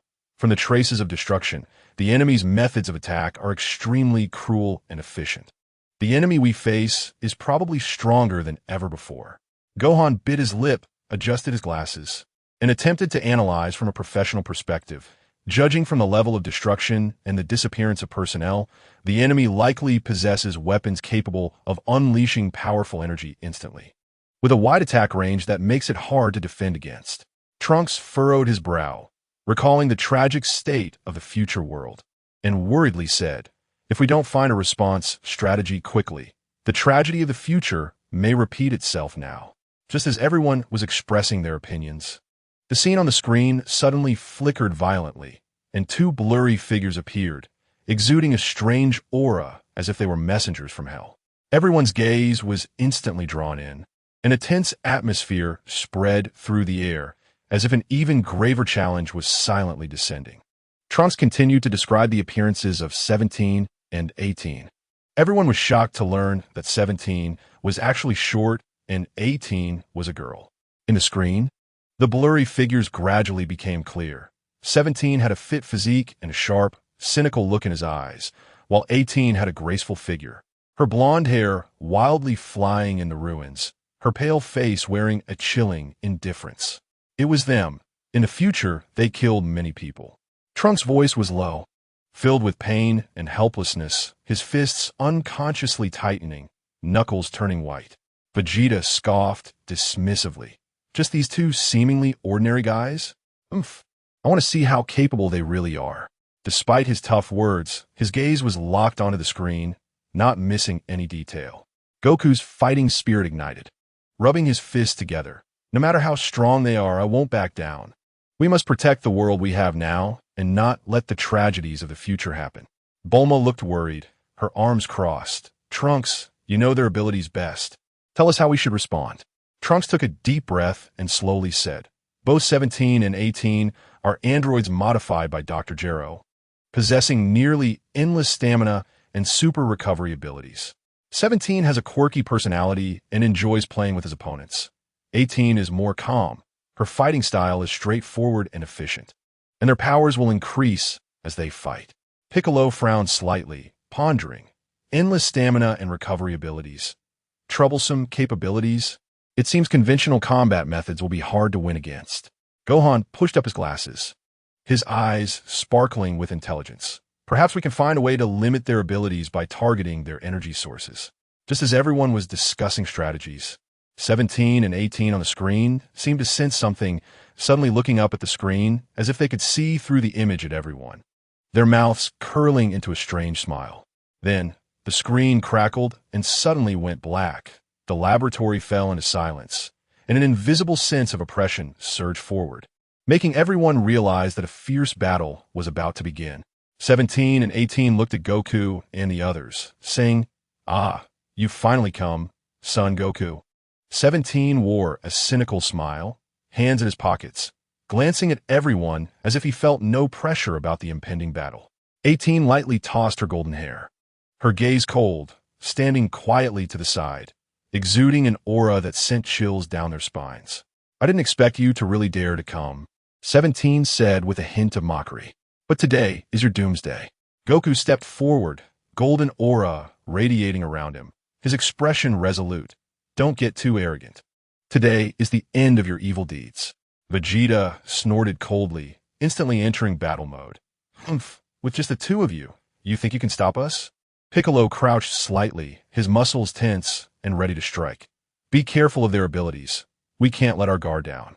Gohan and Trunks exchanged a glance and quietly spread out to the sides, preparing to find an opportunity to attack from the flanks. 17 was the first to strike, his figure like lightning, instantly disappearing from his original spot, and the next second appeared in front of Goku, delivering a sharp straight punch. Goku reacted quickly, dodging to the side effortlessly while simultaneously throwing a punch in return. 17 nimbly performed a backflip to evade, and the two exchanged blows, the sound of fists cutting through the air, distorting the surrounding atmosphere. Chapter 64. Android 17 and 18. Upon seeing this, Android 18 also joined the fight, targeting Vegeta directly. Her attack speed was incredibly fast, with a series of kicks coming in like a torrential storm. Vegeta, with sharp eyes and relying on his strong battle instincts, blocked them one by one. Piccolo seized the opportunity, gathering green energy in his hands and firing it at Android 17. Android 17 sensed the danger, dodged to the side, and the energy blast exploded in the ruins behind him, kicking up a cloud of dust. Gohan and Trunks were also not idle, coordinating their attacks on Android 18, trying to disrupt her rhythm. However, Android 18 handled it with ease. Not only was her defense impenetrable, but she also counterattacked from time to time, making it difficult for the two of them. The battle intensified, and the fight between Goku and Android 17 was the most fierce, with their figures moving rapidly on the battlefield, leaving behind trails of afterimages. Suddenly, Android 17 exerted force and punched Goku away. Goku stabilized himself in midair, a glint of excitement flashing in his eyes. "All right, now this is getting interesting." He took a deep breath, his energy once again surging, and his strength instantly rose to a new level. As Goku's energy flared up, the golden light around him became increasingly dazzling, and a strong wave of energy radiated outwards, blowing debris all around. Android 17 looked surprised but quickly regained his nonchalant demeanor, smirking provocatively. "Looks like you have some skills. Let me see more." As soon as he finished speaking, Android 17 shot towards Goku like an arrow, constantly changing his form to try to confuse Goku's vision. Goku's gaze was sharp, closely tracking Android 17's every move. Just as Android 17 was about to get close, Goku instantaneously teleported behind him and delivered a powerful sweeping kick. Android 17 reacted quickly, dodging to the side while simultaneously delivering an elbow strike backward. Goku quickly crossed his arms to block, the immense impact numbing his arms. On the other side, Vegeta's battle with Android 18 was also at a standstill. Android 18's agile and varied attack methods gave Vegeta a headache, but he relied on his powerful strength and rich combat experience, never showing signs of defeat. Vegeta seized the moment when Android 18's attack left an opening, quickly gathering a purple energy ball in front of his chest, shouting, "Final Flash." The energy ball shot towards Android 18 like a meteor. Android 18's eyes narrowed. She dared not take it head-on and sidestepped, causing the energy ball to narrowly miss her, exploding into a massive crater on the ground nearby. Piccolo, taking advantage of the fierce battle between Goku and Android 17, quietly circled behind Android 17, gathering powerful energy in his hands, ready to deliver a fatal blow. Just as he was about to fire the energy blast, Android 17 seemed to sense the danger, suddenly turning around and shooting an energy beam from his hands directly at Piccolo. Piccolo had no time to evade and could only block with his arm, being knocked back several meters by the powerful impact. Gohan and Trunks were becoming increasingly in sync, continuously alternating their attacks on Android 18, trying to wear her down. Although Android 18 still handled it effortlessly, she began to take these two young fighters seriously. She suddenly accelerated her attack speed, unleashing a flurry of punches and kicks that caught Gohan and Trunks off guard. Trunks, caught off guard, was kicked in the shoulder by Android 18 and sent flying. Seeing this, Gohan was filled with anxiety and unleashed all his strength, charging at Android 18. At this moment, the battlefield became increasingly tense. The fight between Goku and Android 17 reached its climax, with each collision causing violent explosions, creating massive craters in the ground around them. Vegeta and Android 18 remained locked in battle, while Piccolo was adjusting his state, preparing to join the fight again. Gohan was buying time for Trunks, who was quickly recovering his stamina, ready to re-enter the battle at any moment. At this point, Goku and Vegeta simultaneously unleashed their Super Saiyan powers, their muscles suddenly bulging, and golden flames surged wildly, with the powerful energy distorting the air around them. Android 17 and 18 watched this scene, murmuring that it was getting interesting. Android 17's eyes were filled with excitement as he licked his lips. "Now this is more like it. Don't let me down."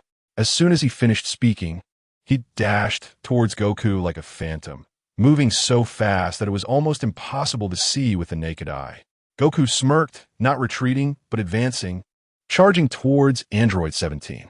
The two collided instantly, the sound of fists hitting flesh echoing like exploding beans, and the immense force created a whirlwind that sent debris flying everywhere. Vegeta coldly stared at Android 18, his energy flaring even more. "You will be defeated by me today." With that, he vanished and appeared right in front of Android 18, delivering a powerful uppercut accompanied by a whoosh of wind aimed at her. Android 18 remained calm, easily dodging to the side and then delivering a spinning kick towards Vegeta's head. Vegeta slightly tilted his head, grabbing Android 18's ankle and swinging her away. Android 18 flipped in the air and landed steadily, a serious expression flashing in her eyes. Piccolo seized the moment when Android 17 and Goku were engaged in a fierce battle, quickly forming hand seals, and a massive green energy ball gathered in his hands. "Special beam cannon," Piccolo shouted, and the energy ball shot towards Android 17 like a bolt of green lightning. Sensing the threat from behind, Android 17 quickly turned around, rapidly moving his hands to create an energy barrier in front of him. The energy ball struck the barrier, producing a deafening explosion, and the powerful energy impact forced Android 17 to take several steps back. Gohan and Trunks were also not idle. They exchanged glances and charged towards Android 18 in perfect harmony. Gohan was the first to attack, delivering a powerful punch infused with energy towards Android 18. Android 18 easily blocked it, while Trunks took the opportunity to attack from the side, kicking towards Android 18's waist. Android 18 reacted swiftly, slightly tilting her body to dodge the kick, while simultaneously throwing a punch at Trunks. Trunks quickly raised his arms to block, but still found himself pushed back several steps by the force of her punch. The battle between Goku and Android 17 reached a fever pitch, with their figures moving rapidly on the battlefield, leaving trails of golden afterimages. Goku suddenly shouted, his energy flaring up again, and he unleashed a full-power Kamehameha towards Android 17. Kamehameha?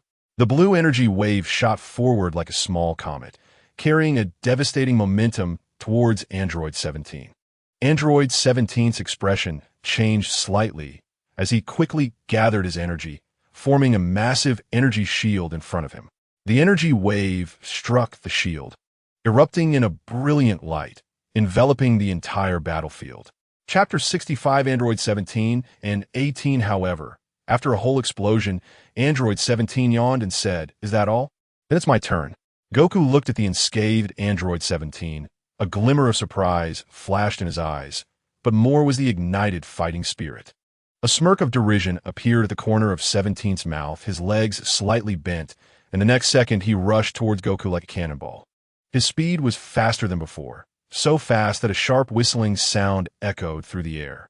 In the blink of an eye, 17 was in front of Goku, delivering a straight punch aimed at his face with the force of breaking wind. Goku quickly sidestepped, and 17's fist grazed his cheek, creating a gust of wind. Taking advantage of Goku's evasion, 17 quickly kicked out, unleashing a flurry of kicks like a torrential rain towards Goku. Goku defended while searching for a chance to counterattack. Suddenly, he seized a moment when 17 was attacking and grabbed 17's ankle, swinging him away. 17 flipped in midair and landed steadily, still wearing that nonchalant smile. "Interesting. But that's not enough," 17 said, quickly gathering energy with both hands in front of his chest, forming an energy sphere that emitted a strange glow. As the energy continued to gather, the sphere grew larger, distorting the surrounding air. "Try this," 17 shouted, throwing the energy sphere towards Goku. Goku did not dare to be careless, quickly gathering all his energy to form a golden energy barrier in front of him. When the energy sphere struck the barrier, it let out a deafening explosion, and the powerful shockwave forced Goku to stagger backward. His feet carved deep grooves into the ground as he barely managed to steady himself. On the other side, the battle between Vegeta and Android 18 was also reaching a critical moment. Vegeta's energy was burning wildly. He had been pushed to his limit, but his eyes still radiated defiance. Android 18's attacks became increasingly fierce, each strike carrying lethal momentum. Vegeta continuously defended and countered, with numerous wounds appearing on his body. Yet he showed no signs of backing down. Piccolo, Gohan, and Trunks were also fighting with all their might, attempting to attack androids at 17 and 18 from the side to disrupt their rhythm. Piccolo continuously fired energy blasts, while Gohan and Trunks coordinated close-range attacks. However, the strength of 17 and 18 was simply too overwhelming. Their attacks seemed to cause little damage to the two androids. The battlefield was filled with smoke and the sounds of explosions and energy collisions intertwined. Goku took a deep breath and unleashed the power of the Super Saiyan again, his golden aura soaring into the sky. He knew this battle had reached a life-and-death moment. He absolutely could not lose.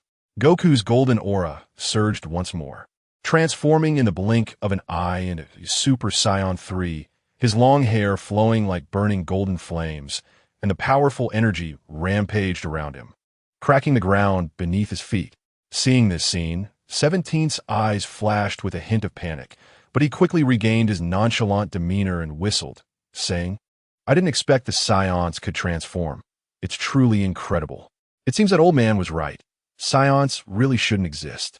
After saying that, he quickly waved his hands, wildly gathering energy around him, and a massive energy sphere rapidly formed in his palms, with electrical currents flickering on its surface, emitting a hissing sound, clearly containing world-destroying power. "Try this," 17 shouted as he hurled the energy sphere towards Goku, who appeared as a small meteor, bringing an overwhelming sense of oppression. Goku's gaze was resolute. He was unafraid and shouted, "Kamehameha!" The blue energy wave collided with 17's energy sphere in midair, producing a deafening roar, and a brilliant light instantly illuminated the entire battlefield, with Goku and 17's forms flickering in the brilliance.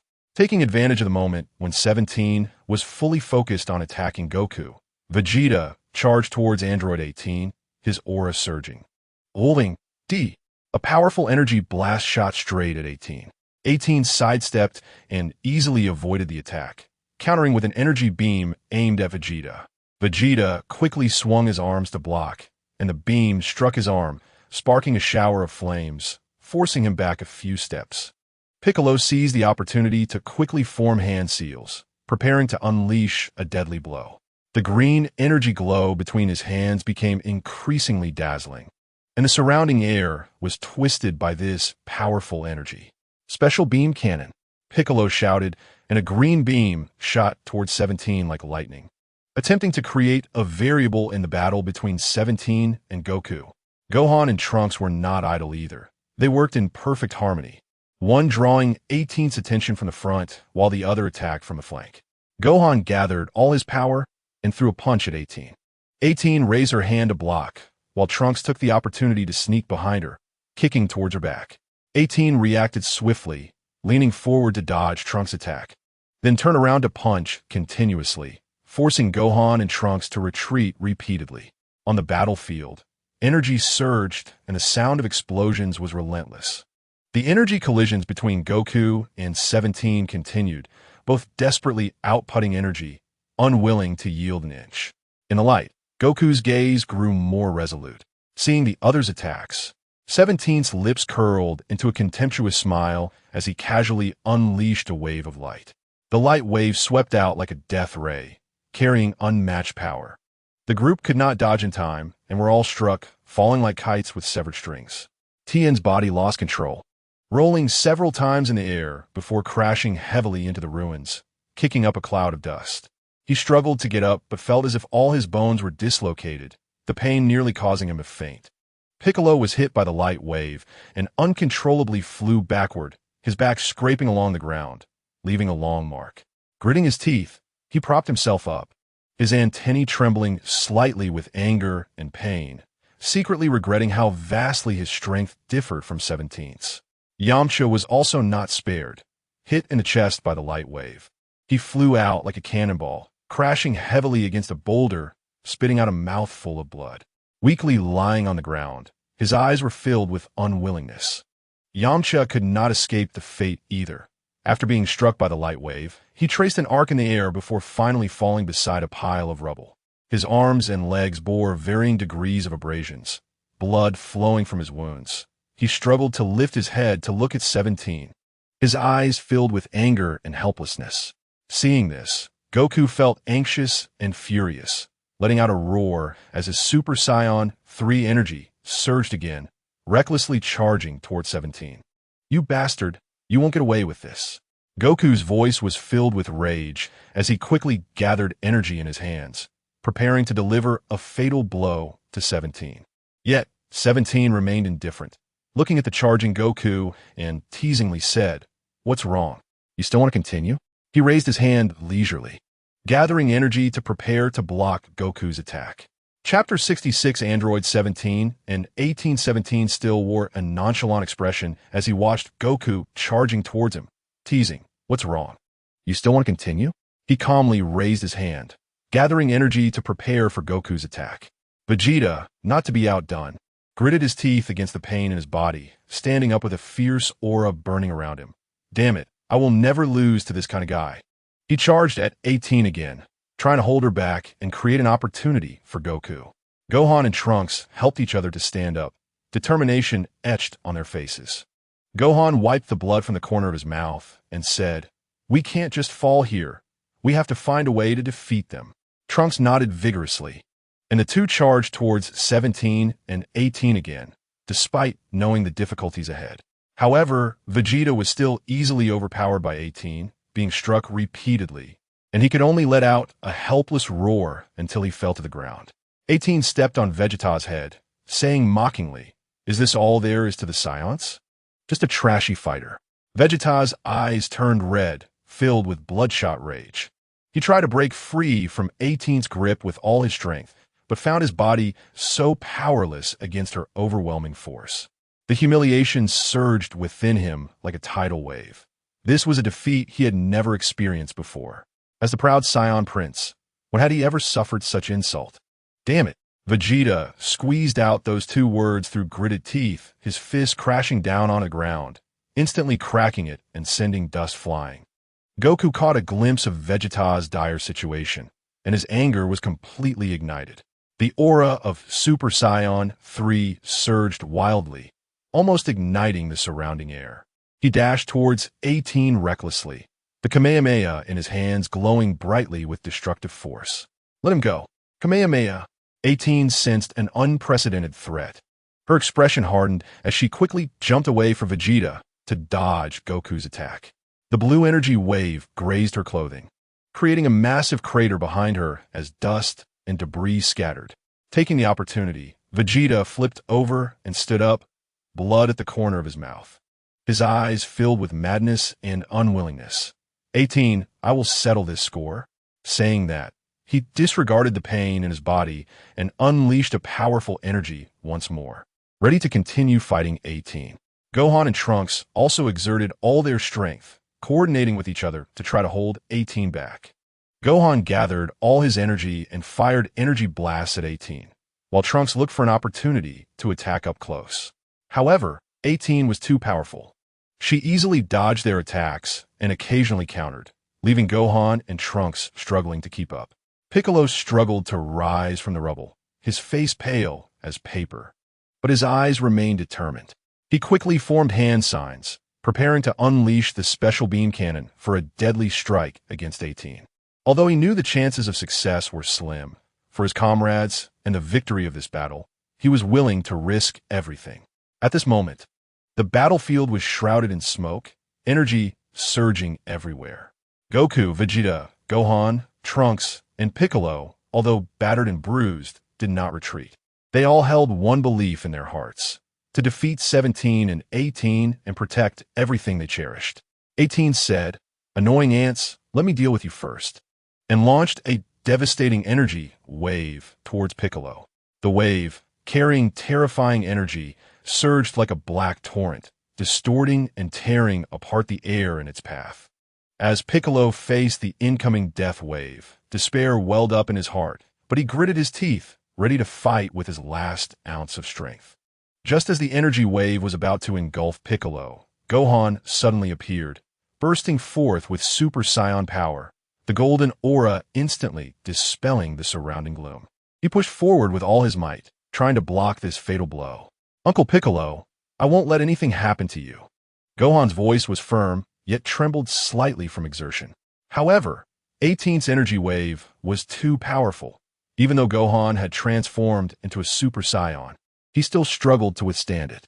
The wave inched closer, and Gohan's legs began to carve deep grooves in the ground as his arms trembled under the immense pressure. Gohan let out a defiant roar, using all his strength to resist, but ultimately could not hold it back. The wave collided violently with Gohan's energy, resulting in a massive explosion, flames shooting into the sky, and the powerful shockwave sent everything nearby flying. Seeing this scene, Goku was completely enraged, his eyes instantly turning red with fury, the aura of Super Saiyan 3 surging wildly, his hair flying as if to ignite the sky. 18, I will make you pay. Goku's roar echoed through the heavens as he charged at 18 without hesitation, moving so fast that he was nearly invisible to the naked eye. Vegeta also snapped out of his shock, his eyes filled with madness and determination. "You dare to harm Gohan, a Saiyan, unforgivable." Ignoring the pain in his body, he unleashed a powerful energy again, following Goku as they charged towards 18. Trunks looked at the ruins, tears blurring his vision, clenching his fists, his nails digging deep in his palms. "Gohan, I will avenge you." With that, he joined the battle. 18 looked at the three charging towards her, a disdainful smile tugging at her lips. "You think you could defeat me with just that?" But a flicker of caution crossed her eyes. After all, the power unleashed by a thoroughly enraged Goku and the others made her wary. A more intense battle was about to erupt on this devastated battlefield. At that moment, seeing the energy wave about to consume the three, Trunks no longer held back and unleashed his Super Saiyan golden aura. His hair instantly turned to dazzling gold. His eyes filled with fearlessness, and the energy around him surged like a tidal wave, forcefully resisting 18's deadly energy wave. Meanwhile, Vegeta, stunned, exclaimed in shock, "You can also become a Super Saiyan?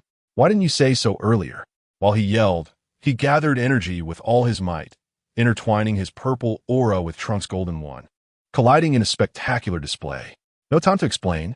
Let's defeat her first," Trunks shouted back, quickly moving his hands to condense an energy sphere in front of him, launching it at 18 with all his might. The energy sphere whistled through the air like a golden cannonball, heading straight for 18. Chapter 67, Android 17, and 18 seeing this, Goku shouted loudly, "Kamehameha!" The blue energy wave resonated with Trunks' energy sphere, pressing down on Android 18 with overwhelming force. 18's expression finally changed slightly. She didn't expect Trunks to hide such powerful strength. Faced with this triple attack, she dared not let her guard down for a second and quickly expanded the energy sphere in her hand again, forming a solid energy shield to withstand the attacks of the three. Taking advantage of the moment, Vegeta charged forward, and as he got close to 18, he leaped up and delivered a powerful flying kick toward her shield. With a loud bang, Vegeta's attack collided with 18's shield, erupting in a brilliant flash and massive shockwave, causing the ground around them to crack, with fissures spreading like a spiderweb. Trunks and Goku did not stop their attacks either. They continuously fired energy at 18, trying to break through her defenses. Under the combined force of the three, 18's energy shield began to show fine cracks, and her expression grew increasingly grim. "Oof, don't think you can defeat me like this." The energy shield tore apart like a spiderweb. As a shield was destroyed, the trio's attacks became more intense, with overwhelming energy fluctuations ripping through the surrounding air. Goku's Kamehameha, Vegeta's Final Flash, and Trunks' energy blasts intertwined to form a dazzling and dangerous energy net, pouring down on 18 furiously. However, 18 merely smiled slightly, a hint of disdain and confidence in her expression. Immediately, a strange glow enveloped her body as she began to unleash her full power. In an instant, a more powerful aura erupted from her, like an invisible storm, dispersing all three of their attacks. What kind of power is this? Trunks was shocked, disbelief filling his eyes. He never imagined that 18 could unleash an even greater power under such intense attacks. Goku and Vegeta also stiffened, exchanging a serious glance, seeing the gravity in each other's eyes. But they did not retreat. Instead, their inner fighting spirit was ignited. "No matter how strong you are, we will not lose." Goku took a deep breath, his Super Saiyan 3 aura surging once again, the golden light almost illuminating the sky. He quickly gathered energy in his hands, the Kamehameha energy wildly converging, the blue glow becoming increasingly dazzling. Vegeta was also unwilling to be outdone.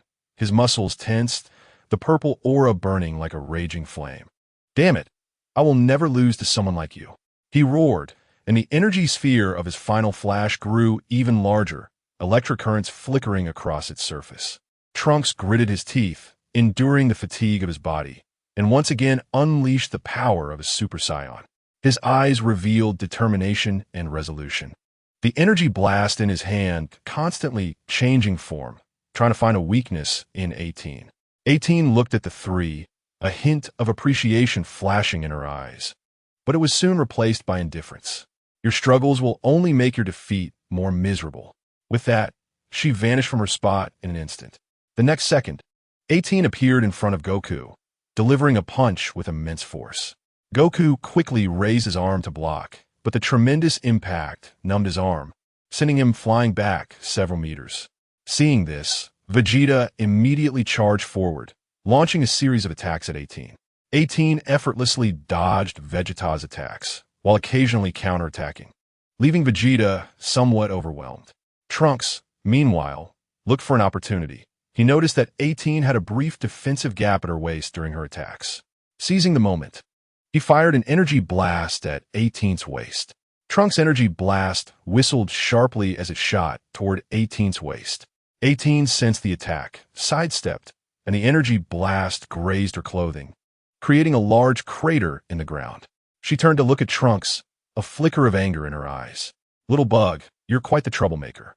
Before her words faded, 18 instantly appeared in front of Trunks, delivering a swift kick aimed at his neck.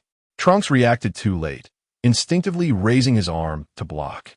With a crack, pain shot through his arm as he was struck by the force, sent flying into a distant wall, which instantly collapsed, burying him beneath the rubble. "Trunks!" Goku and Vegeta shouted simultaneously, their eyes filled with anger and worry. Goku's aura surged fiercely, his Super Saiyan 3 strength reaching its peak as he thrust his hands forward, unleashing the Kamehameha. This time, the energy wave was even thicker than before, rushing towards 18 with a devastating momentum. Vegeta was also unwilling to be outdone, ignoring his injuries. He ignited his purple aura to its maximum, channeling all his strength into the final flash, the energy sphere buzzing with electric currents like dancing snakes. Vegeta roared, firing both the final flash and Goku's Kamehameha at 18. 18's expression changed slightly. She sensed the immense threat contained within these two powers. But she did not retreat. Taking a deep breath, she pushed her full power to the limit. A transparent energy shield formed around her, tightly wrapping her up. Boom! The Kamehameha and final flash struck 18's shield simultaneously, erupting in a deafening roar. The intense light was as dazzling as the sun, enveloping the entire battlefield in a whirlwind of dust and debris raised by this force. As the light faded, 18's shield appeared covered in countless cracks. Her complexion paled slightly, but a stubborn smile still lingered on her lips. The trio's attacks intertwined, forming a cataclysmic torrent of energy. A massive storm of debris erupted around them, with the previously sturdy, circular buildings crumbling like paper toys in the face of this power. Buildings were yanked by invisible giant hands, first showing countless cracks in their walls, followed by glass shattering like snowflakes. Accompanied by a deep rumbling, the structures began to tilt and collapse, steel and concrete twisted into shapes. Large chunks of debris thrown into the air, crashing down and raising clouds of dust. The wide road was cut like with a sharp blade, the asphalt being ripped up, revealing the complex network of pipes and cables beneath, which twisted and snapped in the aftermath of the explosions, sparking electricity. Cars were lifted by the shockwave, tumbling in the air, colliding, their metal shells crumpled, glass shattered, parts scattered everywhere, and the burning fuel tanks igniting a series of explosions, flames shooting into the sky. Chapter 68, Android 17 and 18. The dense forest was not spared. Towering trees were uprooted like small grass, swept into the air by powerful gusts, their branches broken, leaves shredded, flying everywhere. Fertile land looked like torn fabric, with huge cracks spreading outwards, unfathomably deep, soil and rocks thrown into the sky. And the entire world seemed to fall into the abyss of apocalypse. Even so, number 18 stood firm in the center of this ruin. Her hair disheveled and clothes torn in several places, but her gaze remained sharp, emanating a powerful aura, showing no signs of retreat. She looked disdainfully at the three, a mocking smile curling at the corners of her mouth. This level is still far from enough. Having said that, she took a deep breath and gathered all her energy again. The energy around number 18 surged wildly. Her already formidable aura climbed higher, her eyes flashing with cold, murderous intent as she fixed her gaze on the three before her, coldly stating, "Since you are so persistent, let me show you what true despair looks like." As soon as her voice fell, number 18's figure instantly vanished, reappearing before Vegeta in the next moment. Her speed was so fast that only a fleeting shadow could be perceived, and Vegeta didn't even have time to react before being struck in the abdomen by number 18's heavy punch. The powerful impact sent Vegeta flying like a kite with its string cut, crashing through several already shaky building remnants, stirring up a cloud of dust. Vegeta, Goku and Trunks exclaimed in panic upon seeing this. However, number 18 did not give them a chance to catch their breath. She turned and charged at Trunks. Trunks widened his eyes, quickly gathering energy in his hands, trying to fend off number 18's attack. But number 18's speed and power exceeded his imagination. Before he could fully prepare, she was already in front of him, kicking him in the chest. Trunks was sent flying by this kick, tracing an arc in the air before crashing heavily into a pile of rubble. After dealing with Vegeta and Trunks, number 18 turned her attention to Goku. Goku fixed his gaze on number 18, the aura of Super Saiyan 3 burning fiercely. He knew that this round of counterattack from number 18 was extremely tricky, but he would not back down. Number 18 dashed towards Goku like a specter, her hands constantly waving, shooting out beams of energy towards him like dense bullets. Goku quickly moved to evade these energy beams while searching for a chance to counterattack. Seeing Goku so agile, number 18 felt a surge of anger. She shouted loudly, quickly condensing a massive energy ball in front of her chest.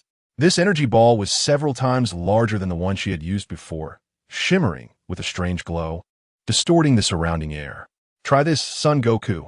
Number 18 hurled the energy ball towards Goku with great force, the energy ball whistling through the air like a small meteorite, crashing towards him.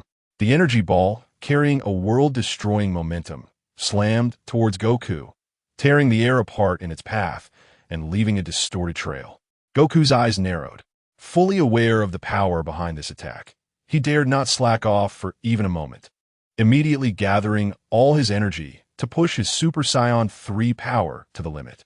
I cannot lose, Goku grunted, rapidly forming the blue Kamehameha in his hands to counter number 18's energy ball head-on. In an instant, the two terrifying torrents of energy collided, erupting with a deafening roar. Bright light dazzling the surroundings and plunging the area into a white haze. The strong energy shock waves created ripples, wildly spreading outwards from the point of collision. The already crumbling city suffered another heavy blow, the foundations of the few buildings still standing being uprooted by the shock waves, collapsing with a thunderous crash. The distant mountains were also affected by this force, boulders rolling down from the peaks, raising clouds of dust as if a small landslide had occurred. In the chaos of energy collision, Goku's feet carved out 2 deep trenches in the ground, gritting his teeth as his arms trembled slightly, yet he still held firm. Number 18 was also feeling the strain. Beads of sweat formed on her forehead as she focused intently on maintaining the power of the energy ball. At this moment, Vegeta struggled to rise from the rubble, blood at the corner of his mouth, his eyes filled with unwillingness and anger. Damn it, how could she beat me like this? He saw Goku standing alone against number 18's attack. A surge of blood rushed to his head, and disregarding his injuries, he once again unleashed the power of a Super Saiyan. Son Goku, I won't let you fight alone, Vegeta roared, quickly gathering a purple energy wave and launching it at number 18. Number 18 sensed the threat from behind, furrowing her brow, but unable to divert her attention. She could only grit her teeth and increase her energy output, trying to eliminate Goku first. Meanwhile, Trunks also struggled to crawl out from the rubble, his arm broken, his body covered in wounds, but his gaze was resolute. I will fight too. He took a deep breath, his golden aura flaring up again, enduring the pain as he fired energy beams at number 18. The energy beams Trunks shot out were like weak candlelight in the face of number 18's overwhelming power. Instantly swallowed, his body could no longer hold up. His legs went soft, and he knelt on one knee, gasping for breath, his golden aura dimming. Trunks! Goku and Vegeta shouted in unison, their eyes filled with concern, but at that moment they had no time to spare. Number 18 took advantage of their distraction, intensifying her assault, the energy ball in her hand swelling wildly, almost overpowering Goku's Kamehameha. Seeing this, Vegeta was frantic, charging towards number 18 without a second thought. The purple energy wave shining brightly, fueled by all his anger and unwillingness. Get away from me, Vegeta shouted, smashing the energy wave against number 18's energy ball. Boom! Another earth-shattering roar erupted as the energy ball collided with the energy wave, unleashing an even more intense energy shockwave. Vegeta was knocked back by the force, his feet carving deep marks into the ground, but he still gritted his teeth, refusing to budge an inch. Goku seized the opportunity to increase the output of his Kamehameha, the blue light shining brightly again, locked in a stalemate with number 18's energy ball. His gaze was determined, the aura of Super Saiyan 3 roaring in the wind. Number 18. Today is your end.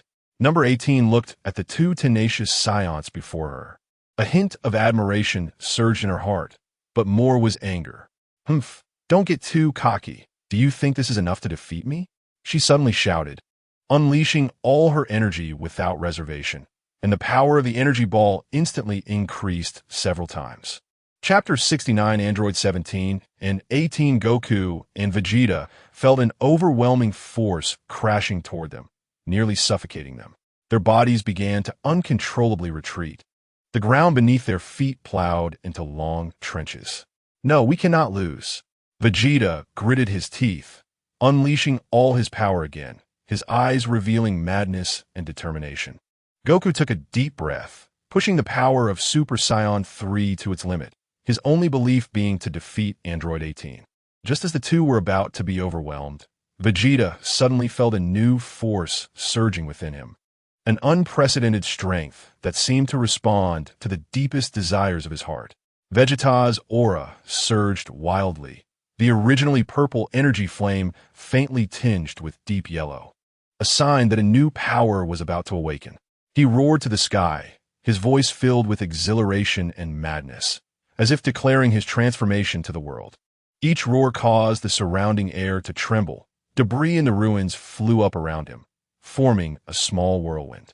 Goku's eyes flashed with surprise as he reined in his Super Saiyan 3 aura slightly, staring intently at Vegeta, murmuring, "Vegeta, have you finally broken through?"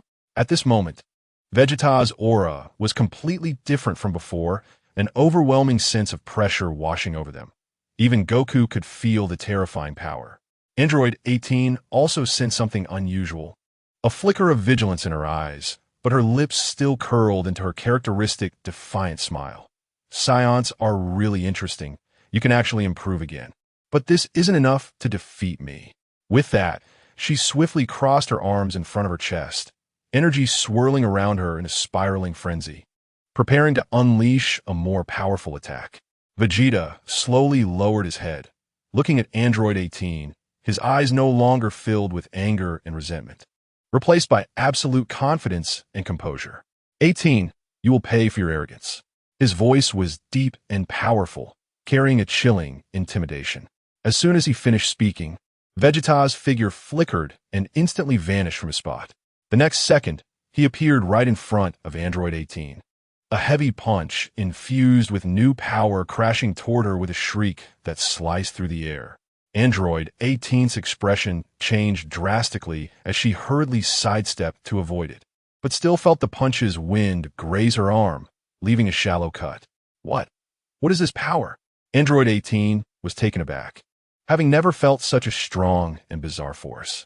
Vegeta did not give her a moment to breathe, launching a flurry of attacks like a tempest, each punch and kick carrying a world-destroying momentum, forcing Android 18 to continuously retreat. Seeing this, Goku immediately joined the fight. He gathered energy for the Kamehameha again, the blue light shining in his hands, coordinating with Vegeta's attacks to form a pincer movement against Android 18. Under the assault of the two, Android 18 was gradually struggling to cope, her energy shield developing more and more cracks from their unrelenting onslaught. At this moment, Goku looked at Vegeta, surprise etched on his face, and exclaimed, "Vegeta, you've transformed into Super Saiyan 3 too?" Vegeta smirked disdainfully, snorting, "Kakarot, don't underestimate me." With that, he fixed his gaze fiercely on Android 18, his aura surging again. "Let me show you my new transformation." Vegeta's hair turned even more golden and elongated, the aura of Super Saiyan 3 mixing with a distinct sharpness, a mark of his unique breakthrough.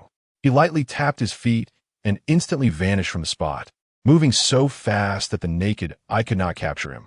Android 18 only felt a blur before Vegeta materialized behind her, executing a spinning kick infused with terrifying power, the wind howling as it approached. Android 18 reacted quickly, dodging to the side just in time to narrowly avoid the lethal strike. But Vegeta's attacks came like a relentless tide, not giving her any chance to catch her breath. Goku was also not idle, rapidly gathering energy for the Kamehameha. the blue energy shining brightly. Kamehameha. The powerful energy wave surged toward Android 18 with the force of a landslide. Caught in Vegeta's close-range attacks, Android 18 found herself unable to escape, forced to awkwardly sidestep and use her arm to block Goku's Kamehameha.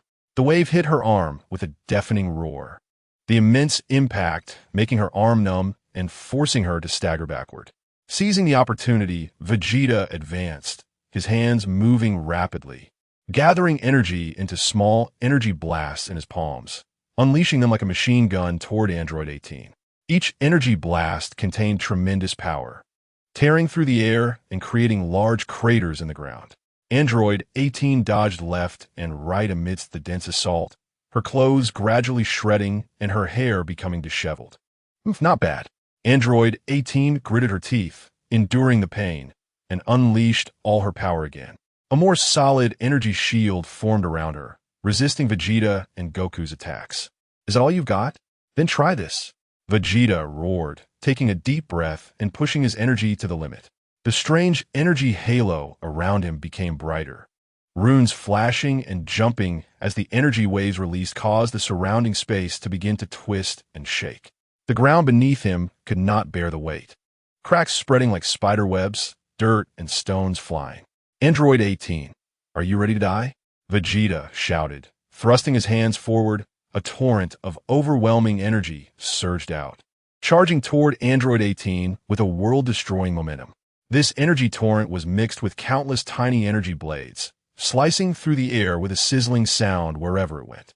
Android 18 felt an unprecedented sense of crisis, a hint of tension showing in her eyes for the first time. She dare not hold back, unleashing all her energy without reservation, forming an indestructible energy shield in front of her, trying to withstand Vegeta's attack. The moment the energy torrent collided with the energy shield, a blinding light erupted, enveloping the entire battlefield. A powerful shock wave spread like a hurricane, lifting debris into the air and hurling it far away. The ground was dented, forming a massive circular pit with walls marked by signs of energy burning. Taking advantage of the clash between the two, Goku gathered the Kamehameha again. His gaze was firm and focused, the power of Super Saiyan 3 surging within him. Kamehameha, full power. The blue energy wave shot forth like a comet, trailing a long tail as it slammed into Android 18's energy shield. Under the dual assault of Vegeta and Goku, Android 18's energy shield began to crack densely, the fissures rapidly spreading as if it would shatter at any moment. Android 18's face turned pale as paper, her body trembling slightly under the overwhelming energy impact. Beads of sweat forming on her forehead. Chapter 70 Android 17 and 18 It's impossible. How could I lose to you? Android 18 gritted her teeth and let out an unwilling roar, trying to boost her energy once more to repair her crumbling energy shield. However, Vegeta and Goku did not give her this opportunity. Vegeta shouted loudly, suddenly increasing his energy output. The energy blades in the torrent of energy became denser and more powerful. At the same time, Goku also pushed the power of the Kamehameha to its limits, the light of the energy wave becoming even more dazzling. Under the full force attacks from both of them, Android 18's energy shield finally could not bear the pressure and shattered with a loud bang. The moment the shield broke, Android 17 finally made his move. He was like a bolt of black lightning, instantly entering the battlefield, enveloped in a ghostly blue energy aura. Raising his hand to unleash an energy beam aimed directly at Vegeta. Vegeta sensed the danger, sidestepped, and the beam grazed the edge of his clothing, leaving a deep black scar on the ground. Finally willing to move?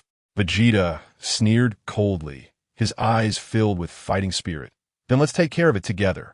He exerted force under his feet and charged at Android 17, throwing punches with his newly awakened powerful strength, each strike bringing a gust of wind. Android 17 nimbly dodged, his figure agile, and Vegeta's attacks all missed. At the same time, Goku quickly adjusted his direction, aiming the Kamehameha at Android 17. Try this. The blue energy wave surged forward, and Android 17 hurriedly gathered energy to defend. The energy wave collided with his defensive energy, sparking a chaotic flow of energy that distorted the surrounding air. Taking this opportunity, Android 18 quickly regained her strength, gathering energy once more. Her hands moved rapidly, and an energy ball emitting a strange glow gradually formed in her palm. "You all won't have it easy," Android 18 shouted, throwing the energy ball towards Goku and Vegeta. Vegeta and Goku exchanged a glance, understanding each other. Vegeta gathered purple energy with both hands, forming an energy barrier to withstand Android 18's energy ball. Goku continued to maintain the Kamehameha, holding his ground against Android 17. The energy ball collided with Vegeta's barrier, producing a deafening roar. The powerful impact causing Vegeta's arms to tremble slightly, but he gritted his teeth and held firm. Android 17 seized the opportunity, suddenly exerting force, breaking free from Goku's Kamehameha, and charged at Vegeta. His speed was extremely fast, arriving in front of Vegeta in the blink of an eye, delivering a heavy punch aimed at Vegeta's face. Vegeta quickly raised his arm to block, the tremendous impact forcing him back several steps. Seeing this, Goku immediately abandoned the Kamehameha and flew towards Android 17 at high speed. His Super Saiyan 3 aura burned fiercely, leaving a golden afterimage in the air. "Don't think you can hurt Vegeta," Goku shouted, delivering a powerful kick at Android 17. Goku's kick carried the terrifying strength of Super Saiyan 3, creating a sharp sonic boom. Android 17 reacted quickly, crossing his arms in front of him to block. The powerful impact caused Android 17's feet to sink deep into the ground, cracks rapidly spreading outwards from where he stood. "Interesting." Android 17 smirked provocatively, suddenly exerting force to push Goku away, then rapidly gathering energy around him, shooting out countless energy beams from his hands like a dense rain of arrows towards Goku and Vegeta. Vegeta snorted coldly, quickly forming hand seals, his body surrounded by purple flames, creating a huge shield that enveloped both him and Goku. The energy beams struck the shield, creating layers of sparks and producing crackling sounds. "Kakarot, let's finish them together." Vegeta turned to Goku, his eyes filled with determination. Goku nodded, and the two unleashed their full power once again. Goku's golden aura surged, his hands quickly concentrating the Kamehameha in front of him, the blue light becoming increasingly dazzling. Vegeta burned his purple flames to the extreme, the energy ball of his final flash continuously expanding, the surface currents writhing like dancing snakes. Android 17 and 18 felt unprecedented pressure, exchanging glances and pushing their powers to the limit. The energy ball in Android 18's hands grew larger, the surrounding air twisting grotesquely.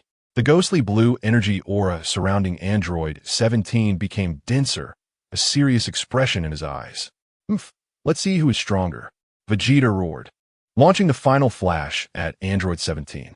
Goku, not to be outdone, simultaneously fired the Kamehameha, the blue energy wave intertwining with the purple final flash. Resembling a colossal energy dragon, charging towards Android 17 and 18 with world-destroying momentum. Android 17 and 18 hurriedly gathered their energy together, forming a massive energy barrier to withstand Goku and Vegeta's attack.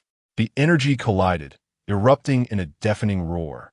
The entire battlefield enveloped in the winds and dust kicked up by this immense force. As the light dissipated, the energy barrier of Android 17 and 18 appeared riddled with cracks, rapidly spreading like a spiderweb on the verge of breaking.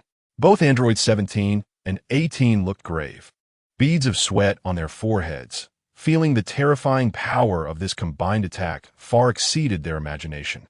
"We can't be defeated like this."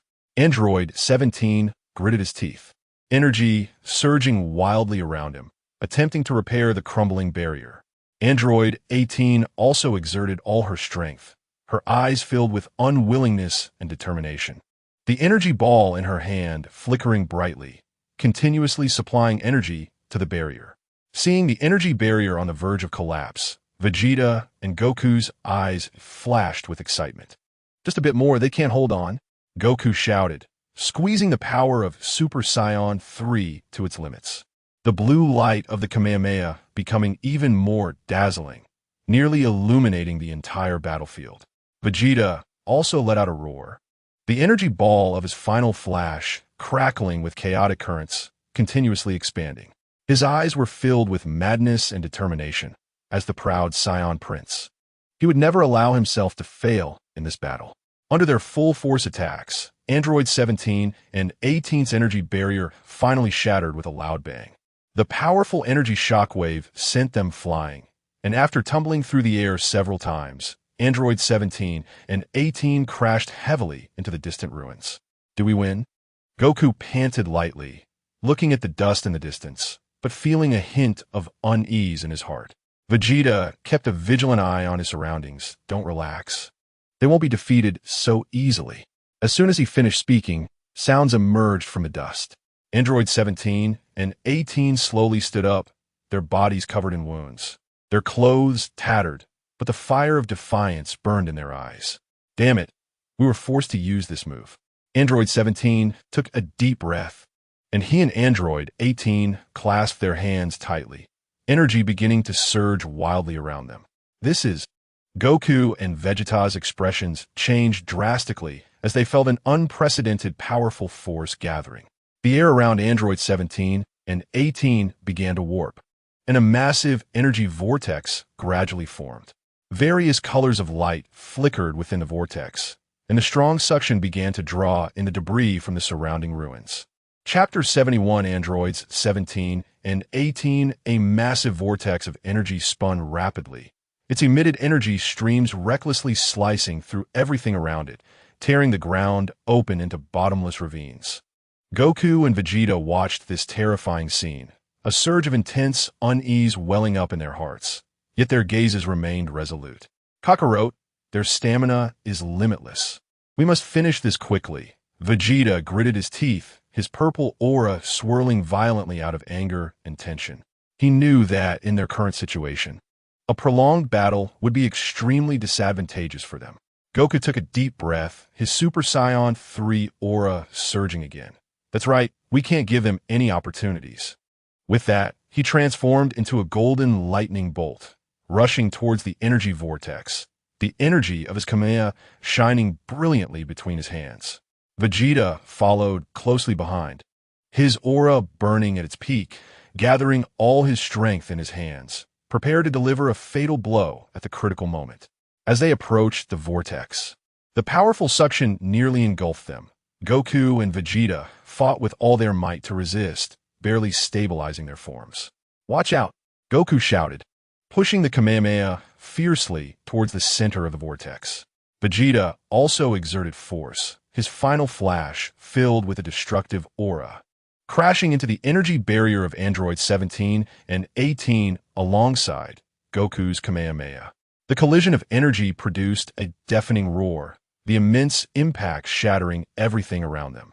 At the center of the vortex, 17 and 18, although shaken by the impact, still stood firm thanks to their limitless stamina, continuously releasing energy to repair the damage caused by the attack.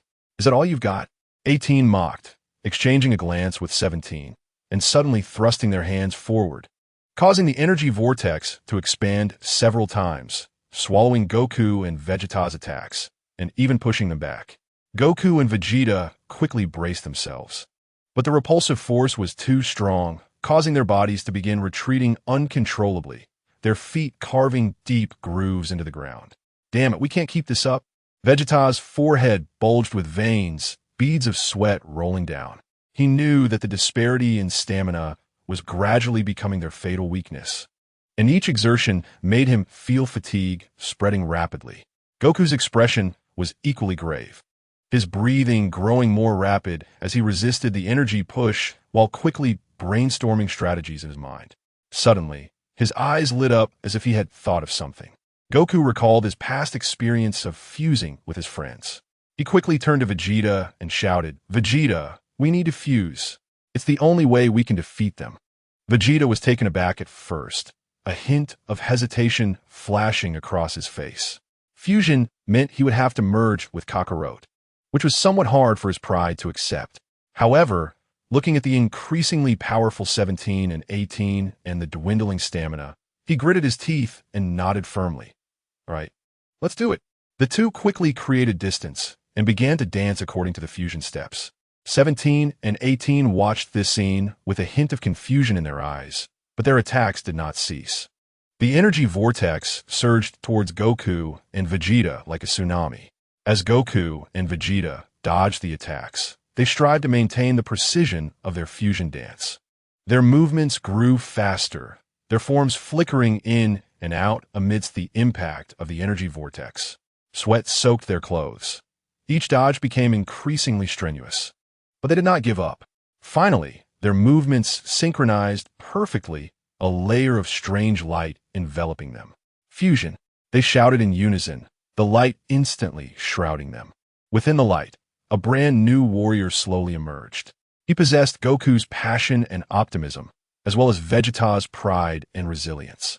The fused warrior radiated an unprecedented powerful aura, with golden flames intertwined with purple light, dazzling and striking.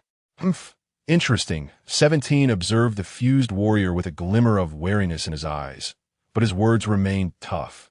But what a fusion! Our stamina is still limitless. 18 sneered, gathering energy with 17 once more, the energy vortex growing even larger, warping the surrounding space. Then let me show you true power. The fused warrior looked at the two before him, a confident smile creeping onto his lips. What does limitless stamina matter? Today, you will surely lose. Upon merging, a new aura was born, and they immediately announced their name. Vegeto.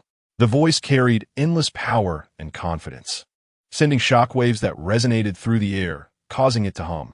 17 and 18 stared at the two, their faces filled with disdain, muttering, if you can't win separately, you fuse. Ants will always be ants. Despite their contemptuous words, a hint of unease flickered in their eyes. The powerful aura emitted by Vegeto made them realize that their opponent was no longer the same. Vegeto's lips curled into a mocking smile. Talking tough won't help. Now, let me show you my strength. As soon as he finished speaking, he instantly vanished from his spot, moving so fast that it was imperceptible to the naked eye. 17 and 18 felt a blur before them, and Vegeto appeared before them like a phantom. Before they could react, Vegeto delivered a devastating punch towards 17 with overwhelming force.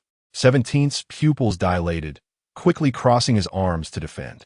With a thunderous boom, 17 was sent flying, crashing through several ruined buildings like a cannonball, raising a cloud of dust. Seeing this, 18's expression hardened, and she immediately launched an attack. She quickly gathered energy in her hands, firing dense beams of energy like a torrential downpour towards Vegeto. Vegeto remained unfazed, agilely dodging in midair, effortlessly avoiding all the beams.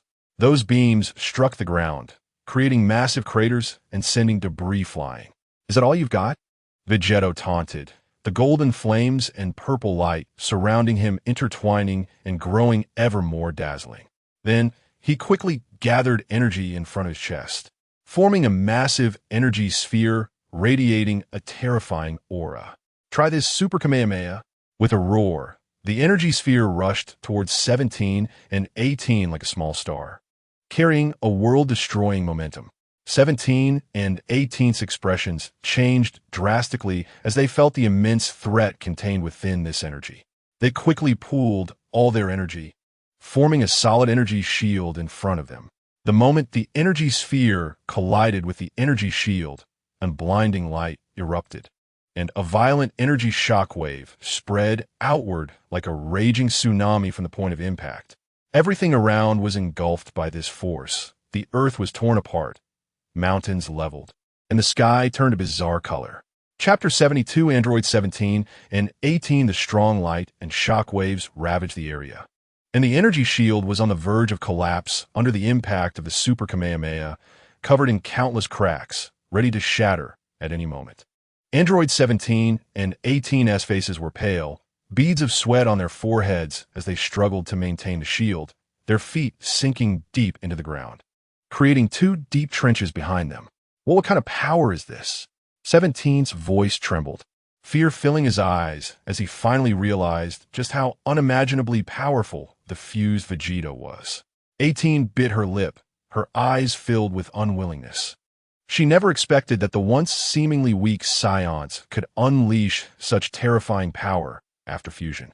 Vegeta looked down at the two struggling figures with disdain. With such little ability, they dare to call us ants? With that, he exerted force with both hands, causing the energy of the Super Kamehameha to surge dramatically, the light blindingly bright. With a crack, 17 and 18's energy shield finally couldn't bear the burden and shattered completely. The powerful energy blast sent them flying, and after rolling several dozen meters in the air, they crashed heavily onto the desolate ground, raising a cloud of dust. Vegeta didn't give them a moment to breathe, instantly appearing in front of them, looking down from above, declaring that this farce should come to an end. With that, he gathered energy once more, preparing to deliver the final blow to the two. 17 and 18 struggled to rise from the ground, though battered and bruised. Their eyes burned with the last remnants of fighting spirit. Don't think you can defeat us this easily. 17 gritted his teeth, energy surging around him again. 18, not to be outdone, quickly moved her hands, forming a small energy sphere. Vegeta watched their actions with a sneer. It was nothing but a dying struggle. Just as the thought left his lips, he unleashed the energy in his hands. A thick beam of energy charged towards 17 and 18 with an aura of endless destruction. 17 and 18 exchanged glances, releasing the energy in their hands simultaneously, trying to resist Vegeta's attack. However, their energy was like a mantis trying to stop a chariot before Vegeta's overwhelming power. The energy beam quickly consumed their energy and struck them directly. With a thunderous explosion, 17 and 18 vanished into the light of the energy beam, leaving behind only a scorched patch of land. As the bright light faded, a pungent smell of gunpowder filled the air over the charred earth, enveloped in silence. Vegeta slowly retracted his energy, the golden and purple flames around him gradually calming down. He panted slightly. Although this battle was not without its pressures, the joy of victory was evident on his face. This should be the end now, Vegeta murmured to himself, his voice tinged with fatigue. Just as he was about to break the fusion, a faint yet familiar energy fluctuation suddenly emanated from deep within the ruins. Vegeta's expression changed drastically, disbelief flashing in his eyes. How is this possible? They're still alive. He quickly turned towards the direction of the energy fluctuation and saw two glowing figures slowly rising from the ruins, 17 and 18. At this moment, they looked disheveled. Their clothes nearly burned away, their skin covered in burns and scratches. Yet in their eyes, there was a madness and determination. Vegeta, don't get too complacent, 17 shouted, his voice hoarse from anger and fatigue. We will never be defeated so easily. With that, he and 18 clasped their hands tightly, energy swirling around them once more. Vegeta frowned, his eyes filled with caution. He could feel that the energy 17 and 18 were gathering now was stronger than ever before. Looks like you still have a trick up your sleeve, Vegeta said coldly. But no matter what tricks you have left, today is destined to be your last day. Vegeta took a deep breath, unleashing a powerful force as the flames around him reignited. He knew the upcoming battle would be even tougher, but he would not back down. The energy gathered by 17 and 18 reached its peak, forming a massive energy sphere in their hands. This energy sphere was unlike any before, shimmering with an eerie black light, distorting the surrounding air as if even space was yielding to this power. Taste this, Vegeta. This is our final strength, 18 shouted, and together with 17, they launched the energy sphere at Vegeta with all their might. The energy sphere shot forth like a black meteor, carrying an aura of destruction. Streaking through the sky toward Vegeta, the black energy sphere surged forward with destructive force, distorting and shattering the space it passed through, producing a sharp, piercing sound. Vegeta could not afford to be negligent. The golden and purple flames around him burned fiercely as he released his power without reservation, creating an indestructible energy barrier in front of him. Boom! The energy sphere collided violently with the barrier, and in an instant, light exploded outward. The powerful energy shockwave radiating in a circular pattern from the point of impact. The ground was torn apart by this force, deep cracks spreading rapidly like a spiderweb. Surrounding mountains flattened, boulders thrown high into the air only to crash down heavily, stirring up clouds of dust. Vegeta was pushed back by the shockwave, his feet carving two deep trenches into the ground, the dust obscuring his figure. 17 and 18 were similarly affected. The excessive energy consumption left them barely able to stand, their bodies swaying, yet they wore manic smiles, as if anticipating Vegeta's complete defeat from this blow. Just as the dust was about to settle, a dazzling light exploded from within, revealing Vegeta once more. A trickle of blood was at the corner of his mouth, his clothes tattered. Yet his eyes burned with even greater fighting spirit. With this little ability, you think you can defeat me? Vegeta snorted coldly, his voice filled with disdain. With that, Vegeta quickly moved his hands, gathering a much larger energy sphere before him. This energy sphere combined the golden light of the Super Saiyan with Vegeta's unique purple flames. Arcs of electricity dancing across its surface, crackling ominously as if heralding the impending destruction. You brought this upon yourselves. Now, taste my most powerful blow. Vegeta roared, launching the energy sphere at 17 and 18 with all his might. The energy sphere shot forth like a small star, radiating endless light and power, cutting through the sky, igniting the air in its wake, leaving a long trail of flames. Chapter 73 Android 17 and 18. As Android 17 and 18 looked at the energy ball, enveloped in terrifying power and rapidly approaching, the manic smiles on their faces instantly froze, replaced by endless fear. They had never imagined that even with all their might, Vegeta could unleash such a powerful counterattack. 17 gritted his teeth, using the last bit of his strength to release all the energy within him, attempting to construct an energy barrier in front of him. 18 was not willing to back down either, trembling as she gathered her remaining energy and merged it into 17's barrier. However, this barrier appeared so thin and fragile in front of the energy ball that contained world-destroying power. In the blink of an eye, the energy ball crashed heavily into the barrier, producing a deafening roar, and a strong light instantly engulfed the entire battlefield. The surrounding space seemed to be twisted and deformed by an invisible giant hand, as if time itself had come to a halt. The energy impact surged like a tsunami, sweeping in with an overwhelming force. 17 and 18's bodies were instantly knocked away by this force, flying uncontrollably backward like kites with broken strings, smashing through countless remaining boulders and ruins along the way, raising clouds of dust. Vegeta stood in place, his gaze fixed on the flying 17 and 18. As the aura around him slowly subsided, his breath was slightly hurried, and there was a hint of fatigue on his face. But his eyes were filled with the light of victory. This long and intense battle was finally nearing its end. As the dust began to settle, 17 and 18 lay amidst the ruins, their bodies battered and breath faint. Their eyes were filled with unwillingness and despair. The arrogance and confidence they once had had long since vanished. Vegeta slowly walked towards them, gathering a super large energy ball in his hand, ready to destroy 17 and 18, each step firm and powerful. When he reached in front of the two, looking down at them, he coldly said, "You lost this battle." 17 and 18 were unable to refute, only able to watch Vegeta. The energy wave in Vegeta's hand grew increasingly dazzling, the intense light illuminating the surroundings as if it were midday, and the energy fluctuations caused the air to emit painful wails. Lying in the ruins, 17 and 18's limbs were powerless, their bodies covered in wounds, unable to put up any resistance, only able to watch Vegeta approach step by step. "It's over."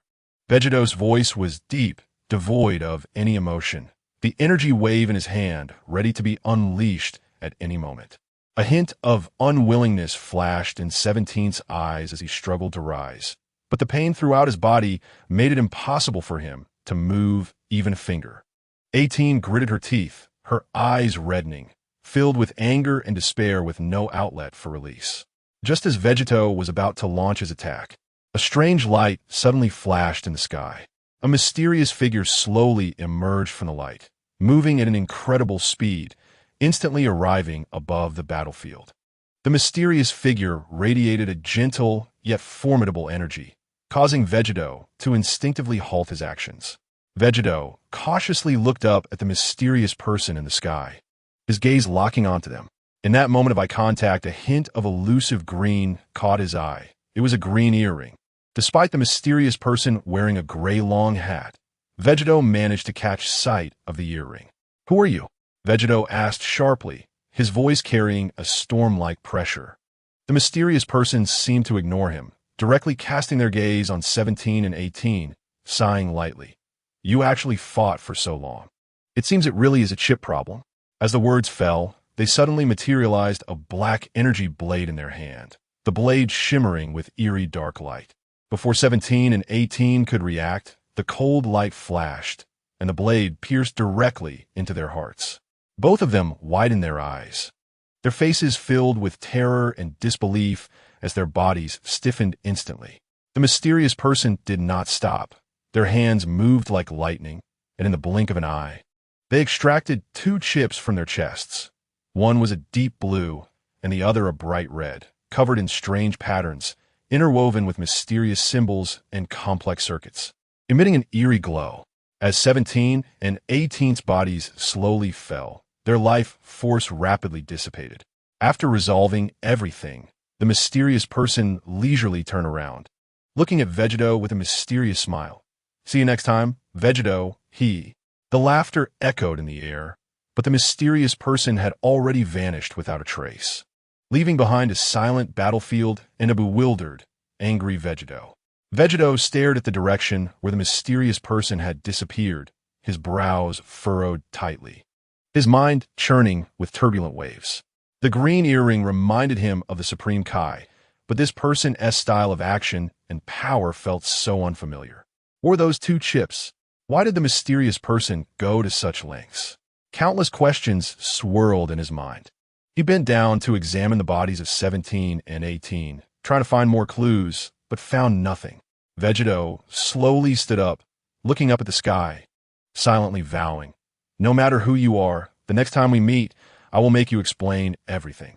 With that, a flash of light surrounded Vegito, and he separated from the fusion, revealing Goku and Vegeta. "Damn it, who exactly is that guy?" Vegeta said angrily, punching a nearby boulder, which instantly crumbled to dust. Goku also looked serious, and after a moment of contemplation said, "No matter what, we should return and discuss this with everyone. We must uncover the truth behind it all." The 2 exchanged glances and vanished in a flash. Goku and Vegeta darted through the ruins, quickly finding Trunks and the others thanks to their Saiyan instincts. At this moment, although Trunks was injured, he was still conscious, and upon seeing the return of the 2, a glimmer of hope ignited in his eyes. Piccolo and Gohan were also nearby, looking equally disheveled but managing to stand. "Vegeta, Goku, I'm so glad you're okay," Trunks exclaimed excitedly. Vegeta nodded slightly, not saying much, as his mind was already focused on the upcoming plan. "We can't reminisce right now. The priority is to find out the origin of that mysterious person." Vegeta frowned, looking serious as he turned to Trunks. "Trunks, can the spacecraft still be used?" Trunks paused for a moment before nodding. "It should be fine, but it will take some time to repair." "All right, fix it as soon as possible," Vegeta said, taking out a capsule phone to contact Bulma. When the call connected, Bulma's anxious voice came through. "Vegeta, how are you? I saw the battle on the monitor. It was terrifying." "We're fine." Vegeta answered briefly. Bulma, "Immediately gather everyone you can contact. We need to hold an emergency meeting to discuss something important." Although Bulma was filled with confusion, she immediately agreed. "Okay, I'll notify everyone right away. You all come back as soon as possible." After hanging up the phone, Vegeta looked at everyone. "We'll head back to West City first, and we'll talk in detail once we get there." Everyone nodded, and the group headed toward the location of the capsule spacecraft. Chapter 74, Departure. The spaceship on the way back to West City. Goku briefly recounted the battle to Trunks and the others. When they heard about the mysterious person's appearance and his bizarre behavior, Everyone showed shocked expressions. Green earrings. Could he be from the Kaishin? Gohan speculated. Vegeta snorted coldly. The Kaishin doesn't have the ability to easily take down Android 17 and 18 and extract that strange chip from them. This person's strength is unfathomable. Piccolo pondered for a moment and said, no matter who he is, his appearance is no coincidence. There must be a greater conspiracy behind it. The group grew serious, and the atmosphere became tense. They all understood that this crisis might be more severe than they imagined. Upon returning to West City, Bulma had already gathered everyone in the Capsule Corporation conference room. Yamcha, Ten, Kaiatsu, and Master Roshi sat solemnly around the conference table. When they saw Goku and the others enter, they all cast concerned looks. Vegeta wasted no time and walked straight to the conference table, recounting the details of the battle, including the mysterious person's appearance, his strange behavior, and the two odd chips, without holding anything back. After listening, everyone was stunned, and the conference room was immediately filled with discussion. This mysterious person is terrifying. He was able to take down 17 and 18 in an instant and extract chips from them. What is his purpose? Yamcha said with a worried expression. Tien frowned and, after a moment of thought, said, these chips must play a crucial role. They might be key to controlling 17 and 18, and could also be closely related to the mysterious person's plan. Master Roshi stroked his beard and said slowly, it seems we're going to face a huge crisis again. However, we must not lose our composure. We need to find out the origins and intentions of this mysterious person. Bulma quickly recorded everyone's statements and adjusted her glasses, saying, I will immediately arrange for the lab to analyze the chips to see if we can find some clues. Vegeta looked at Trunks and asked, how is the spaceship repair coming along? Trunks replied, Dad, it should take about 2 more days to complete the repairs. Good. Once the spaceship is repaired, Goku and I will set off immediately to search other planets for clues. We might find information about the mysterious person and the chips, Vegeta said firmly. Goku nodded in agreement. That's right. We can't just sit back and wait. We must take the initiative. Trunks stepped forward and said, I'll go with you. One more person adds strength. Vegeta glanced at Trunks and nodded slightly. All right. During this time, the others will stay on Earth to train harder and improve their strength. Just in case. Everyone echoed in agreement, their eyes revealing a steadfast determination. Although the crisis ahead was daunting, they would not back down. In the following 2 days, everyone was busy and tense.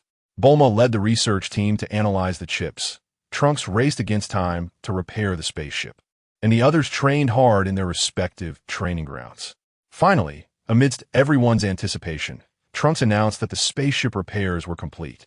Vegeta, Goku, and Trunks stood in front of the spaceship, bidding farewell to everyone. You must be careful, Bulma said worriedly to Vegeta.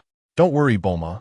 We will uncover the truth and return safely, Vegeta said, his eyes filled with determination as he looked at Bulma.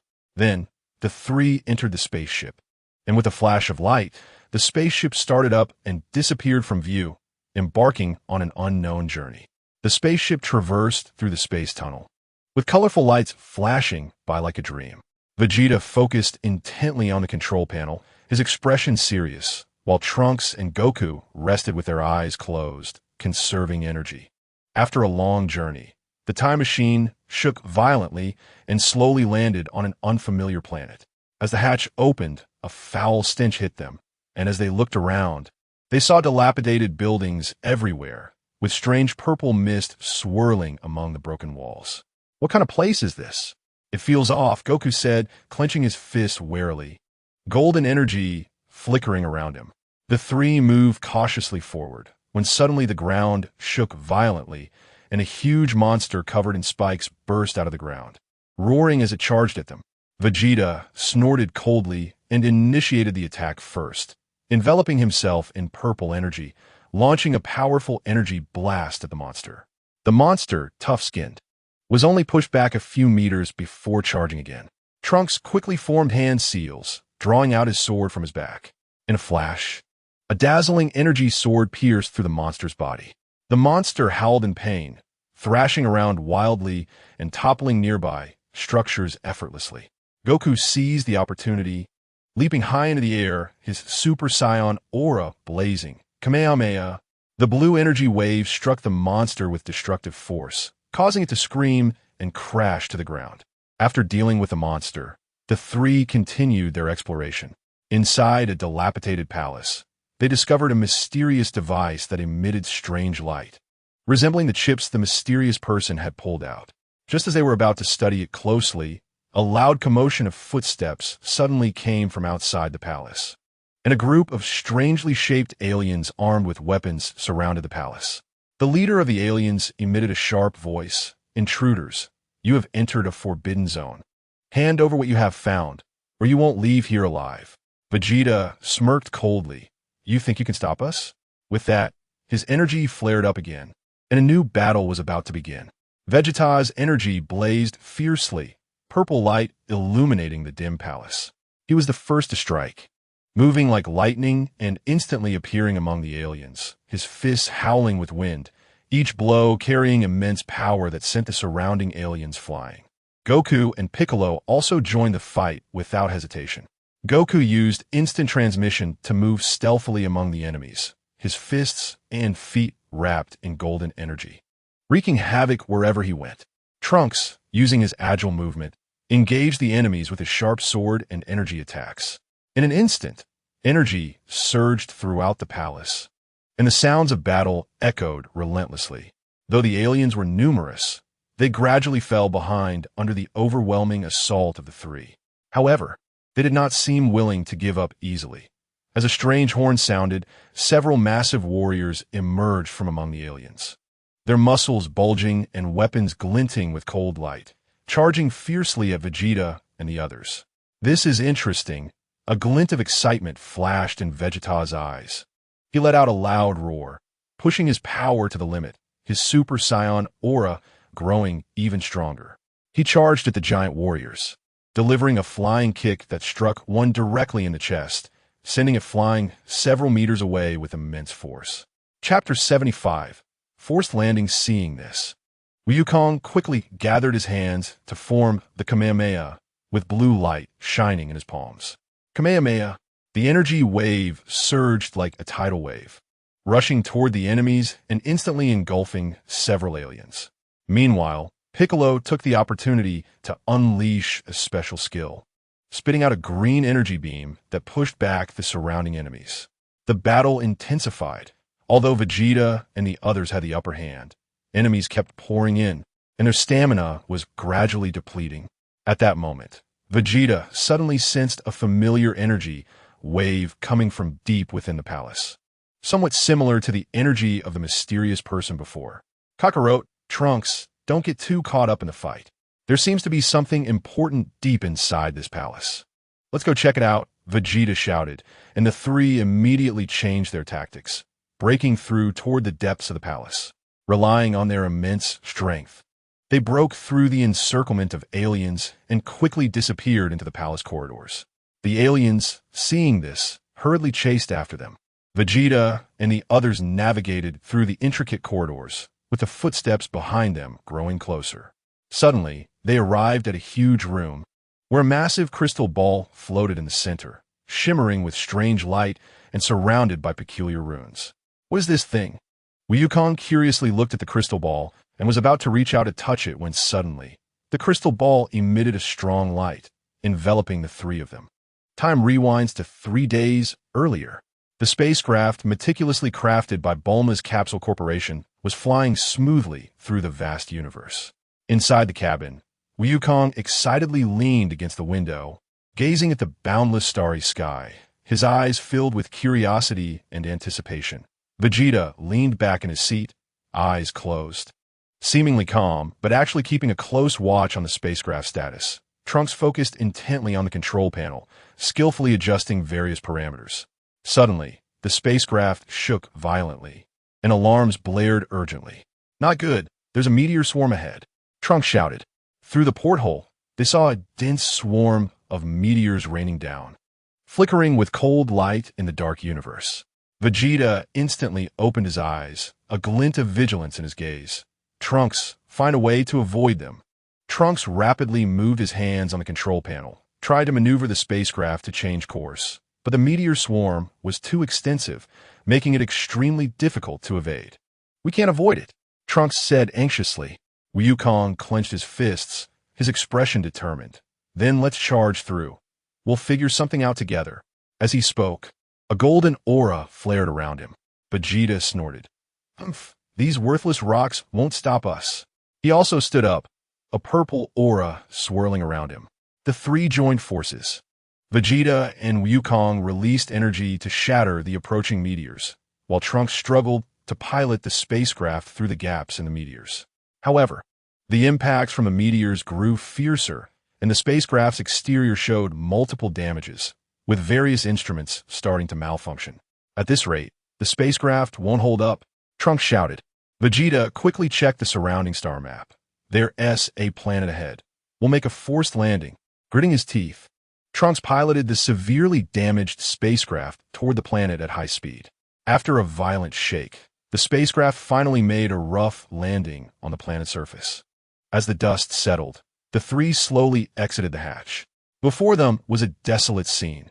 Under a gray sky, jagged rocks stood tall, and a fierce wind howled, stirring up the sand and stone on the ground. "What kind of place is this?" Wukong frowned, surveying the surroundings. Vegeta's expression darkened. "First, let's find a safe place to check the damage to the spacecraft." The three cautiously set off toward the planet's interior, unaware of what awaited them on this unfamiliar land. As the three trudged through the rugged wasteland, the howling wind whipped sand and stone against them. The surroundings were eerily silent, with nothing but the howling wind breaking the stillness. As they walked, Trunks suddenly stopped, bending down to pick up a stone that emitted a faint glow. "Father, Wukong, look! This stone is strange. It seems to contain energy." Vegeta and Wukong leaned in to examine it, noticing that the stone's surface was covered in peculiar patterns, with light flickering between the lines. Before they could study it further, the ground suddenly began to shake violently. Not far away, a massive figure burst from the earth, revealing a gigantic monster the size of a mountain. Its body was covered in black scales, its eyes gleaming with a blood-red light, and it exhaled a noxious smoke. "What the heck is that?" Wukong exclaimed excitedly, rubbing his hands together as his Super Saiyan aura flared up instantly. Vegeta also assumed a combat stance, his purple aura roaring in the wind, just in time to test this planet's combat level. The giant monster roared and charged forward, each step causing the ground to tremble. Wukong was the first to meet it, leaping high and delivering a powerful kick to the monster's head. The monster howled in pain, angrily swinging its body and sending Wukong flying. Seeing this, Vegeta quickly gathered energy with both hands. Final flash. A purple energy beam shot toward the monster, exploding in a shower of sparks upon impact. However, the monster merely shook its body, seemingly unfazed by the attack. Trunks observed the battle nervously and noticed that while the monster's scales were tough, its joints were relatively weak. "Father, Wukong, attack its joints," he shouted. Upon hearing this, the two immediately changed their tactics. Wukong used instant transmission to keep appearing at the monster's joints to attack, while Vegeta supported from the air, using energy blasts to distract the monster. Under their combined assault, the monster's movements gradually slowed, and it bore multiple wounds, just when they thought victory was within reach. A few dark shadows suddenly appeared in the sky. Upon closer inspection, they realized it was a group of small flying monsters diving down toward the three like black lightning. The small flying monsters swooped down with a shrill cry, their sharp screeches piercing the air. They moved at incredible speed and were agile, quickly surrounding Wukong, Vegeta, and Trunks. These flying monsters were covered in sharp spines, and the gust from their flapping wings could send the boulders on the ground tumbling. Damn it! These little pests are quite a handful. Vegeta dodged the attacks of the flying monsters while gathering energy, his purple aura struggling to shine through the dense encirclement. Seizing the moment, he fired energy blasts, instantly exploding a few nearby flying monsters into clouds of black smoke. Wukong, meanwhile, darted around within the encirclement. He used super speed movement, leaving behind afterimages as the flying monsters repeatedly missed their attacks. Spotting one flying monster, he threw a powerful punch, smashing it to pieces with immense force. Chapter 76 Three People's Choices. One Trunks was not to be outdone either, quickly forming hand seals with both hands to gather a green energy wave, shooting it towards the flying monsters around. Wherever the energy wave passed, the monsters fell one after another. However, the number of flying monsters was simply too many, coming in waves, and the three of them were continuously exhausting their stamina in the ongoing battle. Taking advantage of this gap, the giant monster launched another attack. It stomped its foot violently, causing the ground to crack open with huge fissures that spread towards the three. Goku reacted quickly, grabbing Trunks and instantaneously teleporting to a safe area. Vegeta leaped over the fissure with his immense strength. Continuing like this was not a solution. They needed to end it quickly. Vegeta shouted, a hint of urgency in his eyes. Just then, Goku suddenly noticed that the flying monsters seemed to be very wary of a certain aura emanating from the giant monster. Whenever the giant monster approached, their attacks would become panicked. Vegeta, Trunks, let's lure the giant monster into the group of flying monsters, Goku shouted. The two immediately understood and began launching more intense attacks on the giant monster to draw its attention. The giant monster was thoroughly enraged and charged madly towards the three. They fought while retreating, leading the giant monster towards the group of flying monsters. As the two approached each other, the flying monsters indeed fell into chaos. They collided and attacked each other, creating a scene of utter disorder. The group of flying monsters was thrown into chaos, killing each other, and the situation became increasingly uncontrollable. Goku seized the opportunity, rapidly gathering energy with both hands in front of his chest, the blue light of the Kamehameha shining brightly. With a furious roar, the powerful Kamehameha surged towards the giant monster and the chaotic group of flying monsters with overwhelming force. Vegeta was not to be outdone either. His purple aura surged, pushing his power to the limit, and the energy sphere of his Gallic gun spun wildly between his hands, with currents crackling on its surface, before he unleashed it with all his might. The purple Gallic gun intertwined with the blue Kamehameha, forming a torrent of destructive energy that instantly engulfed the monsters. A blinding light flashed, and the explosion was deafening.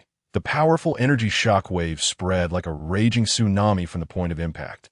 The wind howled, and debris filled the air as the ground was blasted into a massive pit, and surrounding boulders were shattered. Once the light faded and the smoke cleared, the battlefield was a mess. The giant monster and the flying monsters lay sprawled on the ground, breathless. Goku, Vegeta, and Trunks stood in place, slightly panting. Although they had won this battle, they were all greatly exhausted. Phew, finally dealt with that. Goku wiped the sweat from his forehead, a look of relief on his face. Vegeta snorted coldly. Though fatigued, he still maintained his proud demeanor. Humph, such monsters thought they could stop us. They're simply overestimating themselves. Trunks looked around, a hint of worry in his eyes. Father, Goku, we should find a place to rest and recover our stamina quickly. This planet is too dangerous, and no one knows what else we might encounter. The three took a brief rest before continuing onward. As they crossed a valley filled with strange rock formations, Trunks suddenly stopped. His detector emitted an unusual signal. Wait, there's something ahead. The energy response is very strange. A nauseating stench hit them, and, looking around, they saw broken buildings all around, with eerie purple mist swirling among the ruins. What kind of place is this? Something feels off, Goku said warily, tightening his fists as his golden aura began to flare slightly. Time to go back. The three entered a huge room, where a massive crystal floated, surrounded by swirling runes. What is this thing? Goku curiously looked at the crystal ball, about to reach out to touch it, when suddenly, the crystal emitted a strong light, enveloping the three of them. The blinding light made it impossible for them to open their eyes, and their bodies seemed to be drawn by an invisible force, floating involuntarily. Vegeta struggled hard but found his strength ineffective against the light, and he couldn't help but roar, "Damn it, what the hell is this thing?" Trunks was filled with fear but still tried to remain calm, attempting to analyze the situation. Father, Goku, this light seems to contain immense energy. Let's not act rashly. Just then, a deep and ancient voice echoed in their minds. Outsiders, why have you trespassed here? Goku responded loudly. Our spacecraft crashed nearby, and we were forced to land here. We just want to find a way back. After a moment of silence, the voice slowly said, This planet hides countless secrets and is full of dangers. The energy you possess, though powerful, is merely the tip of the iceberg. If you wish to leave, you must pass a trial. As soon as the voice fell, the light gradually dissipated, and the three found themselves in a strange space, surrounded by endless darkness. With only a circular platform beneath them emitting a faint glow. 3 symbols appeared on the platform, representing strength, wisdom, and courage. You must each choose one symbol and pass the corresponding trial to leave, the voice echoed again. Vegeta's voice rang out, What are you? What do you want? He began attacking the surrounding space, but it was of no use. At that moment, the ancient voice said, Don't waste your effort, otherwise you will never escape. Trunks then said, Dad, calm down. Let's observe the situation around us first. After observing, they found there was still no way out. Looking at the 3 choices before them, Vegeta decisively chose the symbol of strength. Instantly, a massive, muscular monster appeared before him, exuding a black aura with a powerful sense of oppression. Oof. You think you can stop me? Vegeta snorted coldly, his purple aura surging as he charged at the monster. Goku chose the symbol of courage, and, in an instant, countless phantoms surged from the surrounding darkness, all powerful enemies he had faced before. Frieza, Cell, Majin Buu. They clawed and pounced towards Goku, trying to crush his will. Goku took a deep breath, his golden aura blazing. No matter if you are real or not, I will not back down. Trunks chose the symbol of wisdom, and a complex puzzle appeared before him, involving the mysteries of the universe and ancient knowledge, with a countdown device beside it. Time constantly ticking away. Trunks furrowed his brow, his mind racing as he began to analyze the puzzle. Chapter 77 The choices of 3-2 Vegeta fought fiercely against the monster radiating a black aura. The monster resembled Beerus, yet it twisted in a bizarre manner, displaying some of Beerus's grace in its movements. Each swipe of its claws carried a breath of destruction. Vegeta's purple aura erupted as he unleashed powerful energy waves, shooting purple beams like arrows at the monster, creating ripples in the surrounding space. The monster roared back, charging forward with its massive fists wrapped in black energy, slamming them toward Vegeta. Vegeta swiftly dodged to the side, countering with a powerful knee strike that hit the monster in the abdomen, producing a deep sound as the monster staggered back, kicking up dust from the ground. However, it quickly lunged at him again, claws outstretched, and this contest of strength seemed endless.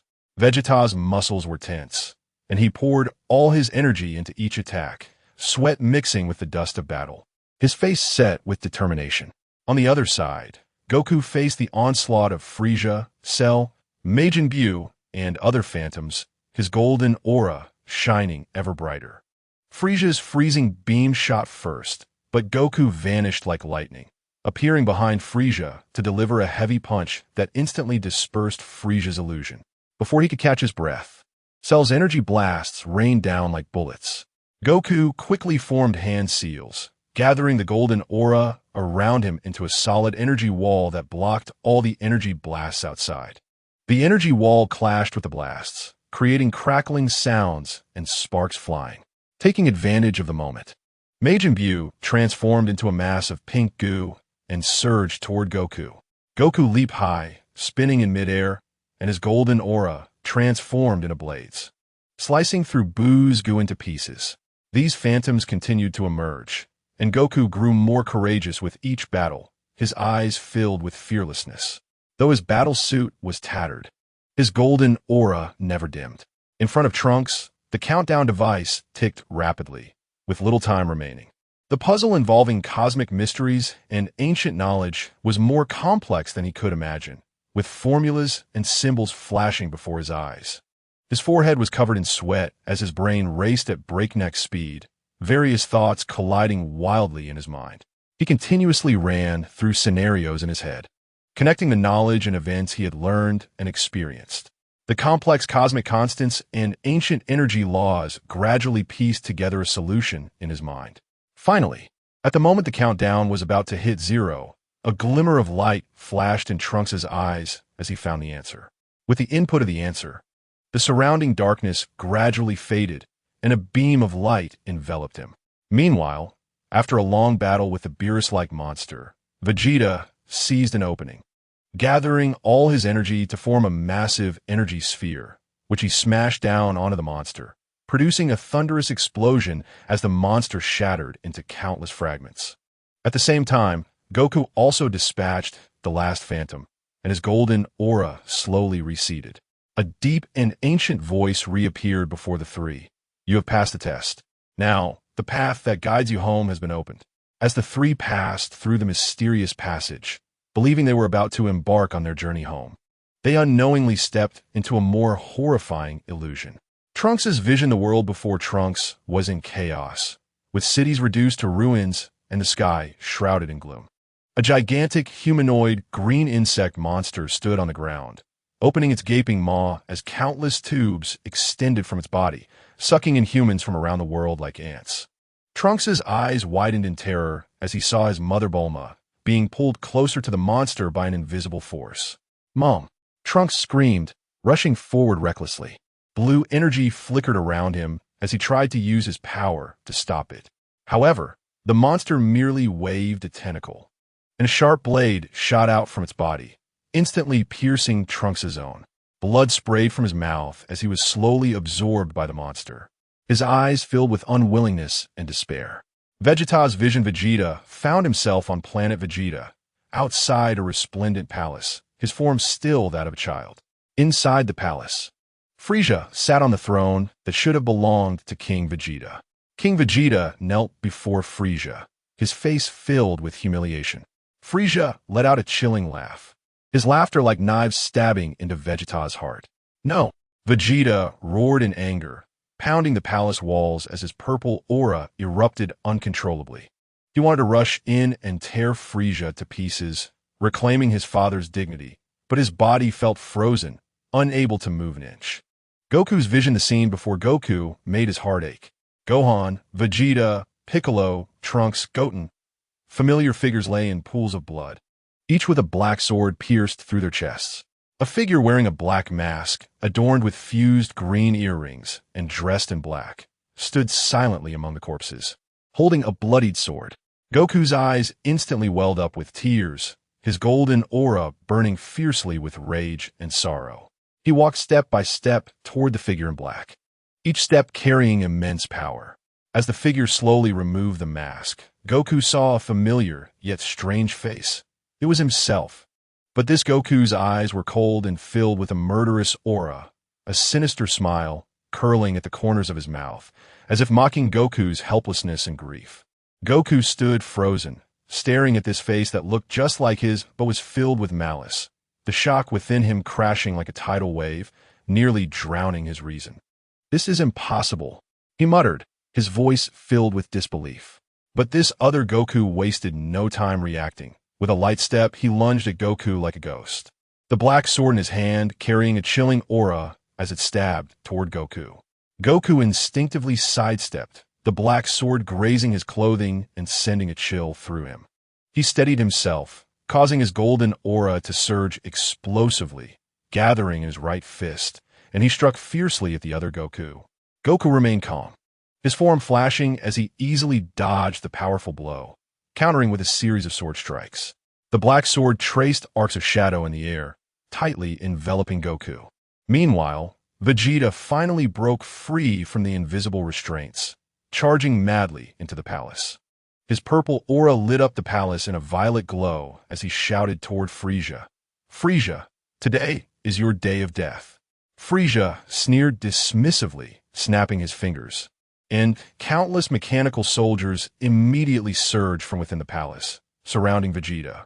Chapter 78, The Choice of 3. These mechanical soldiers varied in shape, but all emitted powerful energy fluctuations. Vegeta showed no fear, his aura wildly dancing around him as he charged into the crowd of mechanical soldiers, delivering punches that landed with bone-crushing force.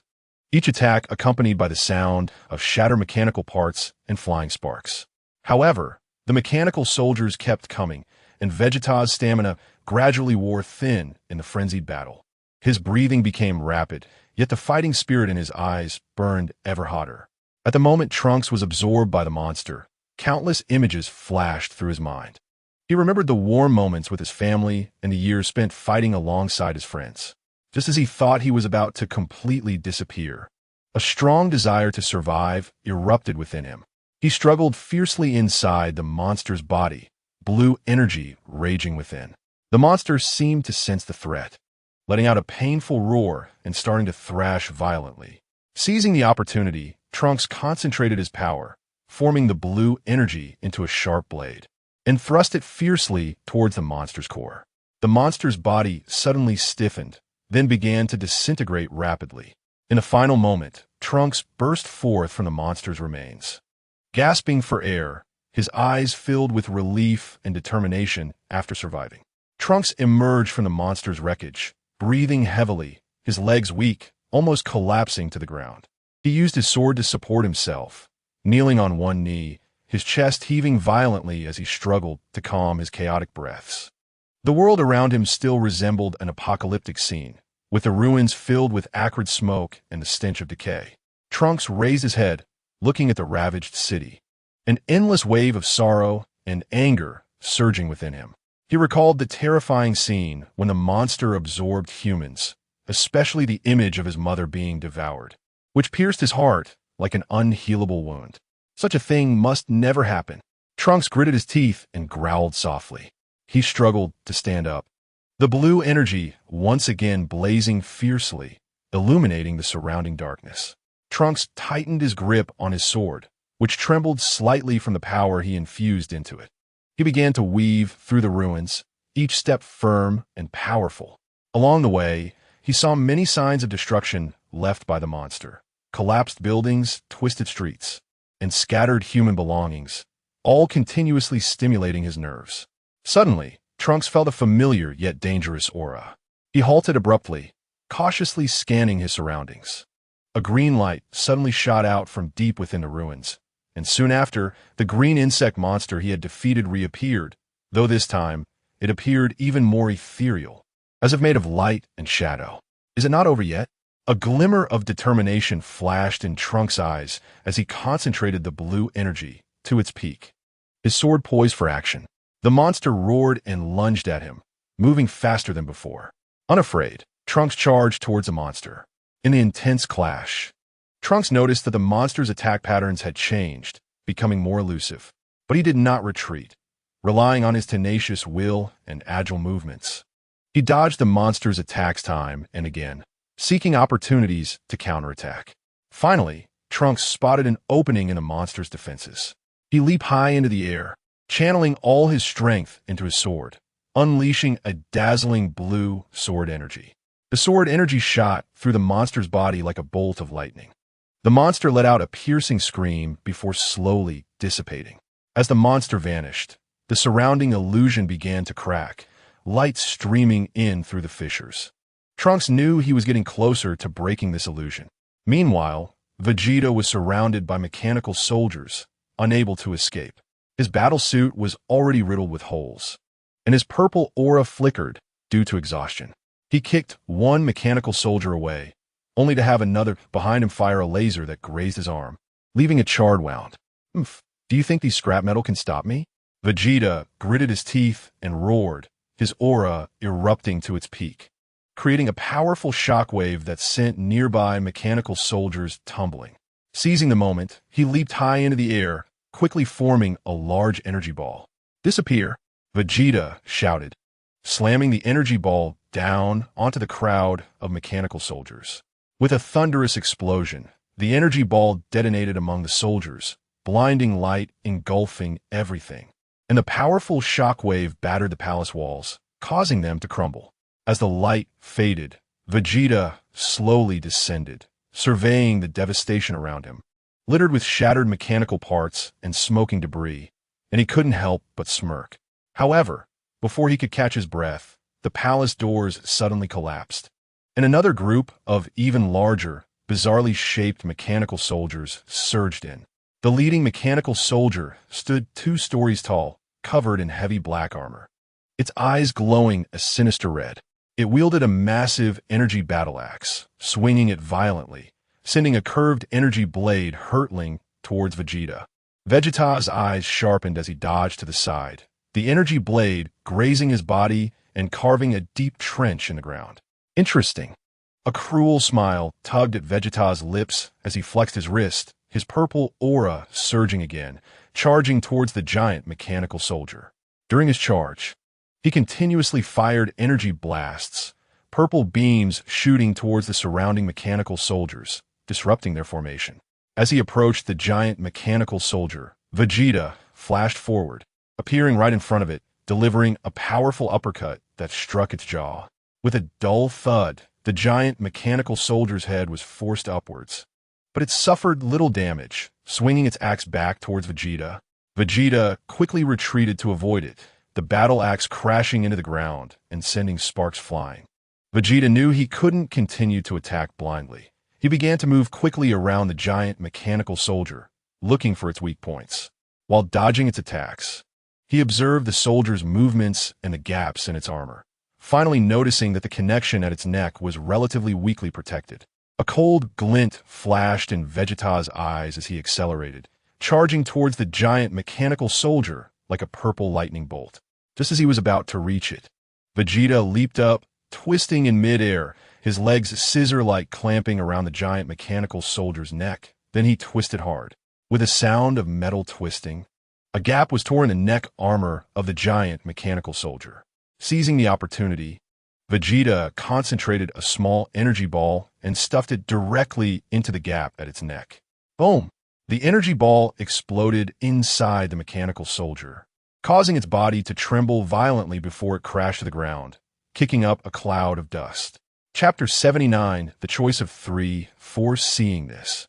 The surrounding mechanical soldiers slightly stalled their attack. Taking advantage of this, Vegeta launched his own assault, weaving through the ranks of mechanical soldiers, each strike imbued with lethal intent. Under his frenzied attacks, the mechanical soldiers' defenses gradually crumbled, their numbers dwindling. Just as Vegeta thought he was about to break through the illusion, a familiar figure suddenly appeared on the throne of the palace, Frieza. Frieza wore his signature contemptuous smile and lightly clapped his hands. Very good, Vegeta. But the game isn't over yet. With that, he snapped his fingers, and the ground of the palace began to shake violently. Black energy pillars rising from below to trap Vegeta within.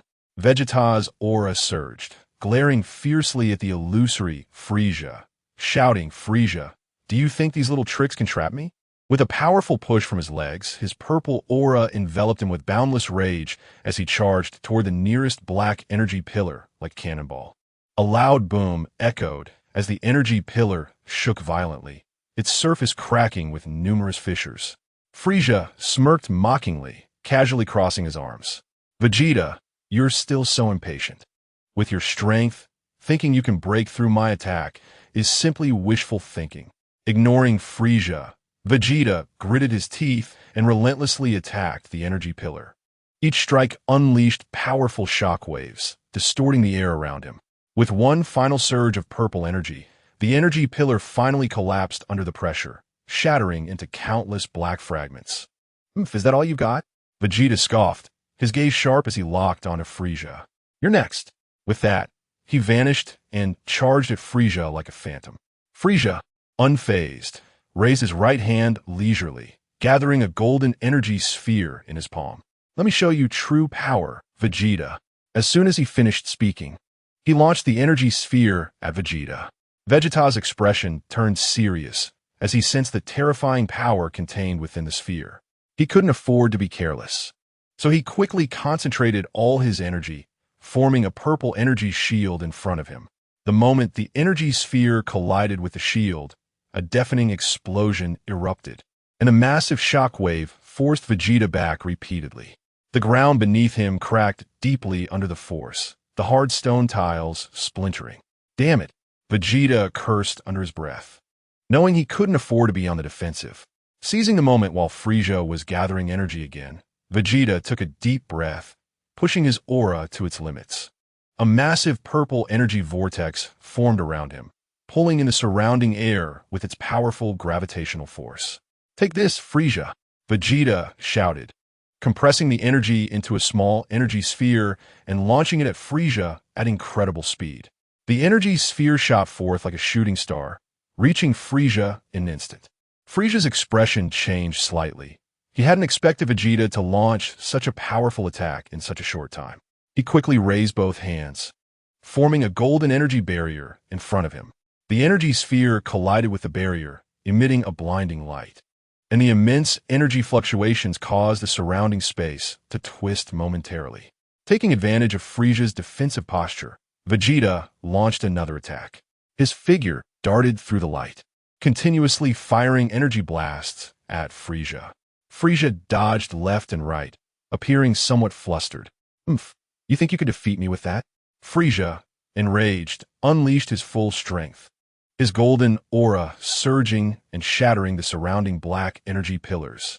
He rapidly moved his hands, conjuring countless small energy spheres in the air, then launched them at Vegeta in an overwhelming barrage. Vegeta was forced to retreat under the relentless assault, his aura shield teetering on the brink of collapse. But he didn't give up. His eyes revealed a determined resolve. With a fierce shout, he instantly retracted his aura shield and charged toward the energy spheres. Just as they were about to hit him, Vegeta blinked and swiftly maneuvered between the energy spheres. With his agile movements and sharp reflexes, he skillfully avoided all the attacks. "Frieza, your attacks are over. Now it's my turn," Vegeta roared, arriving in front of Frieza, delivering a powerful right hook that whistled through the air towards Frieza's face. Frieza quickly raised his hand to block, but still, the force of the punch sent him flying back several meters.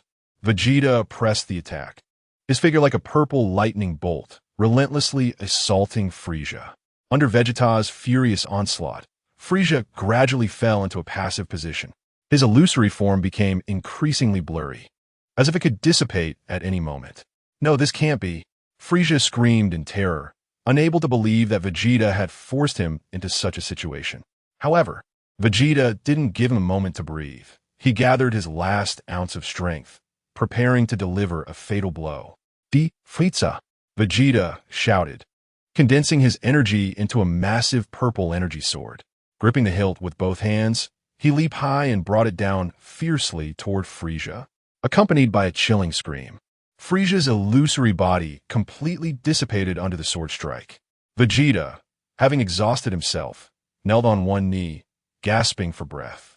He raised his head, watching the illusion around him gradually fade, a strong sense of joy swelling within him. He knew he was one step closer to breaking through the illusion. Meanwhile, on the other side, Goku looked at the battlefield turned to ruins, littered with the bodies of friends and family, the pain in his heart surging like a tidal wave, nearly drowning him. The version of himself wearing a black mask stood just a few steps away, the black sword in his hand dripping with blood, emitting a chilling cold light. "Why?" Goku screamed, his voice echoing across the desolate battlefield, filled with anguish and rage. His golden aura surged uncontrollably, distorting the air around him with its immense power. "Who are you? Why are you doing this?" The black Goku merely smiled coldly, his voice hoarse and deep. "I am you, the you consumed by despair and hatred." With that, he vanished and charged at Goku like a specter, the long sword in his hand slicing through the air towards Goku's throat. Goku instinctively sidestepped to avoid it, the sword grazing his neck and sending a chill down his spine. He quickly steadied himself, gathering his energy and throwing a punch at Black Goku. Goku deftly dodged, countering with a series of sword strikes. The black sword carved through the air, forming a dense barrage of black shadows that enveloped Goku. Chapter 80. Ancient Gemstones? As Wukong defended himself, he searched for weaknesses. Suddenly, he noticed a subtle pattern in Wukong's attack angles each time he struck. A thought crossed his mind, and he pretended to be at a disadvantage, retreating repeatedly. Seeing this, Wukong intensified his assault, his black sword stabbing at Wukong like a torrential rain. Just as Wukong thrust forward, Wukong suddenly sidestepped extending his right hand to precisely grasp Wukong's wrist. Wukong's expression changed drastically as he tried to break free, only to find his strength seemingly locked by Wukong. "Found it!" Wukong shouted, and a golden aura erupted around him. He exerted force, flinging Wukong away. Wukong rolled through the air several times before stabilizing himself. "You think this will defeat me?" "Tu Navi!" Wukong roared, a strange black aura surging around him, intertwining with the golden aura, creating a stifling and dangerous atmosphere. He charged at Wukong again, this time with greater speed and power. Each attack carried a sense of destruction, and Wukong could only barely defend himself, gradually sustaining injuries. However, Wukong showed no signs of retreat. His gaze grew more resolute. He recalled the days spent training and fighting alongside his friends, those warm memories giving him strength. "I will never let you succeed." Wukong took a deep breath, maximizing the golden aura, his hair standing on end, radiating like a burning sun.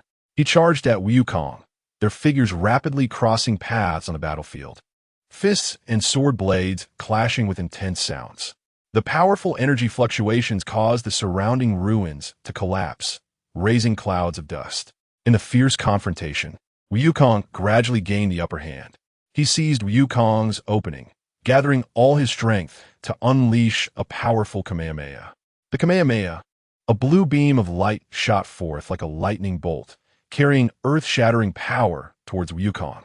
Wukong's face changed dramatically. He tried to dodge, but was too late. With a loud bang, Wukong was struck by the Kamehameha, his body instantly shattering into countless fragments. At that moment, the surrounding illusion also began to shake violently, cracks appearing in the sky and ground. As Wukong dissipated, that deep and ancient voice echoed once more, tinged with a hint of surprise. "I didn't expect you to break through this illusion. It seems your power and will far exceed my imagination." Trunks steadied himself amidst the light, seeing Vegeta and Wukong emerging from their respective shattered illusions. The three exchanged glances, recognizing the survival and determination in each other's eyes. Vegeta snorted, wiping the blood from the corner of his mouth. Though he looked somewhat disheveled, his purple aura remained fierce. "Oomph, you think such a test can trouble me?" Wukong chuckled, scratching his head. "That was close, but we made it through." His golden aura gradually receded, but the light in his eyes grew brighter. At that moment, the surrounding space began to change rapidly. Darkness receded, revealing a hall filled with strange runes. The massive crystal floated in the center again, its glow much softer now, and the runes flickered more rhythmically. "Outsiders, you have passed the test. Now, I will guide you out," the voice said. The crystal flashed, and a golden beam shot from its top, projecting a star map before the three, detailing the route home. Trunks hurried forward to study the map, his fingers tracing over the light, trying to memorize every detail. Vegeta and Wukong gathered around, discussing and confirming the route. Just as they prepared to set off according to the guidance, a faint tremor came from a corner of the hall. An ancient stone door, long sealed, slowly opened, releasing an ancient and mysterious aura. Vegeta immediately became alert, his aura flaring up again. "What new trouble is this?" Wukong curiously peeked in.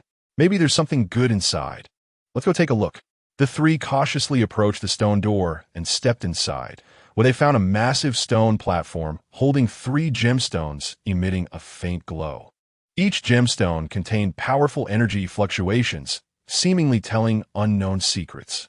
The three slowly approached the platform, their gazes firmly fixed on the gemstones. The faint light emitted by the gemstones intertwined, creating strange patterns in the dim stone chamber. These gemstones look extraordinary. The energy they contain is immense. Trunks said while using his detector to analyze the gemstones, but the screen was flashing garbled characters, indicating it couldn't be decoded. Vegeta frowned, his eyes full of caution. "Be careful, it might be a trap. Don't touch anything recklessly." However, curiosity got the better of Wukong, who reached out, slowly approaching one of the gemstones. The moment his fingertip touched the gemstone, the entire stone chamber shook violently, and 3 beams of light shot from the gemstones, merging into the bodies of the three. The trio simultaneously cried out in pain as the powerful energy surged within them, as if trying to tear their bodies apart. Vegeta's purple aura erupted uncontrollably, shattering the surrounding stones. Trunks' blue aura clashed with the energy inside him, his face contorted in agony. Wukong shut his eyes tightly, desperately guiding the strange power. After an unknown amount of time, the energy within them finally began to settle, and the three slowly opened their eyes, discovering that their power had significantly increased. Vegeta, feeling the surging power within him, couldn't help but smirk with satisfaction. Looks like this unexpected gain isn't bad. Trunks' eyes sparkled with excitement. This energy is unique. It seems to contain other secrets. Wukong jumped up in excitement.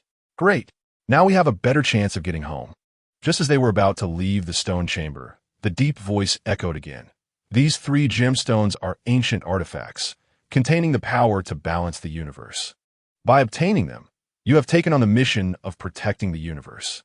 The 3 exchanged glances, a sense of responsibility rising within them. Vegeta nodded solemnly. Protecting the universe? Just what I wanted. Anyone who dares to disrupt, it will pay the price. Trunks said firmly, "Don't worry, we won't let this power be misused." Wukong clenched his fists. "Yes, we will definitely protect the universe." With that, they took the gemstones and set off on their journey home according to the crystal's guidance. Along the way, the 3 continuously explored the power of the gemstones, gradually mastering more techniques.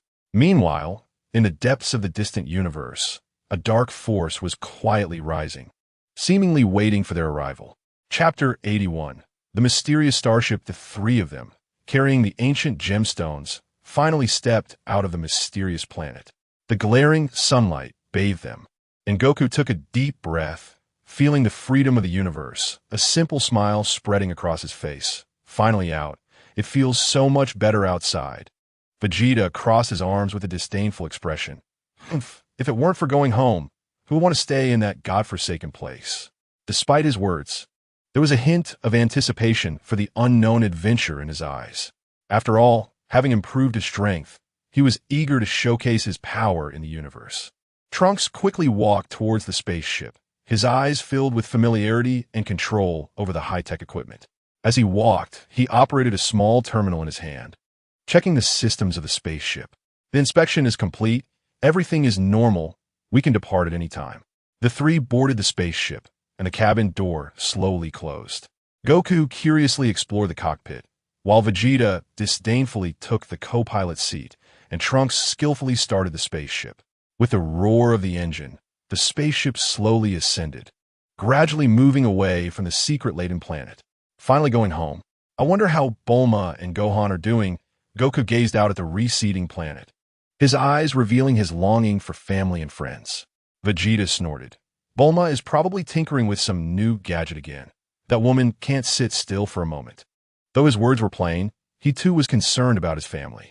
Trunks focused intently on the dashboard, methodically controlling the spaceship. According to the navigation system, if we follow this route, we should be able to return to Earth soon. The spaceship traversed the vast universe, surrounded by twinkling stars and mysterious nebulae.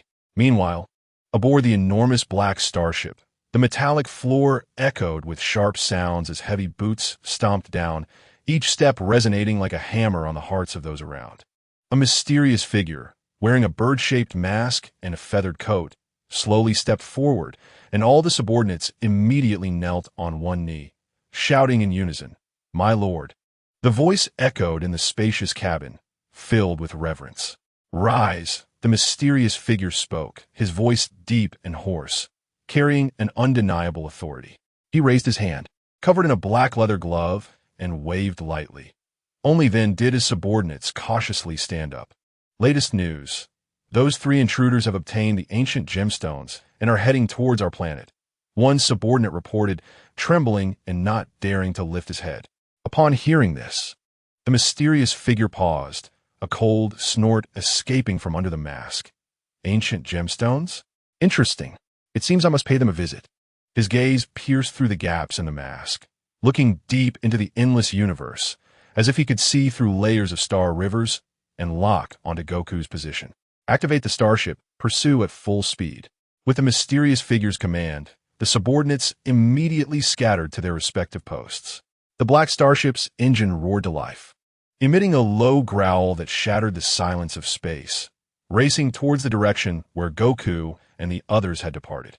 At this moment, Goku, Vegeta, and Trunks were still unaware of the approaching danger.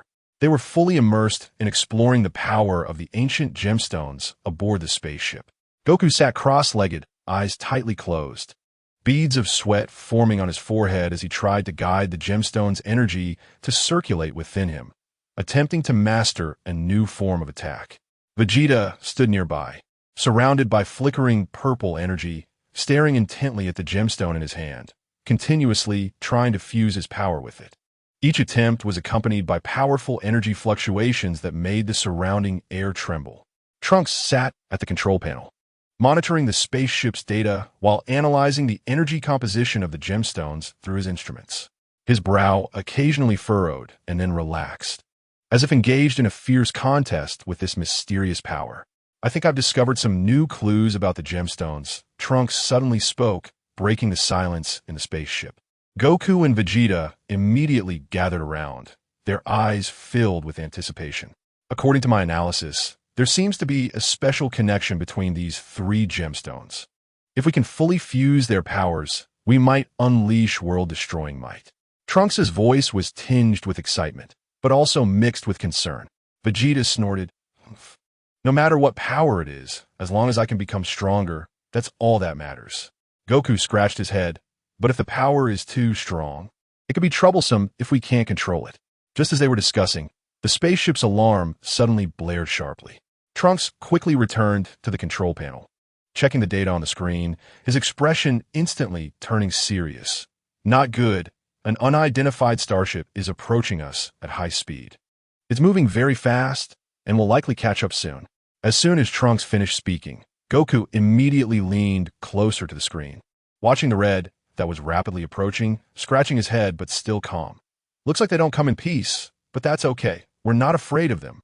Vegeta smirked coldly, his purple energy flickering. "Humph, just right to test my enhanced strength. Whoever dares to provoke us will pay the price." With that, he stood up, stretching his muscles, his body tense with the desire to fight.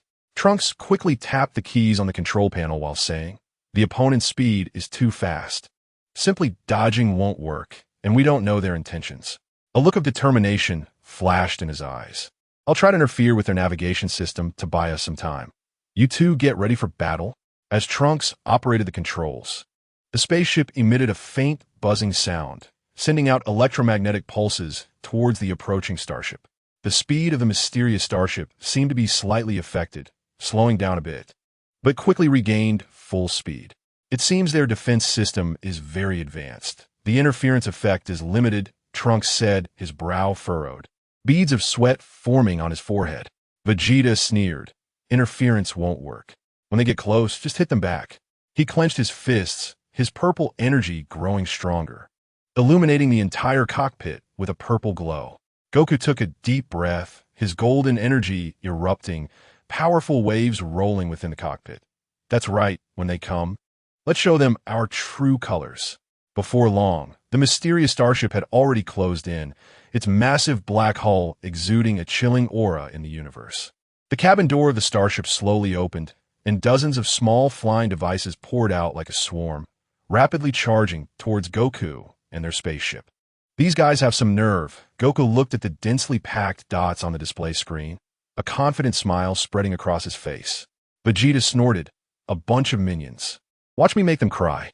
With that, he suddenly opened the spaceship's hatch, his purple energy enveloping his body as he charged towards the swarm of flying devices like a meteor.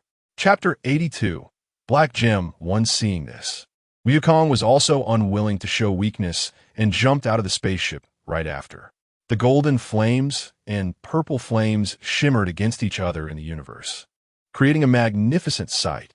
Trunks, inside the spaceship, nervously watched the battlefield while continuously adjusting the ship's weapon systems, ready to support the two at any moment. "Dad, Uncle Wukong, you must be careful," he muttered to himself, his eyes filled with worry and determination.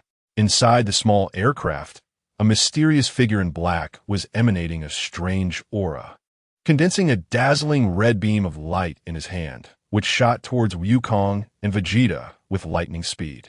Vegeta sensed the danger, his eyes narrowing, and he swiftly dodged to the side, the red beam just grazing the hem of his clothes and leaving a scorching trail in the universe. "Oomph. You think such an attack can hurt me?" He scoffed, his surrounding purple flames surging once again like a burning purple star.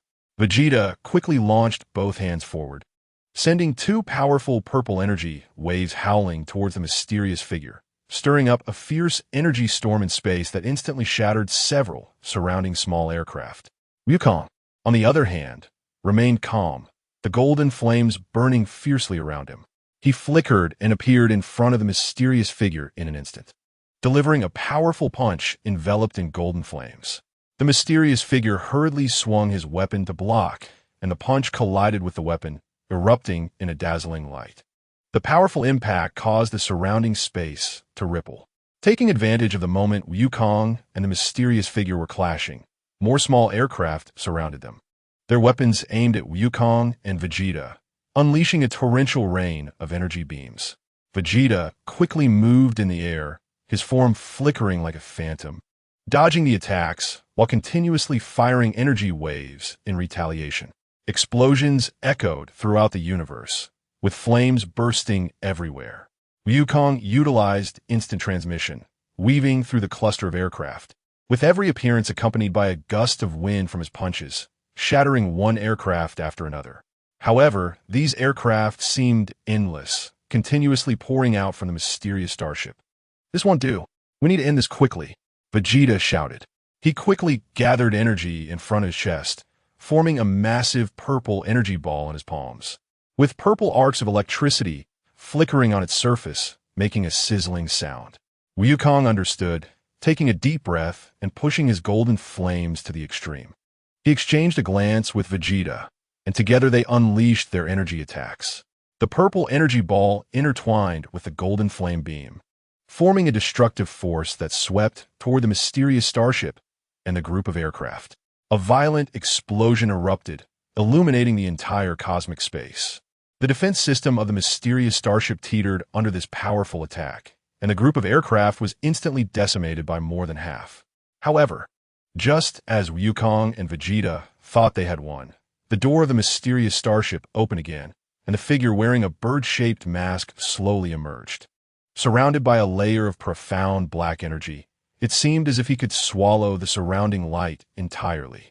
He raised his hand and waved gently, causing the remaining aircraft to instantly cease their attacks, retreating to the sides in an orderly manner like well-trained soldiers. "Your power indeed exceeds my expectations," the mysterious figure spoke, his voice echoing through the mask, carrying an ethereal and cold tone in the cosmos. Vegeta snorted coldly, his purple flames becoming even more rampant. "Enough talk. You think you can take the gem with your strength?" Saying this, he slightly bent his legs, preparing to attack at any moment. Wukong, with a curious expression, scrutinized the mysterious figure. "Who are you? Why have you been chasing us?" The mysterious figure did not answer immediately. He slowly raised his hand, and suddenly a similar object to the ancient gem they had obtained appeared in his hand, but it radiated a strange black light. "These three gems are the key to the balance of the universe, and I intend to bring forth a new order. If you hand over the gems obediently, I can spare your lives." "New order? I see you're just trying to cause destruction." Wukong's smile faded, and his expression became serious, the golden flames burning fiercely. "Oomph. You speak boldly." Vegeta was the first to strike, suddenly pushing off the ground and charging at the mysterious figure like a purple meteor. The energy wave he gathered in his hand, carrying boundless fury towards the opponent. The mysterious figure, unfazed, lightly sidestepped and avoided Vegeta's attack. The black gem in his hand glowed brightly, and a powerful gravitational force emanated from it, instantly devouring Vegeta's energy wave. "What?" Vegeta was taken aback, and before he could react, the mysterious figure shot a palm towards him from a distance, sending a black energy pillar like lightning toward Vegeta. Vegeta hurriedly defended with his arms, but was still knocked back by the force, tracing a long arc in the universe. Vegeta. Wukong saw this and immediately used instant transmission to appear beside Vegeta, catching him securely. Damn, this guy's a bit tricky. Vegeta wiped the blood from the corner of his mouth, struggling to stand up. Wukong shielded Vegeta behind him, his gaze resolute as he looked at the mysterious figure. No matter what your scheme is, we won't let you succeed. After saying this, he exchanged a look with Vegeta, and they raised their powers to the extreme. The golden flames and purple flames intertwined, forming a powerful energy field that swept up the surrounding cosmic dust. The mysterious figure's eyes flickered with caution as he gripped the black gem tightly, the black energy around him starting to surge wildly. A more intense battle was about to break out. At that moment, Trunks piloted the spaceship over, continuously adjusting the weapon systems, ready to assist Wukong and Vegeta from the side. "Dad, Uncle Wukong, I'm here to help," he shouted, his eyes filled with determination. Trunks controlled the spaceship to concentrate all firepower on the mysterious figure. The spaceship's energy cannons shot out blazing blue light, like arrows piercing toward the opponent. The mysterious figure slightly tilted his head, and the black gem in his hand began to spin, releasing circles of black energy ripples that blocked all of the spaceship's attacks. The energy ripples collided with the energy cannons, producing a series of loud explosions, with bright light illuminating the surroundings as if it were daylight. "Trunks, don't be impulsive. This guy's power is peculiar," Wukong shouted toward the spaceship, while signaling Trunks to keep his distance. Vegeta panted heavily, wiping away the blood at the corner of his mouth. The purple flames around him surging once again. "I don't believe he can keep blocking. Just watch, I will expose his true form this time." Saying this, he quickly formed seals with his hands, gathering his energy like a tornado, forming a massive purple energy ball that crackled with electricity. "Take this," Vegeta shouted, launching the energy ball at the mysterious figure with all his might. The energy ball whistled through the air, distorting space wherever it passed. The mysterious figure's eyes narrowed at this sight, and he raised the black gem in front of him, chanting incantations. Chapter 83, Black Gem 2 in an instant. A thick black shield surged around the mysterious figure. When the energy sphere struck the shield, it erupted with a deafening roar, and the powerful energy waves sent nearby spacecraft flying, turning them into countless fragments. Taking advantage of this opportunity, Wukong executed instant transmission, appearing above the mysterious figure, his legs scissoring down toward the opponent's head. The mysterious figure reacted quickly, his body flashing and narrowly avoiding Wukong's attack. After landing, Wukong immediately turned around, teaming up with Vegeta to encircle the mysterious figure in the middle. "You think you could trap me like this?" How naive, the mysterious figure sneered, suddenly causing black energy to surge around him wildly, transforming into countless black tentacles that swept toward Wukong and Vegeta. The tentacles moved at incredible speed, tearing the space apart and creating black rifts wherever they passed. Wukong and Vegeta quickly employed their respective energy auras to defend, with the golden and purple flames violently fluctuating against the impact of the black tentacles, as if they might be devoured at any moment. Trunks, watching this scene from spaceship, was anxious and frantically adjusted the ship's energy output, trying to find a mysterious figure's weakness. Found it. Trunks' eyes brightened as he noticed that every time the mysterious figure unleashed a powerful attack, the black gem in his hand flickered briefly. He immediately shouted through the communicator, "Dad, Uncle Wukong!" Attacked the gem in his hand. Hearing this, Wukong and Vegeta exchanged glances and nodded simultaneously. The two gathered their energy again, with Wukong channeling his golden flame into his right fist and Vegeta compressing his purple flame into a small energy ball, both launching their attacks toward the black gem in the mysterious figure's hand. Wukong's golden flame fist and Vegeta's purple energy ball, carrying the force to destroy worlds, rushed toward the black gem. The mysterious figure sensed the deadly threat and frantically surged black energy around him, trying to form an indestructible defensive barrier. The golden flame fist struck the barrier first, producing a dull thud as the barrier shook violently, rippling on its surface. Following that, Vegeta's purple energy ball collided with it. And under the double attack, the barrier shattered instantly, the powerful shock forcing the mysterious figure to stagger back several steps. The mysterious figure steadied himself, a look of panic finally showing on his face. He hadn't expected these two to find his flaw. Wukong and Vegeta wouldn't give him a chance to breathe and gathered their energy again, preparing to launch another attack. Trunks, on the spaceship, nervously observed the battle, rapidly operating the control panel to push the ship's energy output to the limit. He planned to deliver a fatal blow to the mysterious figure at the critical moment using the ship's maximum firepower. With gritted teeth, the mysterious figure raised the black gem above his head, muttering incantations. In an instant, a strange power surged through the universe. The light of the surrounding stars began to dim, as if their energy was being drained by this force. Not good, what's he up to? Wukong sensed the danger and accelerated towards the mysterious figure. Vegeta, unwilling to fall behind, let his purple flames swell and followed closely. Just as the two were about to approach the mysterious figure, he suddenly slammed the black gem down, and a black energy column shot up into the sky, piercing deep into the universe. Where the energy column passed, space twisted into a mass, dragging countless star fragments into it. This power is terrifying. Vegeta felt a chill looking at the energy column, but Wukong did not retreat. He took a deep breath, elevating his power to unprecedented heights, a layer of white light faintly appearing in his golden flame. Vegeta, let's go together. We can't let him succeed. Vegeta nodded, his purple flame becoming even more violent. The two exchanged a determined glance and let out a furious roar as they charged towards the mysterious figure with all their might. On the spaceship, Trunks seized the moment, gathering energy in his hands and instantly firing a dazzling white beam, merging with Wukong and Vegeta's attacks to form an unstoppable force directed at the mysterious figure. The three forces converged, their brilliance so intense that even cosmic dust was instantly vaporized. The mysterious figure's eyes widened in terror as he hurriedly manipulated the black gem, trying to raise a shield to block the attack. But the fused power was too strong. The shield was easily torn apart like thin paper. The violent impact sent the mysterious figure flying, his body uncontrollably tumbling through space, and his bird-shaped mask was knocked off, revealing a pale and twisted face.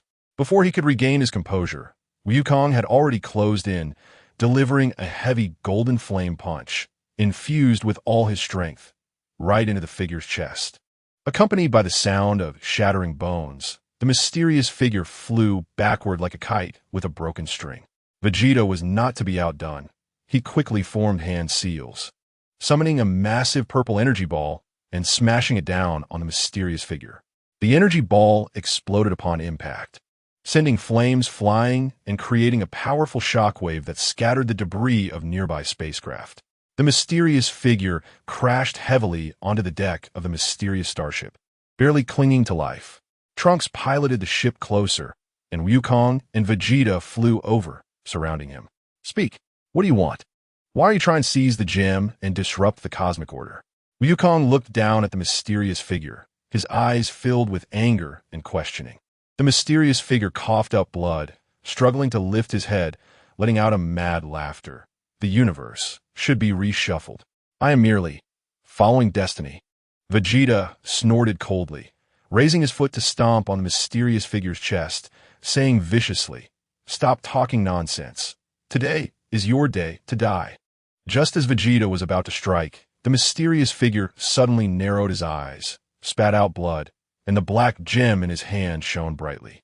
A powerful backlash force surged from the gem, spreading outward. Not good, that gem is suspicious. Trunks shouted. Wukong and Vegeta quickly retreated, warily watching the mysterious figure. They saw the figure's body gradually becoming transparent under the influence of this force, eventually turning into countless black particles that merged into the black gem. Then, the black gem floated in midair, uncontrollably spinning, and the surrounding space twisted even more severely, forming a massive black vortex. The commander on the spaceship witnessed this bizarre scene. His expression changed drastically, and he immediately ordered through the communicator, Everyone, listen up. Activate the A-level emergency plan. At all costs, secure that black gem. Numerous men in black received the order and quickly sprang into action. Some rushed to the control room, rapidly tapping on the control panel, trying to activate the ship's energy shields to isolate the black gem and prevent it from further damaging the surrounding space. Others donned special protective gear, armed with energy weapons.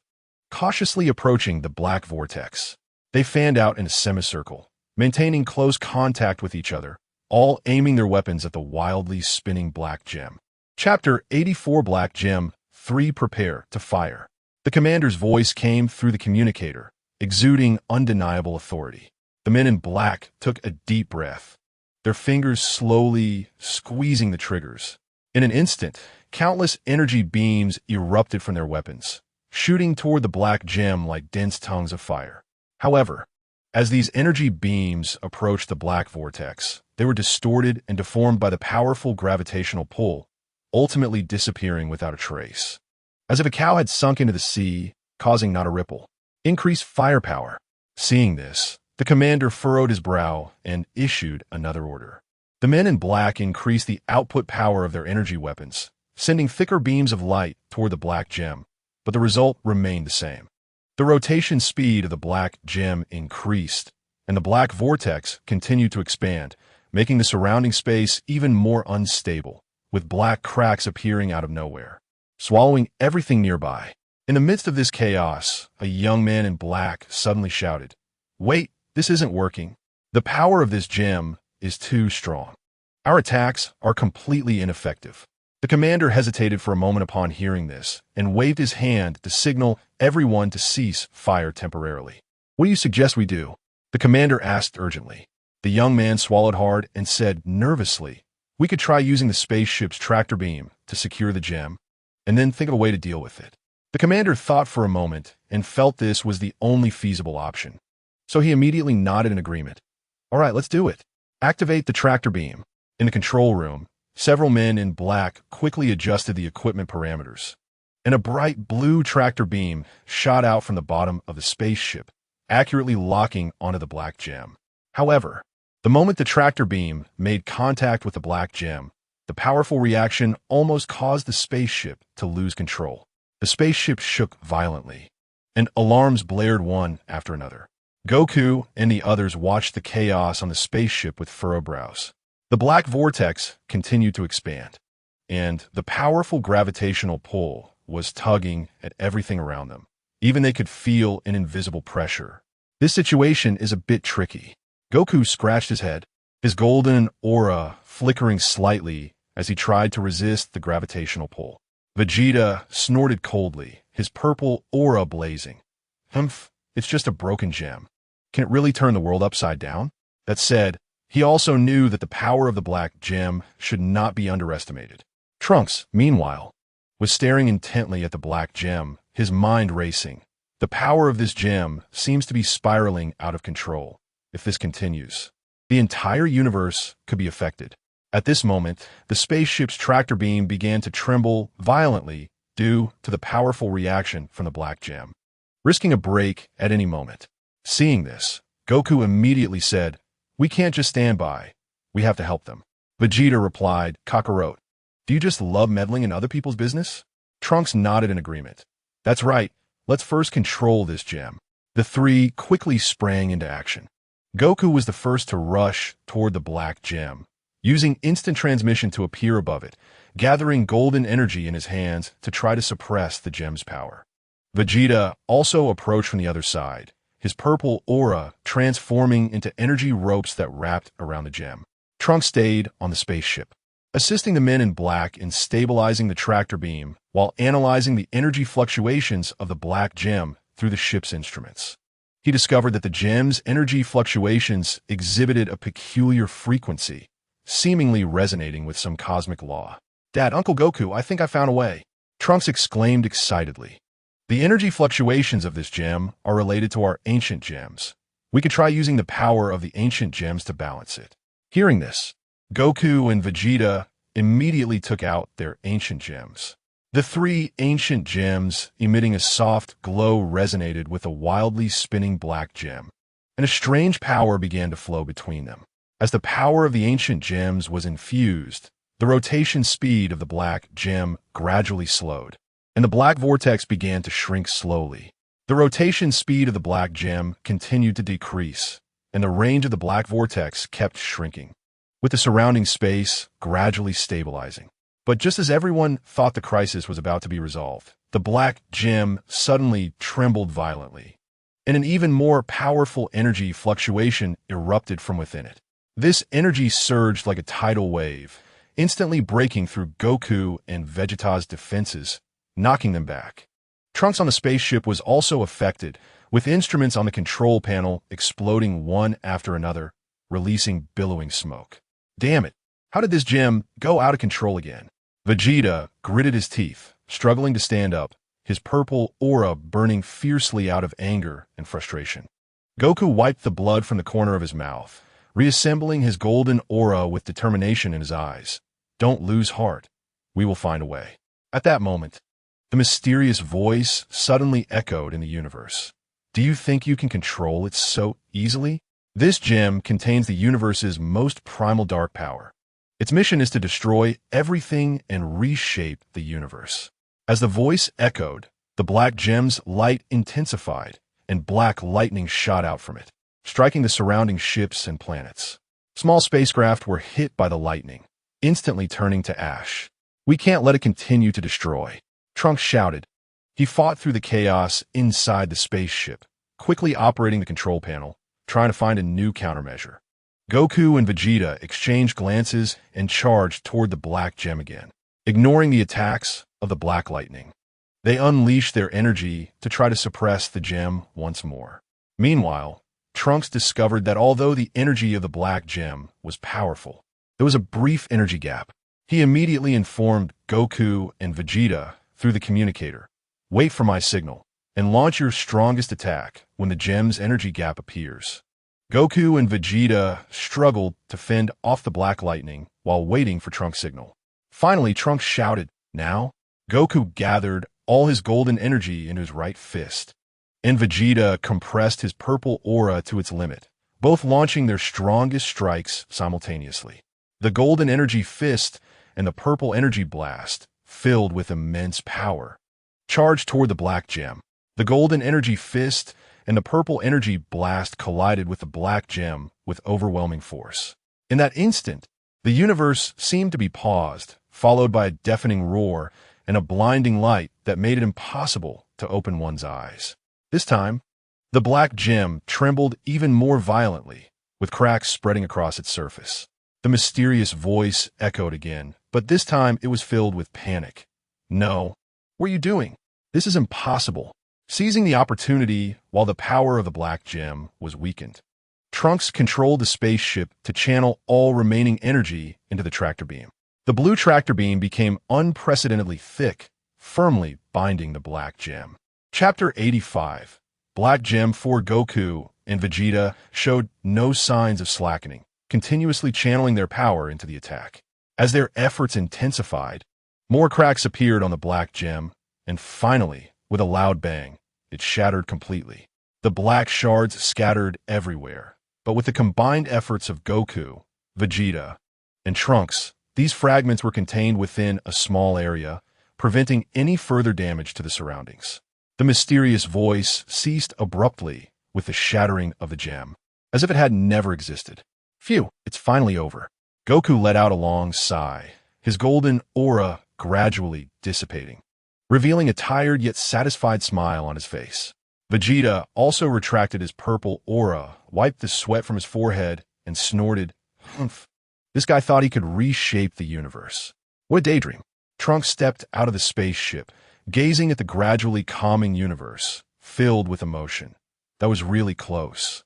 If it weren't for everyone working together, the consequences would have been unimaginable. Back to the moment, just as the three were firmly restraining the dark gem. Time seemed to freeze, and everything in the universe appeared to have been pressed on the pause button, with only the eerie glow emitted by the gem still flickering. Suddenly, a shadow flashed like a ghost, moving so quickly that it was almost impossible to catch with the naked eye. Black Goku appeared nearby. A wicked smile curling at the corner of his mouth, with thick, ink-like dark energy swirling in his hands. In a single fluid motion, he replaced the dark energy gem that everyone was desperately suppressing with dark energy. After doing all this, he vanished again, the entire process taking barely a second. Goku, Vegeta, and Trunks felt a moment of disorientation, as if something extremely important had just happened, but they couldn't grasp the details. What has happened in that instant? Goku frowned, looking puzzled, his golden aura flickering slightly. Vegeta scanned the surroundings warily, his purple aura rising. I felt it too. It seemed something appeared and then disappeared. Could there be a hidden enemy? Trunks quickly activated the scanner on his wrist, scanning the surrounding space. Strange, the instruments show no abnormal fluctuations. But the feeling from that moment was so real. The three were filled with confusion, but had no time to probe further. As the dark gem before them was gradually losing power under their combined suppression. Gritting their teeth, they continued to output more energy and finally succeeded in destroying the gem. Meanwhile, in another part of the universe, Black Goku looked at the dark energy gem in his hand, which emitted a profound glow, and let out a triumphant laugh. As expected of the protagonist, being with the protagonist brings good things. With this gem, my power will reach new heights, and soon. The entire universe will be under my control. He gripped the gem tightly. Dark energy surged into his body like a raging tide, and his aura became increasingly powerful and sinister. Wrapped in dark energy, Black Goku's figure flickered in and out of visibility. He slowly raised his head, his eyes gleaming with greed and ambition, looking in the direction where Goku and the others had left, whispering, "Enjoy this brief peace while you can. Once I fully master the power of this gem, it will be your end." With that, he vanished into the darkness, leaving only the echo of his eerie laughter in the empty space. The three looked at the black-clad figures on the spaceship, energy waves beginning to gather in their hands. The black uniforms blended with the mysterious spacecraft, their gazes cold, and the weapons in their hands glimmered with a dangerous light, confronting Goku and the others. Goku spoke first, his tone relaxed yet undeniably firm. "We don't want to cause trouble. If you just explain everything, we'll let you go." The leading black-clad figure let out a cold laugh, his voice hoarse. "Humph, you think you can leave unscathed?" Not listening to Goku at all, with that, he waved his hand, and the other black-clad figures instantly spread out in a fan shape, surrounding Goku and his companions. A fierce glint flashed in Vegeta's eyes, his purple aura blazing fiercely as he roared. "Then let us give a try." As soon as he finished speaking, the energy wave in his hand shot towards the black-clad figures like a cannonball. The black-clad figures reacted quickly, dodging to the side while simultaneously firing lasers from their weapons in retaliation. Goku flickered, using instant transmission to appear among the black-clad figures, his fists wrapped in golden aura, each strike creating a gust of wind that knocked the surrounding black-clad figures off balance.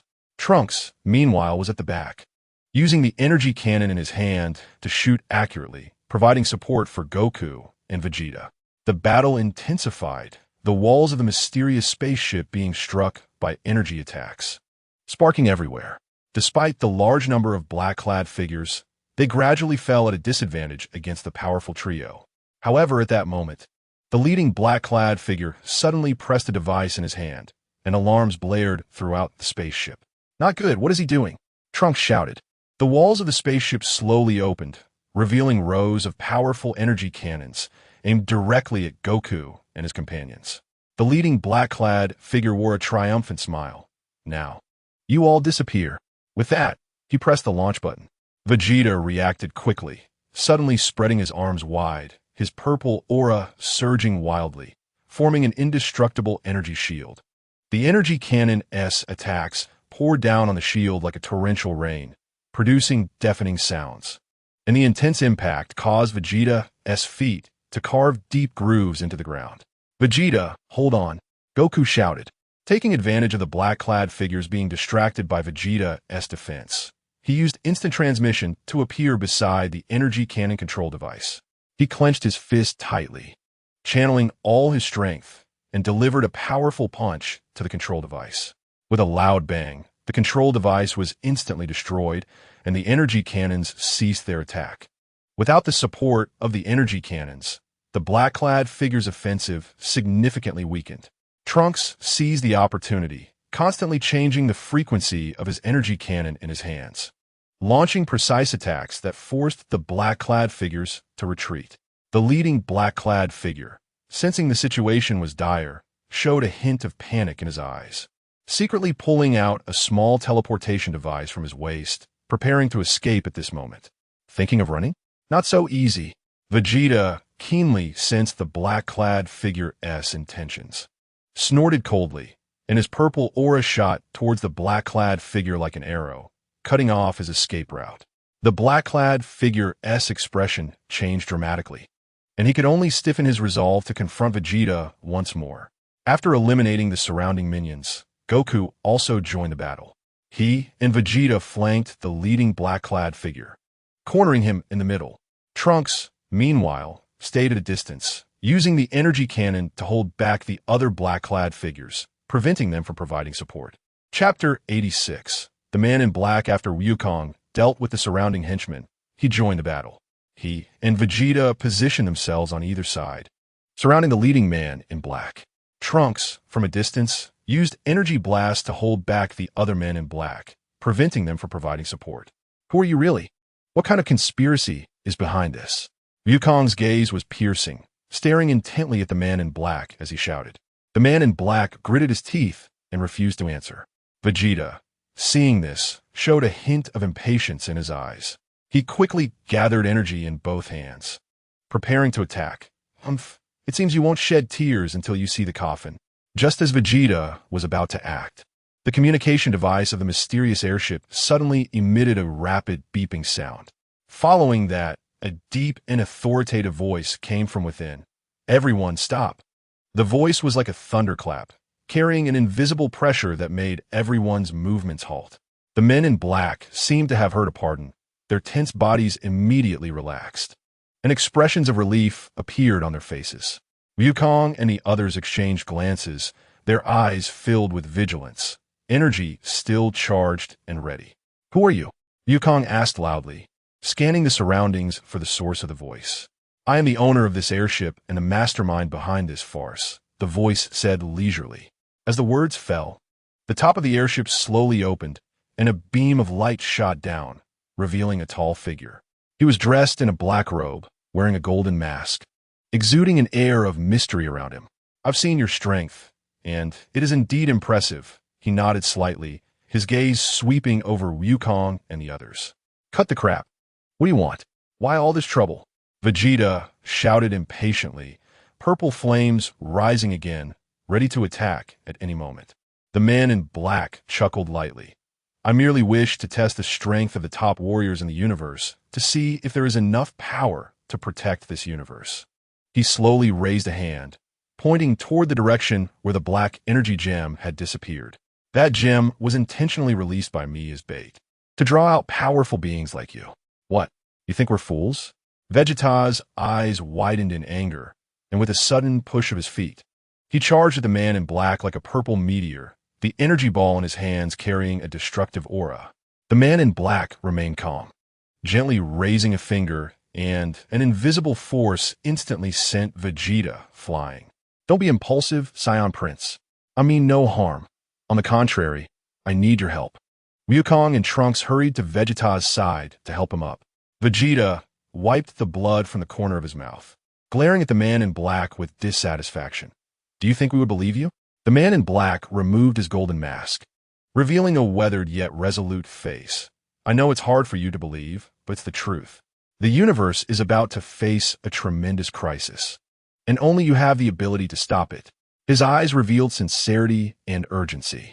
The man in black's gaze was earnest, but Wukong and the others remained on guard. What crisis? You make it sound so serious. Why should we trust you? Trunks frowned, suspicion evident in his eyes.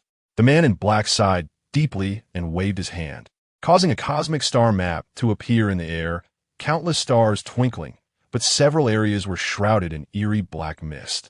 Look, this black mist is spreading at an astonishing speed, consuming planets and extinguishing life wherever it goes. His expression was grave, his voice low, filled with deep concern. What exactly is this black mist? Wukong leaned closer to the star map, his expression one of concern. It is a dark force from the abyss of the universe, called the power of annihilation. Once it fully spreads, the entire universe will fall into eternal night. The man in black explained, his eyes full of helplessness. I have been searching for a power that can counter it, which is why I set up this test. Your performance has given me hope. Vegeta snorted coldly. Humph. Just because of your few words, we should risk our lives for you? The man in black shook his head slightly. I know it's hard to make you believe immediately, but time is pressing, and we have no more time to explain. I have an interstellar exploration ship equipped with devices to track the source of the power of annihilation. If we can find the source, we may discover a way to counter it. Wukong thought for a moment, then looked up at Vegeta and Trunks. I think we should go take a look. If we can really save the universe, we can't just stand by. Vegeta scoffed, looking disdainful. Humph. I'll just consider it a chance to find a strong opponent to practice against. If this guy dares to play tricks, I won't let him off. Trunks nodded in agreement. All right, then let's go with him. I also want to uncover the secrets behind this. Thus, under the guidance of the man in black, the three arrived in front of a uniquely shaped interstellar exploration ship. The warship was entirely silver-white, with smooth lines, and its hull was covered with mysterious runes, exuding an aura of technology and mystery intertwined. After boarding the warship, the man in black quickly activated the equipment to track the source of the power of annihilation. As the engines roared to life, they sped into the depths of the universe, where unknown dangers might be silently waiting. The exploration ship raced through the vast universe at full speed, the stars outside streaking by like meteors. Trunks sat at the control panel, staring intently at the tracking device's screen, where lines and data were constantly flashing and changing. According to the current tracking data, the source of the power of annihilation seemed to come from a mysterious star system, where cosmic fluctuations were exceptionally strong. Trunks turned to report to the others, his brow slightly furrowed, his eyes revealing tension and anticipation. A mysterious star system? Sound complicated. Wukong stretched his muscles, golden flames flickering around him, excitement evident as he said, I wonder what powerful beings await us there. Vegeta crossed his arms and snorted. Whatever it is, as long as I can have a good fight, that's all that matters. Despite his disdainful tone, his eyes also showed anticipation for the unknown challenge. After a long journey, the exploration ship finally reached the edge of the mysterious star system. The sight before them left everyone in shock. The entire star system was shrouded in a thick layer of black mist, with strange purple arcs of electricity flashing within, as if a giant beast hidden in darkness was emitting a chilling aura. Is this the source of the power of annihilation? Wukong's eyes widened, filled with curiosity and vigilance. The man in black nodded gravely. Yes, this is it. The situation inside this star system is unknown. We must be extremely cautious. Saying this, he maneuvered the exploration ship slowly into the black mist. As soon as they entered the mist, the exploration ship began to shake violently, and various instruments emitted piercing alarm sounds. Not good. This mist is interfering with our navigation and communication systems. Trunks shouted anxiously, his hands flying across the control panel in an effort to stabilize the ship. Just as everyone was trying to deal with the crisis, a huge shadow suddenly burst out from the mist and slammed into the exploration ship. The ship shook violently, the lights went out instantly, and then flickered back on. Chapter 87. Shadow, what is that thing?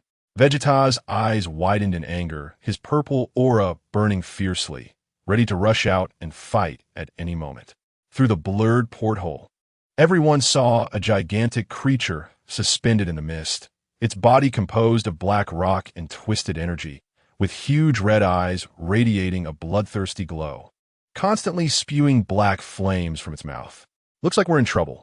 Goku took a deep breath, and his golden aura surged, illuminating the surrounding darkness. Just moments ago, the three of them had seen many mysterious figures in black, gathering energy waves in their hands, intending to wipe them all out. Then a man in a black robe appeared, waving his hands and apologizing for dragging them into this. The man in the black robe explained that they had been assimilated by the dark gem, and only the light stone could help them escape. But he didn't know where to find it. Suddenly, Trunks remembered that they seemed to have a light stone, and he said, pulling it out. As soon as the light stone was revealed, the figures in black immediately showed their true forms, appearing as blue beings dressed in spacesuits with red glowing eyes. Then came the appearance of the man in the black robe, who explained that a certain person possessed the dark stone and had notified these beings, which is why they had transformed. He dared not approach lightly, as the black gem was very strange and could turn people into dark energy. Goku's aura blazed like the sun, pushing back the black mist. He kicked off, breaking through the exploration ship's hatch, flying toward the giant creature, shouting, "Hey, big guy, look over here." The giant creature was drawn to Goku, turning its massive head, its red slit eyes locking onto him, opening its gaping maw and shooting out a thick column of black flame. Goku dodged effortlessly and quickly charged toward the monster, his right fist enveloped in golden aura, smashing heavily into its jaw. This punch was powerful enough to snap the creature's head back, letting out a deep, muffled roar. Seeing this, Vegeta snorted coldly. "Don't think you can take all the glory." With that, he flew out as well, his purple aura leaving a long tail of flame behind him. He quickly formed seals with his hands, gathering a massive purple energy sphere, which he hurled fiercely at the creature's chest. The energy sphere exploded upon impact, releasing brilliant light and tremendous shockwaves, forcing the creature to stagger back. Trunks, inside the exploration ship, was rapidly repairing the damaged systems. While working, he shouted through the communicator, "Dad, Uncle Goku, this monster's energy fluctuations are strange, seemingly resonating with the power of annihilation. I'll find a way to interfere with its energy connection. You guys take the chance to attack." Hearing this, Goku and Vegeta exchanged glances and nodded simultaneously. They charged at the creature again, attacking from both sides. Goku moved agilely, constantly circling the monster, looking for openings, each attack infused with tremendous power, causing the black rock on the creature to fall off continuously. Vegeta focused on the monster's front, engaging it directly with his powerful aura, preventing it from concentrating on Goku. Under the relentless assaults from the two, the giant creature began to struggle. It roared in anger, its black flames intensifying and the surrounding mist thickening. At that moment, Trunks shouted, "Interference successful. Attack its core now." Goku and Vegeta instantly understood, raising their power to the maximum. Goku gathered a golden Kamehameha wave, while Vegeta unleashed his full power to fire a final flash. The two powerful beams of energy intertwined like a sharp blade, shooting toward the monster's core. The two world-destroying energy beams struck the monster's core with precision, flooding the space with blinding light, and the intense energy waves made the surrounding black mist surge like tumultuous waves. The creature let out a piercing scream as its body trembled violently, the black rock on its surface peeling away to reveal the core radiating an eerie purple light. "Now's the time," Goku shouted, seizing the opportunity while the creature was weakened. He used instant transmission to appear next to the core, his right fist, enveloped in golden aura, came crashing down. This punch directly caved in the core, dimming the purple light. Vegeta was not to be outdone. He quickly flew over, gathering purple aura in both hands and launching a series of powerful strikes at the core. Under their relentless assault, the monster's core teetered on the brink of collapse. Just as the monster was about to be destroyed, a shadow suddenly shot out from the mist behind it, enveloping the core in an instant. Then, an even stronger dark power erupted, directly blasting Goku and Vegeta away. "What is that?" Goku steadied himself, wiped the blood from the corner of his mouth, and looked warily at the new development before him. A tall shadow floated in midair, surrounded by a thick aura of annihilation, its features obscured. "Humph. Do you think you can easily destroy my masterpiece?" Too naive. The shadow let out a sharp, cold laugh, its voice echoing as if from an endless abyss. "Garinya Shirinyoha." Vegeta's eyes flashed with anger. "Damn it, no matter who you are, you won't get away with this today." With that, his purple aura flared up again, ready to launch an attack. Trunks, inside the exploration ship, quickly analyzed the energy fluctuations of the newly appeared enemy.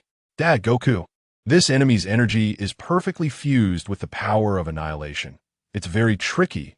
We need to be careful, he warned through the communicator. The shadow seemed to sense Trunks' actions, suddenly turning to look at the exploration ship, raising a hand and shooting a black energy column toward it. Not good. Trunks' face changed drastically as he hurriedly maneuvered the ship to evade. The energy column grazed the hull, leaving a deep scratch on the ship's surface. Seeing this, Goku immediately charged at the shadow, shouting, "Don't you dare hurt Trunks." He gathered all his strength and unleashed a golden energy wave. The shadow remained calm, casually raising a hand to easily dissipate the energy wave with the power of annihilation.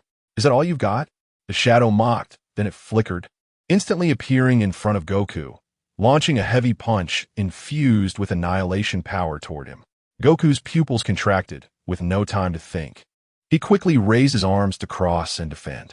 The impact of the punch and aura collided, erupting in a deafening roar, and the powerful shockwave sent him flying back several dozen meters, carving a deep trench in the mist behind him. Vegeta seized the moment, striking like a purple lightning bolt, gathering purple aura frantically between his hands, forming a highly dense purple energy ball, which he smashed toward the shadow. The shadow sidestepped, and the energy ball narrowly missed, exploding nearby and dispersing the mist, revealing a void filled with shattered meteors. "This guy is too fast, and his strength is strange. We can't fight him head-on." Goku panted heavily, standing shoulder to shoulder with Vegeta, his expression grave. Chapter 88, The Black-Robed Man strikes at this moment. Trunks was anxiously sweating in the exploration ship, his fingers flying across the control panel as he tried to find a flaw in the energy fluctuations of the shadow. "Dad, Uncle Goku, there's a brief gap in its energy cycle, probably only a few tenths of a second. Attack now." Goku and Vegeta exchanged a glance and nodded in tacit agreement. The two charged towards the shadow again, with Goku launching continuous feints from the front to attract the shadow's attention. His movements were agile, and the golden aura flowed like a meteor through the darkness, each attack carrying a powerful sense of oppression that forced the shadow to keep defending. Meanwhile, Vegeta maneuvered around, searching for the energy gap Trunks mentioned. His gaze was fixed on the shadow, not missing any detail, with a purple aura flickering around him, ready to unleash a deadly strike at any moment. As Goku's relentless attacks continued, the shadow gradually became enraged, its attacks becoming more ferocious. The dark power surrounding it surged violently, transforming into countless black tentacles that swept toward Goku. Goku dodged left and right, but still got grazed by the tentacles, leaving behind charred marks. Just as the shadow attacked, Trunks shouted, "Now's the time." Vegeta erupted with power, the purple aura swelling several times, and he rushed toward the shadow at incredible speed, an energy blast coalescing in his hand, emanating an aura of endless destruction. The shadow sensed danger and tried to evade, but found its movements constrained by Goku's attacks. Vegeta's energy blast struck the shadow heavily, and amidst a violent burst of light and explosions, the shadow's body swayed, and the dark power around it was briefly thrown into chaos. With the explosion of the energy blast, the shadow was knocked off balance by the powerful impact, and the surrounding dark power scattered like smoke in a strong wind, creating a momentary disruption. Goku seized this fleeting opportunity, took a deep breath, and maximized his golden aura, shining brilliantly, making even the surrounding dense black mist difficult to approach. Kamehameha. Goku rapidly gathered energy with both hands, letting out a thunderous roar, and a thick beam of golden energy shot from his hands, heading straight for the shadow. This Kamehameha wave contained all of Goku's power, carrying an unstoppable momentum, causing the very space it passed through to tremble slightly. Under the dual attack of the energy blast and the Kamehameha, the shadow appeared precarious. It struggled to gather dark power to defend itself, but the chaotic force made it difficult to do so. Just as the Kamehameha wave was about to hit it, the shadow let out a sharp, piercing scream, and the dark power around it surged wildly, forming a twisted black shield in front of it. Boom! The golden Kamehameha wave collided violently with the black shield, erupting in dazzling light, and the intense energy impact swept out like a storm. The surrounding mist was instantly dispersed, revealing a vast cosmic space, and countless floating meteors were shattered by this force, turning into cosmic dust. As the light gradually faded, everyone was astonished to find that the shadow had not been destroyed. Its body had become ethereal and was swaying precariously, but the eyes that emitted a strange red glow still flickered with unwillingness and madness. How is this possible? Vegeta exclaimed in shock. He had never seen such a tenacious enemy. Trunks, inside the exploration ship, stared nervously at the monitoring screen. Beads of sweat dotting his forehead. This guy's energy fluctuations are strange. It seems to be constantly absorbing the dark power around it to repair itself. The shadow let out a chilling laugh. Do you really think you can defeat me like this? Tu Navi. The entire universe will be devoured by the dark power. None of you will escape. Saying this, it spread its arms wide, and the dark power around it surged toward it like a tide, gradually restoring its body with this energy's nourishment. Goku gritted his teeth, gathering his golden aura again. I won't let you succeed. Vegeta also refused to back down, his purple aura burning fiercely as he prepared to attack again. At that moment, the previously silent black-robed man suddenly emerged from the exploration ship, holding a crystal that emitted a soft blue light, his eyes revealing determination. Perhaps it's my turn to strike. The black-robed man suddenly attacked Goku and the others, and a powerful pressure instantly enveloped them, leaving them with expressions of disbelief. The black-robed man quickly formed hand seals, and a chilling, bone-deep energy erupted around him, surging toward Goku and the others like a raging tide, firmly suppressing them. Why? What do you want? Goku's eyes widened in anger, as the golden aura struggled desperately against this pressure, but seemed somewhat powerless. Vegeta clenched his teeth, veins bulging on his forehead, the purple aura flickering violently. Damn it. I've been tricked by this bastard. Despite putting forth all his strength to resist, his body involuntarily trembled. Trunks was breathing heavily, his hands on his knees as he tried to steady himself. This guy is too deep in hiding. His eyes were filled with anger and unwillingness. Then, the black-robed man floated beside the shadow, standing shoulder to shoulder with it. The shadow let out a triumphant cackle, its voice echoing in the cosmic space. You are Tu Navi. The so-called cosmic crisis was just a ruse to lure you in. The black-robed man slightly raised his head, his eyes gleaming with greed. That's right, your powers will become the cornerstone of my rule over the universe. After saying this, the two struck simultaneously, the blue crystal in the black-robed man's hand unleashing arcs of blue lightning that intertwined with the shadow's dark power, shooting toward Goku and the others like dense arrows.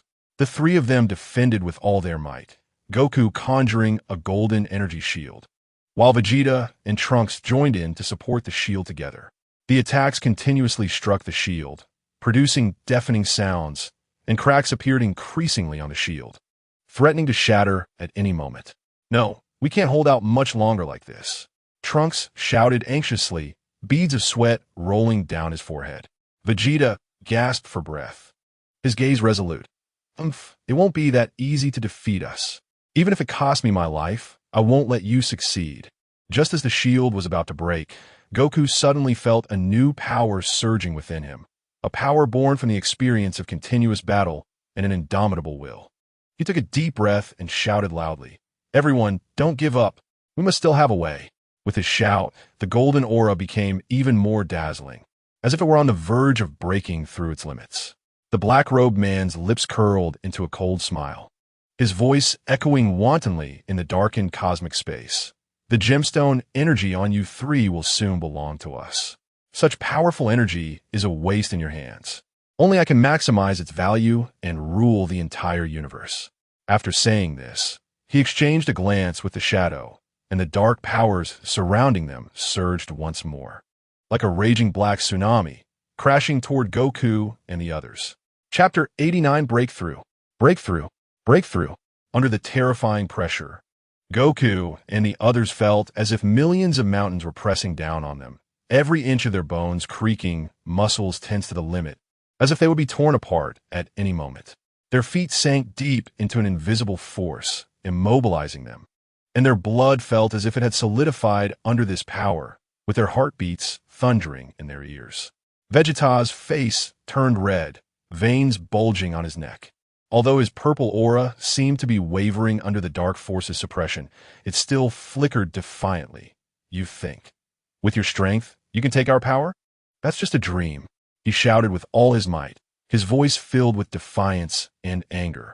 But this roar seemed so small in the face of the pressure created by the hooded figure and the shadow. Trunks breathed heavily, each breath feeling like it was pulling on a broken bellows. He pressed his hands firmly on his knees, trying hard not to collapse. Damn it. We can't be defeated like this. Beads of sweat rolled down his forehead, creating sparkling arcs in the darkness, only to be evaporated by the dark power. Goku's golden aura struggled and flickered in the darkness, but his gaze remained as firm as iron, staring at the hooded figure and the shadow. I will never let you succeed. Despite the immense pain his body was enduring, every cell screaming with fatigue and pain, the mysterious power within him surged stronger under the dark oppression, as if it was about to burst forth. Just at that critical moment, a sudden change occurred within them. Trunks' aura erupted, breaking through the original Super Saiyan 2 state entirely, instantly reaching full power of Super Saiyan 2. His hair flared like burning golden flames, crackling with arcs of electricity, and a sharp sense of pressure emanated from him, forcing the surrounding dark power to retreat. At this moment, Trunks' aura continued to rise, hinting at a breakthrough to Super Saiyan 3. Vegeta and Goku also underwent an astonishing transformation. The aura of Super Saiyan 3 surged wildly around them, completing the transition to full power of Super Saiyan 3 in the blink of an eye. Vegeta's purple aura became even denser and deeper, his eyes revealing unprecedented confidence and dominance, as if nothing in the world mattered to him. Goku's golden aura grew even more dazzling, each strand of energy containing boundless power, illuminating the universe shrouded in darkness. The hooded figure and the shadow both witnessed this scene, their expressions shifting from shock to disbelief, shouting in unison. How is this possible? How can this be happening? Trunks took the lead and charged forward, kicking off the ground like a blue meteor towards the hooded figure. Along the way, his power surged again, genuinely breaking through the Super Saiyan 3 limits. With a roar, his hair grew longer, and his aura became even more magnificent, reaching a new realm of Super Saiyan 3. His fist, imbued with powerful energy, struck the hooded figure's shield, creating a fierce wind that made the hooded figure feel an unprecedented threat.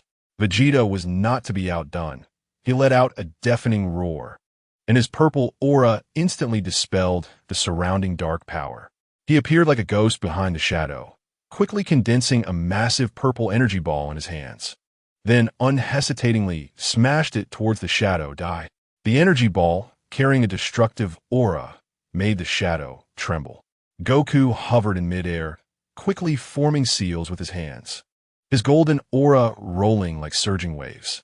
He took a deep breath and shouted, "Kamehameha!" A thick golden energy beam erupted from his hands, sweeping towards the hooded figure and the shadow with unstoppable momentum.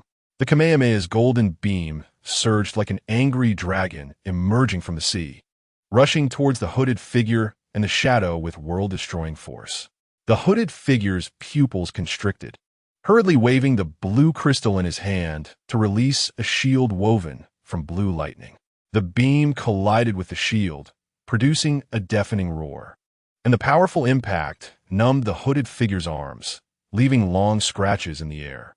On the shadow's side, facing Vegeta's purple energy ball, it desperately condensed the power of annihilation to resist.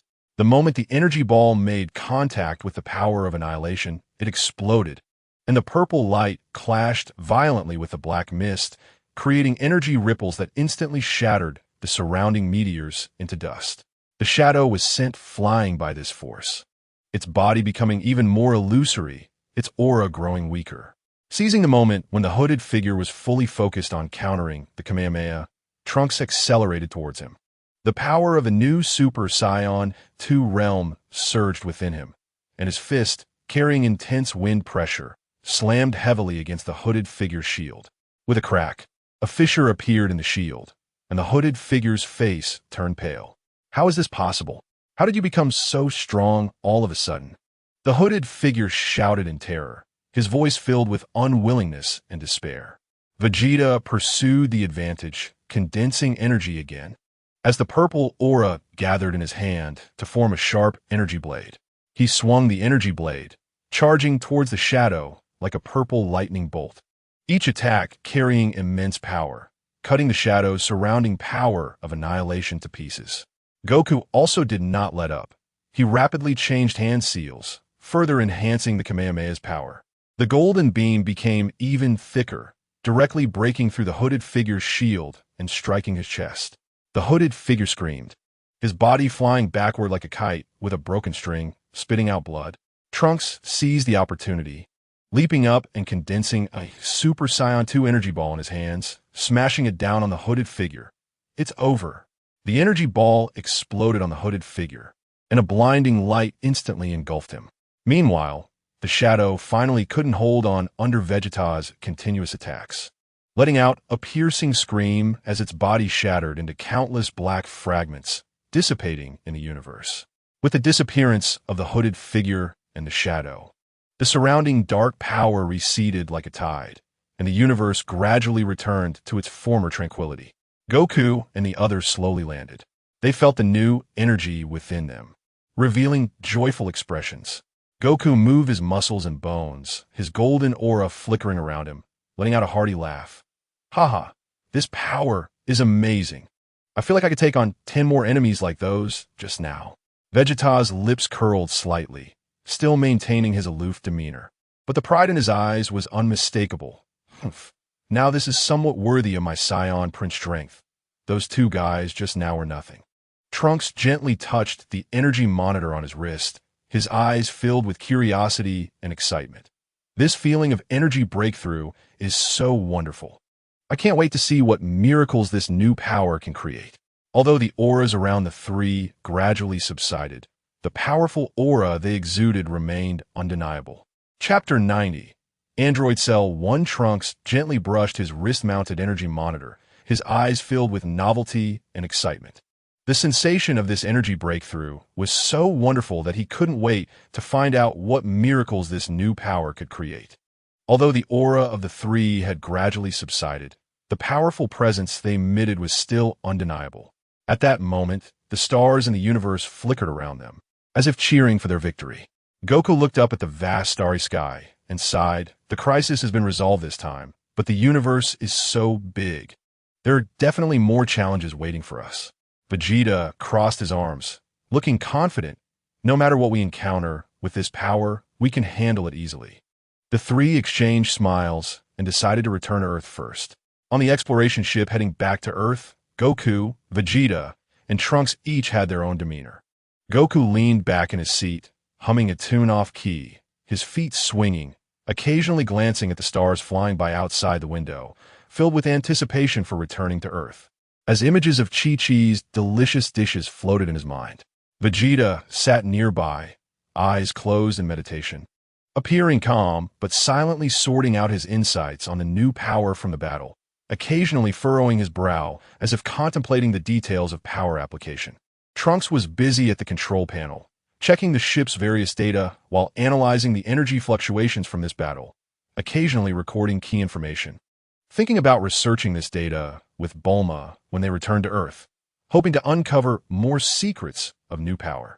The ship sped through the vast universe, the surrounding stars seemingly lighting the way for their return. As they got closer to Earth, the trio's mood grew increasingly excited. Finally, the blue planet came into view, the familiar aura washing over them. Trunks skillfully maneuvered the ship. However, just as they were about to land, they were met with an unusual sight. The ground was deserted, with only clothes scattered about. If it weren't for the clothes, they might have thought no one lived here. The three firmly parked the ship on the ground, staring at the scene, filled only with clothing, shocked. What? What is going on? Trunks broke the silence first, his voice filled with disbelief. His gaze frantically scanning the surroundings, trying to find any signs of life. Goku furrowed his brow, confusion and vigilance filling his golden eyes. He took a deep breath, trying to catch the familiar scent in the air, but there was nothing but silence. Something was wrong. It was too quiet, as if everyone had vanished into thin air. Vegeta snorted coldly, his purple aura flickering slightly, his eyes revealing anger and unease. Whatever happened, it must be some despicable guy's doing. Don't let me find him. The three cautiously moved forward, each step feeling particularly heavy, the surrounding silence making their hearts race involuntarily. Goku gently picked up a piece of clothing from the ground. It was a child's shirt, still stained with dirt, as if its owner had just been playing here and vanished the next moment. Bulma, Trunks' mom. Trunks suddenly shouted, his voice echoing down the empty street, but received no response. His voice trembled. Anxiety and fear gradually surged in his heart. Vegeta's expression darkened further. He slammed his fist into the nearby wall, creating a loud crash, leaving a large dent. Damn it! Who did this? Just then, a chilling laugh echoed from afar. The sound seeming to come from hell, carrying an endless coldness. Welcome back, warriors. The three instantly turned around, taking up battle stances. Their eyes fixed on the direction of the voice, and saw a figure slowly emerging from the darkness. A giant insect with a speckled green body approached, its tail sucking on a person. The person struggled weakly, letting out faint cries for help, flailing their limbs, each movement appearing futile. Let him go. Goku reacted first, his golden aura surging instantly, illuminating the surrounding silence. He powered his legs and charged at the giant insect like a golden lightning bolt, raising his right fist high. Filled with powerful energy, aimed directly at the insect's head. The giant insect sensed the threat, carelessly flinging the person off its tail. And the person flew away like a kite with a broken string. Seeing this, Vegeta instantly teleported over and caught the person securely. Are you okay? What is going on? Vegeta asked anxiously. The person, pale and weak, pointed tremblingly at the giant insect. It suddenly appeared, spraying strange mist. People who inhaled it fainted. And then before finishing, the person fainted. Trunks' eyes widened in anger, his blue aura burning fiercely, the power of Super Saiyan 2 surging within him. He quickly gathered energy with both hands and fired energy beams at the giant insect. The beams shot like arrows toward the insect, sparking against its hard shell. The giant insect was thoroughly enraged by the attack. It opened its massive mandibles and let out a sharp shriek, shaking the surrounding buildings. Immediately afterward, it spewed a thick green goo from its mouth, shooting at Trunks like a cannonball. Trunks dodged to the side, the goo narrowly missing him and hitting a building behind him, instantly corroding a huge hole in it. Goku seized the opportunity while the insect was attacking Trunks, leaping onto its back, grabbing its antennae and tugging hard.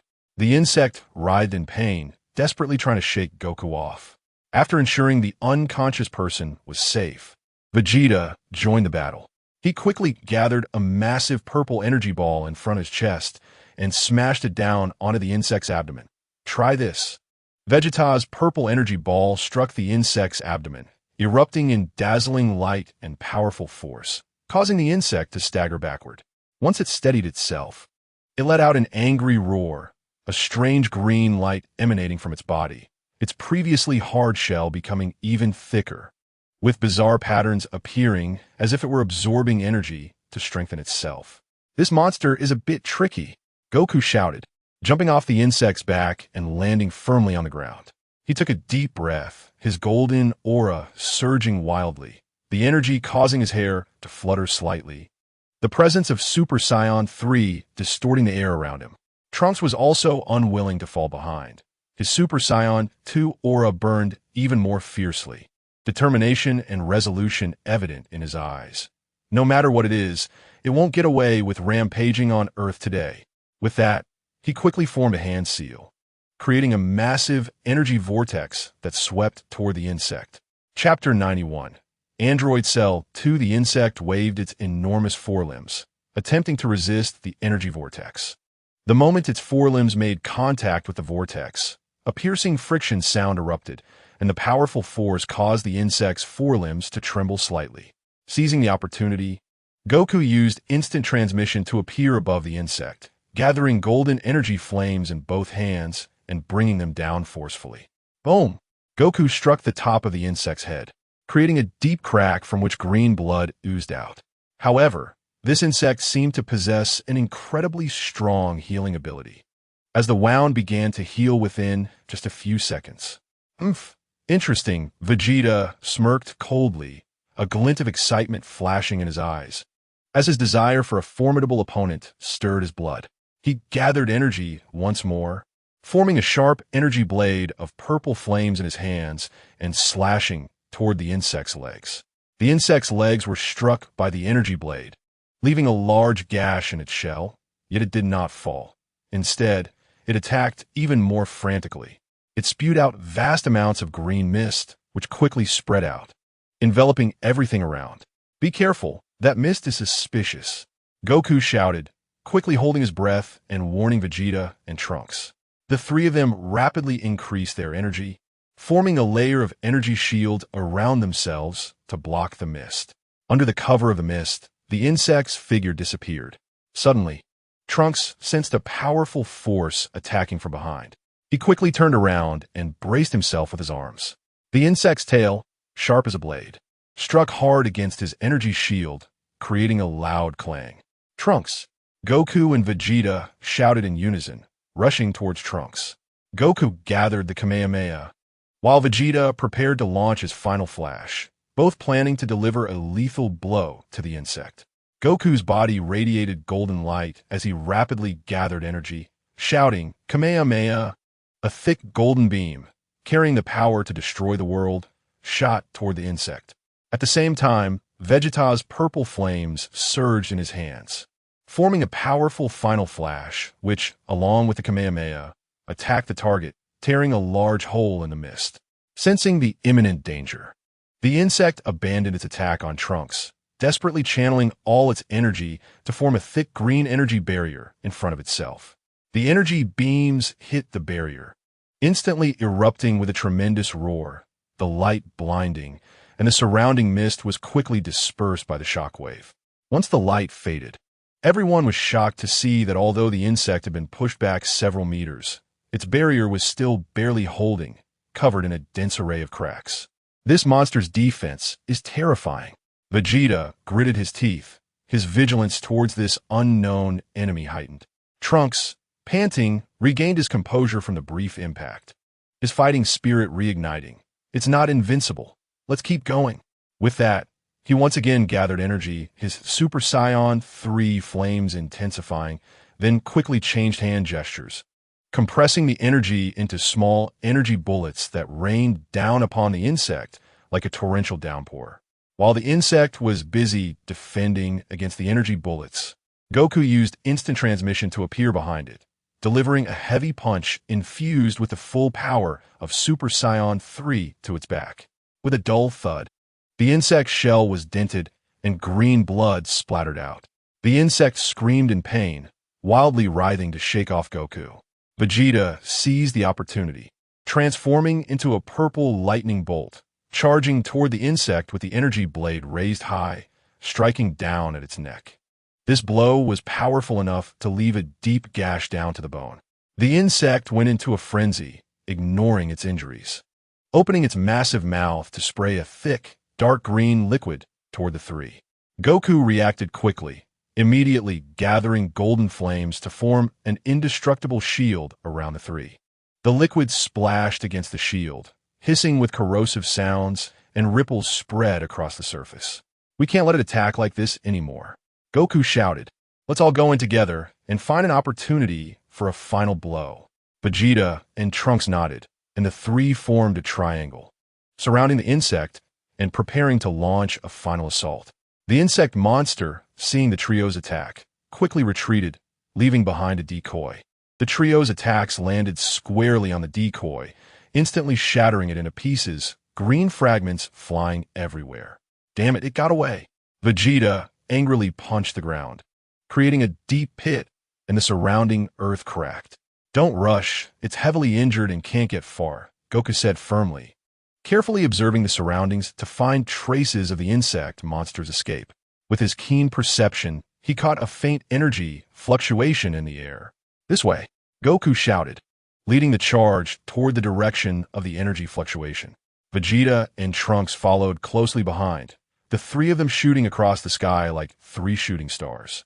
Not long after, they arrived at an abandoned factory.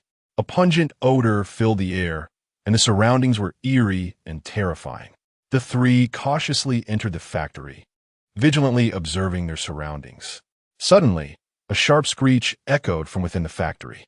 Following that, countless green eggs flew from all directions, raining down on the three like raindrops. "Be careful," Trunks shouted, quickly gathering energy to form a blue energy barrier in front of him.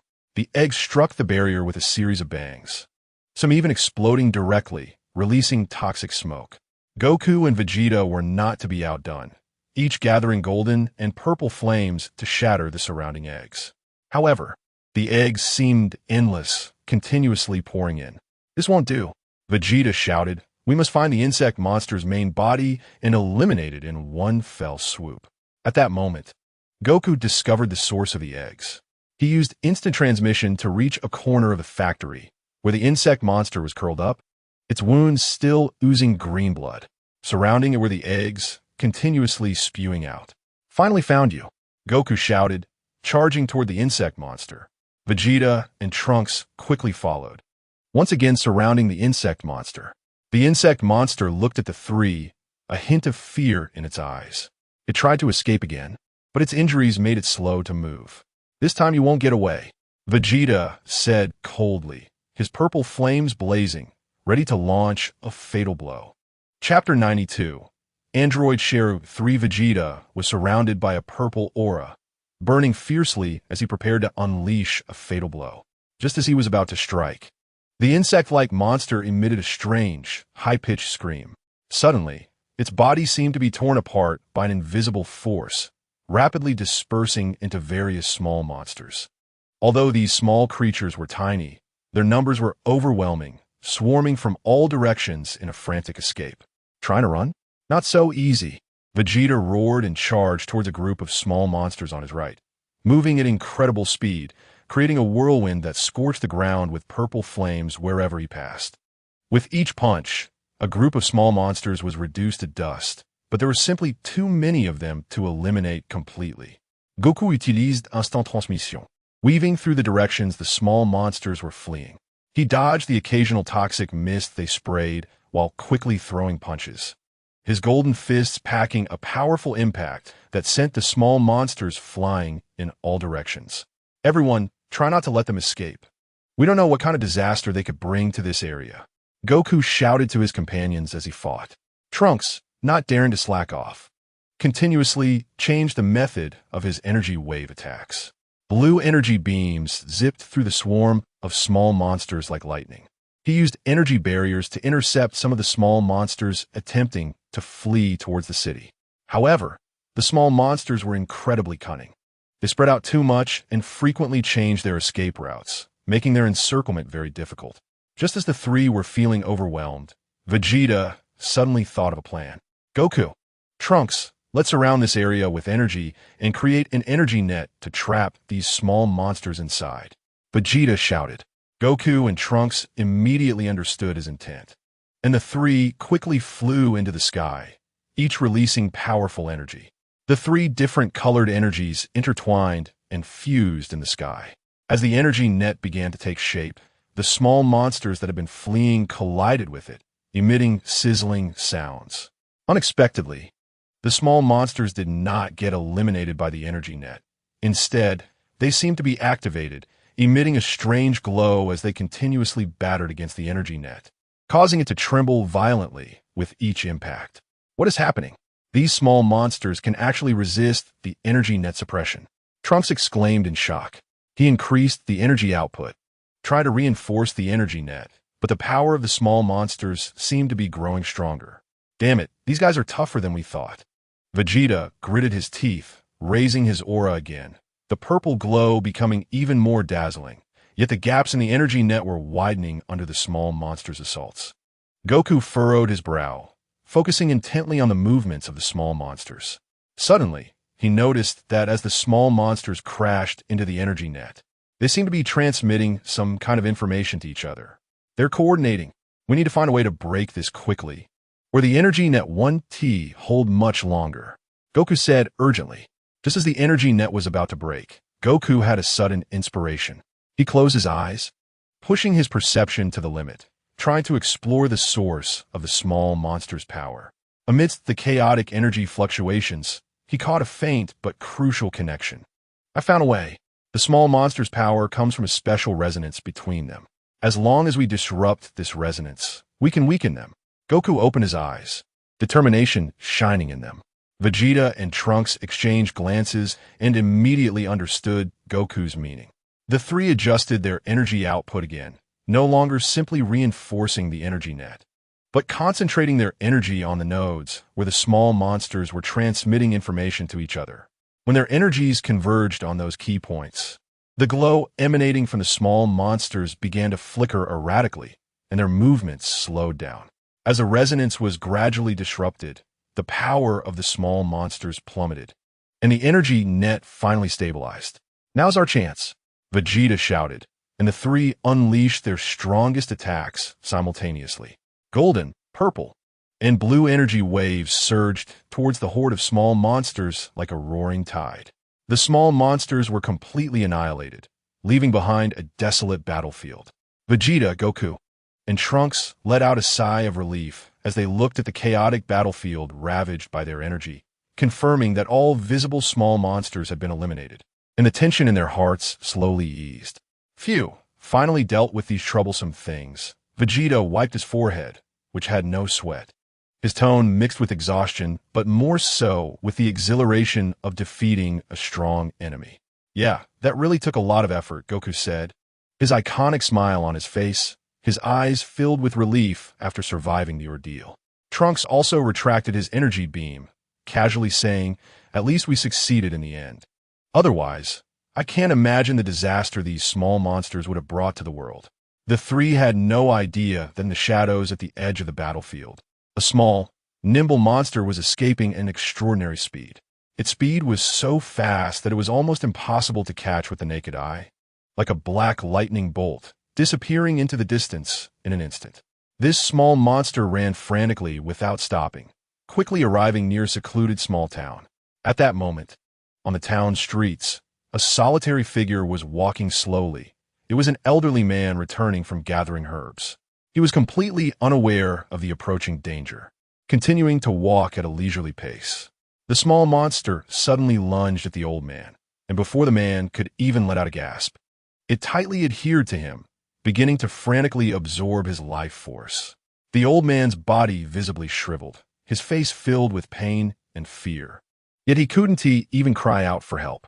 In just a few seconds, the old man collapsed to the ground, turning into a lifeless shell, while the small monster grew larger, exuding a more sinister aura. Meanwhile, the three in the abandoned factory tidied up the battlefield and prepared to return to the city. They flew while discussing the recent battle, completely unaware that another small monster had successfully escaped and had already begun its new rampage. Speaking of which, these monsters were tougher than any we encountered before. We need to be more careful in the future, Goku mused.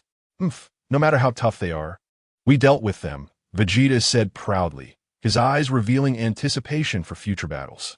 Trunks quietly listened to their conversation, feeling an inexplicable unease in his heart. But he couldn't pinpoint why. He shook his head, dismissing the strange feeling, and quickened his pace to catch up with Goku and Vegeta.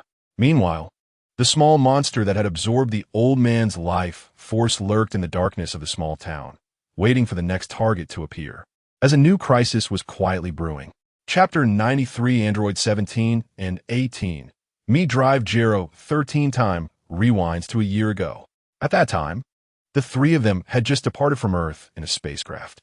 On the outskirts of city in West City, within a massive cave, the artificial human doctor, Jero was gloomily surveying his surroundings. He looked at androids 17 and 18th on the experimental table, severely damaged, and murmured to himself, "It seems both 17 and 18 have failed. I guess I have no choice but to step in myself." With that, energy surged around him, transforming into a beam of light that shot out. Meanwhile, Trunks and the others had already embarked on their journey. Bulma quickly took out the dragon radar, her expression serious as she began assigning tasks. "Listen up, everyone. We need to quickly search for the Dragon Balls to restore everything that has been destroyed on Earth." The group, holding the dragon radar, rushed off in different directions. This time, the Dragon Balls were extremely scattered. Some were hidden deep in the ocean, where the water pressure was immense, making them very difficult to find. Some were buried in remote mountains, where wild beasts roamed, posing great danger. Some were near boiling lava, with scorching temperatures rendering them nearly inaccessible. One Dragon Ball was even found in an inconspicuous convenience store, mixed with everyday goods. Another fell into a pigsty, emitting a nauseating odor. One was in a high temple, under the protection of a deity, and most unexpectedly, one had returned to Master Roshi. Despite the numerous challenges, the group, driven by their determination and tenacity, managed to gather all 7 Dragon Balls in less than a month. Piccolo stood before everyone, murmuring in the mysterious Dragon Ball language.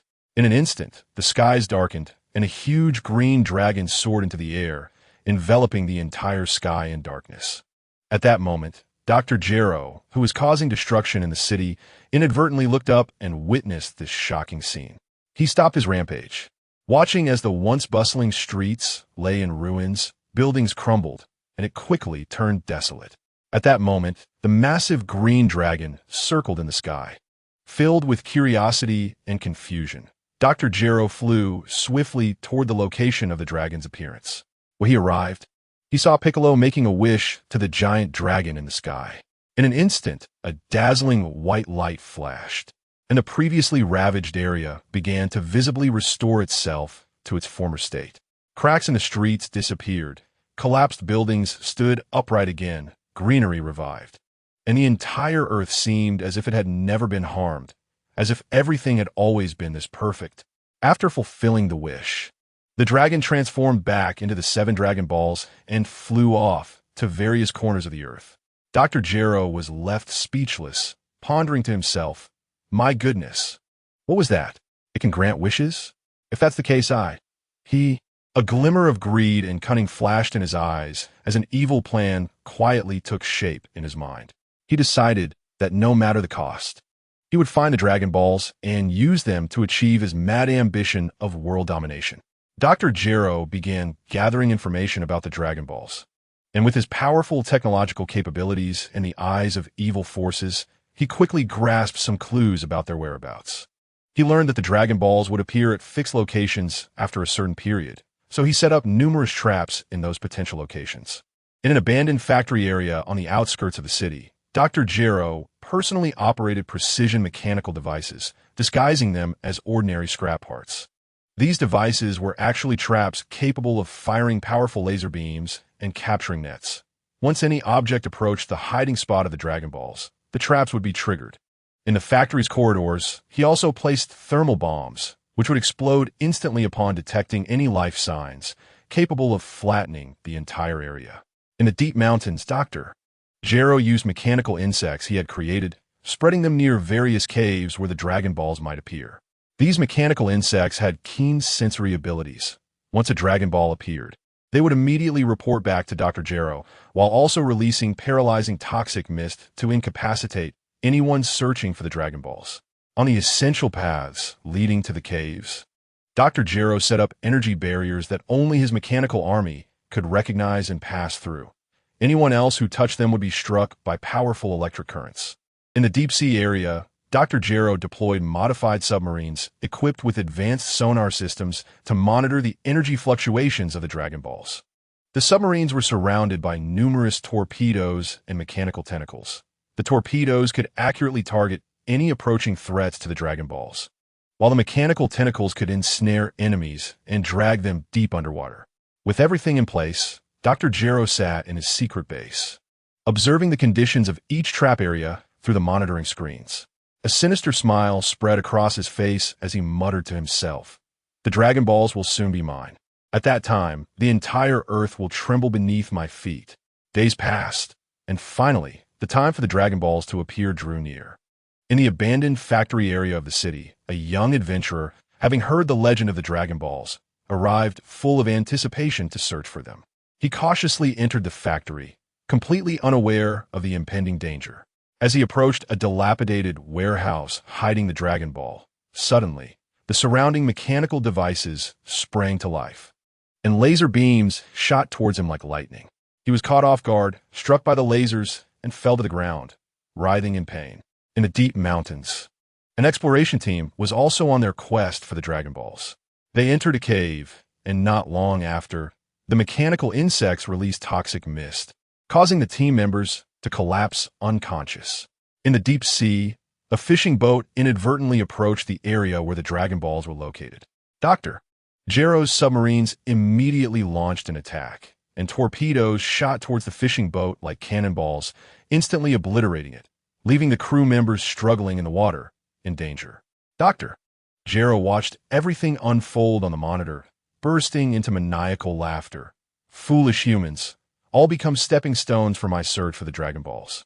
However, just as he reveled in his triumph, unbeknownst to him, Goku and the others were continuing their battle in the universe.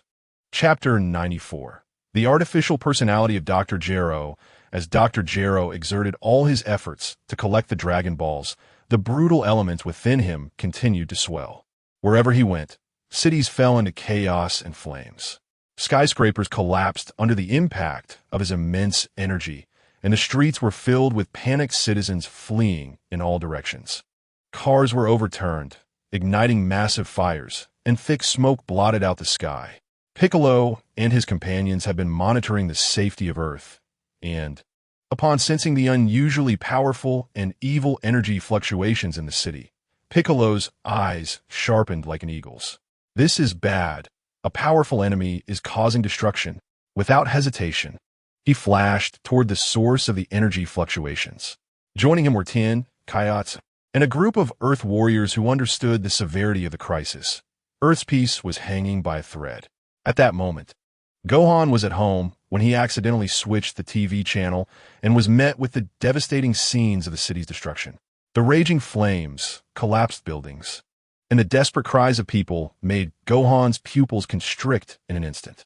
What was happening? Who was causing this destruction? His voice trembled slightly with anger. At that moment, the Scion blood within him seemed to boil, and a strong sense of mission surged in his heart. Gohan ignored everything else and rushed out the door, determined to stop this disaster and protect his home and loved ones. Piccolo arrived at the scene first and saw Dr. Gero hovering in the air, recklessly releasing energy.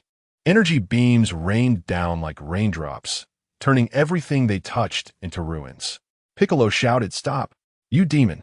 Upon hearing the voice, Dr. Gero slowly turned his head, a disdainful cold smile appearing on his face. "Humph, another one comes to die." Without saying much, Piccolo immediately concentrated powerful energy, a green aura blazing around him. He flashed forward like a green lightning bolt toward Dr. Gero, delivering a fierce flying kick aimed at Gero's face. Dr. Gero, unfazed, simply sidestepped the attack and countered with a punch filled with immense power aimed at Piccolo. Piccolo quickly raised his arm to block, but the tremendous impact sent him flying back several meters.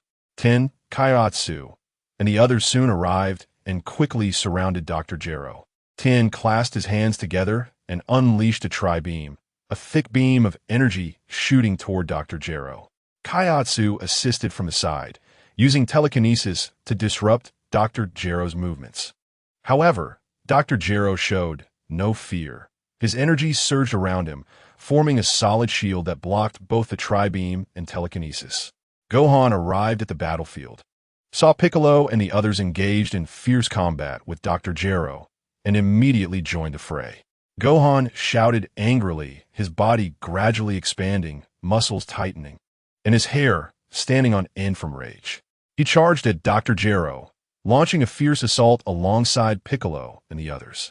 Although Dr. Gero was powerful, He found it increasingly difficult to cope with the combined attacks from Piccolo, Gohan, and the others. He felt frustrated, not expecting these Earthlings to be so troublesome. As the battle reached a fever pitch, Dr. Gero suddenly hatched a scheme. He pretended to be at a disadvantage, deliberately exposing a flaw to lure Gohan and the others into attacking. Just when everyone thought they were about to succeed, Dr. Gero suddenly unleashed a powerful energy wave, sending everyone flying. Piccolo and the others fell to the ground, sustaining varying degrees of injury, but they did not give up, struggling to stand up and prepare for another fight. Dr. Gero looked at them coldly and said, "You ants really overestimate yourselves. Today, the entire Earth will be destroyed by my hands." After saying this, he began to gather even more powerful energy, preparing to unleash a fatal blow. Dr. Gero's energy surged wildly, and his previously stern face twisted into a more sinister grin. He rapidly moved his hands in front of him, gathering a pitch-black energy sphere in his palms. The sphere spun and expanded, distorting the surrounding air, emitting a hissing shriek, as if space itself was about to be torn apart by this terrifying energy. "You ignorant fools, today is the end of the Earth," Dr. Gero roared hoarsely, his eyes gleaming with madness and destruction. Within the energy sphere, countless black lightning bolts danced, exuding an oppressive aura that chilled the heart. The sand and stones on the ground were drawn towards the energy sphere, lifting off the ground and rapidly converging as if caught in an endless black hole.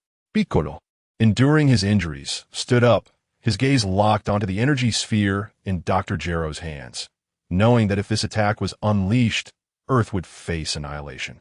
"Everyone, we can't let him succeed," Piccolo shouted, his voice filled with determination and resolve. Gohan gritted his teeth, fists clenched, the scion power within him surging like a volcanic eruption under the dual stimulation of anger and mission. His body trembled slightly, every muscle building up power as his hair turned increasingly golden, and his aura became more intense. "I will never let you harm the Earth," Gohan roared, launching himself like a golden meteor toward Dr. Gero. Tien quickly adjusted his breathing, crossing his hands in front of his chest to gather another tri-beam. Sweat dripped from his forehead, but his eyes were incredibly determined. This time, he had to stop him. The energy of the tri-beam illuminated his face. The thick beam of energy poised to launch. Kaiatsu floated in the air, quickly forming hand signs and exerting all his effort into telekinesis. His little face turned red, and beads of sweat rolled down as he attempted to interfere with Dr. Gero's actions, preventing him from launching his attacks smoothly. Seeing this, Dr. Gero snorted coldly. "You think you can stop me? You're simply a mantis trying to stop a chariot." After saying that, he violently slammed the energy sphere down toward the ground. The energy sphere, carrying world-destroying power, plummeted like a black comet, leaving a long fiery tail in its wake. As it descended, the space around it was torn apart, as if the reality itself was on the verge of collapse under this power. In this critical moment, Gohan arrived first. He shouted loudly, gathering all his strength into his right fist, and struck fiercely at the black energy sphere. The moment the golden fist collided with the black energy sphere, a blinding light erupted, as if two stars had collided, with the powerful energy shockwave spreading wildly from the point of impact. Piccolo followed closely behind, crossing his arms to unleash a green energy shield, attempting to block the impact of the energy sphere and rebound it. Tien also launched his tri-beam at that moment, the thick energy beam smashing into the energy sphere, intertwining with Gohan and Piccolo's powers. Kaiatsu exerted all his strength, stabilizing the group's attacks with telekinesis, preventing Dr. Gero's energy sphere from breaking through their defenses. In an instant, the sky and earth were illuminated by these three powerful energies. With fierce winds howling and dust swirling, the ground cracked open, resembling the gaping maw of a ferocious beast. The buildings in the city crumbled to dust under the powerful energy aftershocks. Meanwhile, Gohan, Piccolo, Tien, and Kairatsu, bearing the immense pressure in this terrifying energy confrontation, felt their bodies swaying under the energy shock, but their eyes shone with unwavering determination to never give up. Chapter 95. Artificial Person Dr. Gero 15 as Drive. Gero's apocalyptic energy sphere crashed down with a force that could destroy the world. Piccolo and Gohan unleashed all their power for a desperate counterattack. Piccolo took a deep breath, and his green aura surged multiple times, making his already tall frame seem even larger, muscles tensed and veins bulging. He stomped the ground, causing it to crack instantly, and launched himself like a green cannonball straight at Dr. Gero. At the same time, he rapidly formed hand signs in front of his chest, gathering all his energy, and a dazzling emerald light erupted from his palms, forming a massive energy disk with serrated energy blades flickering at the edges, resembling a green crescent moon radiating a deathly aura. "Gero, today is your end," Piccolo roared, throwing the energy disk with all his might toward Dr. Gero. The disk spun with a sharp whistle, cutting through the air and creating distorted ripples wherever it passed. On Gohan's side, a golden aura burned fiercely, like an eternal sun. His eyes turned red with rage, and his muscles swelled with energy, each one seemingly containing the power to shake the heavens and the earth. "I will not allow you to harm the earth," Gohan bellowed, stamping the ground several times, leaving deep footprints, and transformed into a streak of golden lightning, coordinating his attack with Piccolo's.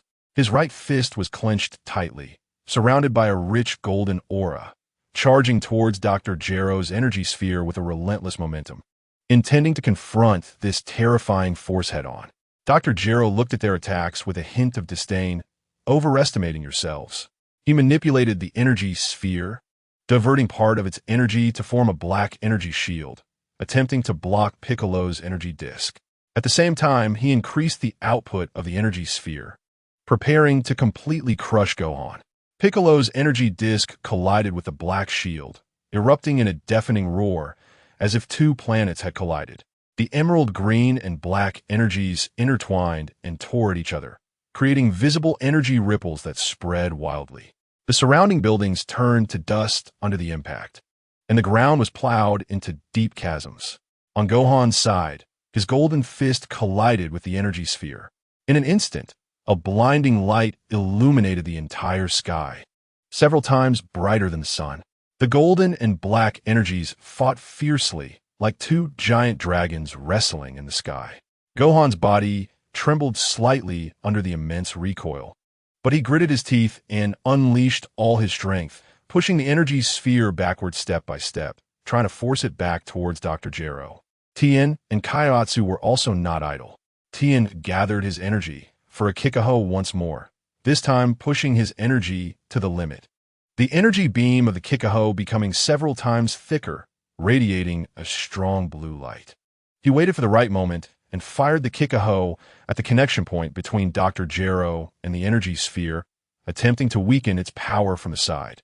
Kaiotsu floated in the air, using all his strength to exert telekinesis, transforming it into invisible ropes that tightly wrapped around the energy sphere, trying to restrain its movement and create opportunities for Piccolo and Gohan. Under the combined attacks of the group, Dr. Gero's energy sphere began to show signs of instability. The black energy flickered erratically, and tiny cracks appeared on its surface, as if it would shatter at any moment. Dr. Gero's expression changed drastically upon seeing this. He intensified his control over the energy sphere, trying to stabilize the situation, but Piccolo and Gohan's attacks surged like a tide, one wave after another, gradually overwhelming him. Under the relentless attacks from Gohan, Piccolo, and others, the light of energy around Dr. Gero began to dim, and his form started to sway. Looking as if he was on the brink of defeat, blood trickled from the corner of his mouth, but his eyes were filled with unwillingness and madness. "Oomph. You think you could defeat me? What a delusion." Dr. Gero's voice echoed over the battlefield, tinged with hysteria. Just when everyone thought victory was at hand, Dr. Gero's body suddenly trembled violently. He threw his head back and howled, an unprecedented powerful aura surging from within him. This aura was cold, evil, and filled with destructive power. It was the aura of the androids. Gohan and Piccolo's faces changed drastically, filled with terror. "Not good, retreat," Piccolo shouted, his voice filled with unprecedented tension. But it was too late. The android's aura surged towards them like a tidal wave. Wherever this aura passed, the air was instantly torn apart, emitting a sharp, whistling sound, and the ground shook violently, cracks spreading like a spider web. Gohan and Piccolo barely had time to mount any effective defense before being struck hard by this powerful aura. Their bodies were thrown into the air like kites with their strings cut, and they crashed heavily to the ground. Gohan lay on the cracked ground, blood pouring from his mouth, his body racked with pain, every inch of his skin feeling as if it were being burned by fierce flames. He tried to struggle to his feet, but found all his strength seemingly drained, his limbs limp and powerless. He turned his head with great difficulty to look at the equally injured Piccolo, Tien, and others nearby, filled with self-reproach and unwillingness. Piccolo lay with half-open eyes, anger and helplessness evident in his gaze. His body was injured in multiple places, his green skin stained red with blood, energy leaking from his wounds.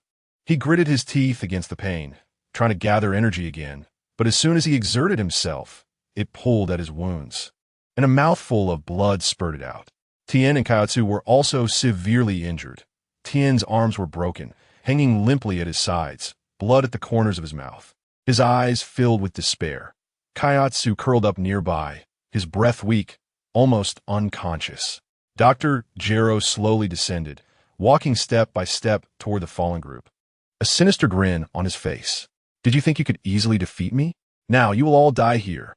He raised his hand, condensing a massive energy sphere, glowing with purple light and exuding a chilling aura, ready to smash down on them. Just at this critical moment, a powerful energy fluctuation suddenly came from a distance. A dazzling light flashed, and a figure appeared at the edge of the battlefield. It was Bulma, piloting a specially modified aircraft, arriving at the scene just in time. Seeing the horrific scene before her, Bulma was shocked but quickly composed herself, pressing a button on the aircraft. A huge mechanical arm extended from the bottom of the aircraft, and its suction cup quickly grabbed Gohan, Piccolo, and the others, pulling them into the aircraft's interior. Seeing this, Dr. Gero was furious, hurling the energy sphere at the aircraft. Bulma maneuvered the aircraft to dodge urgently, the energy sphere grazing the edge of the aircraft and creating a massive crater in the ground. Bulma piloted the aircraft quickly into the sky, escaping the scene. Dr. Gero glared at the departing aircraft, enraged, and roared at the sky. You can't escape. I will find you, and the Dragon Balls will be mine sooner or later. With that, he turned and vanished from the spot, continuing his search for the Dragon Balls to implement his insane plan. Chapter 96. Artificial Personality Dr. Gero 16 Bulma piloted the spacecraft and quickly ascended, fleeing the scene. Dr. Gero watched the departing spacecraft, furious and seething. He roared at the sky. You can't escape. I will find you, and the Dragon Balls will eventually be mine. After saying that, he turned and vanished, continuing his search for the Dragon Balls, preparing to implement his mad plan. Inside the spacecraft, Bulma was frantic. While controlling the vehicle, she contacted the medical team of the Capsule Corporation through the communication device. Hurry, prepare all emergency equipment. Gohan and the others are seriously injured. We're on our way. Bulma's voice trembled slightly. She knew how powerful the enemy they had encountered was and worried whether Gohan and the others could survive. In the medical chamber of the spacecraft, Gohan, Piccolo, and the others lay unconscious, their vital signs weak. The indicator lights on the medical equipment flickered incessantly, emitting urgent alarm sounds, as if narrating their precarious state. Bulma piloted the spacecraft at breakneck speed toward the Capsule Corporation, her gaze fixed on the vital signs monitor in the medical chamber. Each flicker of the indicator light felt like a heavy blow to her heart. Hold on. Everyone, you must hold on, Bulma murmured to herself, her hands trembling slightly with anxiety, beads of sweat forming on her forehead. She urged the spacecraft to accelerate, wishing she could fly to the destination immediately. Meanwhile, at the Capsule Corporation, the medical team was on standby. The large medical chamber was adjusted to optimal conditions, with various advanced treatment devices neatly arranged. Medical personnel, dressed in protective suits, waited solemnly for the arrival of the injured. Make sure all equipment is functioning properly. It concerns everyone's lives. The team leader shouted to the members, his voice firm and undeniable. Finally, the spacecraft landed on the Capsule Corporation's helipad. As soon as the hatch opened, the medical team sprang into action, carefully transferring Gohan, Piccolo, and the others onto stretchers and then into the medical chamber. Bulma followed closely behind, standing outside the medical chamber, anxiously watching the situation through the observation window. The doctors skillfully connected various life support devices to the injured and began emergency treatment. Inside the medical chamber, Gohan's face was pale as paper. His golden hair lost its luster and lay limply against his cheeks. The doctors cleaned his wounds, blood continuously seeping from them, staining the white gauze. Despite the doctor's best efforts, Gohan's vital signs remained extremely weak, with the risk of stopping at any moment. Piccolo's condition was similarly grim. His green skin had lost its vitality, turning dull and lifeless. While treating his wounds, the doctors discovered a disturbance in the energy within him, causing further harm to his body. The doctors quickly adjusted the treatment plan, trying to stabilize his energy. Tianjin and Kaiatsu were also placed in different treatment areas. Tianjin had fractured arms, and the doctors performed an emergency bone-setting surgery. During the procedure, Tianjin furrowed his brow slightly in pain but remained unconscious. Kaiatsu, under the doctor's full efforts, gradually stabilized his breathing, but there were still no signs of waking. Bulma was anxiously pacing outside the medical chamber, her eyes never leaving the observation window. "Please, you must save them," she silently prayed in her heart. After several long hours, the situation in the medical chamber finally showed some improvement. Gohan's vital signs gradually stabilized, and his wounds received initial treatment. Piccolo's energy also slowly became stable, and the doctors injected him with a special serum to help restore his strength. Tianjin-Han's bone-setting surgery was successful, and his complexion gradually regained some color. Kaiatsu also slowly opened his eyes. Although his expression was still dazed, his consciousness was gradually returning. Seeing this scene, Bulma finally felt a little relief. She let out a long breath, tears welling in her eyes. "Great, everyone is okay," she said softly. However, everyone knew that the crisis had not been averted. Dr. Gero was still out there searching for the Dragon Balls, and his mad plan could threaten the safety of Earth at any moment. Moreover, Gohan and the others would need time to recover their strength after their injuries. In the hospital room, Gohan slowly opened his eyes. He looked at his companions around him, filled with guilt. "It's all my fault. I couldn't protect everyone," he said weakly. Piccolo shook his head and said in a hoarse voice, "It's not your fault. Dr. Gero is too powerful, and he has hidden his true strength." Tianjin struggled to sit up and said, "We can't give up like this. We must find a way to stop Dr. Gero." Bulma walked into the hospital room and saw the determined expressions on everyone's faces.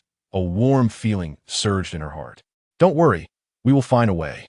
I will use the company's resources to develop weapons to counter Dr. Gero." Just then, a staff member hurriedly walked into the hospital room, holding a report.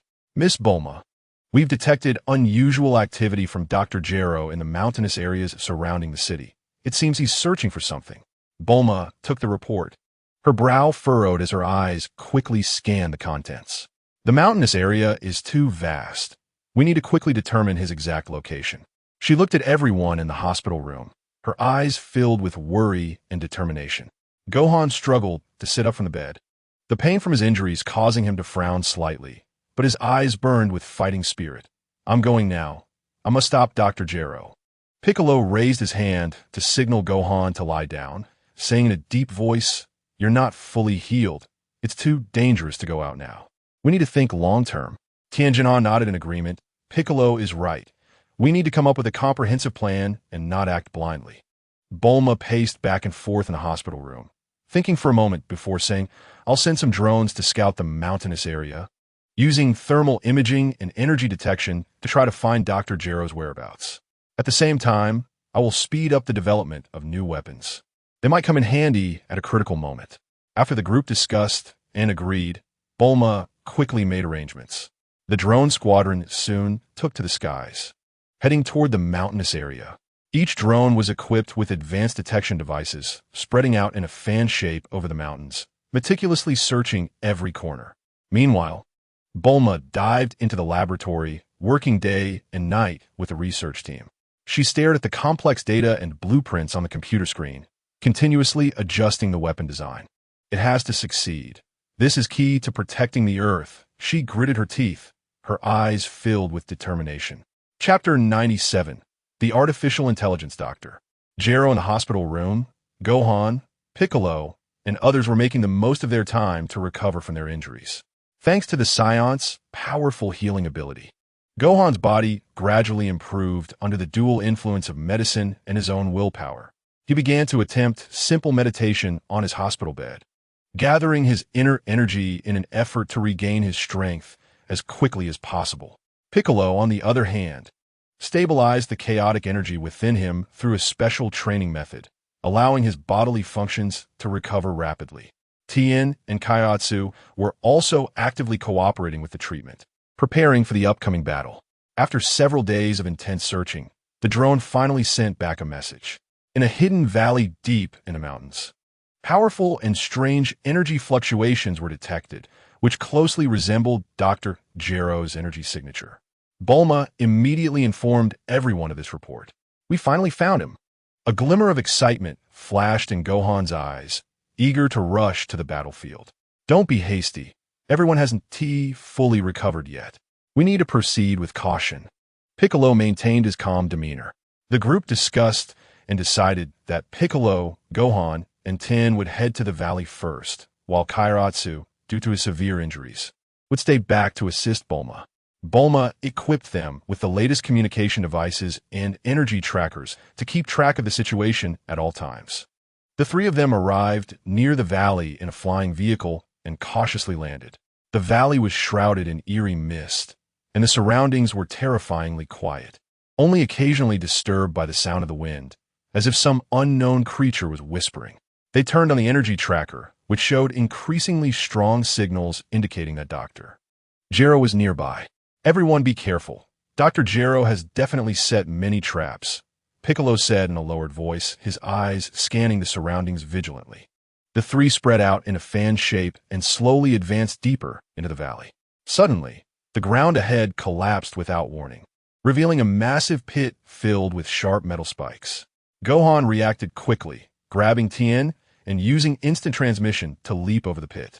Piccolo easily jumped over it with his strong leaping ability.